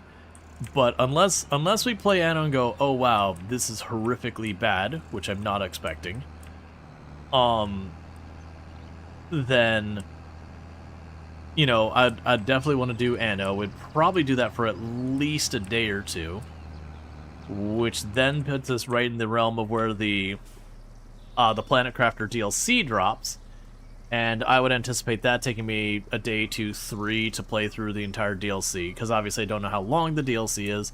But that's been roughly what I've gotten out of each Planet Crafter DLC, and the Planet Crafter base game is, you know, a couple of days worth of stream. You know, and then after that, maybe we'd circle back and, you know, circle back and do Surviving Mars, because that's another one I've had people bring up a couple of times, and I mentioned that I have played it, and I remember liking it. It's just, you know, something else grabbed my attention. Yeah, you got a chunk taken off the ultimate, which you wanted. You also love it because it makes challenge runs so easy to plan. Gotcha. This is a great canvas for this new invention you just made called a long garden hose. Oh, this? Yeah. There's, in Farm Sim 22, it was a mod pack that was sold by Giants. Giants acted as a publisher, but was made by a different group. That was like the hoses and whatever that did a bunch of that stuff. You know, as a thing. Life of a streamer, way too many games to play at all times. I mean, that's not even streamer life. If you buy, like, if you do any shopping on summer sales, it can be just as bad even before streaming. And heaven help you've got Humble Bundle. Granted, half the games in Humble Bundle you'll probably never play ever. But you think you're gonna do the one? You're gonna do only get one ship of people, can import food, all max meteors, and all that stuff. I would have to like recircle back to playing. Like I said, I know I played some Surviving Mars, and I feel like I got relatively far into it. I don't remember most of it though. Okay, so we got all that. Is there anything I need to worry about? Yeah, you're fine.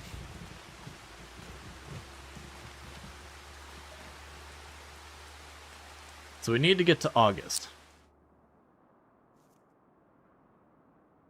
At least when you buy friend slot games, you buy it once? Yeah. Yeah, no, I think everyone is notorious of buying that game that they intend on playing someday because it's on sale. And then it just rots. Just sits in their library and rots. I know I've got a couple. Like with the Humble Bundle stuff, where they would just give you like 12 games every month, and you're like, well, I might play one of those. Maybe. But, you know, anyone that looked remotely interesting, you redeem it, and it just sits there. Okay, so we're at July. Alright, and with this, it is harvest time.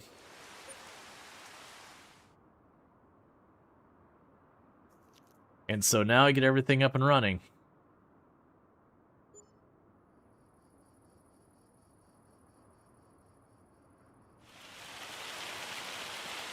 Okay, unfortunately it's hailing. I feel so bad for the dog. The dog's just out here taking the hail.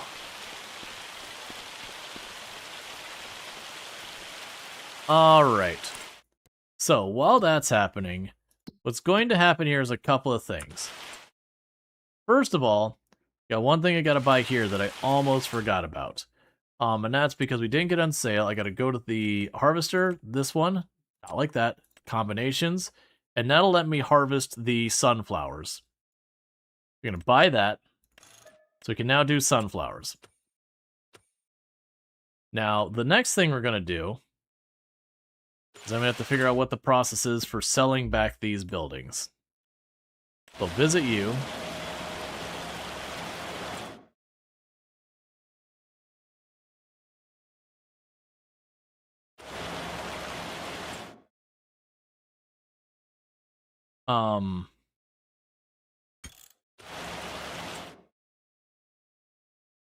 So we can try this, which is construction.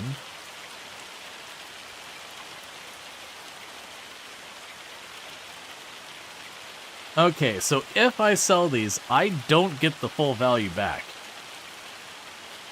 I think I'm getting about half the value back.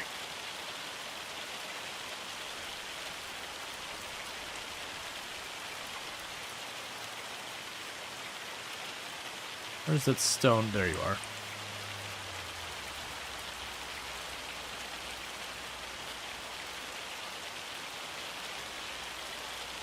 That one I don't seem to get the option to remove it. Oh, that's the vegetable plant.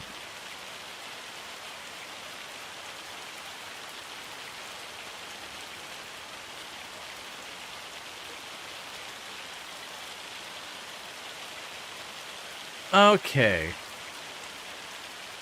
So, I'm gonna get about 160,000 back for this, which is not what I planned for. I planned to get a lot more out of this, and that's between this building and the other building. That is enough to get the oil mill. It is not enough to get the fish food place. I'm assuming if I hit sell here, I'm going to get that 74. Alright, so time to think. So I'm making about 6,000 every day by keeping this. So between the two of them, I get somewhere in the area of 180,000. Which is, what? 180,000, 6. That's 30 in-game days? Is what that's saving me in time.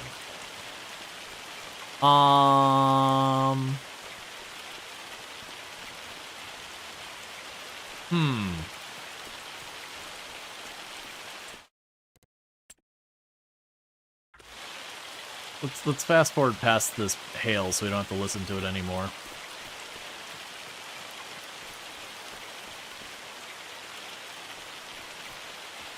So, the problem I'm running into here is my intention had been to sell those back and get a pretty good chunk of change back for them. I hadn't accounted for the significant reduction in their value that has occurred, which is fair enough.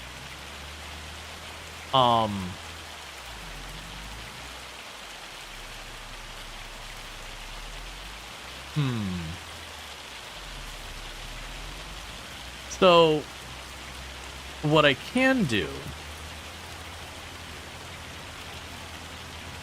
is I could chuck all these crops into a silo. And that would allow me to wait to take them to the various buildings for production until we got them ready. Because if I sell both those buildings, I will have enough for the oil mill. But what I won't have enough for is to actually take those crops anywhere. Now, another possibility is we could say today is the intention of ending this, ending the challenge run kind of thing. That we've reached, like, the home stretch that we're just trying to, finish the last 4 dare drops. And I could say to the hell with it, YOLO, take a giant loan out, and then just buy the things. Which, again, goes against the rules of the challenge run, but at the same time, we're just kind of wrapping this up. Because I don't want to do... I think we're going to take the loan. Because I'm looking for this to be the last stream for Parsim for a little while. We got a bunch of other games coming out right now. Would you stop hailing? You're supposed to be sunny. Thank you. That basically where we're at now is I just want to get those dare drops done tonight, because we get all the dare drops done, we're good. What I've got left is I've got 3 dare drops for one for making the fish food, one for breeding the fish, and one for the fish in the lake, ocean, whatever the body of water is, and then one last one for drawing a picture with onions. That's what I got left. Because if I have to spend the entire rotation, we're making a bit over 100,000, maybe like 140 or 160,000 a year doing that. If I have to go that way, we're going to delay all of that more than I can get done in the stream. So I do think we're going to maximize our loan. We're going to build the oil mill and buy the fish food place. Ultimately, I'll probably end up selling the mason and all that for the 100 whatever thousand. We're just going to get the dare drops done. Because honestly, at this stage of the game, we're making really good money. And thank you for the follow. Welcome to the stream. At this stage of the game, we're making good money. I'm putting away 100+ thousand every single season. Pretty much every season I have enough money I could buy a field or a piece of equipment. If I'm going for a bigger thing, maybe it takes me 2 seasons. But we're at that point where we're making good time. But it is those things I want to get the dare drop done. So, let's get that sorted out.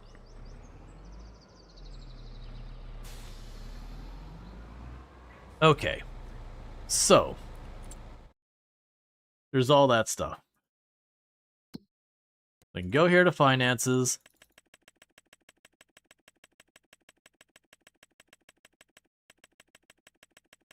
Now, I do own a decent amount of land, so where normally your cutoff is 500,000, I should actually be able to go over that quite a bit.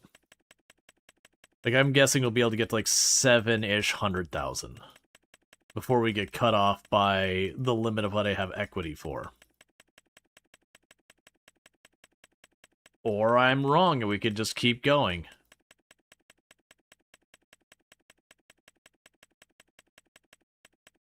I don't need that much money.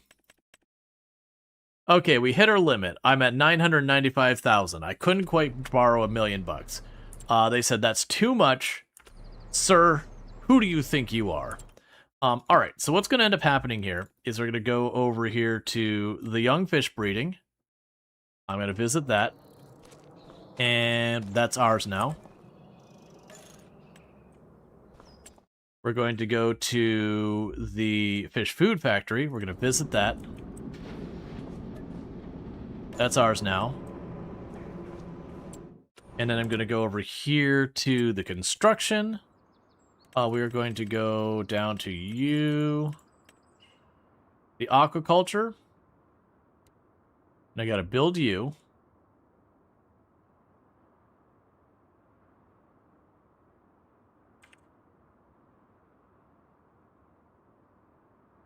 Okay, so that's just a walkway between it. And that area off the other is like the actual dock. So I want to see, can I put the docks right up against each other very close that I can just hop between them? Okay. So I now have myself the actual thing for breeding the fish there. And we're not quite done yet. So I need to go over here to where I own this land. Where are you at? Down here. And I need to go to factories. And what we're looking for is the oil factory. The oil mill.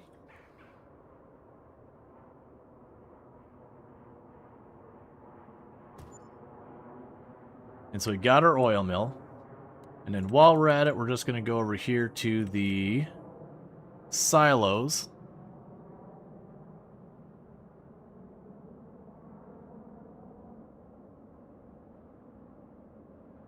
There's all sorts of different silos you can build. I don't know if we'll need the silos. Yeah, so that's 150,000 liters.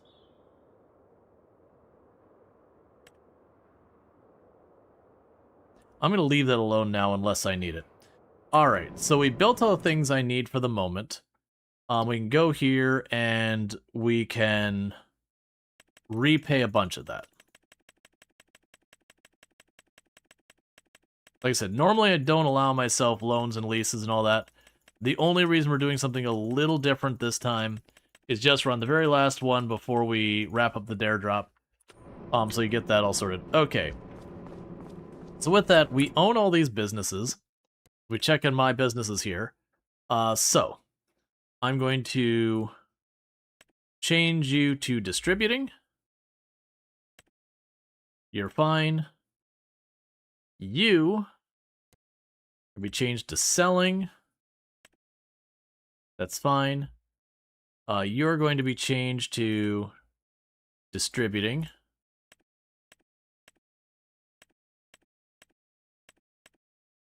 That's fine. The windmill is being changed to distributing. The young fish breeding is going to be changed to distributing. Cool. What's also interesting, so interestingly enough, let's double check this. Okay, yeah. So okay. Right. So no one's selling. So that would be the entire production line start to finish once we have stuff to throw in there. Is there any of these other things I should just get while we're here? No.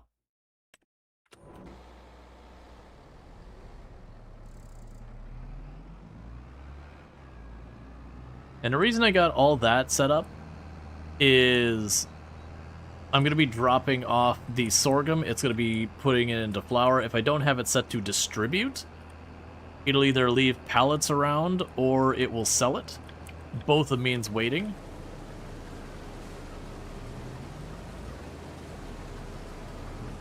Okay.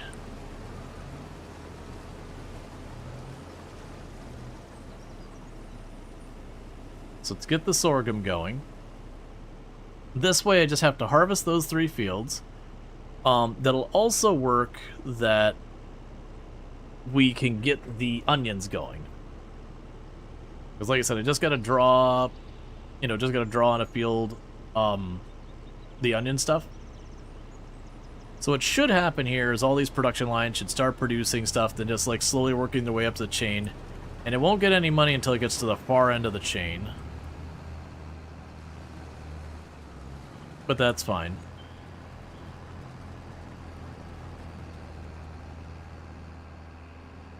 I'm gonna go ahead and drop off the first round of flour, even though we can carry way more, just to get the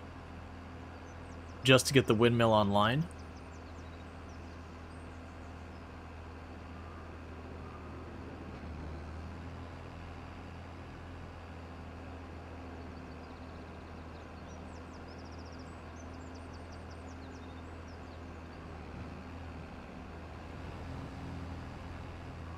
Okay.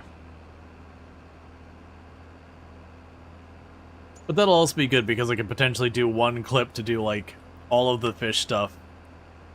Because they just have volumes, but there's no tracking in the game for any of the volumes that we're supposed to do. But, like, for the fish food, it was, I believe, 25,000 liters, which is 25 pallets. And realistically, by the time I do a full cycle of the onions, that'll have happened. So I'm not going to bother trying to math it all out, being like, did I hit it yet? It's like, yeah, we got through a whole year, we're producing. That's what matters. We're demoing the stuff. Okay, so this will make the flour. And real fast, before I have anything else going, flour mill. We have the sorghum flour set to distributing. We're going to activate it. So with this, we are now producing flour. And that flour is going to automatically go over to our fish food place, which still needs the oil, and it still needs the oil. But once we have that, the fish food place will be making fish food, and that fish food will automatically be distributed over to the other places. Actually, let's double check what our requirements. Oh yeah. Because right, if we go here, so the fish food gets made, we set that to distribute. And the young fish breeding, I believe, yeah, it takes fish food in, splits out young fish, and the offshore takes young fish in and puts out large fish. It does require food as well, though.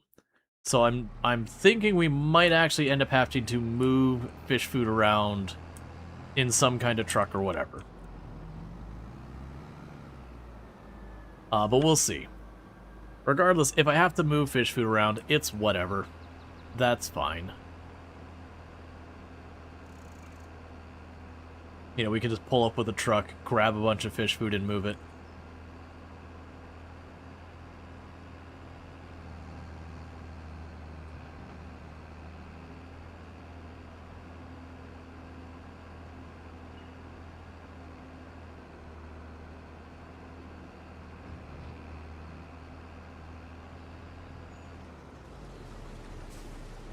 Alright, meanwhile, what month is when we plant the onions? They plant onions in March and harvest in August. That's good to know. All right.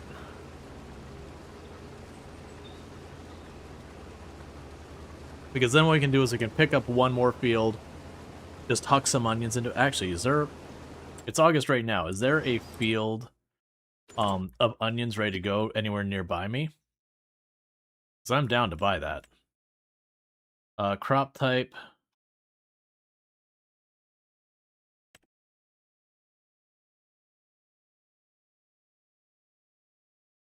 There's one field with onions way up there. If we go to buy it, that's 200,000. Okay, I do own all the different things I need so far as to do the other 3 objectives. How much money can I borrow again?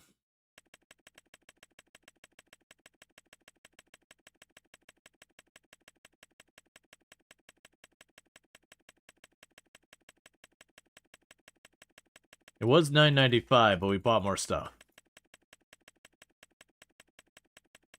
Do I think I can get to the point that I can buy that land? Okay, so we're at 666,000. So if I buy that land, that land is 201,000. That leaves me 466 left. And unfortunately, I believe if we look at the onions, where are you at? Yeah, onion harvesting. So we have the tool to cut off the top of the onion and drop them as a windrow behind the tool. The onion windrower picks up the onion windrow again, cleans the onions, and drops them on the desired side of the tool. And then we have the harvester that digs the potatoes. It says potatoes, but it also does onions out of the ground. It can be configured with a onion header to collect the onions from the ground.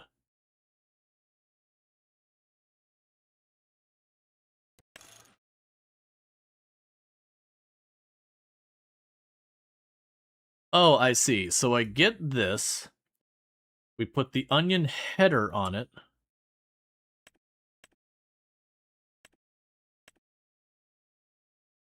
And then you get attached.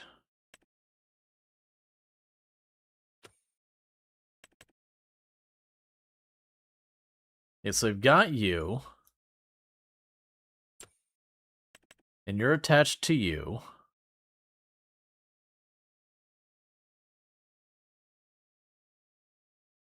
Yeah, so basically that windrows the onions up there, and then we followed up with this thing. So these two go on a tractor, and then this thing actually collects it. And it has a very small internal storage. Cool. Needless to say, even if I use all of my money, I can't actually afford all this. We can lease it, which is probably what we're going to end up doing. But I have my tractor needed down here. I'm actually not too worried. What we're going to end up doing is leasing it up there. The thing I was debating is, do I get that now, harvest that onion field up there while this is going on? Because it should be ready for harvest, I assume, right? It's the right season. Yeah, so it's ready for harvest up here. Then we use that field for drawing in the onions and doing all that stuff. We just really, really push ourselves in all this. Because the one good bad news thing is when we look at those loans, I borrowed a ridiculous amount of money. That loan is only going to be in a couple $1,000, you know, per month kind of thing. It's really not going to be much to pay that back. Our greenhouse will more than overcome it, not counting any of the rest of our production. So I'm debating doing is taking the tractor up there getting the onion equipment and doing that field, like owning the field up there. Because the ideas are, one, I leave it alone and just ignore it until I have to plant them in March, buy a field, and then do that then. Oh, is it going to require a cultivator and everything? It's not going to be direct drill.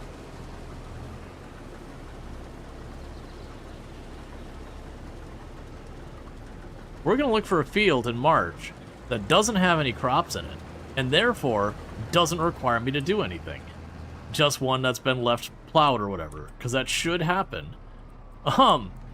That way, I don't have to also buy a cultivator, and I don't have to also support all the other crap. To be fair, for the purpose of the dare drop, they don't have to grow well. We are just going to be shoving them in the ground and going, and probably leaving it like that. Because that does happen. You do get fields that the AI just chooses to not grow stuff in. Yeah, like if we go here, this is a cultivated field with nothing in it. So that is certainly an option. All right, so with that, let's pay back the loan we can. And I know I keep going back and forth with that, because I don't want to be charged on stuff I haven't borrowed. So I'm going to pay that down a lot. And the goal here is to get that fish production online, because we're not going to actually get our money out of the other side of the fish production line for a little while. Because we put the crop into the oil mill and the flour mill. They take a little while to process into oil and flour. Then that goes to the the fish food place, which takes a little while to process into fish food, which then goes into the fish breeding thing, which takes a little while to give us the young fish, which then goes into like the thing that makes the adult fish, which takes a little while to make the adult fish, and then I get paid out. But I should get really think. Good day, perhaps the empty fields are to recover, restore ground. It's not, I don't believe that's a mechanic in the game. They do have oil radish. That is a way to kind of do that. You plant oil radish on it, and then when you process it, it gives you a little bit of fertilizer. But I don't believe in the video game it has any. You can't just like leave a field to go to follow, and it just magically gets better. They plant oil radish for that purpose, and it doesn't even get a lot of fertilizer. It just helps with the fertilizer a bit. If you are playing with precision farming, which we are, you can actually leave the oil radish there, and you'll get a very, very small payout for, being kind to nature kind of thing, that you're keeping some of your land as, like, native plant greenland kind of thing. Which, you can do it if you want to take advantage of that. Like, if you're min-maxing for the fun of just, like, trying to do, like, a real sustainable farming thing, it can be fine. From, like, the actual player effort and money out, it's pretty bad. Like, it mostly just kind of sort of offsets the cost of you to doing the work. If you do it yourself, if you're paying a worker, you're probably losing money.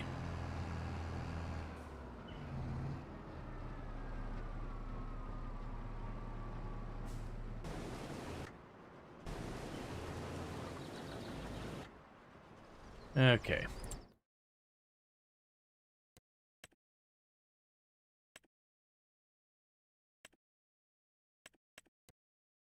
Oh, you can actually sell your hand tools now. I don't remember that being a thing. It's probably been in since Farm Sim 25 has been a thing. But I don't remember seeing that in Farm Sim 22. I remember the whole thing, you'd end up with hand tools and that and be just kind of stuck with them.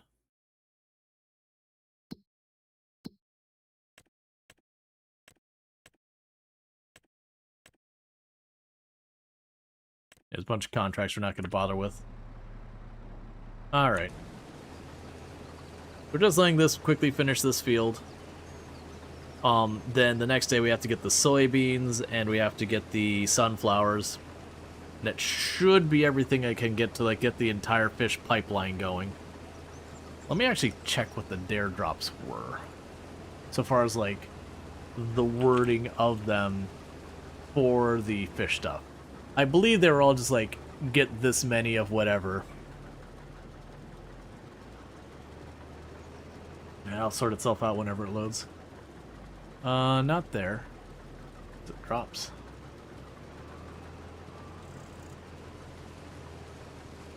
Okay, so we got that coming up. I don't care about your marketing. Yeah, so it's 25,000 L of the fish food, which says start production chains of fish food and produce at least 25,000. Like I said, by the time we get everything up, it'll probably be that much. We'll be fine.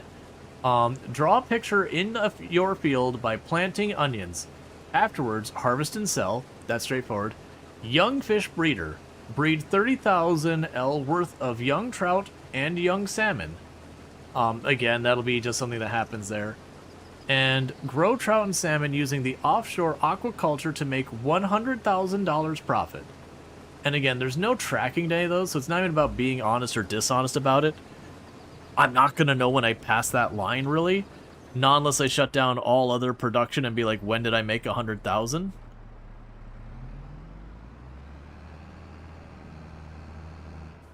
So genuinely, I'm going to get the entire production line up, make sure it's stable, and then we're going to go through a year dealing with the drawing the onion thing. And that probably will be enough. Did it say do the art while planting or while harvesting? Doing it while planting. So I make the art while planting, I am just also required to harvest and sell the onion when I'm done.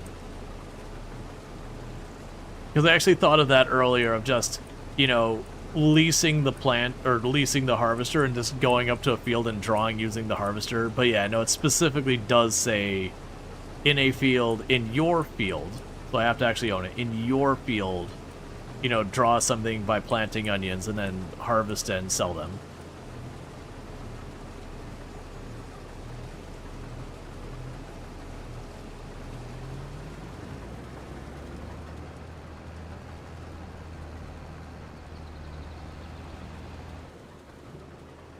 And this is where having a bigger harvester would be nice, but we don't, so it's fine. And that would be, if we're doing like a forever running of farm sim, my next investment would be the harvester. So people can plant multiple types of crop withering off, so they can have multiple colors. I mean, in theory, you could plant like one crop in the area and then like plant another crop in the area around it. It'll be a little tricky. I'm going to run into some... Well, actually, no, because we're going to need to go in here and have the onion planter. Special planter used for onions. I'm guessing that... Oh, yeah, that's going to fold out to make it a little bit wider. 4.5 meters wide. So not a very big planter. And a very slow planter. And does not fertilize.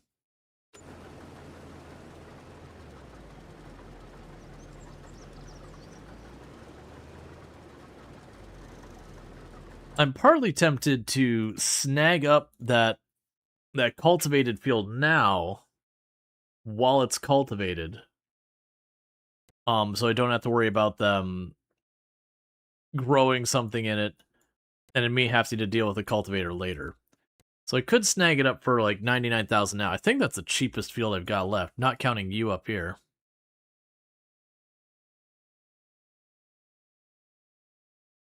This one's 60,000. Oh, and you have sorghum. It's just harvested.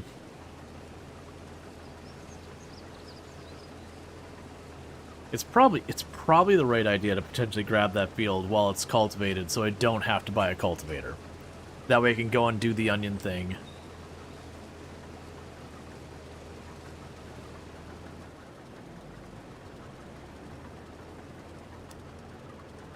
I think that's the right choice. I think it is the right choice for me to go and buy that field. Which is about 100,000, so...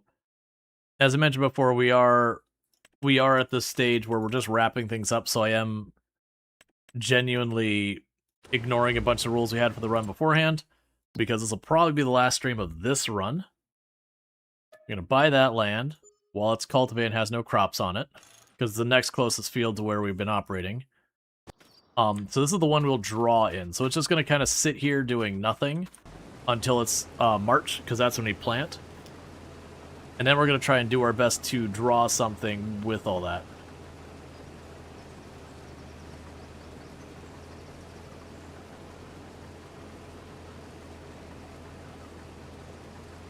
Okay, so once we get this field done and dropped off and all that, we advance the month. We get the cultivator on the soybean. And while the cultivator's on, well, actually, we get the cultivator on the sunflowers. And we'll do that first because that's a production line. It'll give it time to kick in, and then we'll do the soybean. Because the soybean, like I said, it's gonna be taken directly to the fish food place, and so it'll be all that.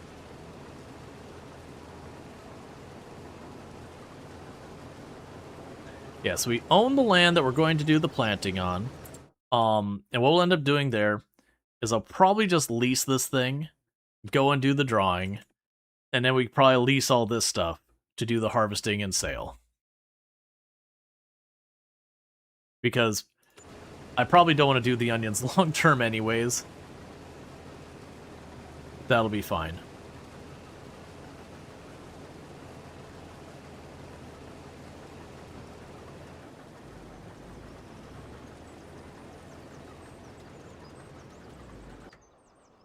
Speaking of which, how is our water? You're low. You're really low. So I'm not going to do it this in-game day, but the next in-game day, I'm going to start working on that. Meanwhile, let's look at the fish food place. You are starting to get flour in there, so that's good news.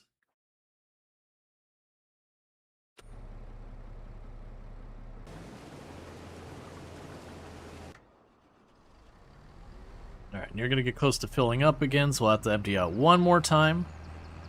Then we can drop off the rest of the sorghum into the flour mill. Yeah, and realistically long-term as well, with these production lines that we've set up, I don't have nearly enough crops going into the system to feed everything.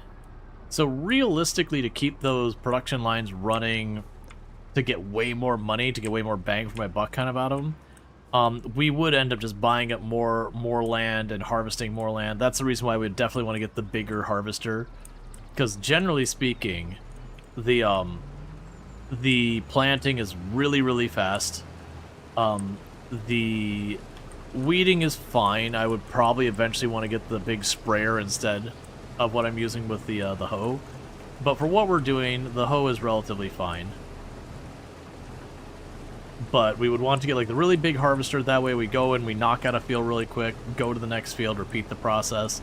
But you get the idea. To try and keep the windmill not necessarily running 24/7, but at least running more than a couple months a year, with the intent of trying to keep the fish food production running as consistently as we can.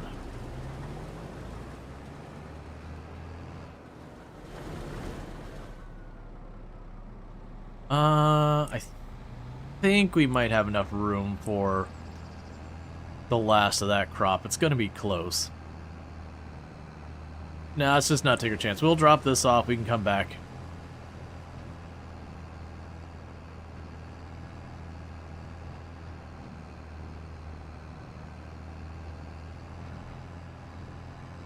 All right.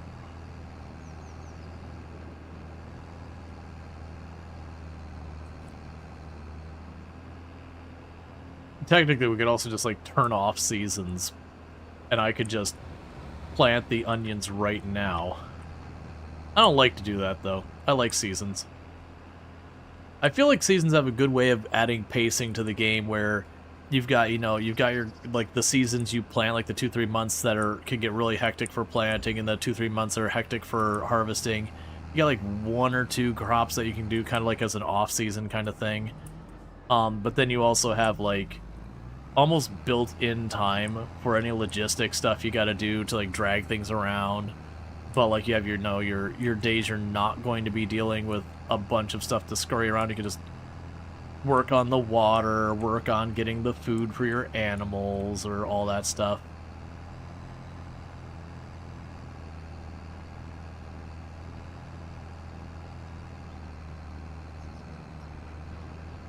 Yeah, so next in-game month, we'll work on getting that water up.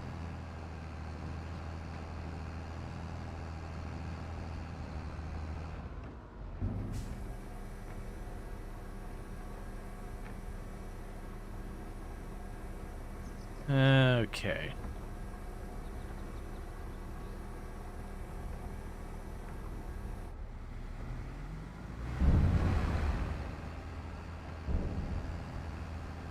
I am curious how long it'll take for everything to move up the process to reach the big fish. I think it'll be like an in-game month or two lag between all the products are made available to the system to like trickling up. Because it doesn't have to make that much for each stage of the game. And then the idea would be anytime we see like the end fish breeding thing not producing fish, it tells me I have insufficient crops and I need to go in and look and see like, oh, I need more soy, or oh, I need more oil, or whatever the issue is. And until you have one of your production lines is backed up to the point where you're getting too much stuff, it's the thing. That'd be one reason to do a crop rotation, is if you realize you're just so far ahead on one product, you can just, you know, stop producing that for one season, swap over to whatever you're short on.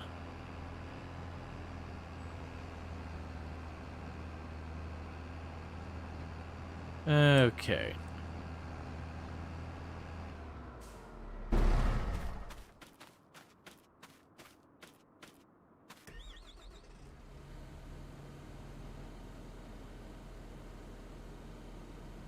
So we'll empty you.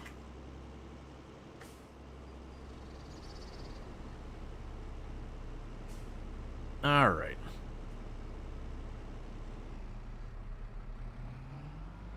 Yeah, it would have fit. But we didn't know.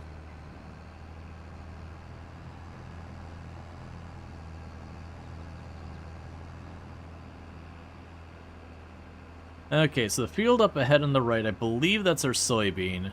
And then the field on the far side of town is our sunflowers. So we drive around this field tomorrow with the harvester, get all our soybean collected. That is going to be going directly to the fish food farm, or the fish food production. So that'll be the first one I'm going to have to trek across town with the trailer. We'll do that one last. The downside is the way I planted this. I did plant the sunflowers as far as possible in my property for the oil mill, which is fine.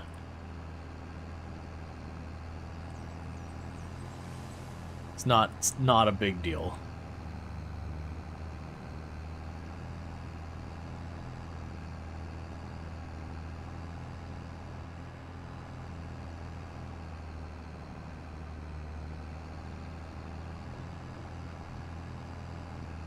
Okay.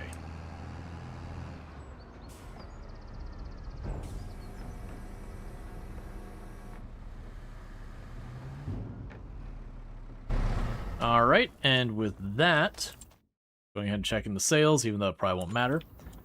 Okay, so I got everything set up and producing. Double checking here, making sure I'm not making a huge colossal mistake.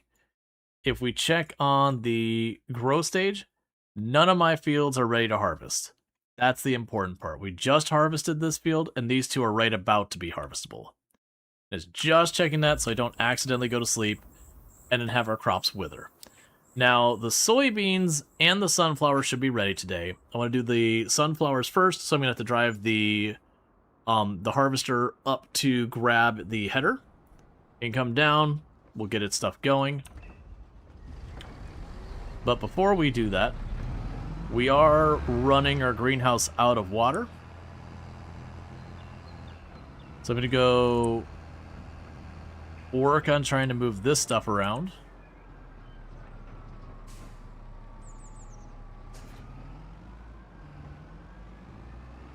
So I'm going to grab the water tank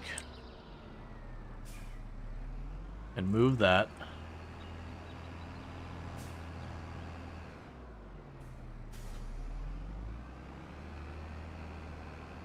That way it's filling up while we're doing our trek with the harvester there. We can take the harvester over by the soybeans, drop off the header, drive up, grab the other header we need for the sunflowers.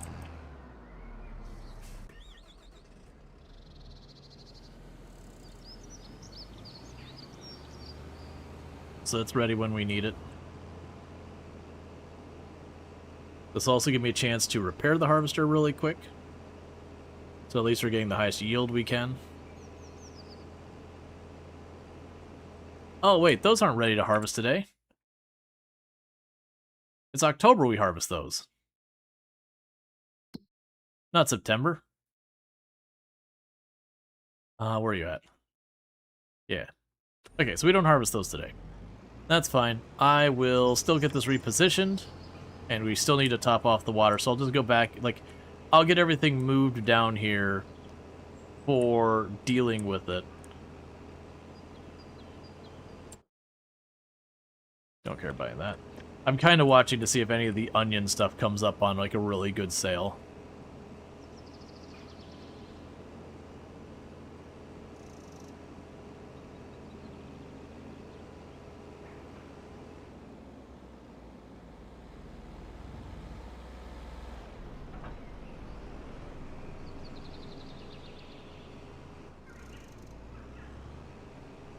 Okay.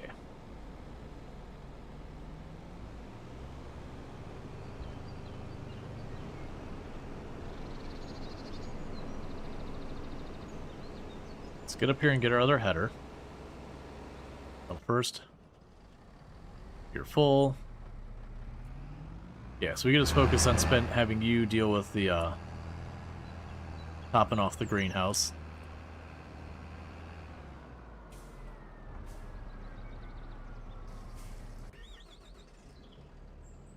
So each time we get to each stopping point, we'll just pop over, switch it, do all that stuff.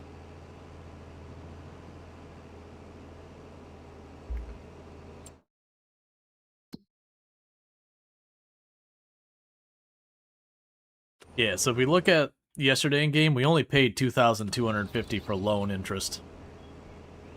We have a loan of almost $700,000 that we took yesterday to just try and wrap it up, and we only pay $2,000 a month on it. Loans in this game, like, you pay nothing.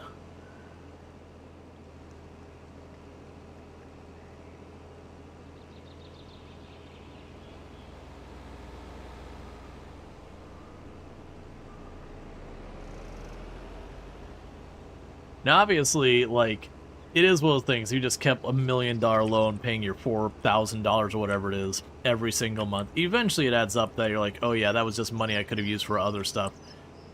Like, and it will just keep drawing forever. There's still that argument.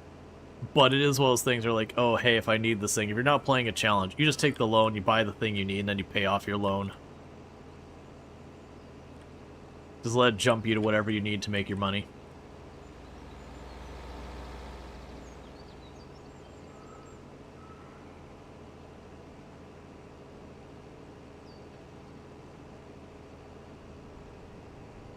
And the garage is right up here. Another thing I'd potentially do, for like the long term on this, is probably down by that oil factory, I would buy a service place where I can reconfigure my stuff. That way I can repair and reconfigure my stuff way down to that end of the map where I'm based at. And then as you spread out, you'd potentially use this one when you're in the middle of the map. Get like another repair place on the north end of the map. You get the idea. Have a couple repair and refuel areas based here and there on the map so that you don't have to take something slow like this harvester and drive it all the way up here to repair it.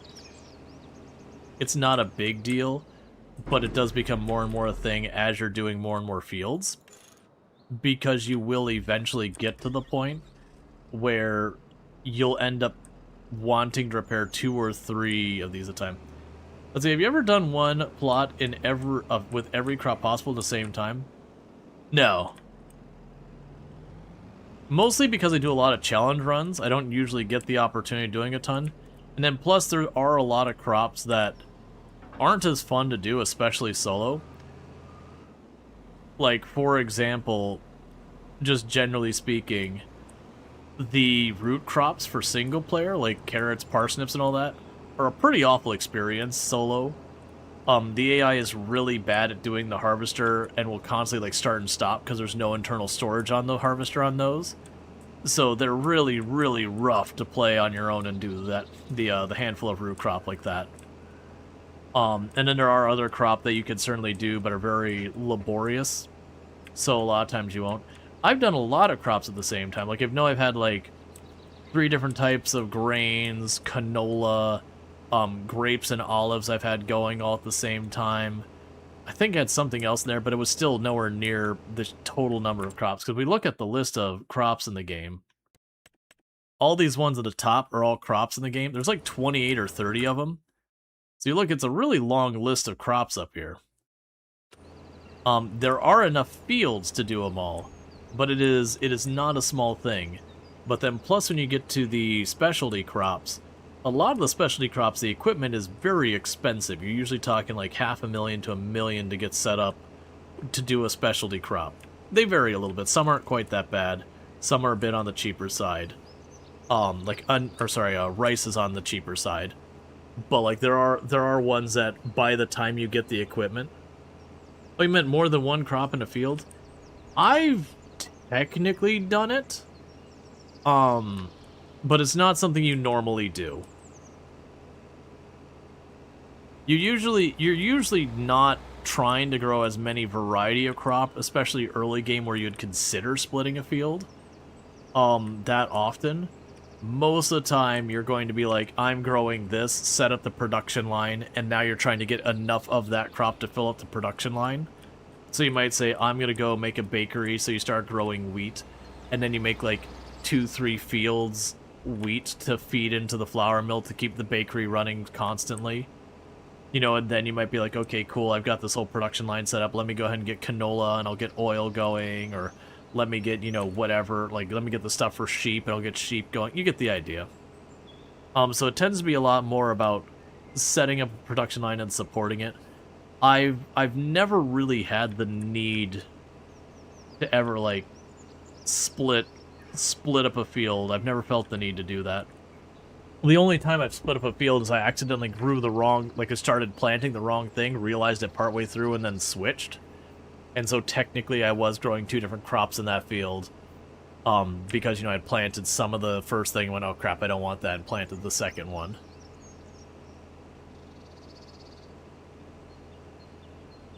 But I don't think I've even ever seen anyone deliberately do that in Farm Sim. In real life, you have reasons to do those kind of things, to, like, have not like a big commercial farm, but have like more like a community garden or whatever, like a very small field or whatever, to, you know, mix a handful of different crops, to have, like, you know, to support like a little restaurant or something. But for like actual farming, most of the time you're either going to have just one crop, or it's going to be where I've talked about in the past, the whole thing where we do strawberries and we grow onions with them in Florida to keep a lot of pests in such a way.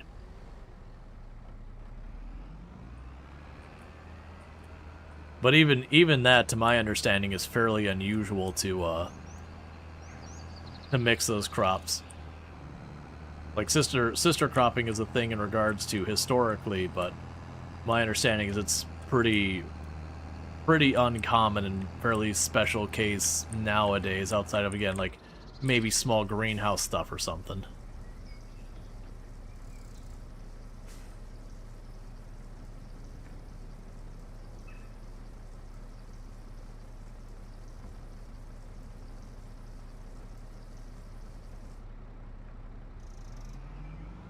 Okay, so we still need to get the water topped off here.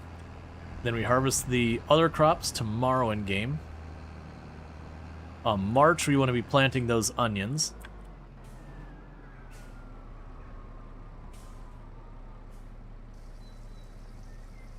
And how are we doing on topping you off? Yes, I've got the flour for our fish food. We're doing good there. You got a couple more rounds. None of the rest of the stuff is going to have anything going on yet. You're basically just about out of water. Windmill still genuinely has a bit of sorghum in it.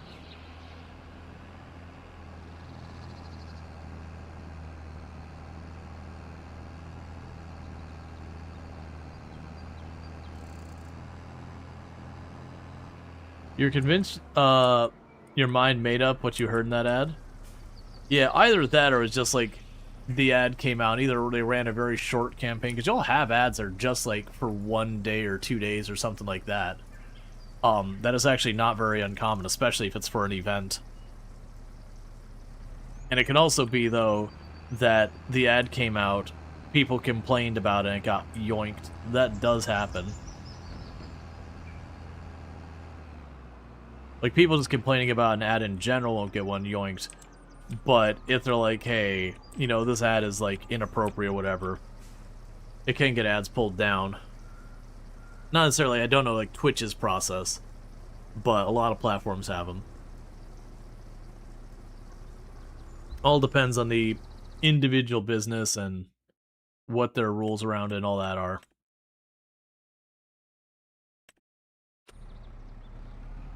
Okay, so it looks like 2 more tanks will have both of these full, and that'll probably be the last time I need to fill up before we get everything wrapped.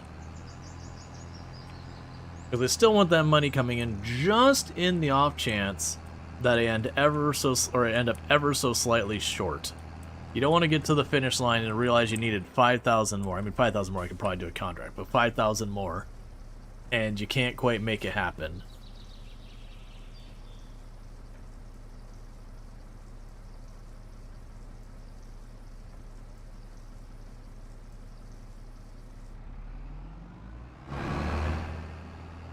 Okay.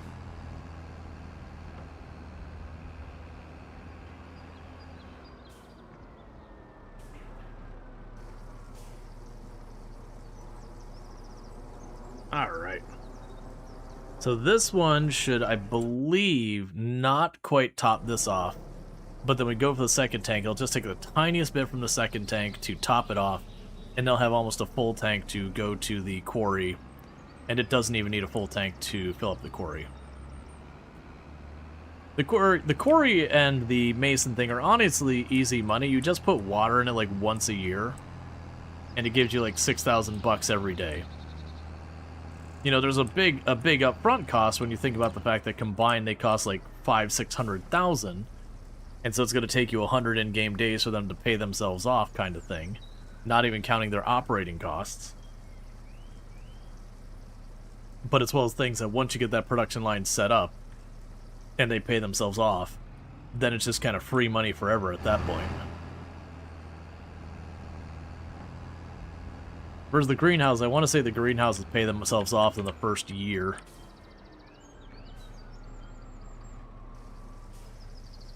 Okay, it's full.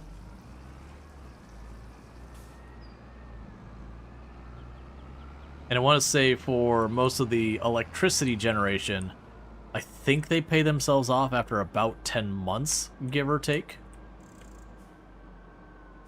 So that's where you build a wind turbine 10 months later, all that extra money is just infinite cash, effectively. And so if you build, you know, 1 wind turbine, it takes 10 months to make enough to buy a second turbine, and that takes 5 months to build a third turbine. That takes like 2.5 months to build a 4th turbine, or 3rd turbine, and then you get the idea. Eventually you're building multiple per day.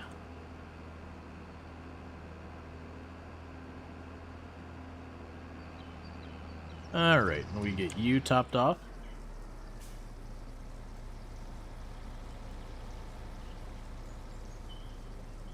And then we have October, we harvest the sunflowers. There we go. We harvest the sunflowers, get those to the oil mill. All that good stuff. I was trying to think if there's something else I'd have the tractor do in the meantime. Like, now that we've opened the can of worms of borrowing money, which is a dangerous can of worms to open, you know, buying a semi-truck and the trailer, because then I get the big trailer for water to make my life easier, even though that might be the last time to fill stuff up. Could you not halfway turn and just either go or don't? Because I need to turn left there, and you're blocking both lanes.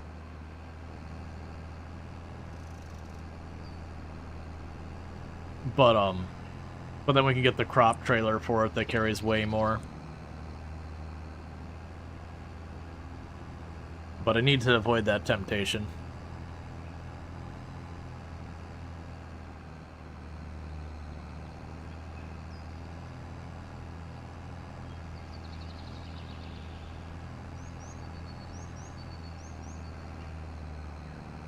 Okay. And you're filling up. We've harvested our field, the last one. We got our other equipment here. Now we go to sleep till October. And October means it's time for us to harvest sunflowers, to harvest soybeans, to get our fish food production properly online. And then from here, that'll help us accomplish all 3 of the fishing objectives.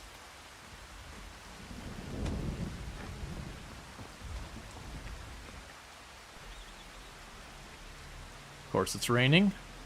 So we're just going to go ahead and fast forward till the rain's done, because if we do harvest during the rain, we will take a very severe penalty on how much we get from our crop.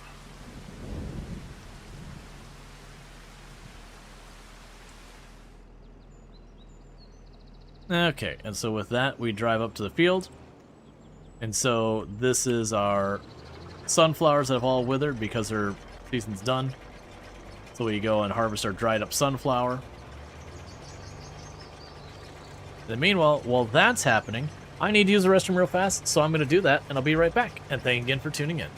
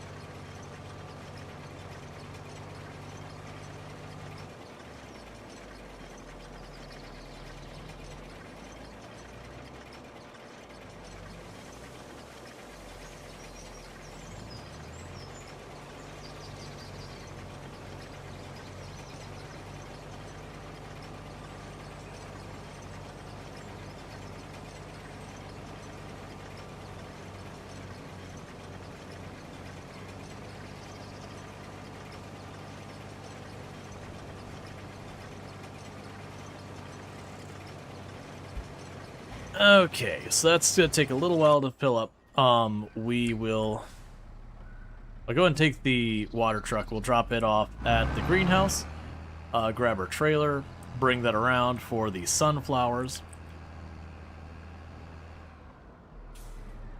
And just like we did with the flour, the first one we will simply drop off at the oil mill right away. We won't even wait for it to be a full trailer. And then after that, we'll wait for them to be full.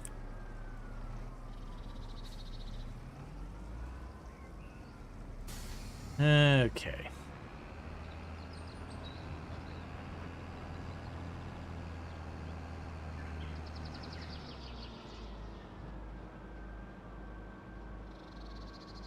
We get all our sunflower seeds, gonna make oil out of them.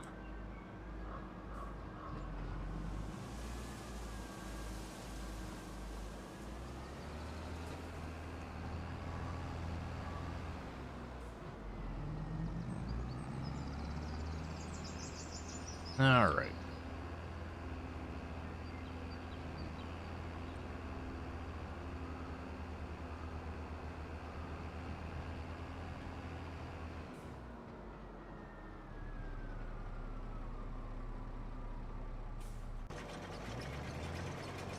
Okay, so we got all that. Got ourselves other trailers here. Nothing I want to buy right now, I don't think.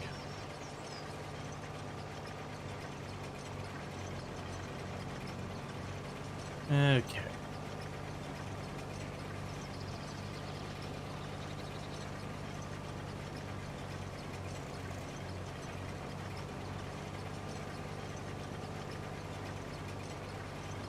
Meanwhile, we can go to our production lines here.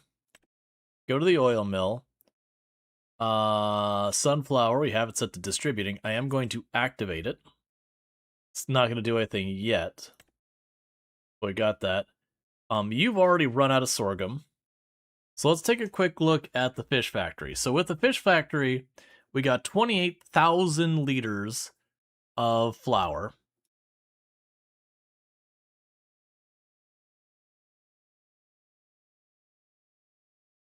And it's not clear what the in to out was.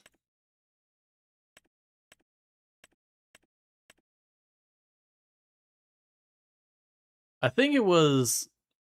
Oh, man. Before I bought it, it actually gave me the recipe of, like, you know, 50 flour, 50 soybean, I think it was like 12 oil per set, and it was how much fish food that came out. And usually you'll get, like, if it is a reduced thing, it'll be worth more. I'm going to assume it's about even, because I can't check, which would imply if I needed to make 25,000 L, that would be sufficient. Because that, you know, assuming it's I get 50 fish food or more for the flour, when that fully depletes, I would have enough.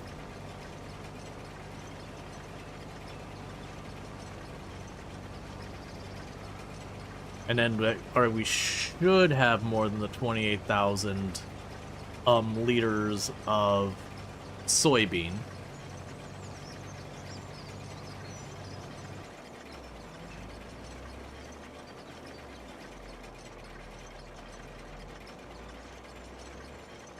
Are you gonna start another header row or another row? If you start a row, like a regular row, which it looks like you're doing, that means I can do what I want to do here. If it did start another header row, that would have been an issue. So far as me emptying it out, I mean.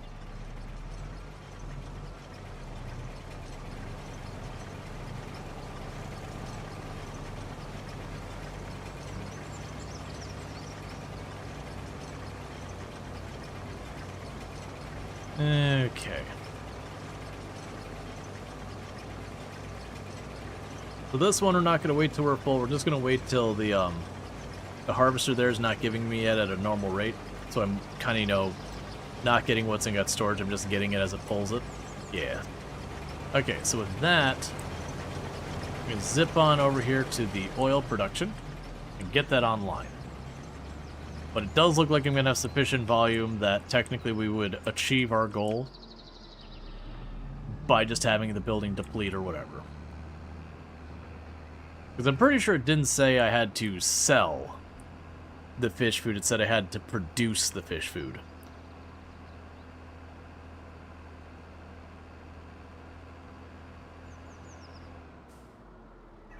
It's very elaborate and well put together simulation game. Yep. Now you've got like production lines, you've got farming and all that. If you're using precision farming, you have to worry about like acidity of the soil and fertilizer. If you're not using precision farming, it just loosely, you just chuck some fertilizer down, you chuck some lime down, you give it a thumbs up, and you move on with your life. Okay, so you can drop off the sunflower seeds at our oil mill, so we can make sunflower seed oil. Okay, so with that, our oil mill is now going to be producing sunflower seed oil, and that sunflower seed oil is going to ultimately be exported to our fish food production. And then all it's missing is the soybeans, and the soybeans are what this field is here on my right. That's our soybeans ready to harvest. It's just my harvester's busy on the other field right now. So we'll get that all going. And then they'll start doing the fish breeding, and then we'll get the larger offshore fish.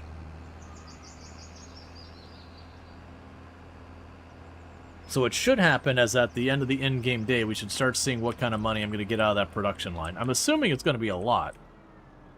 One would hope, because most of the time in the game with production lines, it's 1.5 times in to out. So if we take the amount of sunflower I put in that, I multiply that by 1.5 times. We have the flour 1.5 times, so effectively both those crops are at 1.5 times. Then we go to the fish food, and that'd be the 1.5 times on that 1.5 times, plus the soybeans, which would only be at their first 1.5 times. And then we go to the first level of fish, 1.5 times. The second level of fish, 1.5 times. We should have a number of layers. Now granted, that 1.5 times is not a hard truth. It's just a vague hand wave that's roughly what you usually expect from your production lines. So it could actually be less, it could be more. But my anticipation is it'll probably be really good money. If not, it's a lot of layers to not get paid well.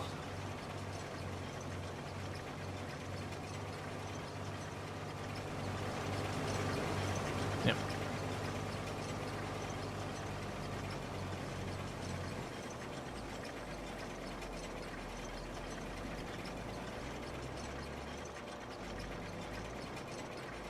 Okay.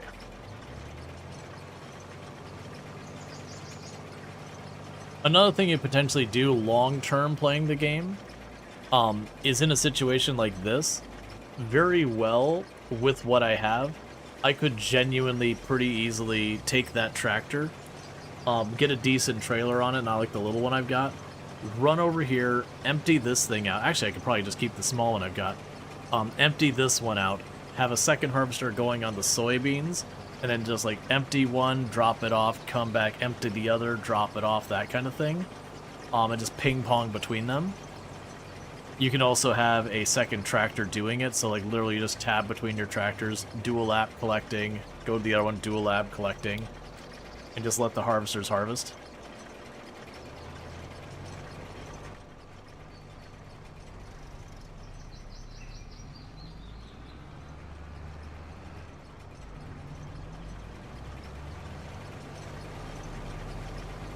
Oh, I'm not gonna be able to follow you. You're doing a road through the middle of the field, not going up to the edge. If I drive over the crops, I'll crush them. Well, see you in a later wave. I can't follow you through the crops without destroying them, so...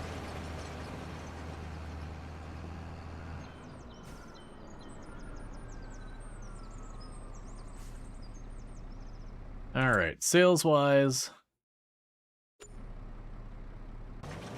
Yeah, and I don't think it's worth it for us to pick up a second harvester right now.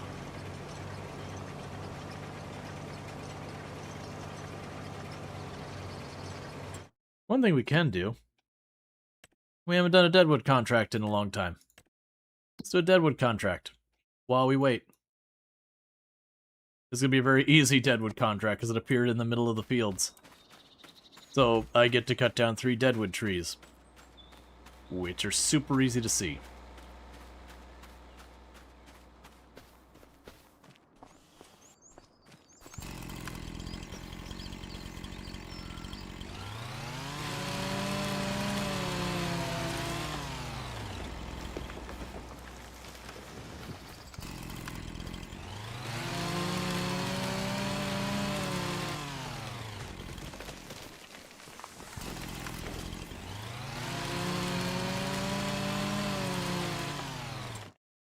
There. Just to mix in something that was not watching a harvester for a minute. Alright.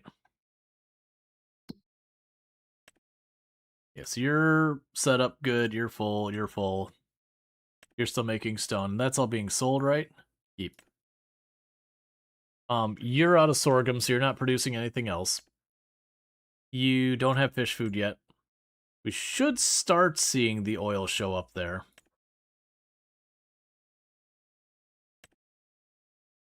Yeah, so you're running. Oh yeah, so we got some oil there. It just hasn't gotten a pallet's worth.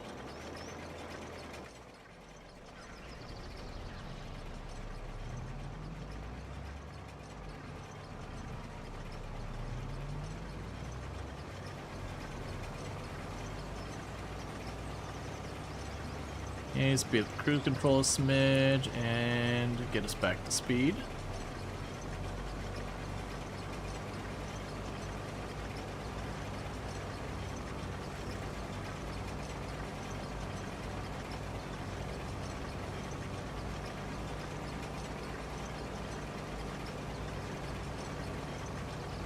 Yeah, so the oils is going to take a bit longer to make a pallet than our flour will, which checks out. But we also have a significantly lower need for oil for the fish food than we do for flour. So that's fine. It's like 70 flour, or is, I think 50 flour, 50 soybean, and like I said, it's either 8 or 12 oil.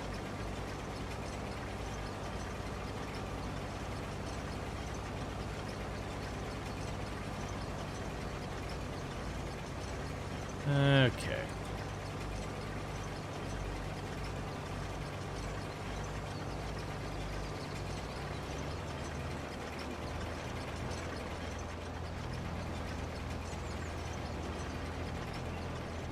Let's race the other end of the field to meet on the way back.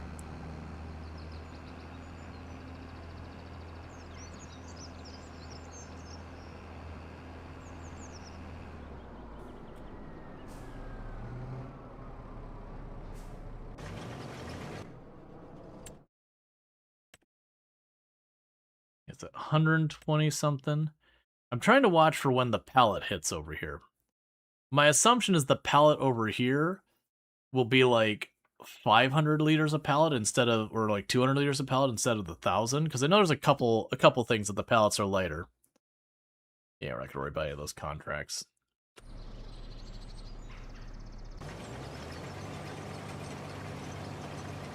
Okay.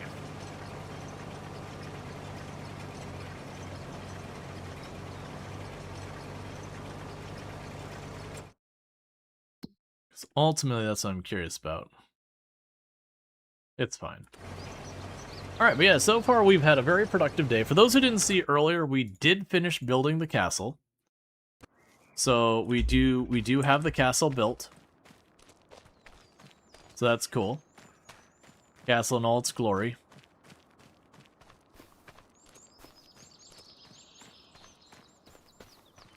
We previously went through, and this is also a project, which is that windmill. We built the windmill. The other stuff was here.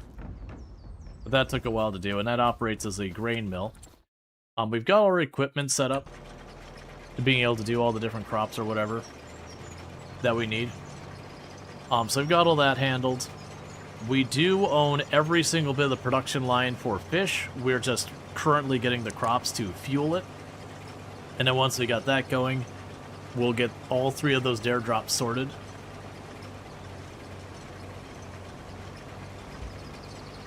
And then the only dare drop we'll have left after that is to do the onions, which will be going to March to plant them, which I just have to make some type of drawing using the planter, and then we gotta harvest and sell them.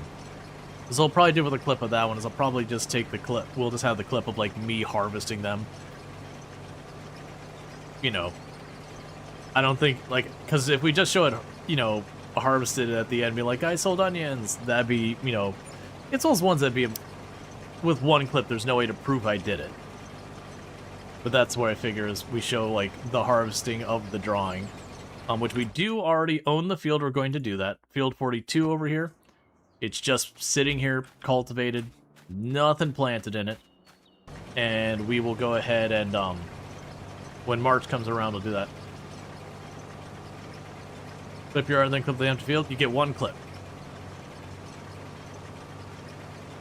You put 1 clip. That's the catch. Otherwise, I could clip me with the drawing and then clip me selling onion. And, you know, at that point, if I'm trying to do, haha, I pulled a fast one, I literally did the same amount of work. So, you know, it serves no purpose.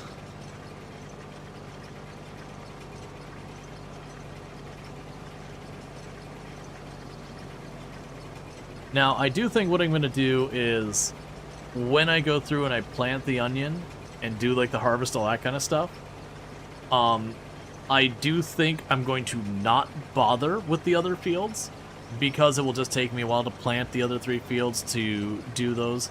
So we're going to kind of take, like, 1 year off dealing with the other fields, because I'm trying to not go super duper late tonight, but I do want to wrap all of the dare drops tonight.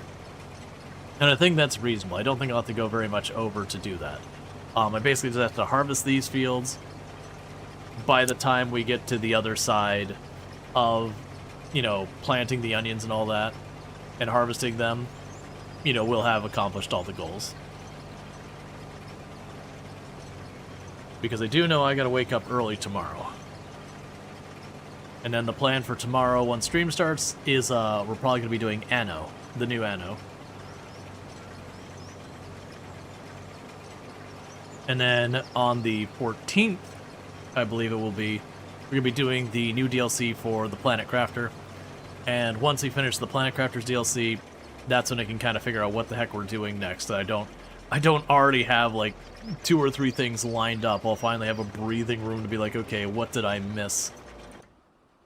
Alright, so you're 50% full. Let's go ahead and pop over there. Do a top off.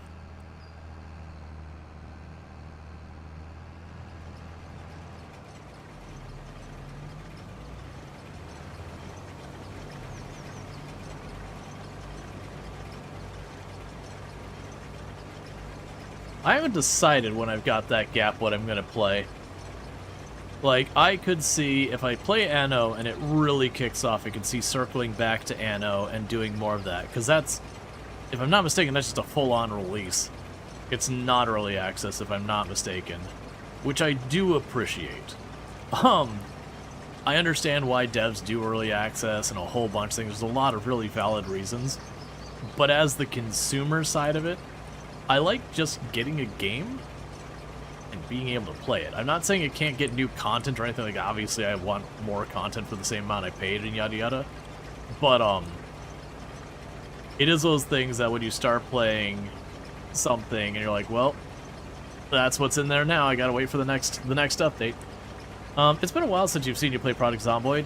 Yeah, no, I kind of burned myself out in Project Zomboid, and low-key, I actually really don't like the direction the game's going with Build 42. I don't think it's a bad direction, it's just not for me. I like to do a lot of the combat heavy stuff, you know, max pop, that kind of thing. And unfortunately, while I do like the new depth they've added for the crafting, the reality with that depth of crafting they've added, the durability of the weapons hasn't really gotten better. So you put in about a third of your time playing just crafting weapons when you're doing higher pop stuff. So it kind of forces me to compromise. Do I stop playing the game the way I want to play the game, or do I heavily tune the settings? And, you know, I burned myself out when I went for when I got the world record and all that. And it's not that I'm done with the game or anything else, but I don't think I'm ever going to play it at the level I used to. Which is fair. That's true of any game. You put in so many thousand hours, and you're like, you know what? I don't need to play this all the time. And hey, Dread, thank you so much for the 15 stream streak. I really do appreciate it. It means a heck of a lot, so thank you so much for catching the last 15 streams. I'm missing any. But yeah, no, very genuinely this year, I pretty much not played Project Zomboid hardly at all. I did play a decent amount when Build 42 dropped. Is it... How long has it been over a year since Build 42 dropped? I'm suddenly questioning what year it even dropped. Project Zomboid Build 42 release date.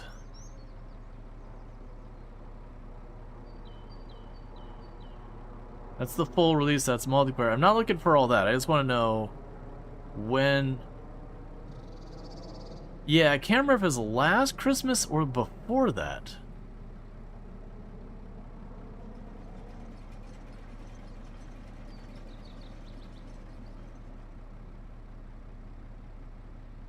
An unstable release was... No, you're right. It's December 17th, 2024. So just shy of a year. And for the record, they've been updating it. But, you know, it's still fundamentally what they've made it. I know a lot of people's like, I can't wait till they have multiplayer in spring, and you're like, oh, you sweet summer child. You weren't here for Build 41. You don't know. And last I looked, I don't think it's going to have multiplayer for the winter. That's what I was actually expecting, is I was expecting like a November, December multiplayer rollout. And this is no insider knowledge kind of thing. But, from what I've seen, they're still making changes to a lot of things kind of like on the base level, so I don't see multiplayer coming out anytime soon. Usually it's when things start to settle, where they're more incrementally changes, or more like just adding item cosmetic kind of stuff. That's when multiplayer will drop. Which is the same thing that happened with Build 41. They kind of waited until things were mostly stable. That said, they are approaching the dev differently this time, so it might be sooner. So it could be caught by surprise, but I'd be surprised.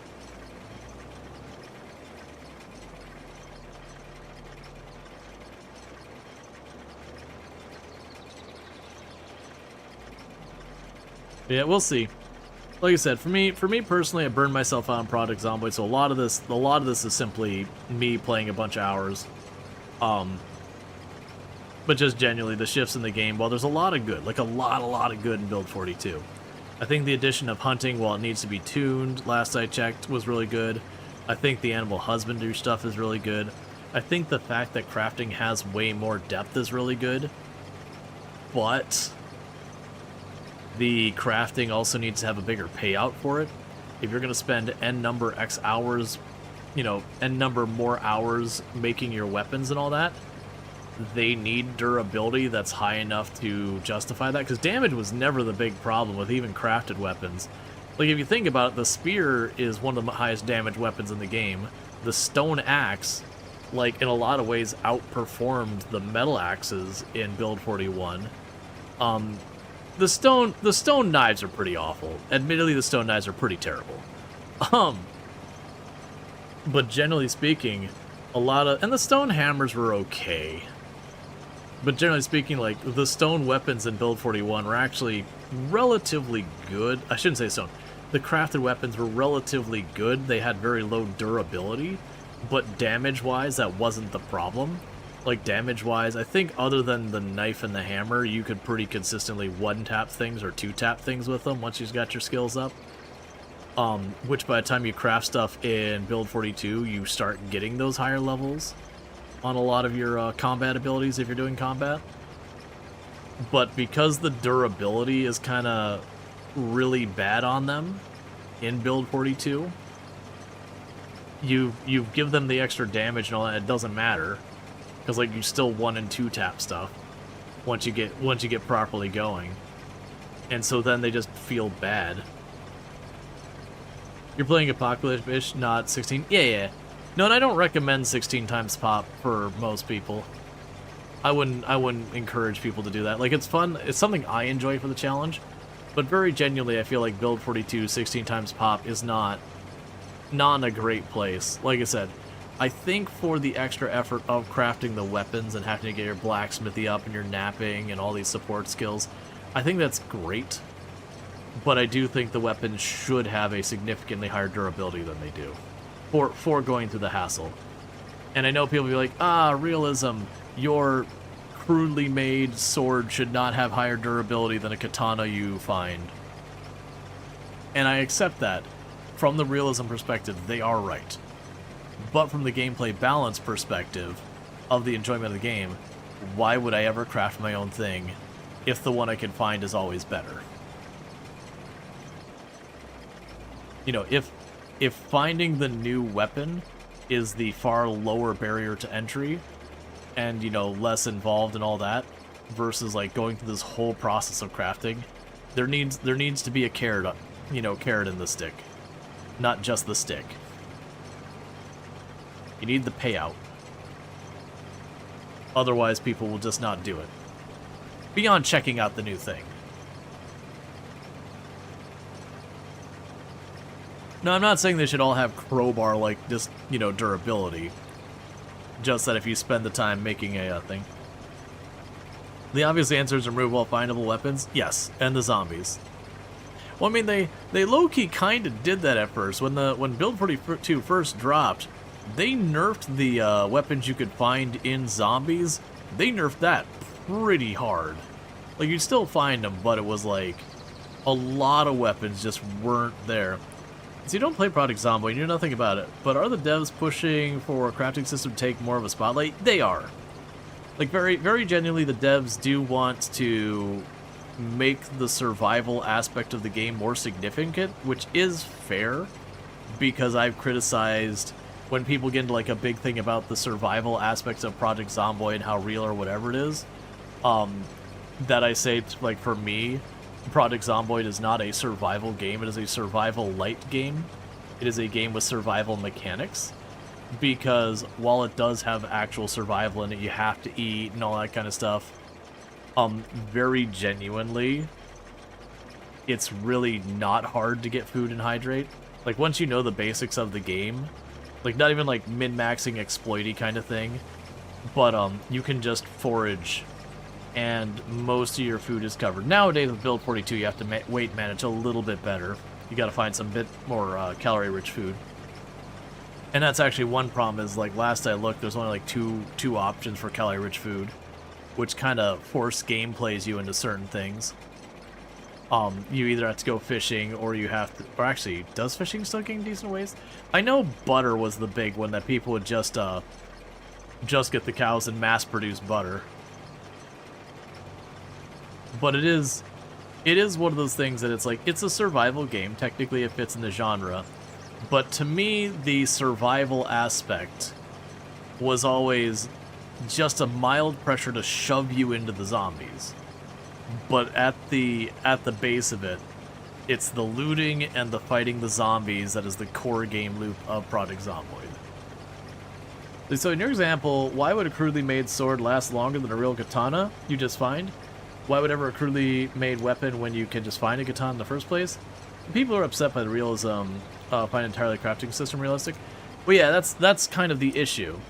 The issue at hand is, right now, it used to be crafting weapons was, like, really, really easy. You got a stick, you got a blade, and it became a spear. Or you got a piece of stone, and you got yourself, like, a stick and a stone and a hammer. Like that kind of thing. It was, like, really, really basic stuff. And the weapons you got were relatively okay. Like, they actually had good damage, but their durability was crap. But it was fair, because the effort to make the weapon was also not much. And so, generally speaking, outside of some nuance of, like, being able to get your hands on them easy, generally speaking, the weapons that, the weapons you could find were usually better. There are some, like, really crap weapons you find, but generally, like, you find a crowbar, it's just better. You find a machete, it's just better. You find a katana, it's just better. You find a fireman's axe, it's mostly better with an asterisk, but still generally better. But with Build 42, they've taken away the very easy to craft aspect of weapons, because they made the crafting system far more in depth, and I like that. I actually think it's good. Like, you have blacksmithing and everything versus, stick plus rock equals weapon. And so you have a lot more going there that you have to level up, there's a lot more lead-in and all that stuff.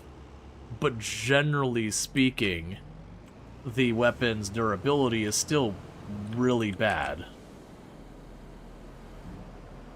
And so as a result, it's like, okay, the stat the weapon really didn't need, which was damage, is better. And that's fair. I think it's fine that you gave it better damage. But the durability's still crap. So you still kind of kill similar numbers of zombies with your weapons before and after. That's being a little unfair on my part, because I'm talking kind of end game, not early game. Early game, the crafted weapons do a lot better in Build 42. But also, most likely, by the time you're crafting those weapons, you're probably not in early game anymore, so far as your combat skills. And so that's kind of been the issue, is like, I think it's good that they got all these systems, but I think for effort to reward, it just ain't there. Like, you put all the effort in, they throw a fistful of nickels at you.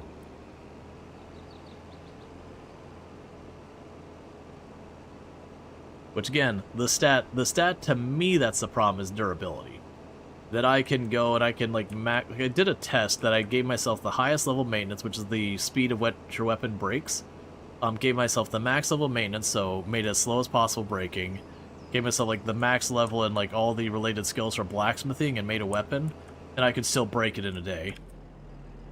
I'm like, man, that took me so long to make. That is not an appropriate time. Because, like I said, the end result is on higher zombie populations. I was literally spending a third of my time just crafting weapons. Not even pursuing food, not doing any other survival. Just literally the only thing I was doing was crafting weapons.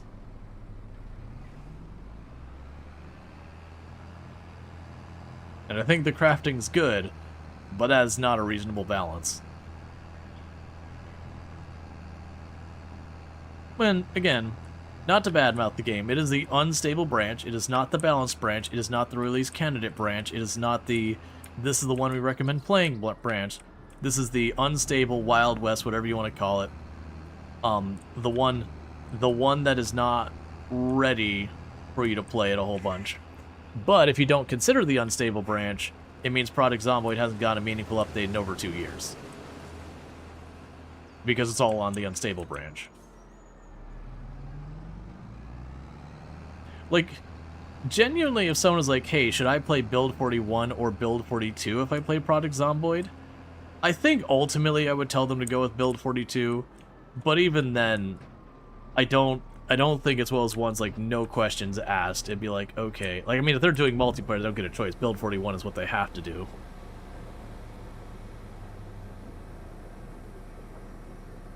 It's tough.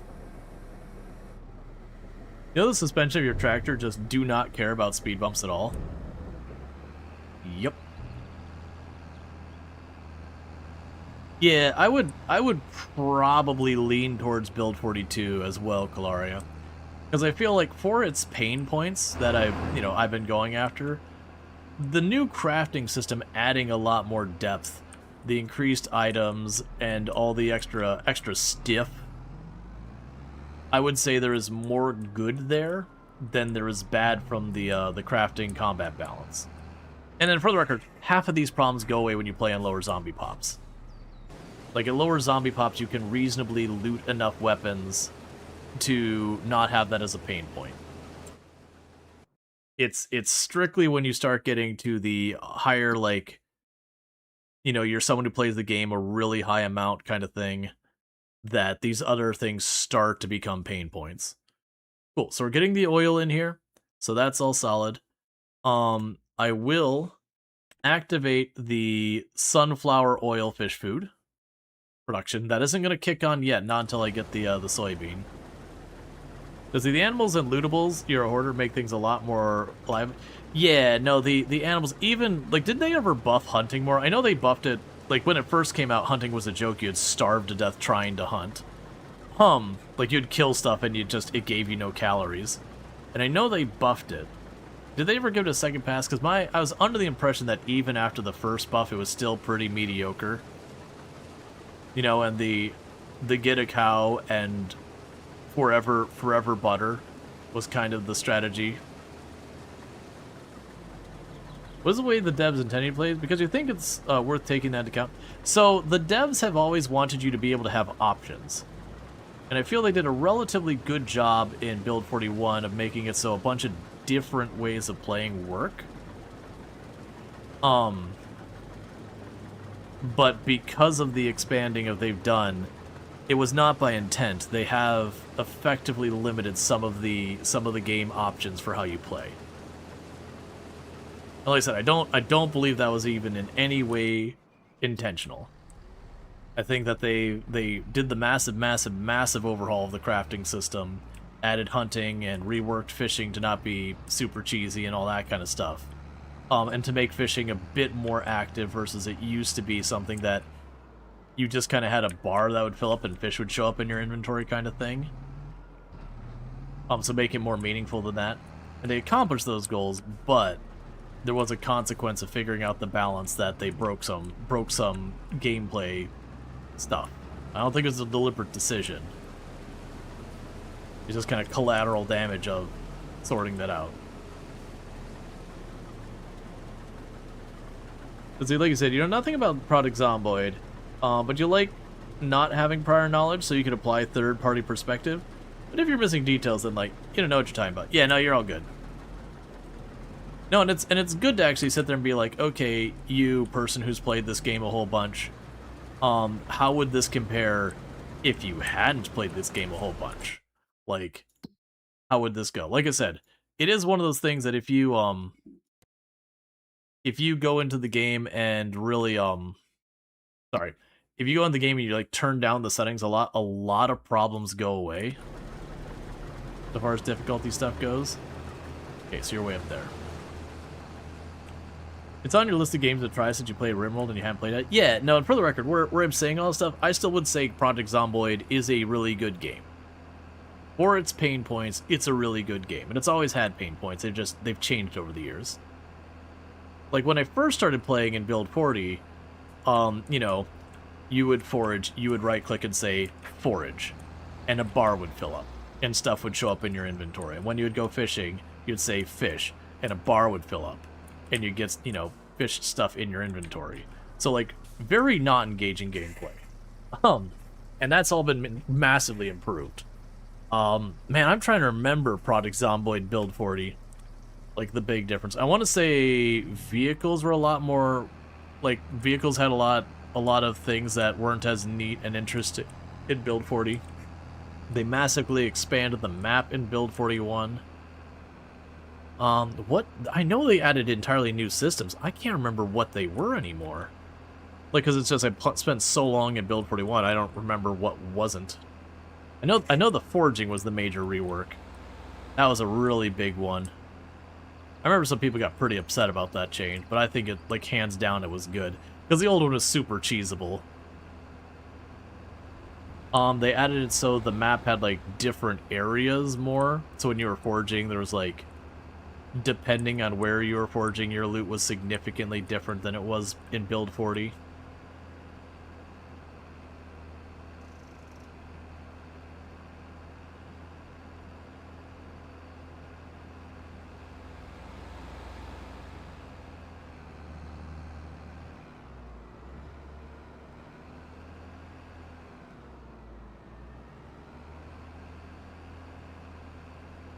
To be fair, when I'm saying build 40, I'm thinking I will back up my save build, which ultimately became build 41.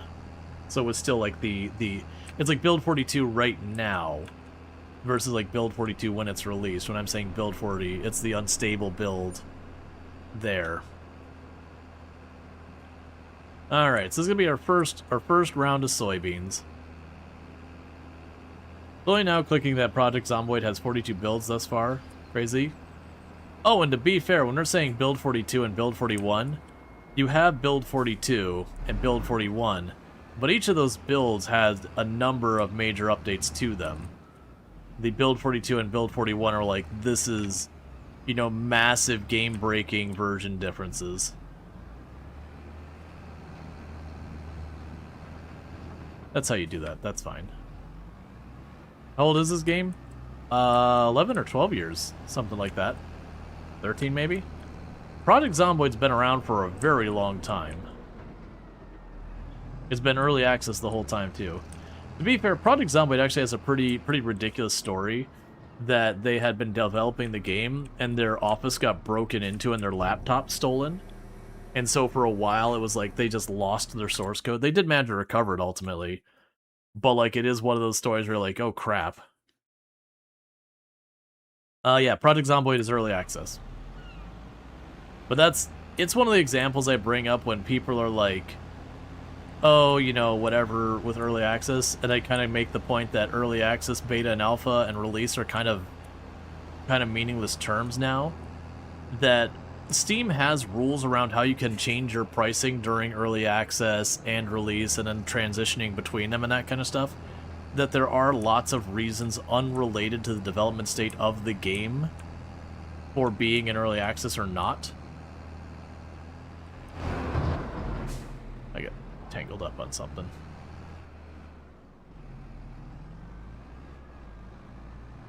So it is kind of one of those things when you're looking at a game being early access or not, it's like, well, it's early access, but if we're being fair, you know, it has had different points in time where it was effectively a release-worthy product that they delivered on most of the, like, the milestones they originally had, and they keep updating the roadmap to adding more and advancing more. So it's early access in the fact that it's changing a lot, and your saves could get broken and stuff like that, and that's been around for a long time. But it's also kind of not early access in the fact that, like, especially like in Build 41, when they got to the end, they just went, that's it, no more. It'd be an entirely reasonable, like, full game release. Yeah, no, Project Zomboid's good. It is one of those games that is going to absolutely kick you in the teeth, and you're going to die a whole lot as you learn it. It's the same thing absolutely everyone goes through. It's like RimWorld in that sense. The first time you play RimWorld, you're getting ruined. You just accept this. This is the thing. You're going to make a mistake, you're going to die from it. And hopefully you learn from that mistake so that you die from a different mistake the next time, until you eventually start exhausting the number of mistakes you can make, and then you start surviving for a good amount of time. I will say Project Zomboid is a game you can effectively master, though. Like, you see the people that get to these runs where they're at literally hundreds and hundreds of thousands of kills. Like, they've effectively mastered the game, that they've kind of learned the flow of traffic and, like, the flow of combat and all that. It is a game you can 100% get to the point of mastering. That's actually one of the things I like about Project Zomboid, is while it will throw some wild cards, they don't use a lot of stuff that's just all RNG to survive. Like, if you take your time and do things carefully and, like, get the flow of things, you can effectively live forever.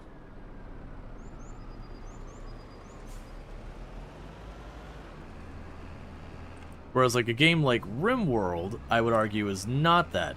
You can get good to the point you can survive most things and all that, but every once in a while, RimWorld will just throw enough curveballs to knock you off your game and finish the job. So you'll see people even who are, like, extremely talented, like Adam versus Everything. Every once in a very long while, something will happen that's just the right combination of things at the wrong time to just knock it off.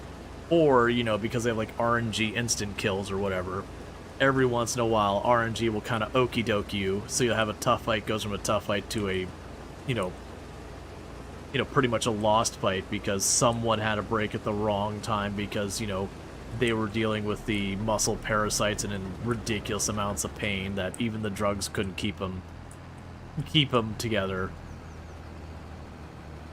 I mean, don't get me wrong, you get good to the point that those type of losses become far and fewer and in between because you learn to prepare and all that for everything.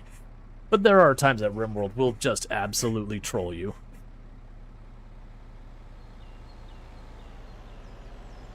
So we should be officially producing fish food.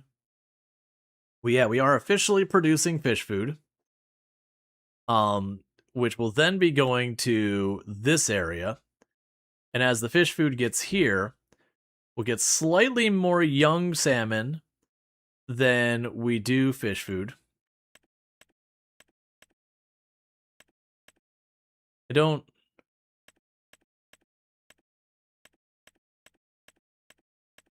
Oh, we have to actually activate these. I don't understand why we have the difference here. I have, like, the ×2 versus the ×1.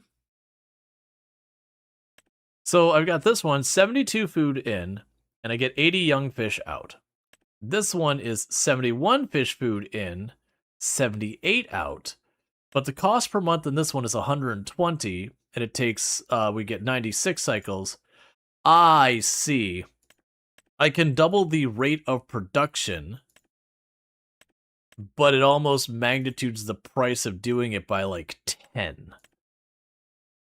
So I'm going to go and activate these ones, because I don't think I'm going to have enough food coming in to do that. So we'll keep the lower production rate. Get a little concerned about these soybeans. I'm just not getting as much as I was hoping.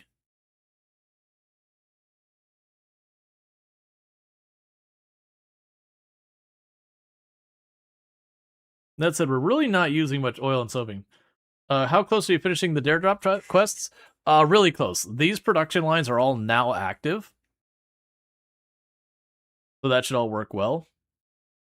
What I'm a little curious about is when the fish food is produced out of this building, where is it going to move it? Because I need it in 2 places.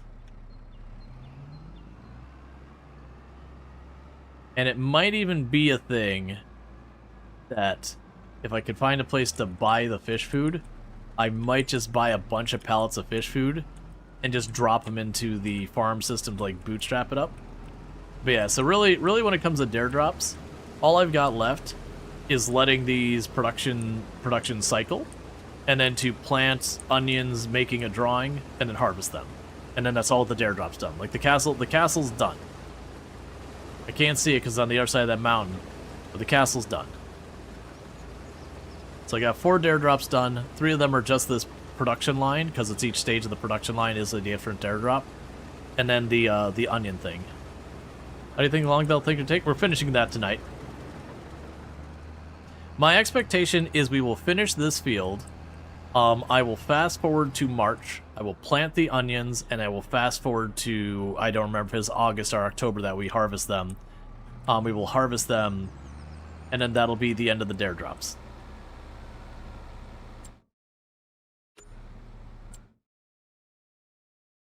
Okay. Let's do a quick check. I'm going to teleport to the warehouse. Where's the warehouse?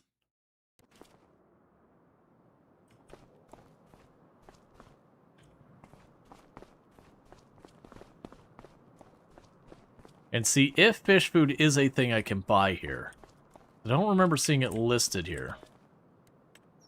But that doesn't necessarily mean things. I could very easily have overlooked it.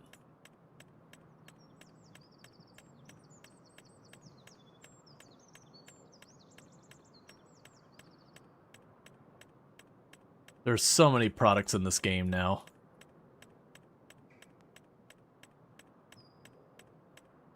Yeah, so the warehouse usually lets you buy just about anything. Nope, I don't see it. Yep, so we can't just buy the fish food. But that's okay. Like I said, we're producing the fish food, we got everything. The only thing I'm a little concerned about is just the fact I've got this production line, and it's distributing the fish food, and it's just making sure that fish food is ending up both here and at the offshore thing. I need it to go to both of those. I don't know how it's going to accommodate that. I'm assuming it'll just prioritize one or the other, and that'll just be that.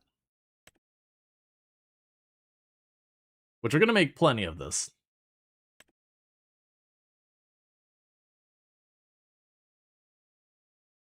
And it could even be a thing where what we do is we instead change that output to store. That way I can just manually move it. Hey, Leaf, how's it going? Because if I put it to store and I just drive up and I pick it up and I can drop off, like, however much I want at each spot, just to make sure they both operate.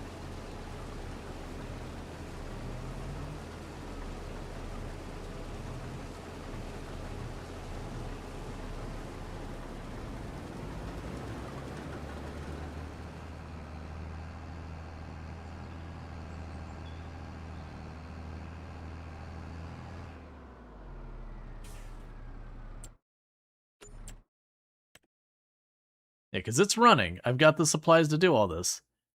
Yeah, because it's 50 flour, 50 soybeans per cycle, and like again, like it's like 12 sunflower oil.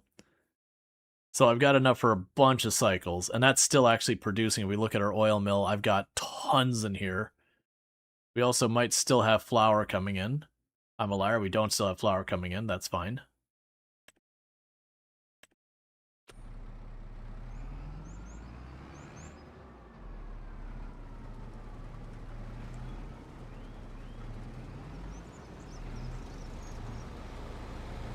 Okay.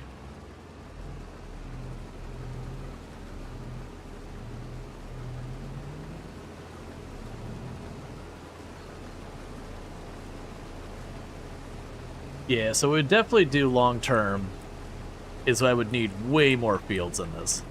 I think realistically to keep the entire fish production online, I'd probably need like 6, 7, maybe 8 fields, depending on the size and all that, obviously. So like I would grab, this field I'd probably make into more, and just keep expanding to get that production line going constantly. The hope is that it'll be a very lucrative setup.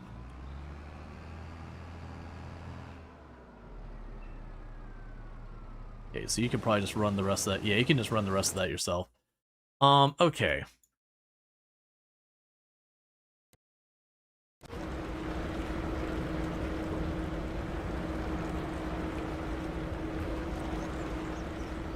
Oh.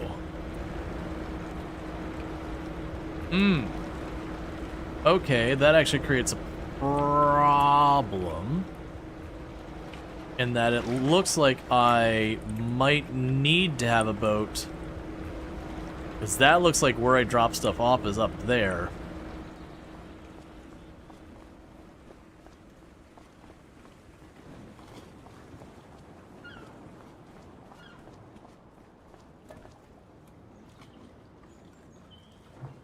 A cargo vessel that can be used to transport goods to aquacultures. The crane can be used to lift stuff. Okay. So it actually looks like, genuinely speaking, I might have to buy the big boat. And there's no lease on that big boat. I have to buy the big boat.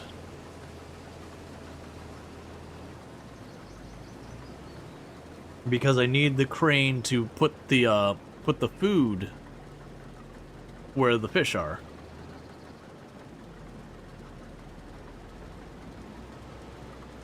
Well, if you do 80 fish per cycle, 90 cycles per day, that's $400 per fish. That's not bad.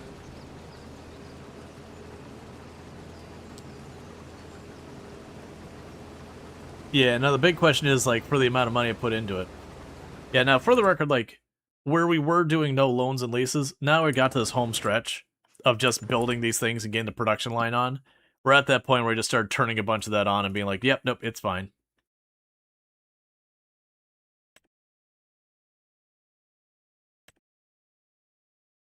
Yeah, so more than likely what I'll end up doing is we'll get all this into the fish food place. We'll let it produce overnight.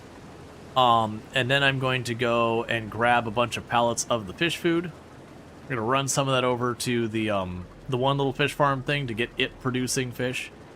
And then from there, I'm going to go to the other fish farm thing. And like I said, I'm probably going to have to buy the big barge just to be able to crane the fish food over. Because I know, like, if I leave it on distribute, I'm just worried it'll choose one of the places and just put it there and, like, it won't split it evenly between it. It won't do, like, overflow from one to the other. It'll just strictly put it in one. That is my concern. So what I might actually do, you know what I could do, is I could let it run, grab one vehicle full of it, switch it to distribute, see where it kicks the rest of the stuff, and whichever way it kicks it, I go to the other one and drop off everything.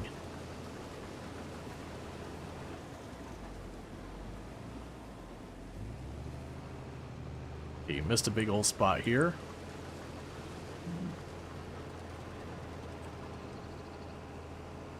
Yeah, I did not get much soybean. But that was the one that, like, it didn't fertilize correctly when I switched the crops or whatever. So it's fine.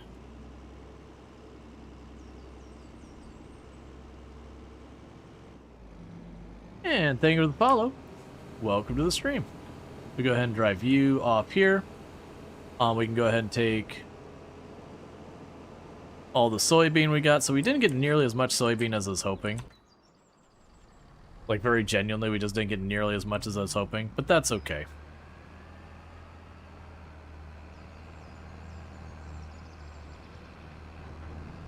So I'm going to drop this off for the fish food.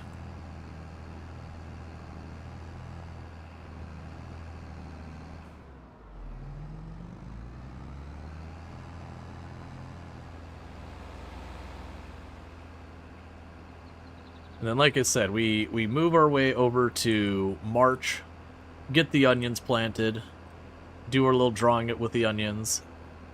And then we just have to harvest them. And then that's all the dare drops. Because our fish production is online.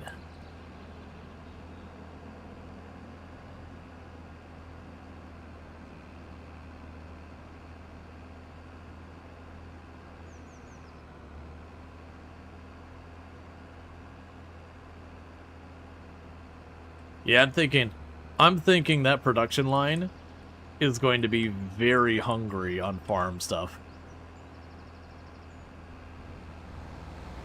We'll see. We'll see, like, when the day advances, how much from when we stop, like, when we go to sleep, like, how much of the flour it goes through. I think that'll be, like, the big kind of tell, is just taking a look at the crops and seeing, like, okay, is it going through, like, 1,000 crops every single day? Okay, that's not honestly that bad, actually. Or is it just burning through, like, a lot of crops? Because it could be because it's so many different things it's consuming that it doesn't consume that much of each individual one.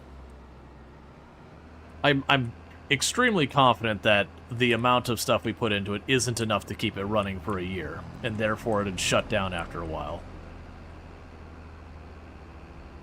But yeah, that'd be what you do, is probably get like your 6, 8, 10 fields dedicated to that production. And to be fair, that's true of a lot of the production lines. If we look at what it takes to do a bakery, usually you need like 2, 3, 4 grain fields to keep the bakery running year round. Like, none of that's unusual.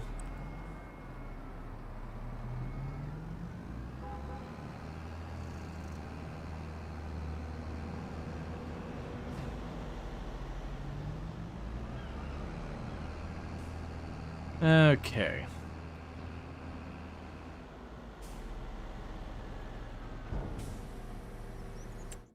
Yeah, so that'll be 10,000 more soybean.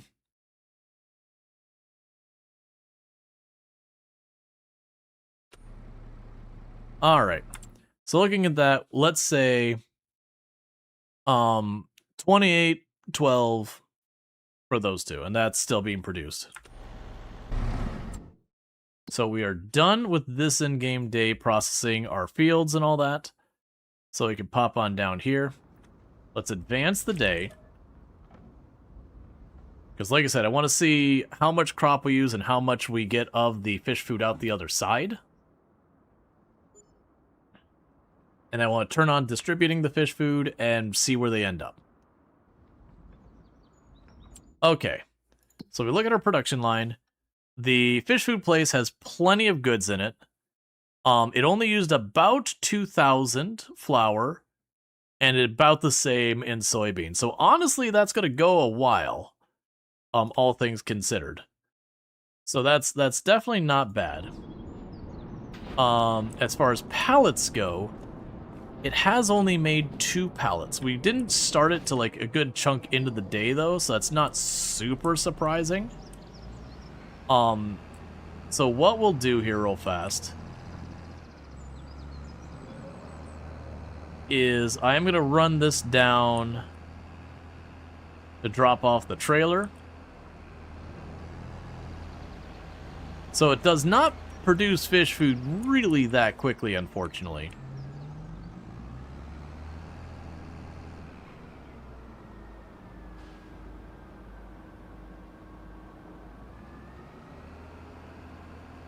So I'm going to drive this down. What I'm waffling on is how I want to approach the moving of stuff. Do I just want to buy back our box van? Or do I want to reconfigure the tractor? Because I'll have to keep reconfiguring it back and forth. It doesn't cost anything, but it's more of a nuisance. I think we buy the box van.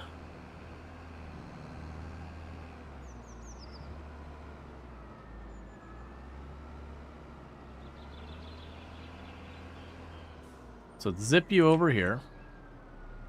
Because another thing we're going to want to do here is, I'm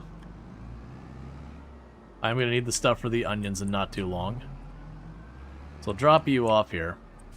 I'm going to do a quick grab some money, do a loan.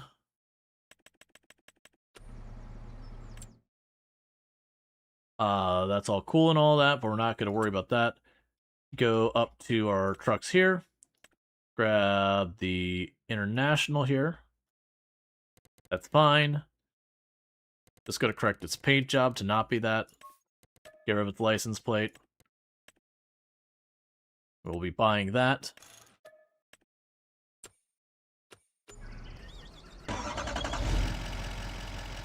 So plan here is I want to split up those pallets.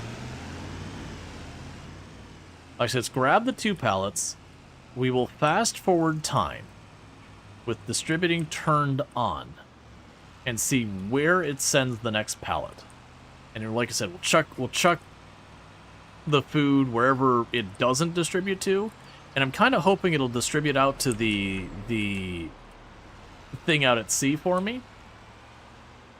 Because if it distributes out to the thing out at sea for me, then what I could do is just grab a bunch of the food and take it over to the breeding thing. But I don't believe, historically, farm sim, when you choose to distribute, it just chooses one of the places and it just sends it that way. That it isn't like, it doesn't automatically split up between them, and it doesn't do anything fancy like that.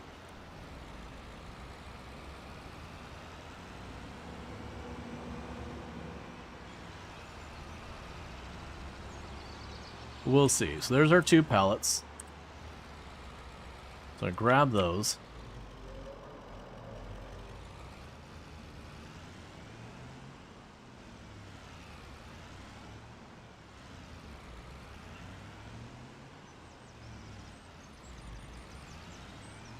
Okay, so that's 4,000.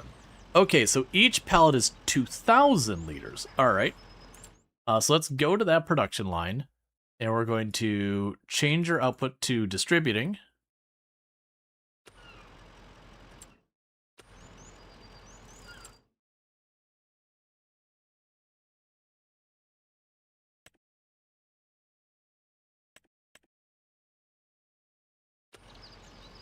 All right. So it has distributed to somewhere. Somewhere just got fish food. Okay, so did it split it? Oh, that's the best case scenario. Okay, can we just leave it on distributing? It is distributing it evenly. Well, hell yeah. In that case, I don't have to buy the barge. So I'll run this over to the fish breeding place. Because now that I've taken it, it won't distribute.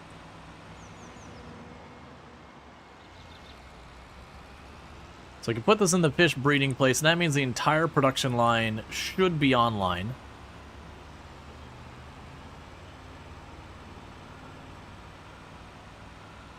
It'll take a hot minute because the breeding place needs to get enough.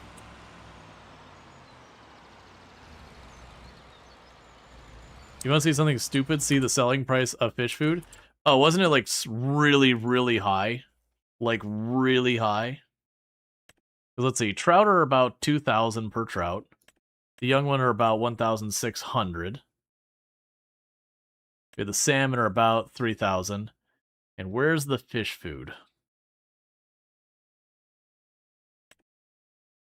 The fish food's about 1,000 something. Yeah.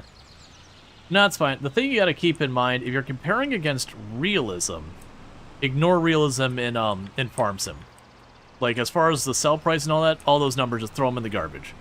None of that is based on any type of reality. Like, if you want a comparison, look at my dollars up there. I'm at $9,000. I can go into my settings, and we can go right down here. Wherever you're at. You're here somewhere. General settings? Yeah. So we've now made it the euro. It's $9,000. And we can go to here.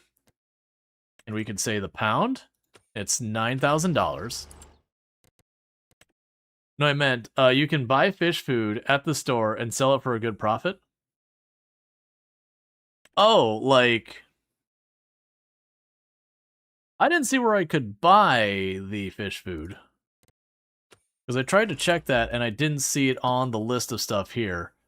So like we go back to fish food. I don't have the option of buying it anywhere. Like, I could sell it, but I don't have a list of anywhere to buy it.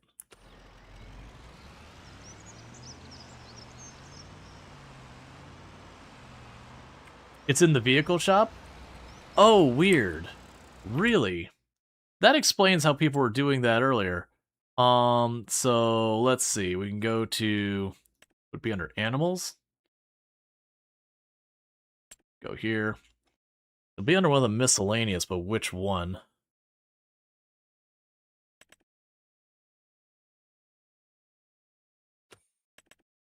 Big bags.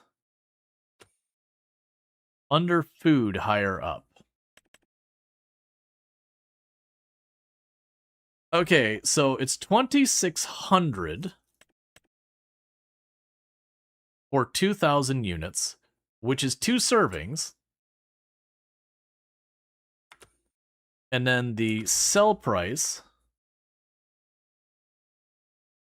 is at peak about 1,600.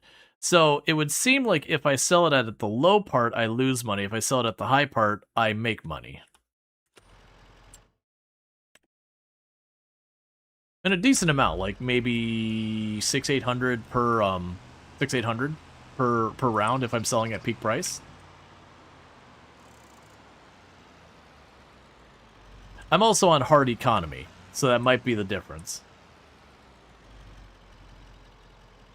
I'm not going here, that's right. Yeah, no, if you play on easy economy, you will actually have a number of items that you can kind of cheese when you buy it to turn a profit.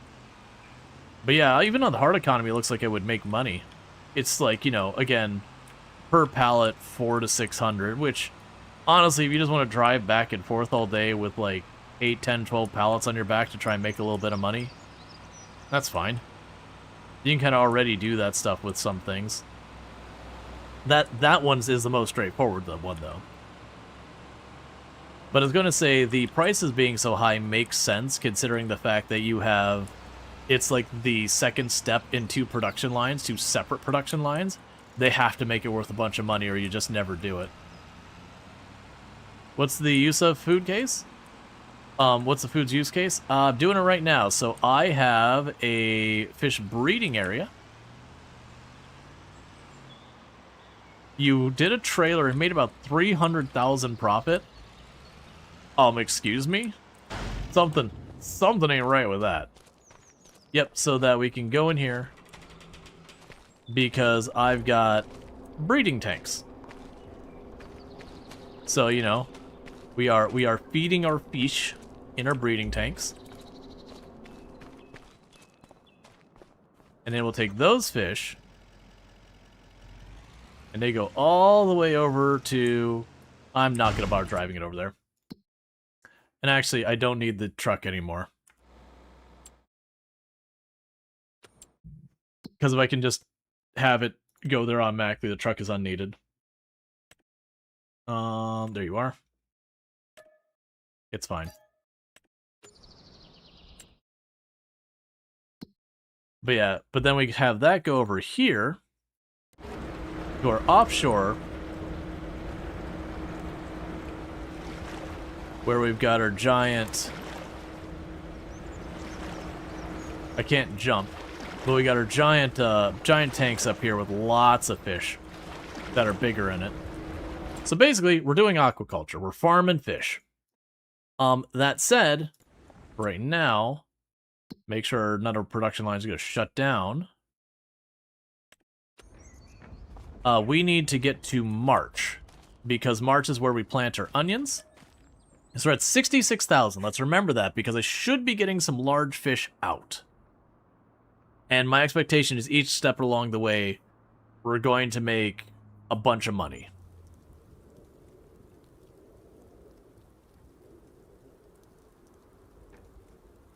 So that's 72,000.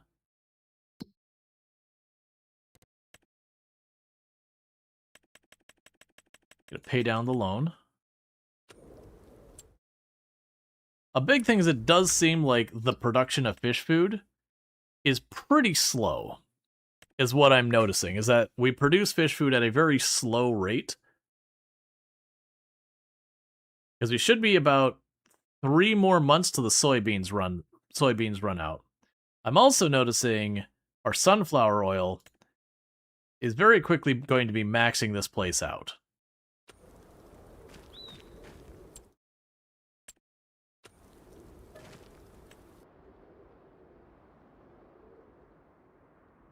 Yeah, no, if you're getting like 300,000 profit, something is not right.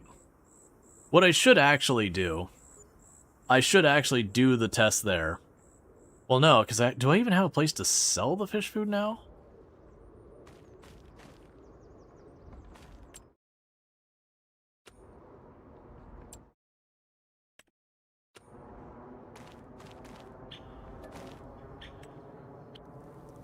Because we're just trying to get to March. Because I'm wondering with that. Like I said, I'd have to check when the market is high. I didn't pay attention to what month that is. Okay, this time I got a bit more. We're still getting a decent amount coming in. Yeah, so we've run out of soybeans, so this thing is no longer producing stuff. Meanwhile, you're supposed to be selling... Oh, that's young trout. I didn't activate the production lines. That's why we're getting no money.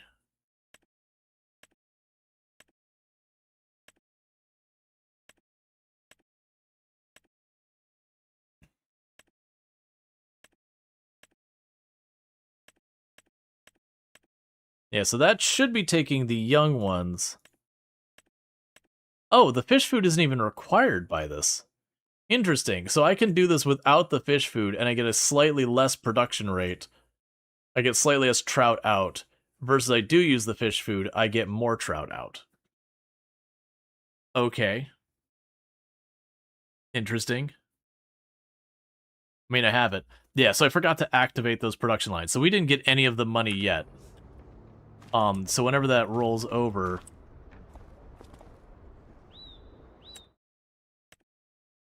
Oh, it won't roll over because we have to produce it. That's fine. Alright, so March. So let's see how much. We were at 17,000, give or take. Let's see what happens once that gets producing.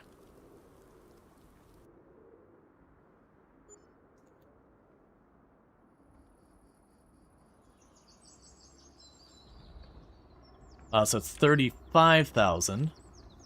Let's check in those production lines. So you still are maxed out in your materials. I let the greenhouse shut down because I just didn't bother filling it up with water. All of our other stuff is no longer producing.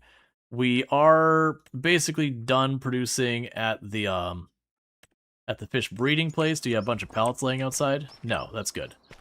Okay, so we got all that sorted. So from here, we'd be getting our payout. And honestly, considering that just paid me out almost 20,000 with the greenhouse offline, we're just going to get our 100,000 that we were required to do for the dare drop out of that. So that's fine. So from there, though, now's where we got to actually do some more work. So we're going to go ahead and go into here. We're going to go to onions. And I am going to need to go to the onion planter. We're going to details that, and I'm going to lease it.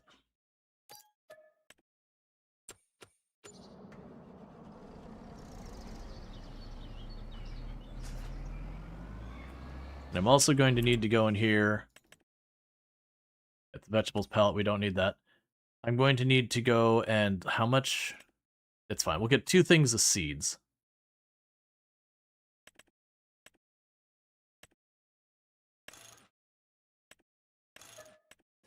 Because this is just for the dare drop thing. We're not trying to actually get a meaningful amount of crops or anything out of it. I'm literally just going to be doing that. I thought you could not, Lees? We're basically done with the challenge, Pulverizer. Basically, I'm just finishing the last dare drop. Pretty much once we start this stream and we finish the castle, it was like, okay, I just need to turn on the production stuff. And that's because a big part of it is... Oh, geez, you filled up instantly. Oh, you only store 27 liters? Hang on. I feel like I'm supposed to have an accessory to go with you. But yeah, no, up until today we didn't do it, but like I said, that's because we're at the stage now. Huh. I feel like I really should have some type of,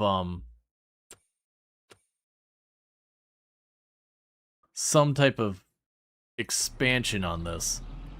But yeah, no, we don't loan and lease. We just this last stream, like I said, I'm just trying to get the dare drops knocked out, because we're doing Anno tomorrow. Some type of front hopper? Yeah, I didn't see anything. Let's, before we drive off, let's check this the other way. We can go over here to onions. That's a cultivator. I don't actually need that. That's a tipper trailer. That's for digging stuff out of the ground. That one's not what we're using. These are the windrowers. So it doesn't list it. I'm dubious. I'm dubious here. I feel like we're going to go down here, and I'm going to need more seeds. But it didn't show a combination of any seed hopper. So we're going to go down here. We're going to try planting. It might run out of seeds almost instantly, which is what I'm guessing will happen. What image are you making? Probably just something like a smiley face or something like that. I'm trying to not stay up late. I have to wake up early. So I really just want to slap down a drawing really fast. Get that done. And then, you know, we will get a clip of me harvesting and they'll just sell it. I think I need more seeds. I think you're right. My assumption is we would get like a seed hopper on it. It's a little weird.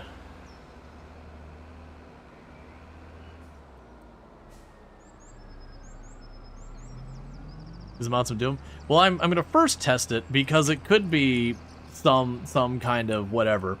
We'll see what happens. We're sciencing right now. Get a forklift in front that you can pick the pallet of onions. Oh, just have like the forklift thing with one of the pallets of seeds on the front, and then just pull from it. I'm sure there's been some cursed stuff like that over the years that people have done. Like, I should also be replanting all these fields. I'm not going to do it. We are just trying to rush the last airdrop.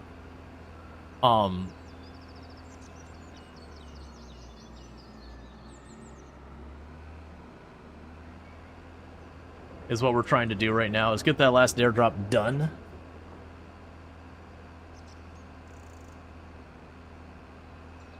I could write high.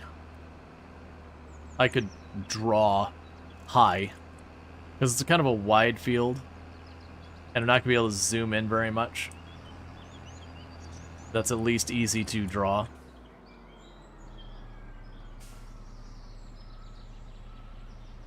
Oh.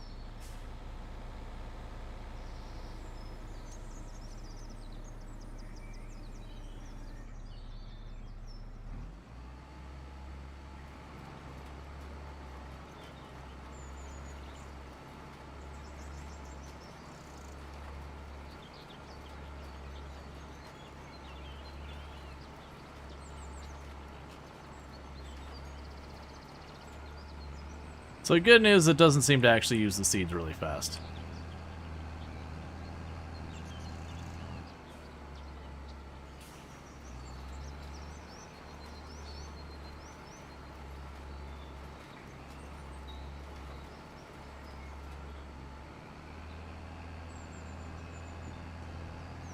I don't think it's putting like full onions down there. I think they have like little onion seeds.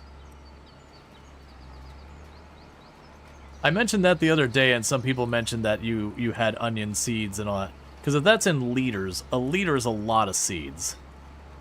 If they're small seeds. It depends. Because obviously you can be like, ah, but what if it's a coconut?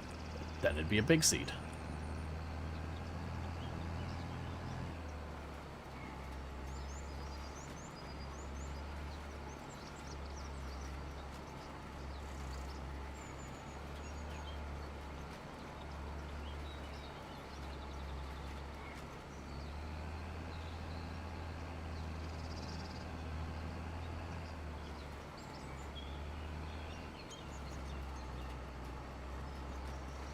Okay.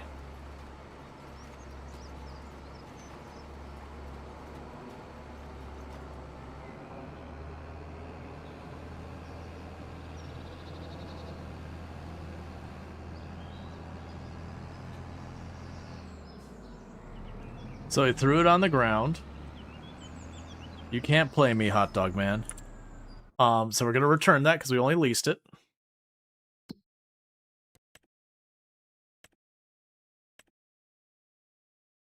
Alright, so we can return our lease. And now I need to check when is it that we harvest the onions. So the onions get harvested in August. So let's pop down there. Oh yeah, so we can see that I wrote high in the field. And I know I didn't bother fertilizing it. I know I didn't bother weeding it. I know I didn't bother making sure the lime was good. We are just trying to rush the dare drop, because it is just one of those things that, like, we're going to go a little long tonight. I don't want to go a lot long tonight. And taking the time to do all the things will definitely go from A to B. Okay, so we got about another 20-ish thousand. And you get one onion out of it. Oh, it can be pretty awful. I'm not expecting a good payout.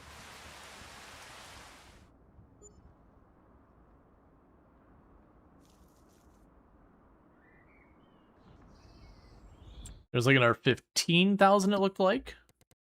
And again, for the are we actually honestly doing this? Yeah, so you're gonna run out of fish food. So you do 120 cycles a day. Or 120 cycles per month. So you're gonna wipe out the fish food. I will activate these other two. So we continue to get more fish. May. Yeah, the point being, if I'm making like 15, 20 every single day, and all of our other production lines are effectively shut down, and are still burning my money, and I'm paying loan money on top of that.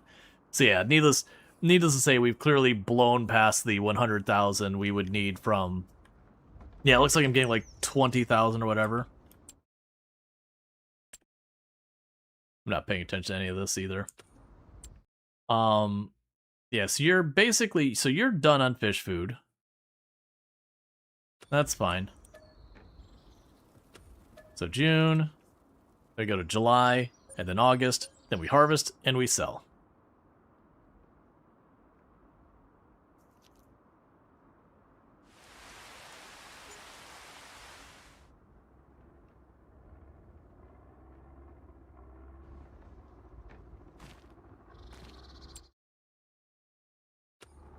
Then July, and then ultimately, this puts us in August, and it'll be time to go through and harvest the onions and sell the onions.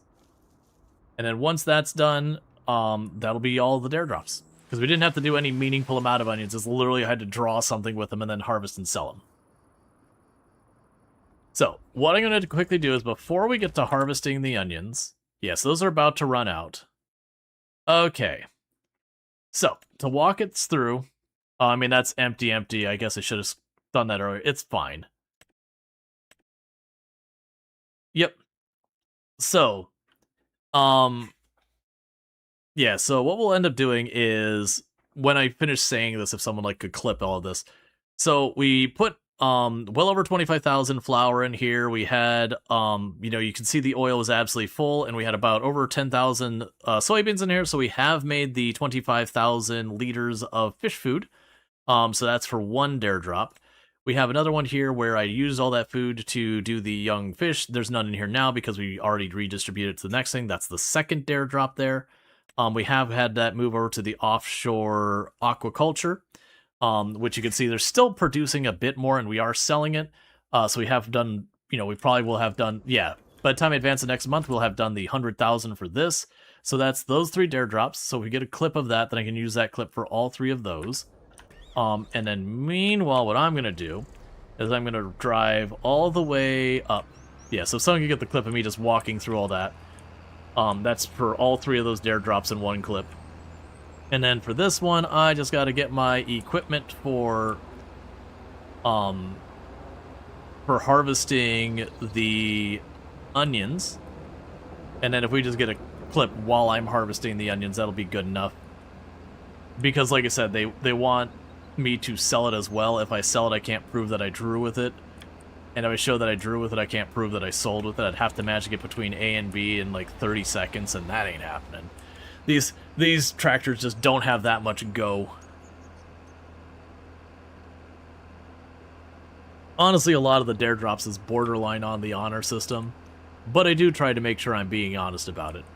But yeah, so our money up there, considering the fact that we're paying, you know, several thousand on a loan and operating expenses, I'm sure we've made over 100,000. If not, we will when we advance the next day. If not, like, there's already enough fish in there, it'll get past 100,000. The point is I set up and I got all the production lines going. Normally I would have taken like an extra real-life hour to plant all those fields and then go through harvesting all the different crops, you know, without taking the loans and leases. The reason we're kind of rushing this today is we are going to be checking out Anno tomorrow.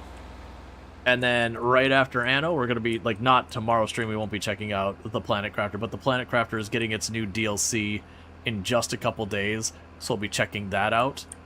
And so realistically, I'm not going to be back to Farm Sim for at least a couple of days.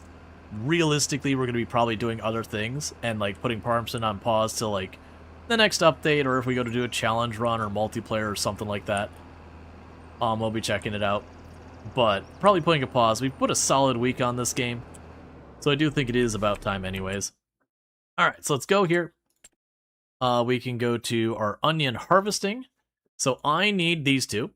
So we're going to grab you. And I don't really care about the lighting. We're going to lease that. Yep, and I'm assuming you got the clip. I see like where the link got removed or whatever, but that's fine. That's good enough. Thank you for the follow. Welcome to the stream. Okay, so we can grab you. And lease you. And then ultimately grab you. So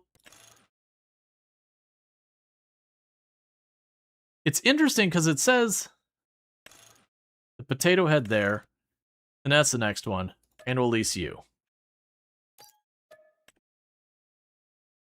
Yep, if not, like, you giving me something about the right time frame does allow me to go back through and deal with it either way. So I believe I want this one in the front.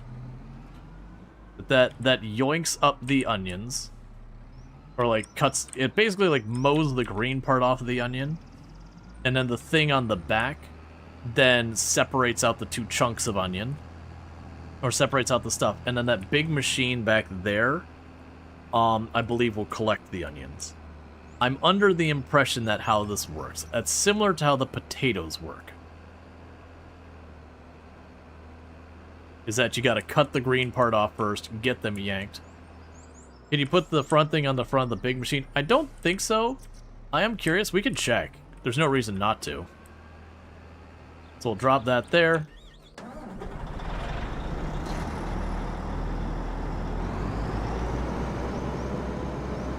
Pretty sure you just need the big machine? Yeah, I haven't done potatoes in forever. I did all the crops more than once at different points, because I did like one where I went through the potatoes and did their whole thing.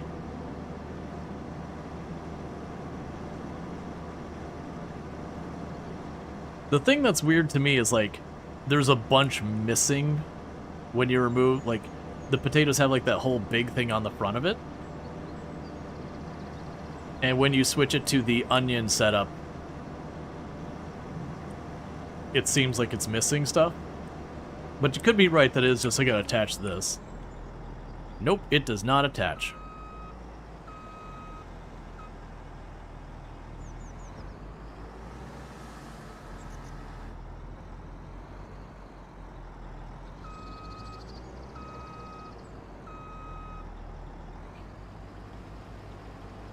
I'm down to find out. Because I'm not worried about ruining the crop.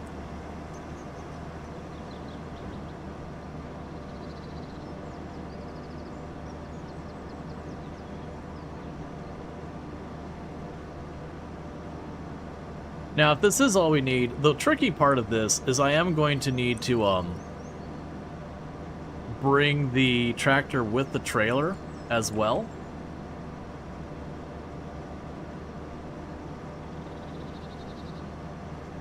Because it does have a tiny bit of internal storage, but not much. I mean, granted, with how badly I've done of setting it up, maybe I don't actually fill up the trailer for this thing, because I think it only has like a couple 100 liters worth of storage. It's like really nothing, but that's exactly what I said I feel like these should have, even though in the real life they don't have an internal storage just enough so when you hand it off to the AI doesn't absolutely struggle it.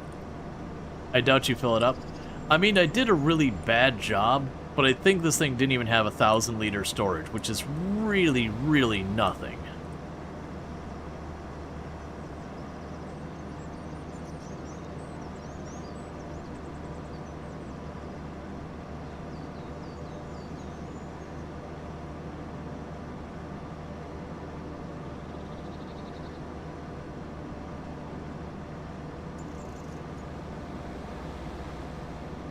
As far as crops goes, 1,000 liters, like, you're a home gardener.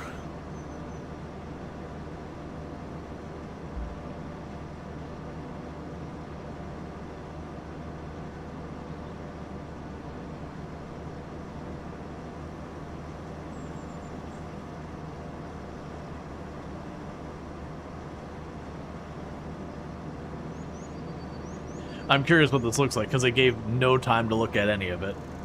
Because we are just kind of rushing. But yeah, no, I'm looking forward to Anno tomorrow. That's the plan. We'll do that tomorrow. If anything comes up that doesn't work out, we'll just figure something else out. But that is the intention for tomorrow. And otherwise, we got Planet Crafter coming up. We got the RimWorld Hot Potato on the 28th. That starts on the 24th to the 30th, but my segment is on the 28th. And so once the Planet Crafter, we wrap that up, that's where the schedule is going to open up for more variety of stuff.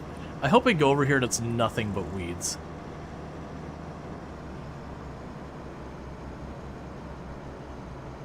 Which is looking like a potential possibility. I mean, it's not that bad. Okay, so we've got our writing here.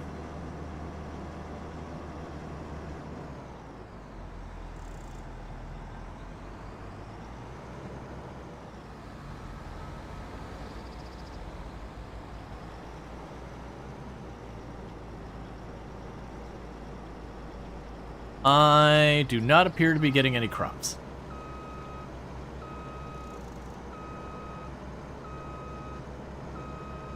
So lower, turn it on again.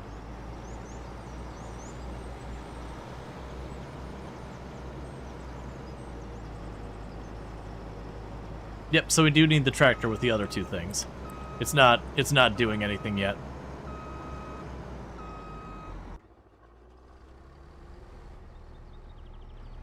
That's what I thought, because if I remember correctly, the way this works is you have this front piece that mows the green part off of your plant. So, like, between the potato and that. So it mows it off. And then the back piece, all it does is kind of hucks it off to the side. And then from there, the last thing pulls up the actual, like, the big machine actually pulls the potatoes out of the ground. So you're separating the green part you don't want, get it out of here. And then the other piece is to actually get your potato.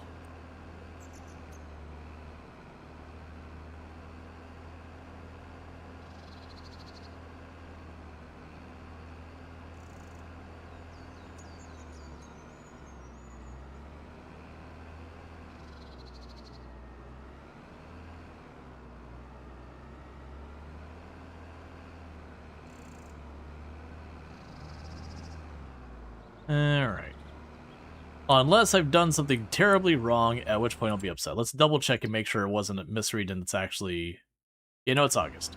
I was just making sure it wasn't October or something. And we plant in March? Yep, yeah, we're good. Everything's good. It's planted, it's in the right time frame. I just didn't have the process. Like I said, I think the thing on the front is basically a hair above a glorified lawnmower. And then, like I said, the thing in the back, I can't remember, it actually pulls up the onion as well, and then again, you'd have the thing behind to actually take all those onions chucked on the ground and get them off the ground and do a bunch of stuff. I think the big machine is actually what uproots the onion. But I do think, like, the front piece just cuts it up, the back piece, you know, does the whole process that involves, you know, getting it out of the way so that the other machine can do its job. It's not the right button.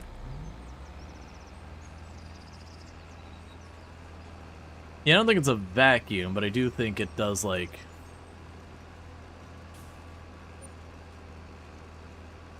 effectively like windrows it.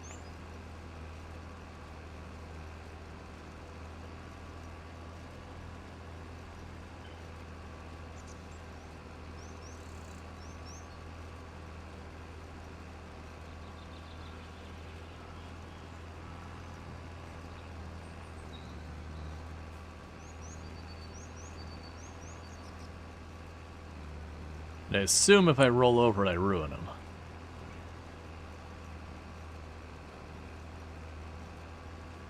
Yep. If we roll over it, I ruin him.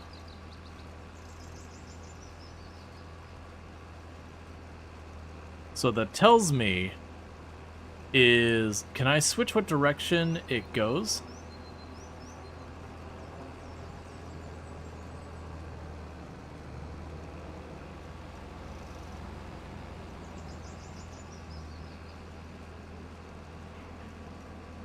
Yeah, so I don't want to go back and forth.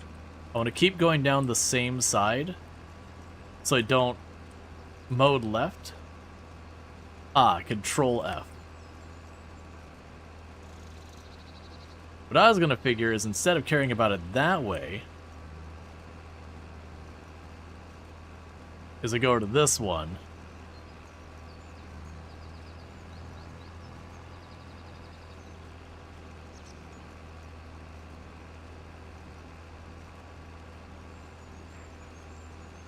Yeah, I go over this one, and then I circle around back to that one, so I'm only going on the one side.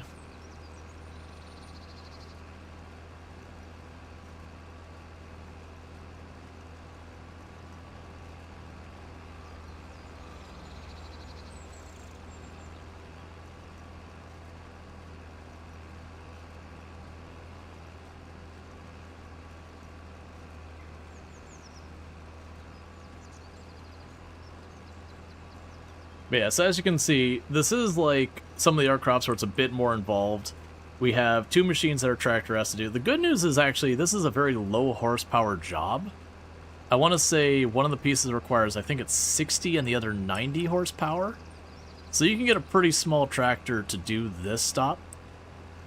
So you potentially have like a bunch of people doing it, or, you know, I wonder how like the AI probably does okay with it.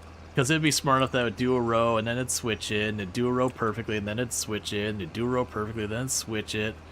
Kind of like when you watch the AI do the plowing sometimes. It'll kind of go through that.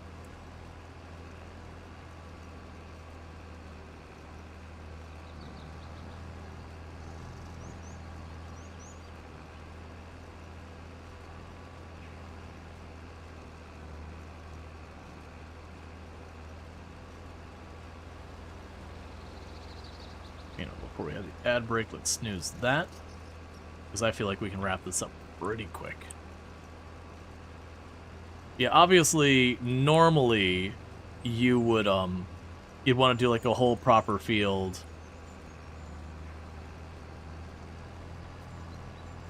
So I switched which side.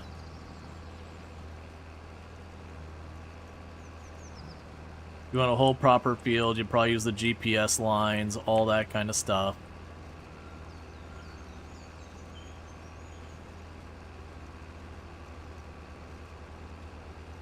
So you wouldn't curve all over the place or you're driving over your own junk.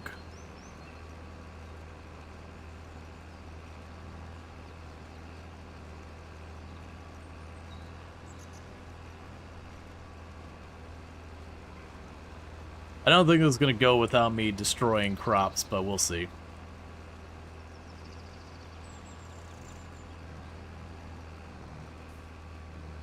Yup. Yup, tragedy unfolding. We are ruining onions by large amounts.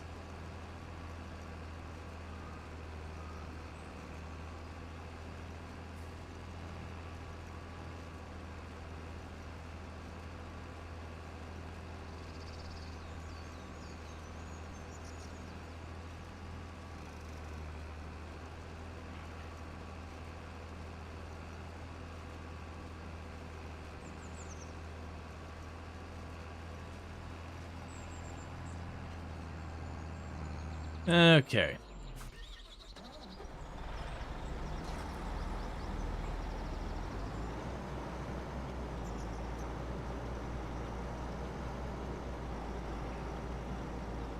Oh, I haven't lowered it yet. That helps.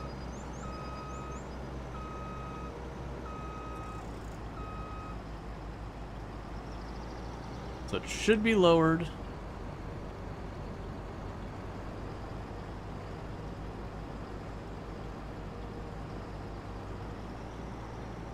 All right. We are officially getting onions.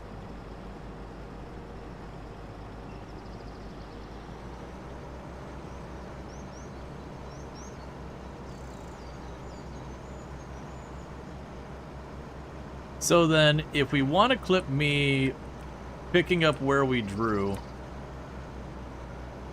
I think that'll be good enough. Like, we'll still sell it and all that, but I think that'll be good enough for the purpose of the dare drop that we have drawn, we are harvesting, and we will sell, but I wanted to show the actual drawing part just, you know, because anyone could sell onions and pretend that the drawing was done.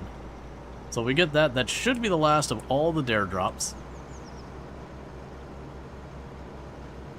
And like I said, we will just go and run this really fast. I wonder if we can get both rows in one, or if we'll just destroy all the crops.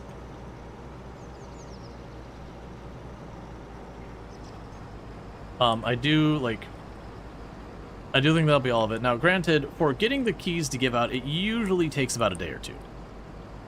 So it probably won't be tomorrow's stream, but like the day after, we'll do key giveaways. Assuming I have them. Obviously, sometimes it takes longer than others, but we should get two copies of Farming Simulator by itself. I should get 2 copies of Farming Simulator with the Highlands expansion that we've been doing, this map, the fishing stuff, all that stuff. Thank Paul Reiser, I appreciate it. All that, and then we'll get 1 copy of the game that has the year 1 pass.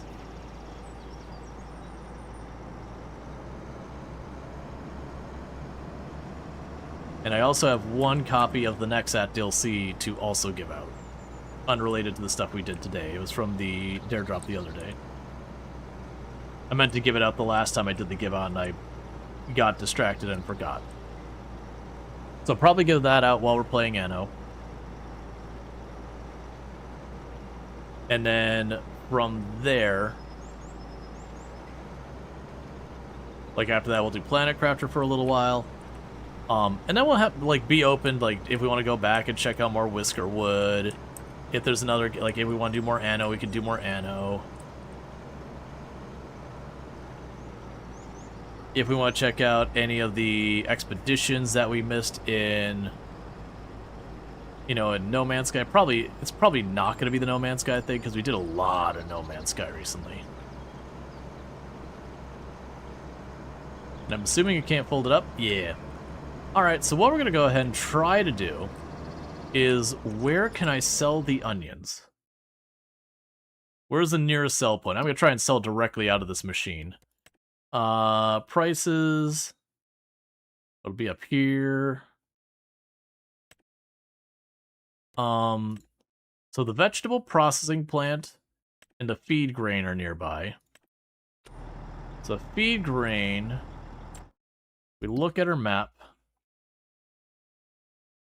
is just down the road. That is perfect.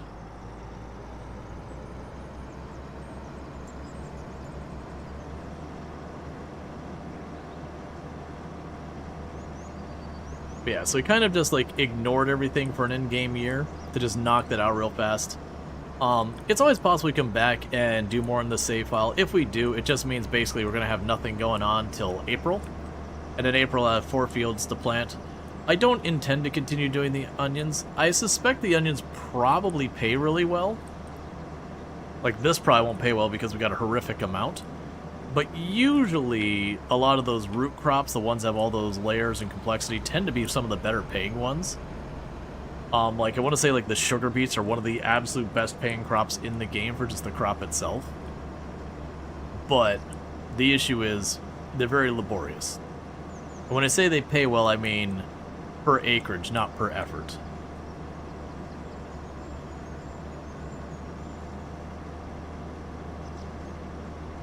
Input money versus output money, not with consideration of time and labor.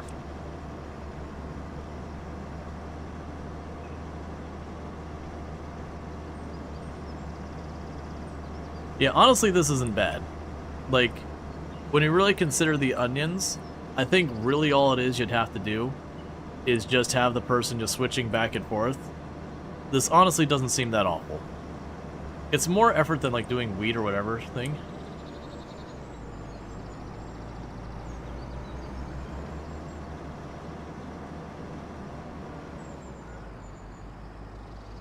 And we are officially selling.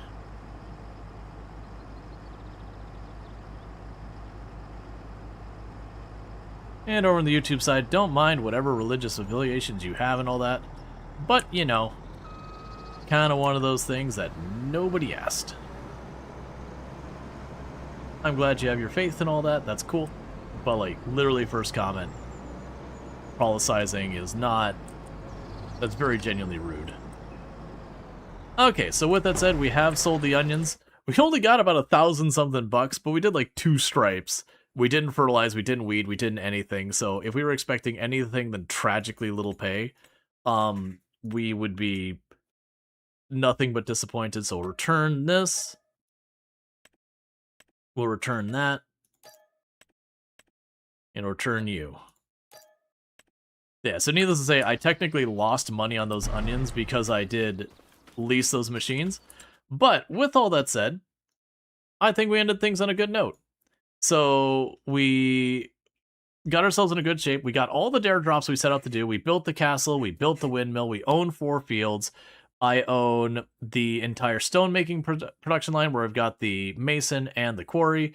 We got a greenhouse. We got our full setup for doing all of the different basic crop types. So we don't, none of the specialty ones, but you know, we could do both like the corn and the sunflowers, that as well as your wheat and whatnot. We've got the entire production line for the fish, the food, and all like the fish food and the fish and the bigger fish and all that. Those seem to be like they're going to be fairly lucrative. What else do we have? We have the most important thing of everything in the entire game. And don't you be hiding on me. We have got the dog. It was around here somewhere.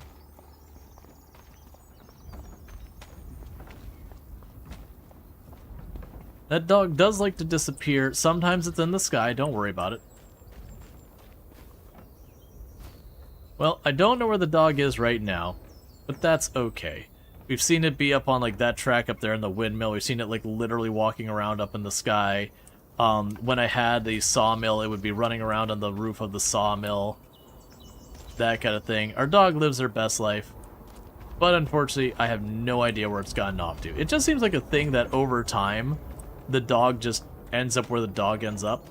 But with all that said, needless to say, it's been a good run. We started with $0, and until... Can you pet it? Yes, you can pet the dog.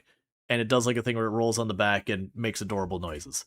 And up until the very end, when we went to get the fish stuff, we did go without any loans or leases. It was just that last stretch for knocking things out today that I did ultimately get, you know, the fish stuff. I'd use loans and leases. So that'd be the part where we kind of broke away from the challenge run and we're no longer doing that. And that's just to knock it all out and whatnot. So with that said, I think this is a perfect place to leave off with Farming Simulator. We will definitely be back. I keep coming back to this game. It is a great game with simulation, but the intent is tomorrow we'll be playing Anno, their newly released one, and we'll just take things from there. With that said, I need to get to bed because I need to wake up bright and early tomorrow. So we are going to be wrapping up. If you're watching over on YouTube, don't forget to like and subscribe, but the stream will be ending abruptly for all of you because I don't have a host ready. If you're over here on Twitch, don't forget to follow the channel. That way you can find your way back here in the future. But with that said, I am going to be wrapping